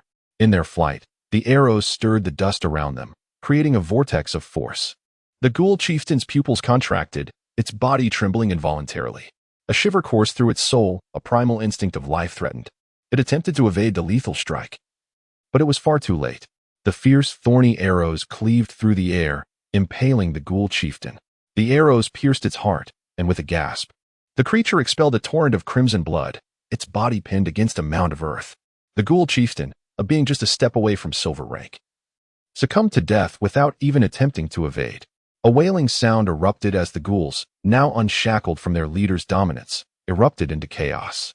In their disarray, they soon fixated on Chen Feng and his companions. With a guttural roar, they crouched low like beasts, launching themselves at the group. Food. The ravenous ghouls became exceedingly perilous. The speed of the ghouls was astonishing. In mere seconds, they had closed the distance. Chen Feng stood at the forefront. As a ghoul lunged forward, its body leaned in, a crimson tongue darting out, slicing through the air with a piercing shriek, intent on tearing flesh. Bang! A dull thud echoed. A hefty figure interposed itself before Chen Feng.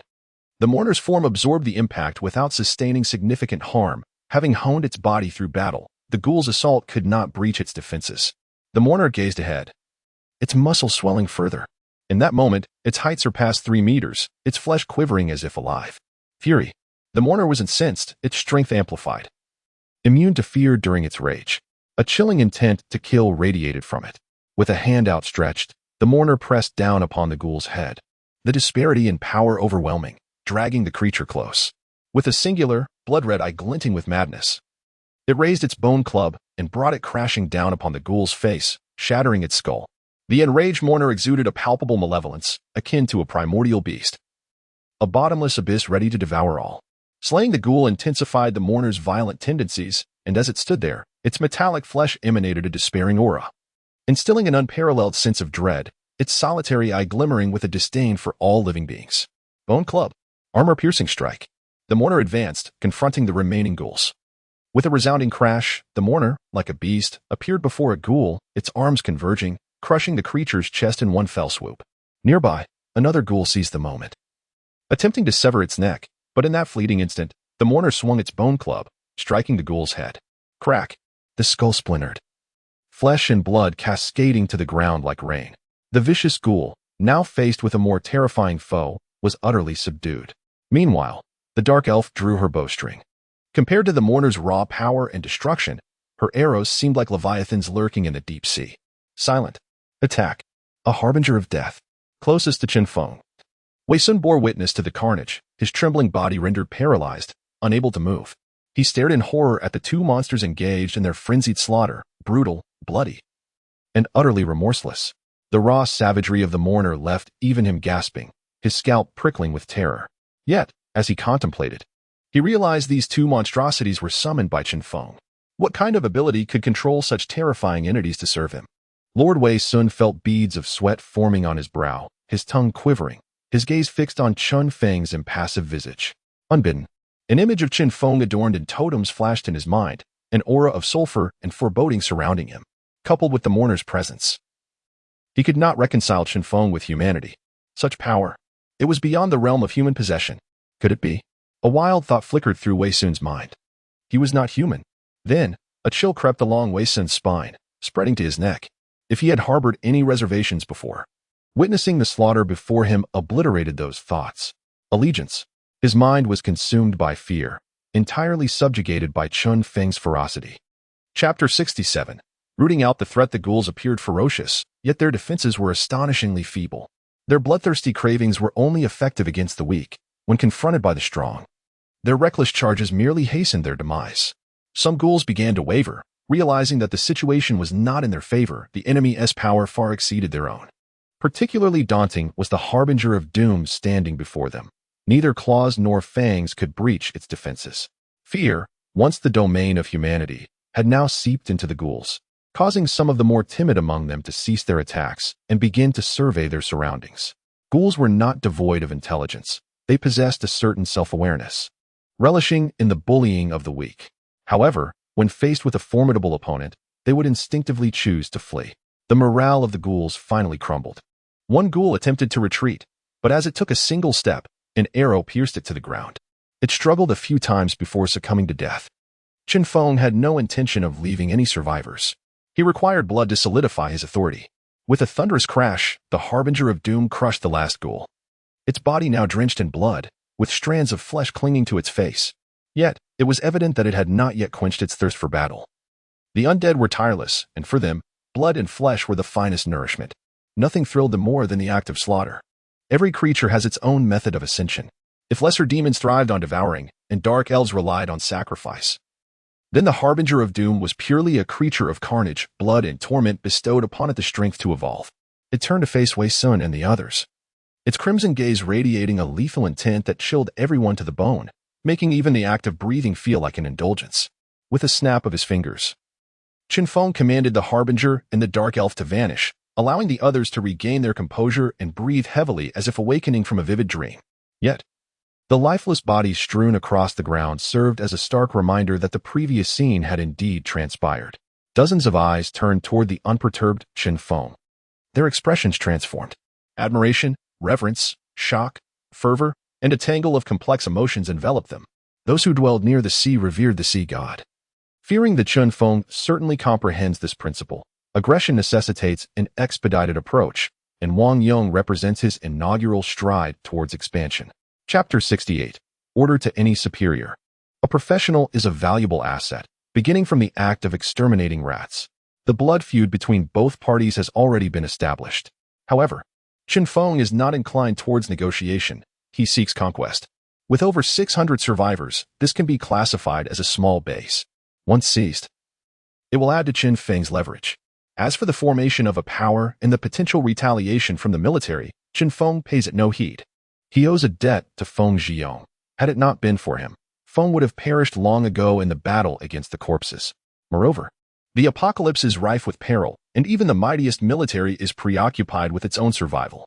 Under these circumstances, unless there is large-scale slaughter of civilians or the establishment of a cult, the military is unlikely to intervene. Professionals are a variable.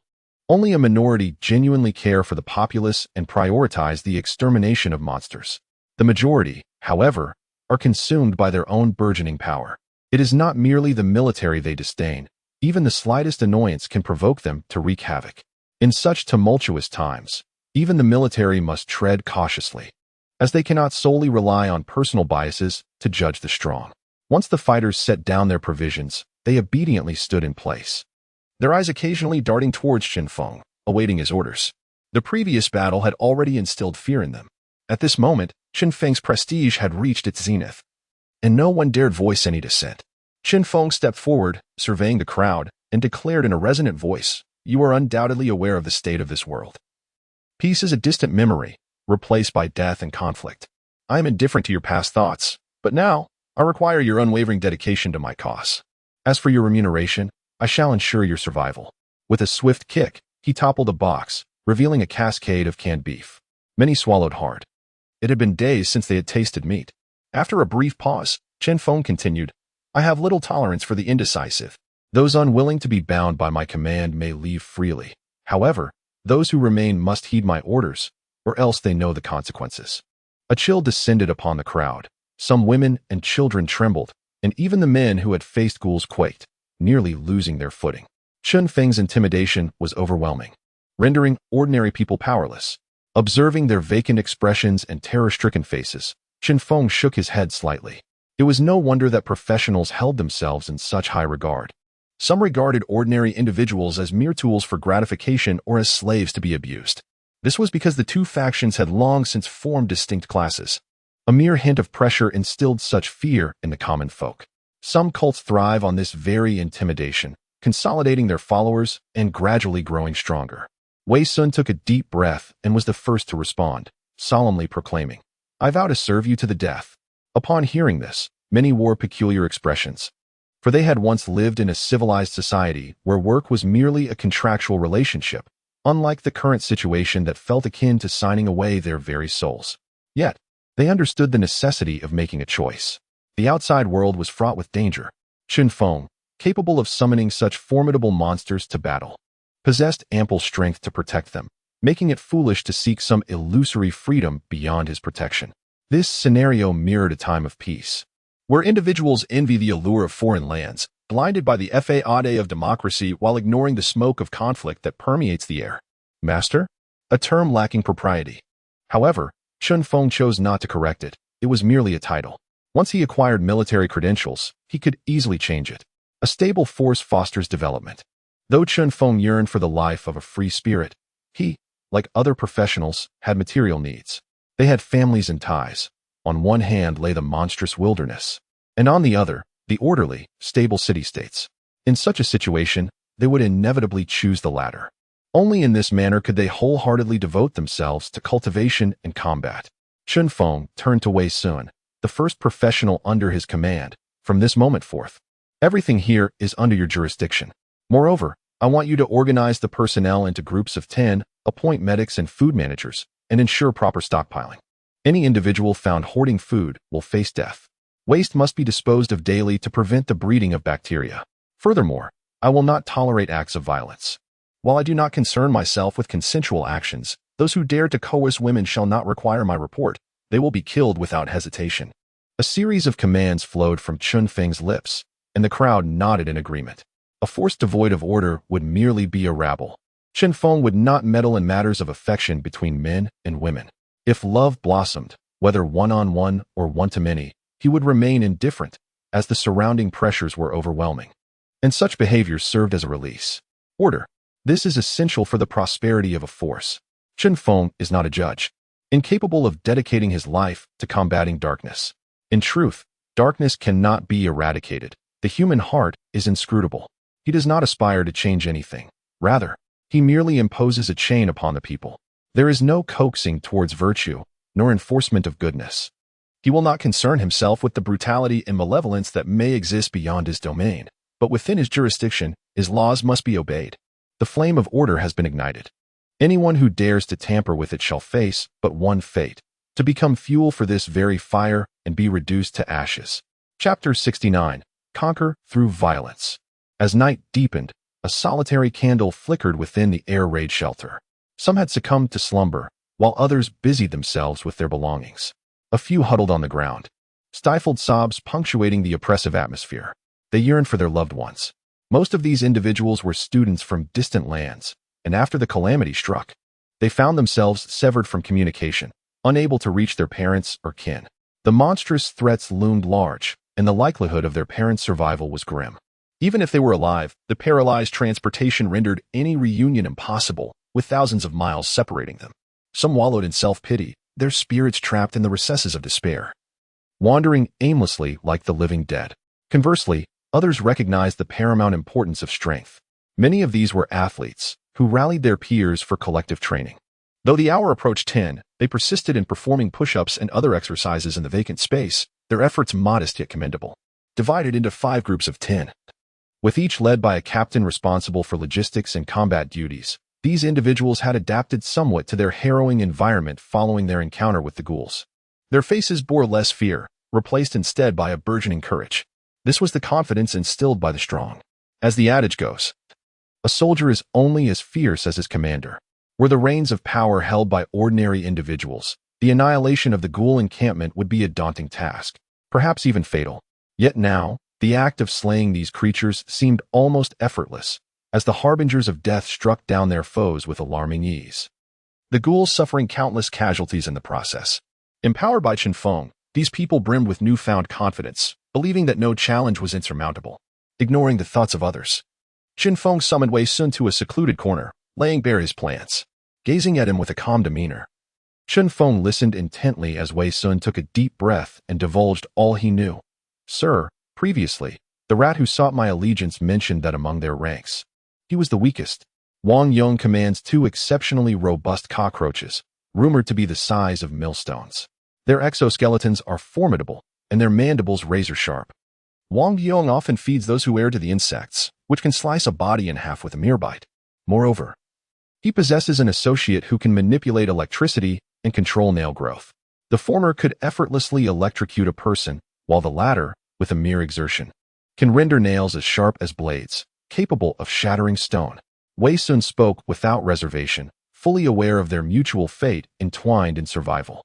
Cockroaches, creatures known for their tenacity, come in countless varieties. Are they the millstone breed, the spotted cloud roach, or the carrion roach?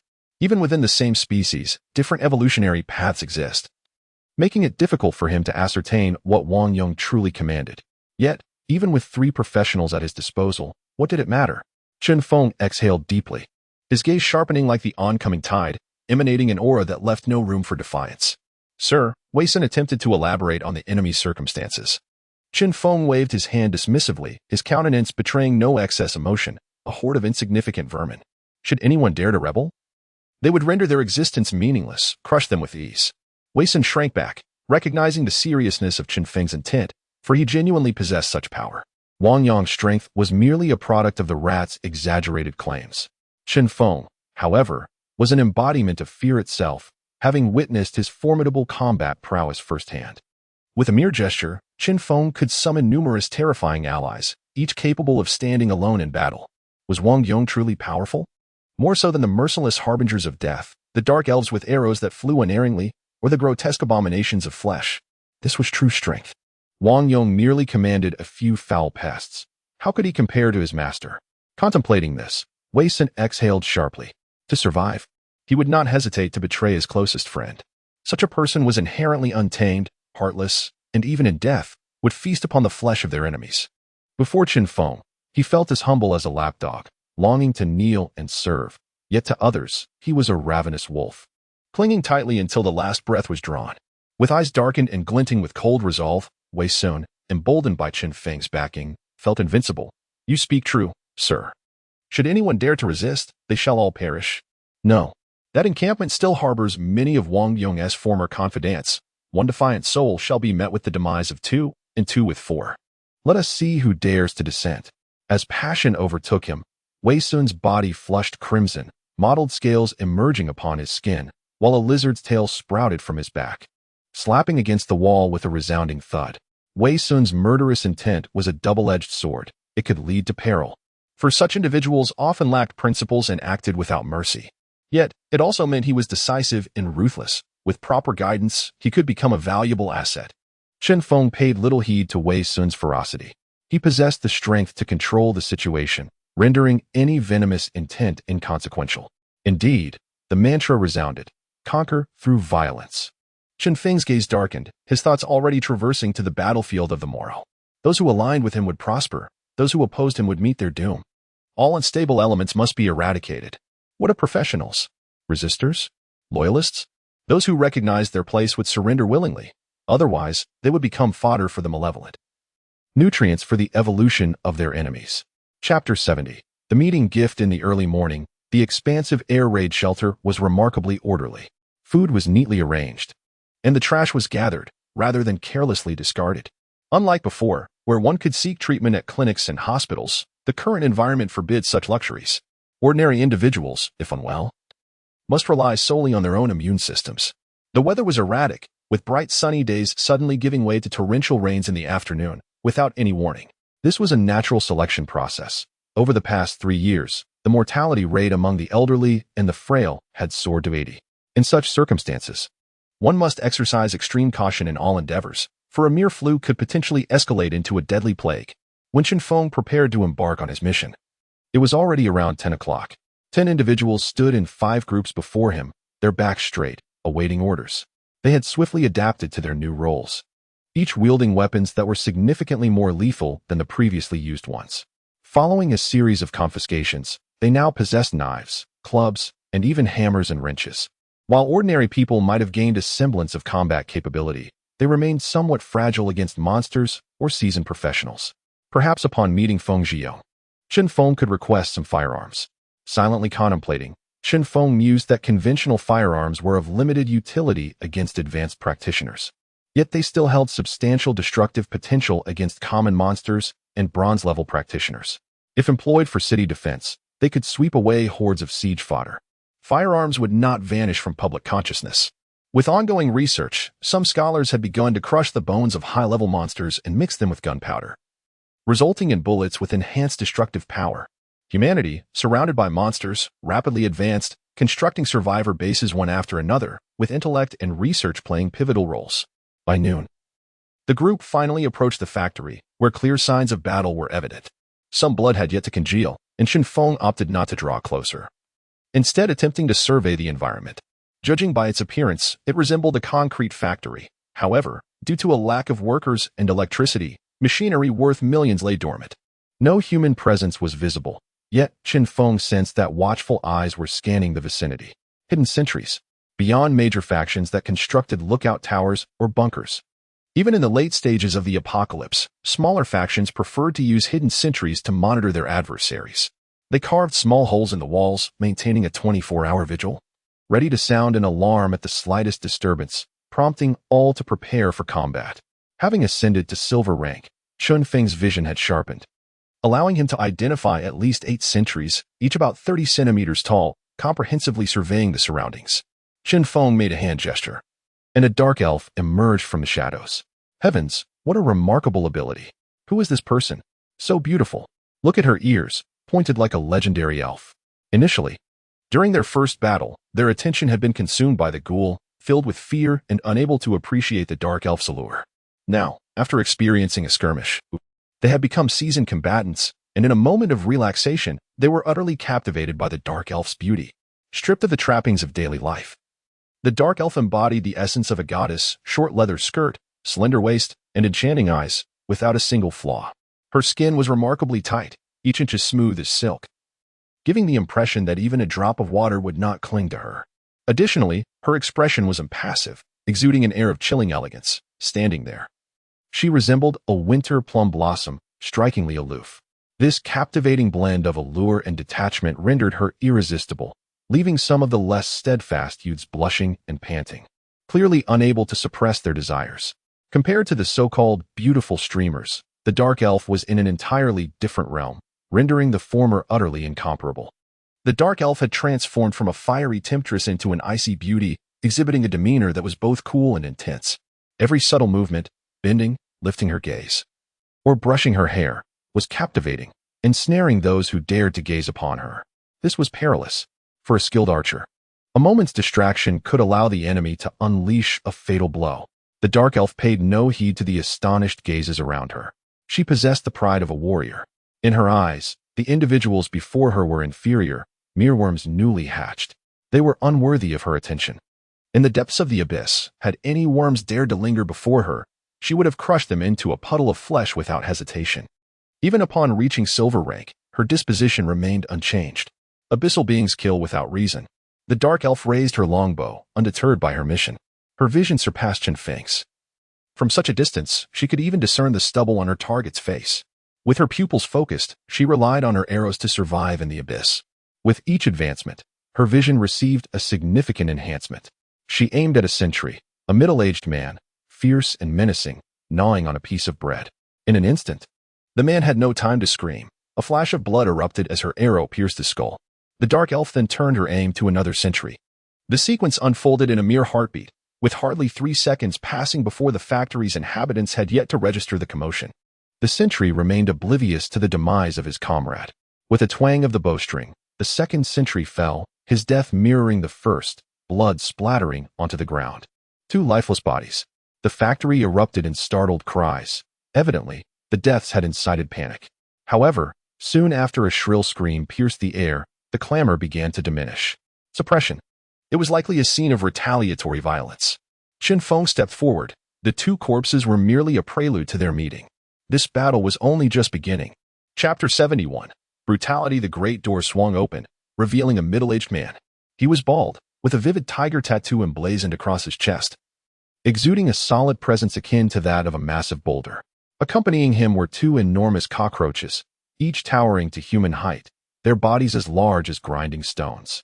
Their triangular heads moved with agility, while their compound eyes glimmered brightly. Their long antennae swayed gracefully. Particularly striking was the chitinous armor that shimmered like obsidian, radiating an otherworldly glow. Magic light cockroaches? Chen Feng furrowed his brow, a cold glint flashing in his eyes as he muttered.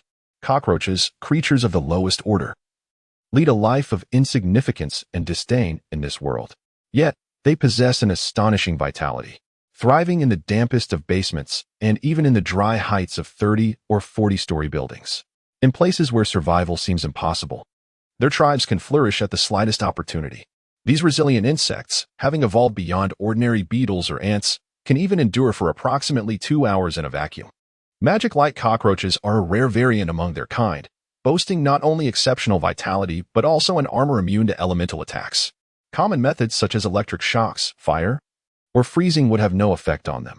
Any damage inflicted on their exoskeleton would be instantly rebounded. Such variants are exceedingly rare, with only a 10% chance of occurrence among evolved cockroaches, and Chen Feng was taken aback to find 2 present here. In this moment, the 2 magic light cockroaches clutched severed body parts in their mandibles, blood dripping onto the ground, creating an aura of savagery. Chen Feng had not hidden his presence. Amidst the chaos of the factory, he had commanded his companions to advance, leading to a moment of mutual recognition between the 2 parties. The middle-aged man regarded Chen Feng and his group with a shadow of menace in his eyes, his voice deep and resonant. "Who dares to intrude upon my camp? Have you grown weary of life?" His imposing aura and sharp tone were unmistakable. This man was Wang Yong, who had ascended to the Silver Realm. His physique robust and his eyes gleaming with a fierce intensity, moving with the grace and power of a predator, evoking fear. Before the apocalypse, Wang Yong was a formidable figure in J-City's underworld, wielding wealth and influence akin to a king, having spent his life in conflict. He had cultivated an air of authority, which only intensified upon awakening his powers as an insect controller. Wang Yong scrutinized the group before him. Wei Xin, as a professional, could withstand the pressure emanating from his presence, displaying a readiness for battle, while the ordinary individuals around him exhibited signs of panic, instinctively avoiding Wang Yong's gaze. Behind him stood a band of ruthless henchmen, former subordinates engaged in illicit trades during peacetime, brandishing machetes, starkly contrasting the two factions. At the forefront, Chen Feng emerged as the spokesperson for his group. Wang Yong furrowed his brow, pondering. Typically, the mere reprimand of a commoner would induce trembling fear, and even seasoned professionals would feel uneasy. Yet, this young man, seemingly unassuming, remained unfazed, exuding an effortless confidence. Moreover, when Wang Yong's gaze fell upon the dark elf beside Chen Feng, his heart skipped a beat. As a notorious figure, Wang Yong had encountered countless women, students, housewives, and celebrities, but none compared to the ethereal beauty before him. Her exquisite features, graceful stature, and an air of disdain and detachment stirred a primal desire within him. He found himself yearning to possess her, to strip her bare and elicit her cries of despair. However, the longbow in the dark elf's hand quelled his lustful thoughts. Narrowing his eyes, he resembled a crocodile lurking in the water, poised for the hunt. Did you kill my men? The dark elf remained silent, revealing no hint of fear despite their equal standing. You are Wang Yong? Chen Feng interjected casually, his tone devoid of emotion. Indeed, I am. Do you know who I am? You dare to wreak havoc here, unaware of the consequences?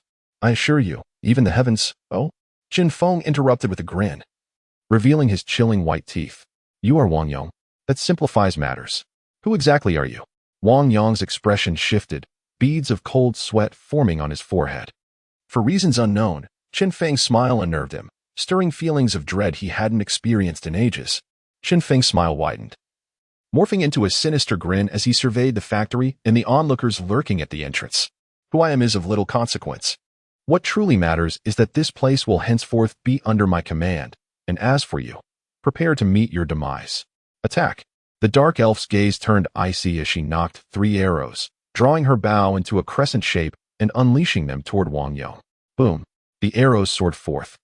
In tandem, Wei Xin, acting as Chen Feng's loyal hound, stepped forward, his scales shimmering as he transformed into a colossal lizard, eyes glinting with feral intensity as he lunged ahead. Brutal. Truly brutal. A single disagreement, and lives were at stake. Chen Feng had not come here with intentions of negotiation. Wang Yong had long since stamped his mark upon this territory. Rather than risk defiance from the masses after submission, it would be more prudent to sink the ship and eliminate Wang Yong, thereby monopolizing the population resources. Silver? Is it truly that rare? He possessed 3 such entities. Summon. Summon. With 2 thunderous roars, the mourner and the lesser demon appeared, unleashing a wave of fury and madness, suffusing the air with an aura of destruction akin to molten lava, cascading towards Wang Yong. A military order has been established. Next week, there will be 2 updates every day. Please supervise. Chapter 72. The outbreak of death. The dark elf inhaled deeply, knocking an arrow. A fierce gust of wind swirling beneath her feet. Bang!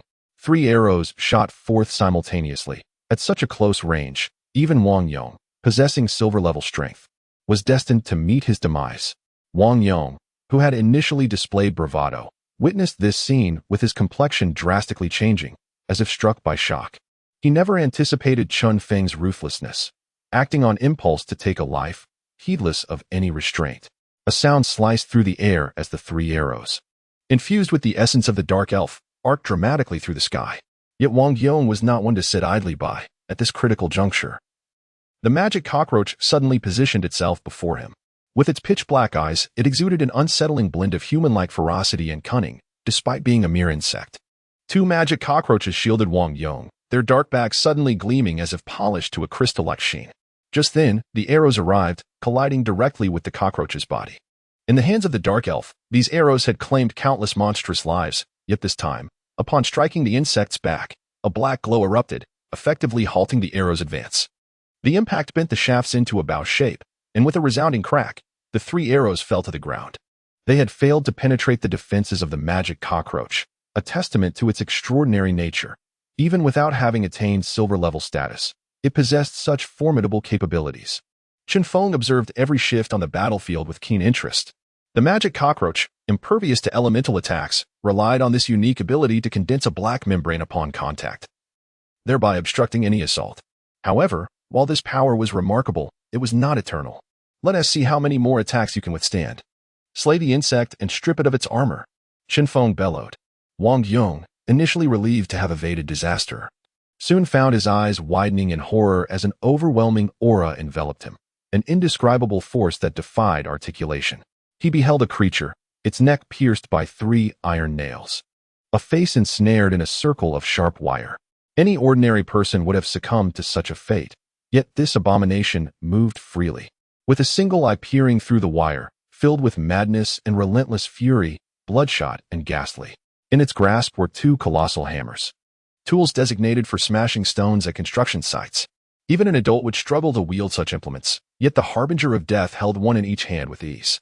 The overwhelming presence it exuded crushed all before it, akin to a flood sweeping away all resistance. The magic cockroach attempted to defend itself, curling its body as the black luminescence re-emerged. At that moment, the harbinger loomed closer, raising its massive hammer, delivering a blow that descended like a mountain upon the cockroach. With a thunderous crash, akin to iron clashing, the magic cockroach endured the strike but was thrown to the ground, emitting a pain screech. The creature, its neck impaled by iron nails, emitted a furious roar, its voice strained by injury. Yet, it still wielded one hammer, lifting it high to strike the cockroach's head. Crack! The magic cockroach, having just regained its breath, lacked the strength to form its protective membrane and was utterly defenseless, its grotesque head splattering into a pile of mush. In that close proximity, Wang Yong was splattered with a spray of dark green blood. His pupils dilated, his heart nearly stopping in that moment. Any lingering hope he harbored was consumed by terror. As an awakened insect controller, he had painstakingly nurtured the magic cockroaches, even resorting to feeding them human flesh. No one understood their capabilities better than he did. The insect shell boasted extraordinary defense. Wang Yong had once tested it with firearms, and even a barrage of bullets had left no mark upon its exterior. Yet now, the creature had slain his magic cockroach in 2 swift strikes, breaching his defenses and sending a wave of suffocating dread coursing through him. At that moment, the minions behind him finally grasped the peril Wang Yong faced. Seeing him threatened by the monstrous being, their pent-up aggression erupted, heedless of the enemy's might. Leading the charge was a burly man, his head lowered, as his fingers elongated in mere seconds to 10 centimeters, his nails gleaming with lethal sharpness, sharper than any military blade. A professional, one of Wang Yong's most trusted lieutenants. This individual had keenly observed the chaos orchestrated by Chen Feng, and as the magic cockroach fell, he erupted into a furious assault, charging like a cannonball towards Chen Feng. Capture the leader first. However, fate had other plans. Just as the professional closed the distance to Chen Feng, he felt a sharp pain in his foot, only to find himself inverted. What did he see? A mass of putrid sludge? The professional struggled against the grip of numerous arms that sprouted from the mire, binding him tightly. The strength of these appendages was astonishing. His shin bone shattered under the pressure, pale bone jutting grotesquely from the skin, followed by his arms and shoulders, twisted and broken. His body contorted unnaturally, no longer resembling a human form, with decayed muscle and shattered bones spilling forth a gruesome spectacle of blood. All of this transpired in the blink of an eye, so swift it was nearly incomprehensible. The professional stood in stunned silence for 2 seconds before unleashing a wail of agony, the tidal wave of pain threatening to overwhelm him into unconsciousness. Death. In such a moment, it became a distant wish.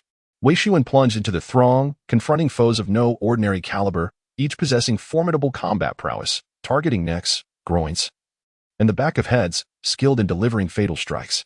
Yet Wei Xuan, clad in his scaled armor, was impervious. Though the blades were sharp, they could not breach his defenses.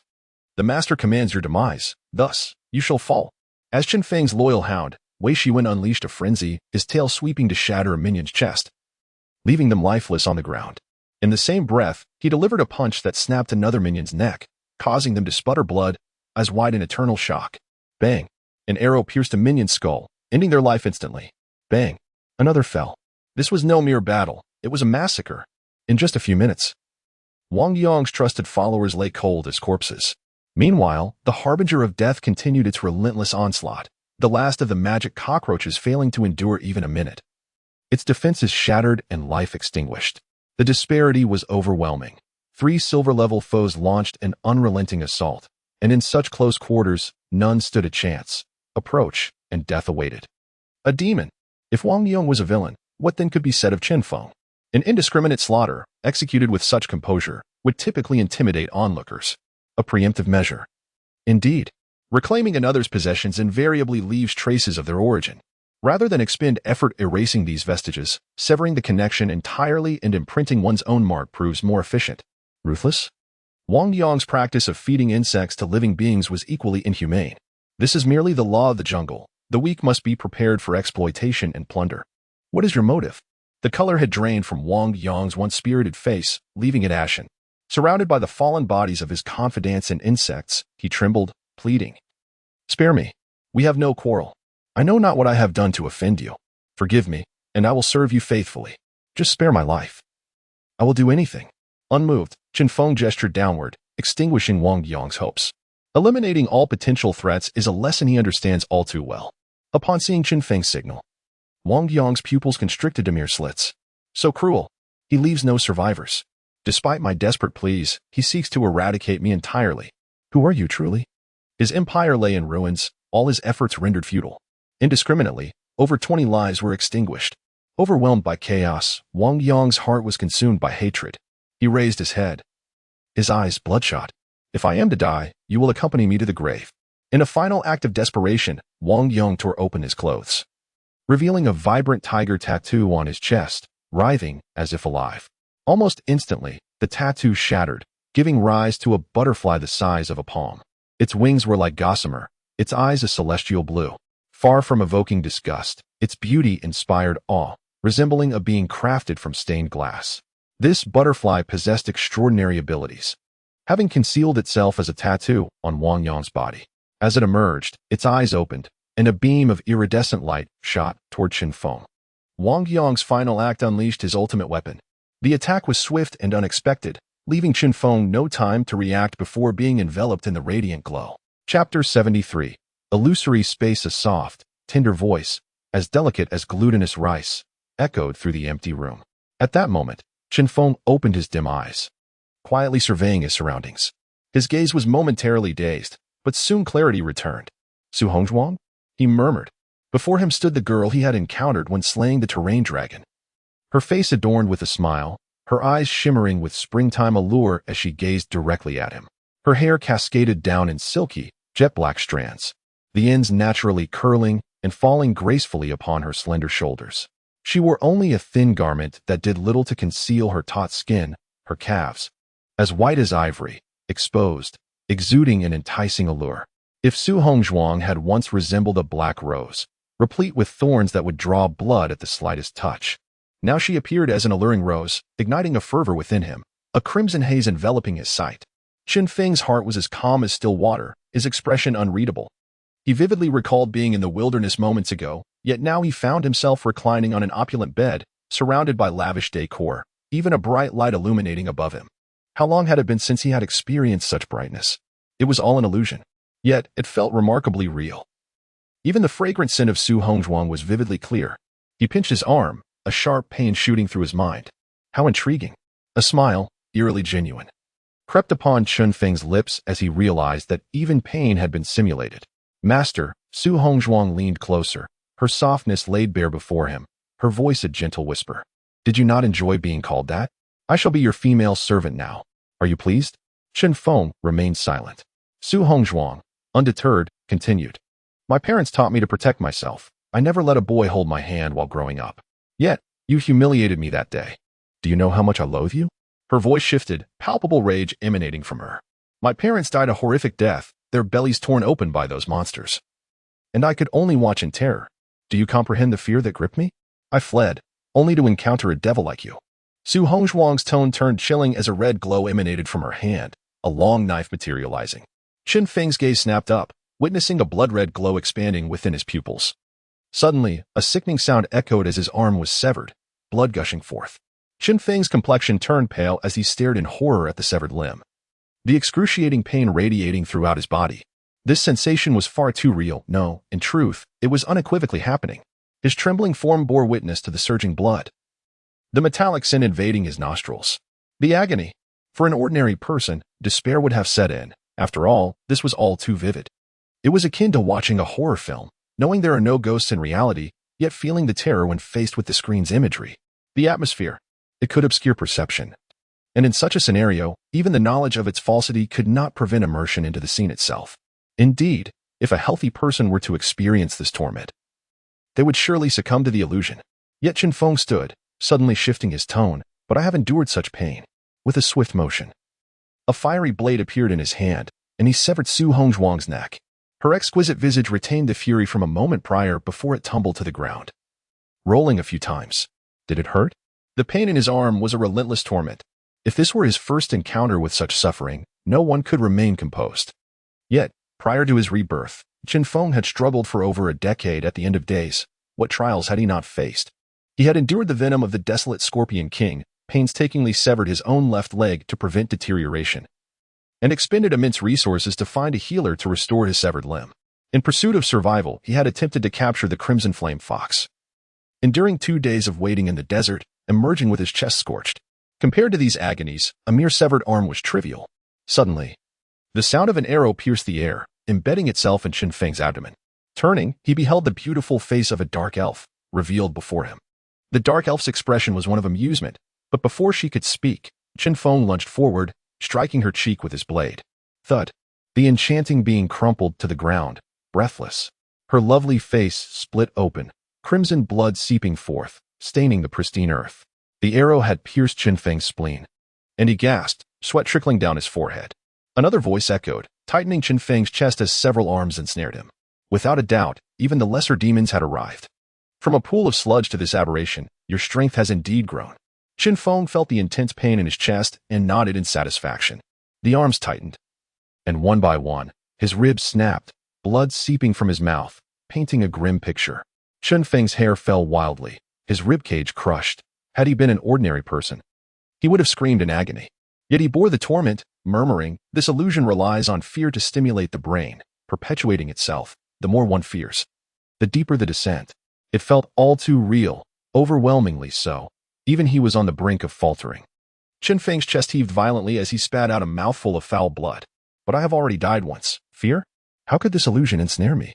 A cold smile graced Chen Feng's lips as he summoned his last reserves of strength, raising his hand to thrust it into his own head. With great force, the fiery blade pierced through, plunging Chen Feng into a state of chaos. Time seemed to stretch indefinitely. Slowly, Chen Feng opened his eyes, the sunlight outside piercingly bright. A searing pain tearing through his head, gradually settling after a moment. Nothing had changed. In the illusion, he had traversed a long duration, yet in reality, only an instant had passed. The butterfly floated in front of Wang Yong, seemingly taken aback by Chen Feng's awakening, its wings halting their fluttering. The instigator. Chen Feng charged forward, extending his right hand to seize the butterfly, his voice trembling as he regarded the creature before him. As if encountering an entity that ought not to exist, the butterfly of immortality? How could such a thing be here? Chapter 74. Absolute control. Gazing at the struggling butterfly before him, Chen Feng's voice bore a hint of astonishment. Even his steadfast heart experienced a flutter of unease. Within the realm of the extraordinary, if the demonic light cockroach represented the practitioners among humanity, then the Senra butterfly embodied the archetype of heroes within that vocation. It would take 1,000, no, 10,000, evolved butterflies to potentially give rise to one such being. Though this butterfly's physical form was frail and it lacked mastery over elemental powers, its terrifying prowess lay in its ability to manipulate mental assaults, illusions. This creature excelled in subterfuge, capable of transforming itself into any guise while also conjuring a realm of illusions that ensnared its foes, trapping them in an infinite maze of deception from which escape was impossible. The true strength of the Senra butterfly resided in its power to ensnare adversaries within its illusions, amplifying their fears, doubts, and despair, merging them into a cacophony of negative emotions that it consumed as sustenance, just as Chen Feng had experienced a moment ago. Had he succumbed to the agony of his severed limb, the terror within him would have expanded infinitely, rendering him eternally trapped in the illusion until his consciousness was completely drained, leaving him a mere shell of a man devoid of thought. Amidst perilous circumstances, Chen Feng inhaled deeply to stabilize his emotions. Had it not been for his 2 lifetimes of existence and the countless tribulations endured in the apocalypse, he would have faltered. The real illusion crafted by the Senra butterfly had rendered the torment all too tangible. He was acutely aware of its falseness, yet powerless to resist the pain that coursed through him. Wang Yong. Fixing his gaze upon Wang Yong, A spark of brilliance flickered in Chen Feng's eyes. What extraordinary fortune did this man possess? Not only had he tamed 2 demonic-like cockroaches, but he had also managed to command a cinder butterfly. Had it been anyone else, any silver-tier practitioner, they would have likely met their demise today, perhaps even turning the tables on Wang Yong himself. Alas, had he not intervened, Wang Yong would surely have carved out a significant place in the future with these 3 creatures. Yet now, the victor claims the spoils, and the vanquished must concede. Despite Wang Yong's prodigious talent and unparalleled luck, he had ultimately woven garments for Chen Feng, relinquishing all his resources and aspirations. You have awakened? How is that possible? Wang Yong's eyes widened, his disbelief palpable. Having fortuitously rescued the cinder butterfly, he initially treated it as a mere evolved specimen, unaware that it would gradually reveal its formidable abilities. Not only could it disguise itself as a tattoo on his body, but its powers were so peculiar that once the illusionary light emerged, no one could awaken from it. The consequences ranged from mild stupor to a sudden, fatal shock. This was Wang Yong's final gambit, yet he could never have anticipated that the young man before him would emerge unscathed, swiftly asserting control over the cinder butterfly. Invincible! At that moment, though Chen Feng uttered not a word, he loomed large in Wang Yong's perception, kneeling on the ground. This once formidable figure who commanded respect in Jie City now trembled like a frightened creature, his last resort rendered impotent. He could only display submission. I possess the capability. Even should all 3 creatures perish, I can still subdue others to serve me. This is my value and my bargaining chip. He had spoken of his desire to dominate this domain, sharing a vision with Chen Feng, recruiting and establishing his own faction, driven by ambition, which inherently bore vulnerabilities. Better to live ignobly than to die honorably. He recognized Chen Feng's strength. Surrendering would undoubtedly earn him favor. In the grand scheme of life, what value did dignity hold? Wang Yong had traversed the battlefield, witnessing storms of chaos. Rising from humble beginnings, trading CDs and reselling clothing, he had clawed his way to the present, relying on his capacity to endure and adapt. Surrendering was not the end. It was merely a strategic retreat. I am merely biding my time, waiting for the opportunity to exact revenge, but I must remain concealed. I cannot reveal my true intentions without certainty. Though he pondered these thoughts, mere moments elapsed. Resolute, Wang Yong lifted his head, feigning terror, his lips quivering, poised to plead for mercy when a wave of searing heat surged toward him. His pupils dilated. Events unfolded too rapidly for him to evade. With a sickening sound, the flame blade cleaved through his skull, and in an instant, blood gushed forth like a fount. After a brief pause, his lifeless body collapsed to the ground. A figure of renown, blessed with immeasurable fortune, who, if allowed to flourish, might rival the embodiment of misfortune herself, met his demise here, reduced to a headless corpse. I do not know what you wish to convey, but one thing is certain, I do not trust you. Chen Feng cast a cold glance at the lifeless form on the ground, devoid of any emotion. Wang Yong had intentions to express, yet Chen Feng had no interest in listening. He was steadfast in his convictions. The traces of Wang Yong's presence in this camp were too profound. Keeping him alive would yield more harm than benefit. And how many gifted individuals would willingly submit to servitude? Charisma? Such individuals can be subdued temporarily, but not permanently, rather than live in constant vigilance. It was wiser to eliminate instability decisively, leaving no opportunity for resurgence. This was Chen Feng's approach to handling matters. Hissing, the cinder butterfly, having consumed human consciousness, retained its butterfly form yet possessed a modicum of intelligence. Upon sensing its master's demise, it initially resisted fiercely but gradually quieted as it recognized the futility of escape. Gazing up at Chen Feng with pitiful, pleading eyes, "Cinder butterfly, a being of extraordinary origin, how shall I arrange your fate?" Chen Feng murmured, his eyes shimmering with an enigmatic light. Chapter 75. The awakening of power. Wang Yong perished in battle, and his trusted subordinates were slaughtered. The camp was devoid of any strength to mount a counterattack, and soon, Chen Feng seized control of the area. The factory was spacious, accommodating over 600 individuals without feeling cramped. However, the ordinary people appeared gaunt and emaciated, as it seemed Wang Yong had denied them even a full meal to maintain control. Additionally, several beautiful women stood trembling in a line, stripped of their clothing. Human nature is treacherous. Once individuals gain power, they often unleash the darkness within.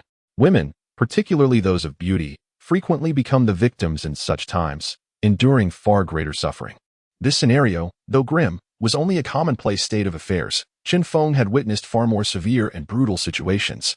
Some who had succumbed to darkness would train young girls to become grotesque beings, devoid of language and behaving like animals. Compared to such horrors, the current scene was merely a minor transgression. Wang Yong had three main confidants. The rat was consumed by a lesser demon, and the earlier assailant was strangled to death by the same creature.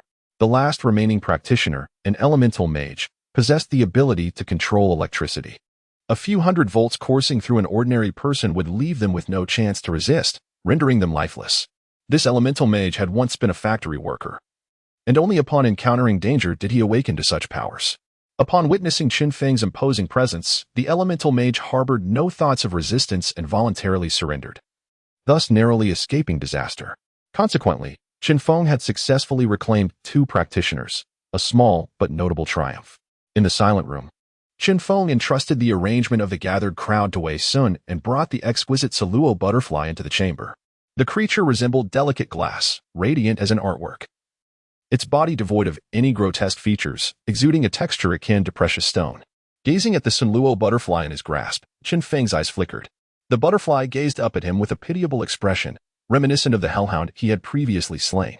Instead of extinguishing its life, he contemplated subduing it to serve him. Within the realm of aberrations, the Saluo butterfly possessed enigmatic abilities, which, if wielded judiciously, could yield unexpected advantages, potentially surpassing even that of the hellhound. Yet, one limitation remained. He lacked the ability to control insects, as Wang Yong had. Even if he subdued it through force, true communication and spiritual dominance would be beyond his reach. Summoners practiced a forbidden art, sacrificing their own bodies to summon limbs from the abyss, demonic horns, or the tails of bone demons, even offering an arm to invoke grotesque appendages. They transformed into true monsters in pursuit of power. Naturally, summoning a demonic limb required immense luck. Failure could result in invoking a lesser demon, with no means to reverse the situation. Thus, some summoners sought living hosts, capturing monsters before proceeding with their sacrificial rites, integrating the creature's essence into their own being to acquire its abilities. Summoners were inherently frail practitioners. Their summoned beasts were merely external aids. Only with a robust physical form could they withstand perilous circumstances. Chen Feng did not shy away from employing this forbidden technique. Yet previously, he had not encountered a creature that piqued his interest. Even if he were to merge, the enhancement to his power would be marginal. However, the Saluo butterfly was different. Its capacity to invoke illusions and instill profound fear was intangible, yet formidable. In a certain sense, it represented a rare host. A flicker of murderous intent blossomed within Chen Feng. Sensing something amiss, the Saluo butterfly trembled violently, emitting a mournful cry. This was an instinctive response. It felt the emergence of a malevolent thought within Chen Feng, driving it, normally a creature that thrived on fear, into a frenzy. In a fit of terror, it sought to escape. Grasping the Saluo butterfly and observing its struggles, Chen Feng suddenly let out a chilling laugh. This world was merciless. Nothing was beyond abandonment in the quest for power. He was ruthless towards others, and rightly so. In pursuit of strength, he could just as easily be merciless towards himself. If he could not endure even a modicum of suffering, how could he confront the impending tide of insects, the sea of corpses, and the battles against the malevolent dimensions? City J was merely a fragile vessel in this apocalypse. Countless monsters and threats loomed on the horizon. Relying solely on summoned beasts would not suffice to withstand the impending calamities. Having come to this realization, Chen Feng extended his left hand, curling 3 fingers, and with unwavering focus plunged them into his eye. In an instant, his left eyeball was extracted, blood gushing forth. Initially, he felt a numbing sensation, followed by an overwhelming surge of pain. Standing there, his left eye vacant, he resembled a specter from the depths of hell, his complexion as pale as parchment. Cold sweat cascading down like droplets of water, pooling beneath him in mere moments. The agony was unbearable. This torment engulfed Chen Feng's mind, as he willingly sacrificed his eye. What kind of brutality was required to reach such depths? A formidable willpower. For the sake of power, nothing was too great to relinquish. Even his own being could be included in that list. Blood dripped onto the Saluo butterfly, which had now completely lost its sanity. It sensed the negative emotions radiating from Chen Feng, a consciousness that transcended language. A madman. To seek power, he would destroy his own eye. Even the monstrous Saluo butterfly felt an unparalleled fear. Gazing at the trembling Saluo butterfly, Chen Feng flashed a smile, revealing his blood-stained teeth, an eerie juxtaposition. Did you not wish to pledge your loyalty to me? Very well, then let us merge.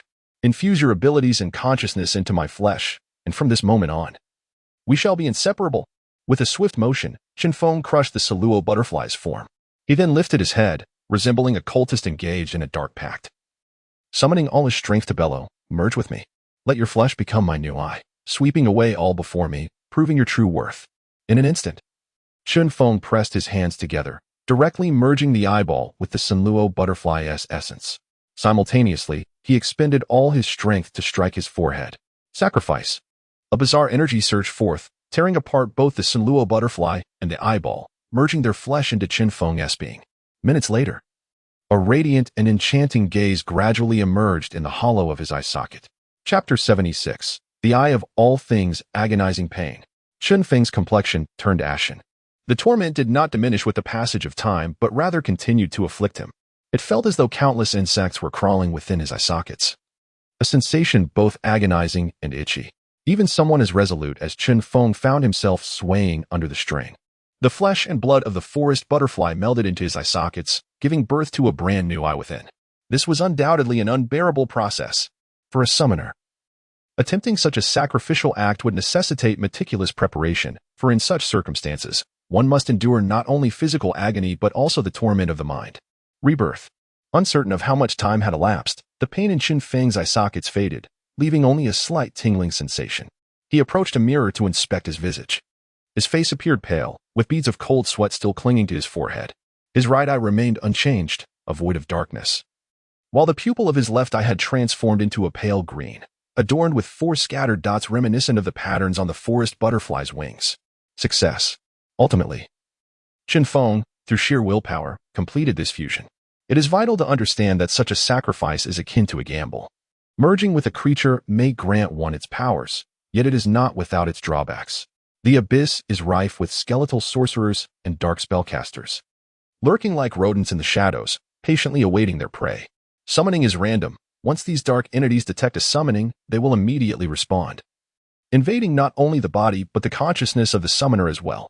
At that moment, these invaders would consume the summoner's awareness, reincarnating themselves in this world, a reality, not mere fearmongering. Thus, when a summoner attempts such forbidden arts, they often employ mentalists to eradicate any chaotic memory should danger arise. Not only abyssal beings, but even other creatures, once their bodies are plundered, exhibit violent tendencies, engaging in fierce battles with the summoner. The ordeal was far from over. Though the eye had successfully coalesced, the consciousness of the forest butterfly still lingered, without the aid of a mentalist. Chen Feng had to rely on his own strength to complete the ensuing struggle. Only by completely expelling the consciousness of the forest butterfly could this eye be truly perfected. Thus, as memories crystallized upon encountering Chen Feng, the once tranquil fragments of memory erupted in his mind like a tempest, filled with unwillingness and despair. These negative emotions burrowing deep into Chen Feng's psyche. What? Even in death, it seeks to disturb my peace of mind, to implant more of its memories within me, transforming me into something neither insect nor human. Should I accept such memories, I risk adopting insect-like traits, developing an affinity for dampness, and a preference for dark corners. Even more alarmingly, my behavior could become erratic, fully aware of the wrongness yet gradually succumbing, my consciousness decaying until I devolve into madness. This is a crucial step. Some summoners have succumbed to this consciousness, their minds tainted with the remnants of monstrous memories, leading to a drastic shift in temperament, becoming not only cruel and bloodthirsty, but also reveling in the consumption of carrion, ultimately transforming into beasts. Chen Feng widened his eyes, quickly comprehending the intentions of the forest butterfly. He clenched his fists, fixing his gaze ahead, and a glimmer of brilliance suddenly sparkled in his left eye. Humph! I care not what aberration you are. You have fused with my body, and resistance shall not come easily. Chen Feng's voice resonated like thunder. A surge of mental power erupting forth, cleaving through the chaotic memories in his mind like blades, until they were reduced to mere sustenance, vanishing entirely. Having lived 2 lives, Chen Feng had mastered the control of his mental strength. A thought flickered in his mind, power coalescing in his eye. The mottled green dots began to whirl, intricate patterns materializing before him. It was at this moment that the vengeful consciousness of the forest butterfly was entirely expelled. The myriad manifestations. Chen Feng, having absorbed the flesh and blood of the forest butterfly, not only experienced a tremendous increase in power, but also acquired its abilities. In combat, He could ensnare his foes within illusions from which they could not escape. Manipulating illusions. At this juncture, Chen Feng held another trump card. When faced with peril, a mere glare from him would suffice. A momentary daze could ensnare an enemy in an inescapable abyss. Let us not forget, he is not a mere insect-controlling mage like Wang Yong. He is a summoner. Once an enemy is entrapped in an illusion, even for a second, it would provide the dark elf the opportunity to unleash a fatal arrow. With a sigh, Chen Feng exhaled a breath of fatigue. At this moment, the ground bore testament to the recent carnage, stark reminders that what had transpired was no mere illusion but a brutal reality. He had forcibly excised his own eye, integrating the forest butterfly within his eye socket. Though brutal and sanguine, every moment of it was worth it. His left eye had undergone a complete metamorphosis, transforming into the eye of all things, capable of drawing enemies into an endless illusion from which they could not escape. This phenomenon was akin to sealing an entire forest butterfly within his left eye. He had erased its consciousness while retaining its abilities. As his realm of power ascended, so too would the capabilities of his pupil, potentially revealing unforeseen effects. Having completed these arduous tasks, an overwhelming fatigue enveloped Chen Feng.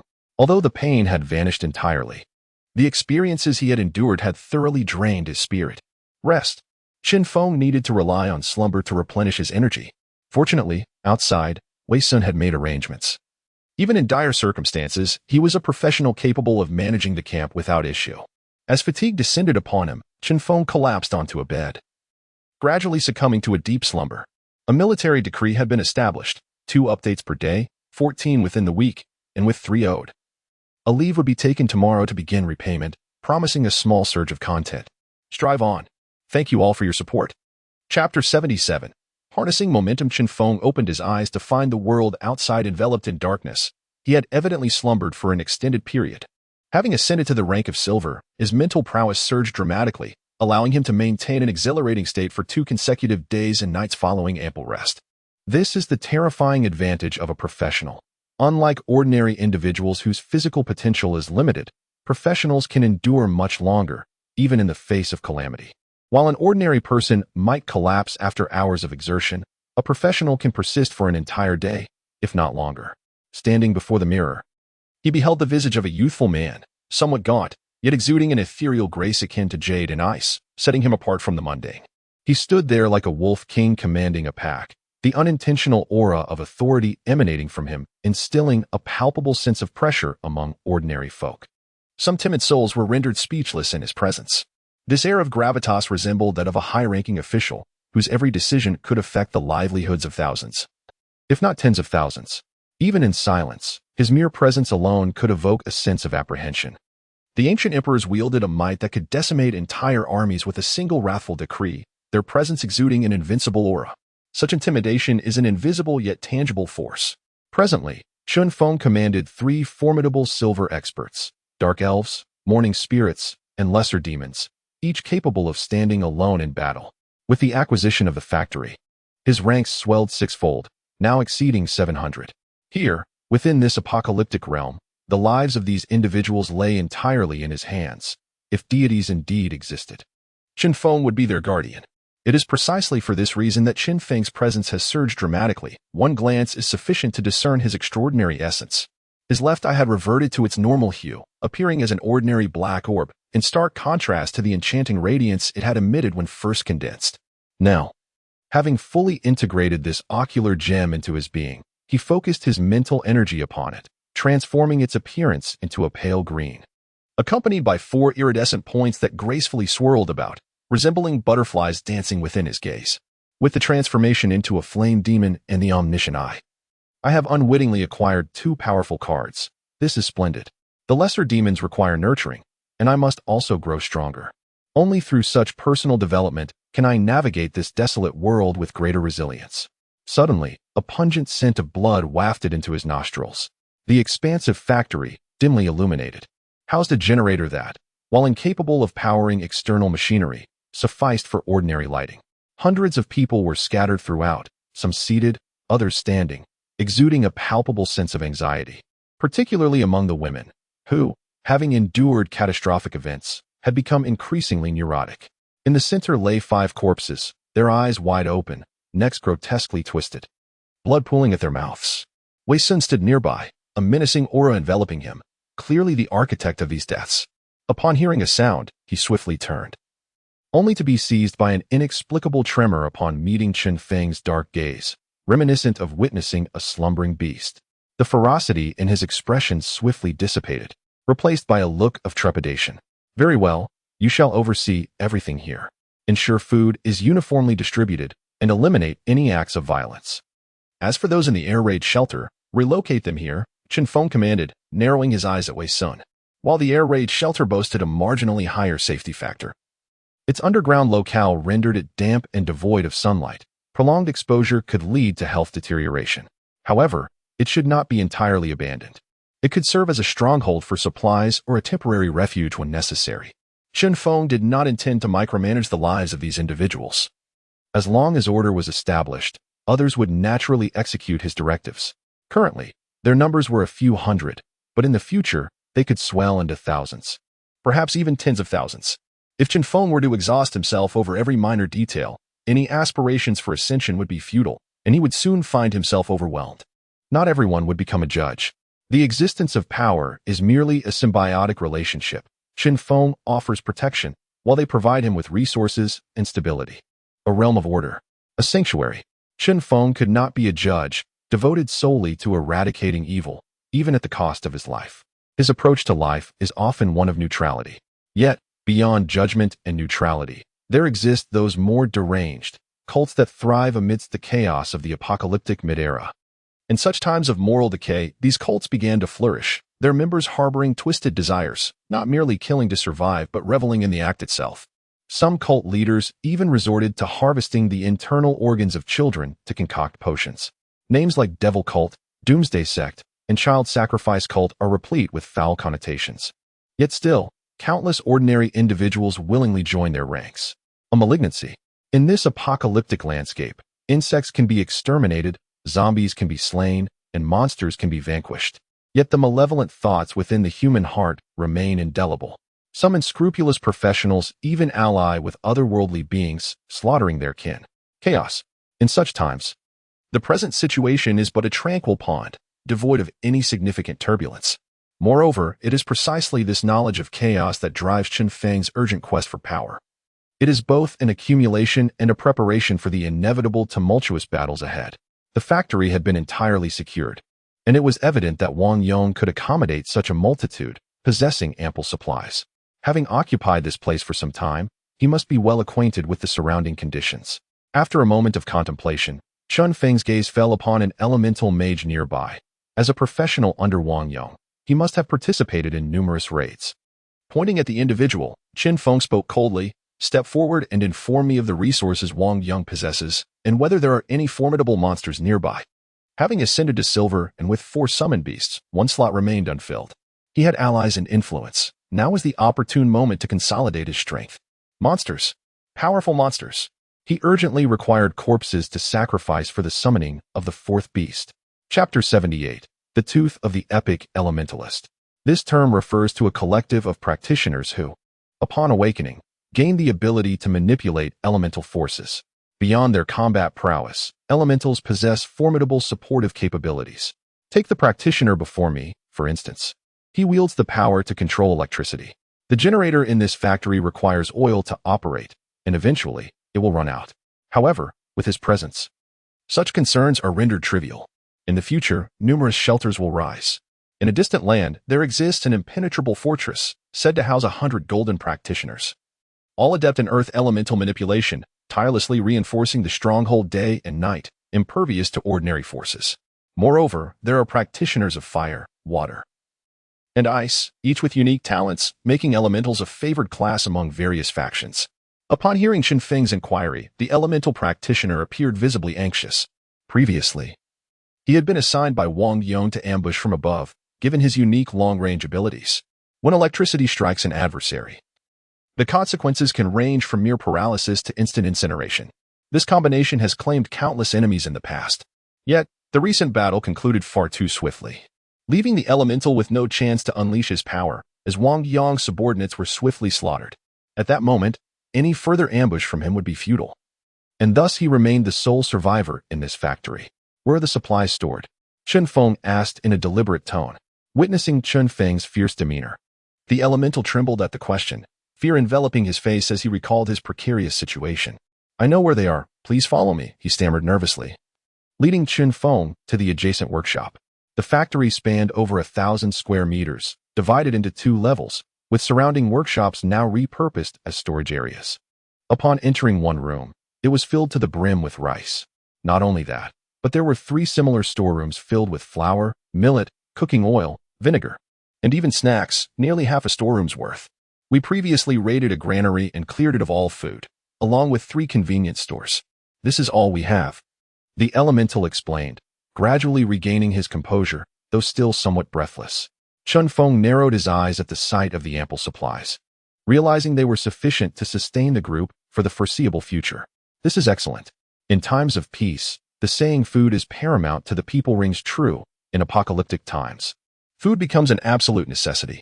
Once valuable limited edition items are now worthless in the face of hunger. With a surplus of food, we can gather more survivors, he continued, pressing. Did Wang Yong leave anything else behind? Items. There are 5 handguns, but all the ammunition is expended. Besides that, there are some restricted knives and gasoline. Oh, and one more thing. The elemental, now fully assuming the role of a guide, divulged everything without hesitation. Remembering something, he entered Wang Yong's bedroom and returned moments later, cradling a long object that appeared quite heavy, requiring both hands to carry. As he approached Chen Feng, he unveiled the cloth covering it. A tooth. Indeed. This object was a single tooth. However, Chen Feng's attention was not on what the elemental said, but rather on the tooth itself. It felt cold to the touch, akin to ice, emanating a frigid sensation. Its edges glinted with razor-sharp curves, reminiscent of a curved blade. As Chen Feng lightly brushed it with his sleeve, the fabric tore apart effortlessly. At this juncture, a glimmer of astonishment crossed Chen Feng's features. Despite his disbelief, it was undeniable. This was a tooth from an epic tier behemoth. What does it mean to be of epic tier? It surpasses legendary. At such a level, one commands dominion over vast territories. Should one ally with the military, there would be no need for battle achievements. They would be instantly appointed as a commander, overseeing an entire war zone. The dimensional rift brought not only calamities but also opportunities. Beyond weaponry from other dimensions, the remains of such formidable beings possess immense power. This tooth, though merely a fragment, surpassed any known metal in durability. Even cannon fire would leave it unscathed. What manner of individual was Wang Yong to possess such fortune, not only to tame the sinister butterfly, but also to stumble upon such a treasure? If left unchecked, who could fathom his potential? Yet, he is now deceased, and all that he held has become Chen Feng's fortune. The sinister butterfly's sacrifice can be used to rally troops. And this tooth, even if Chen Feng cannot wield it, could empower the harbinger of grief. The brutal force combined with epic might could effortlessly rend even the toughest of armors. This is the distinction between the strong and the weak. The latter, no matter how gifted or fortunate, once vanquished, merely becomes a stepping stone for the ascent of the powerful. As Chen Feng pondered, he nodded, sensing the elemental's fear and understanding that he had revealed everything. Very well. From this moment forth, you shall obey my commands and assist Wei Sun in managing this factory. Chen Feng's tone softened slightly. Recognizing the value of timely alliances, his presence here would quell any potential dissent. Upon hearing Chen Feng's words, the elemental was both shocked and elated. Thank you, my lord. I promise I will not be idle. You can trust me. His words tumbled out in a flurry, the terror of Chen Feng's decisive nature instilling a deep-seated fear of retribution should he falter. Good. As long as you perform diligently, I can provide you with what Wang Yong could have. During your time here, have you encountered any formidable monsters? Monsters?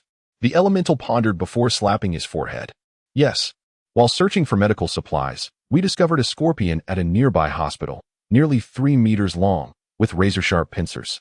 The most terrifying part was the lightning flickering across its body, crackling and fearsome. Wang Yong chose not to engage it, saying he would wait until those 2 cockroaches became stronger before attempting to tame it. The elemental recounted vividly, his voice trembling, clearly haunted by the memory of the monstrous scorpion. The scorpion, with its colossal pincers and electrical aura, began to form a silhouette in Chen Feng's mind, the Thunder War scorpion. This creature, a unique variant among insectoids, not only possessed extraordinary strength but also wielded thunderous powers, excelling in both physical and ranged combat. Chen Feng felt a sense of numbness. Wang Yong's luck was astoundingly improbable. without his intervention. It was plausible that Wang Yong could have tamed the Thunder War Scorpion. Yet, who could have foreseen that this once great warlord had now become a headless corpse? A general's triumph comes at the cost of countless lives. No matter how formidable Wang Yong was, he was merely a part of a heap of bones. The Thunder War Scorpion. Chen Feng narrowed his eyes, a glint of malice flickering in his pupils. This was a perfect sacrificial offering.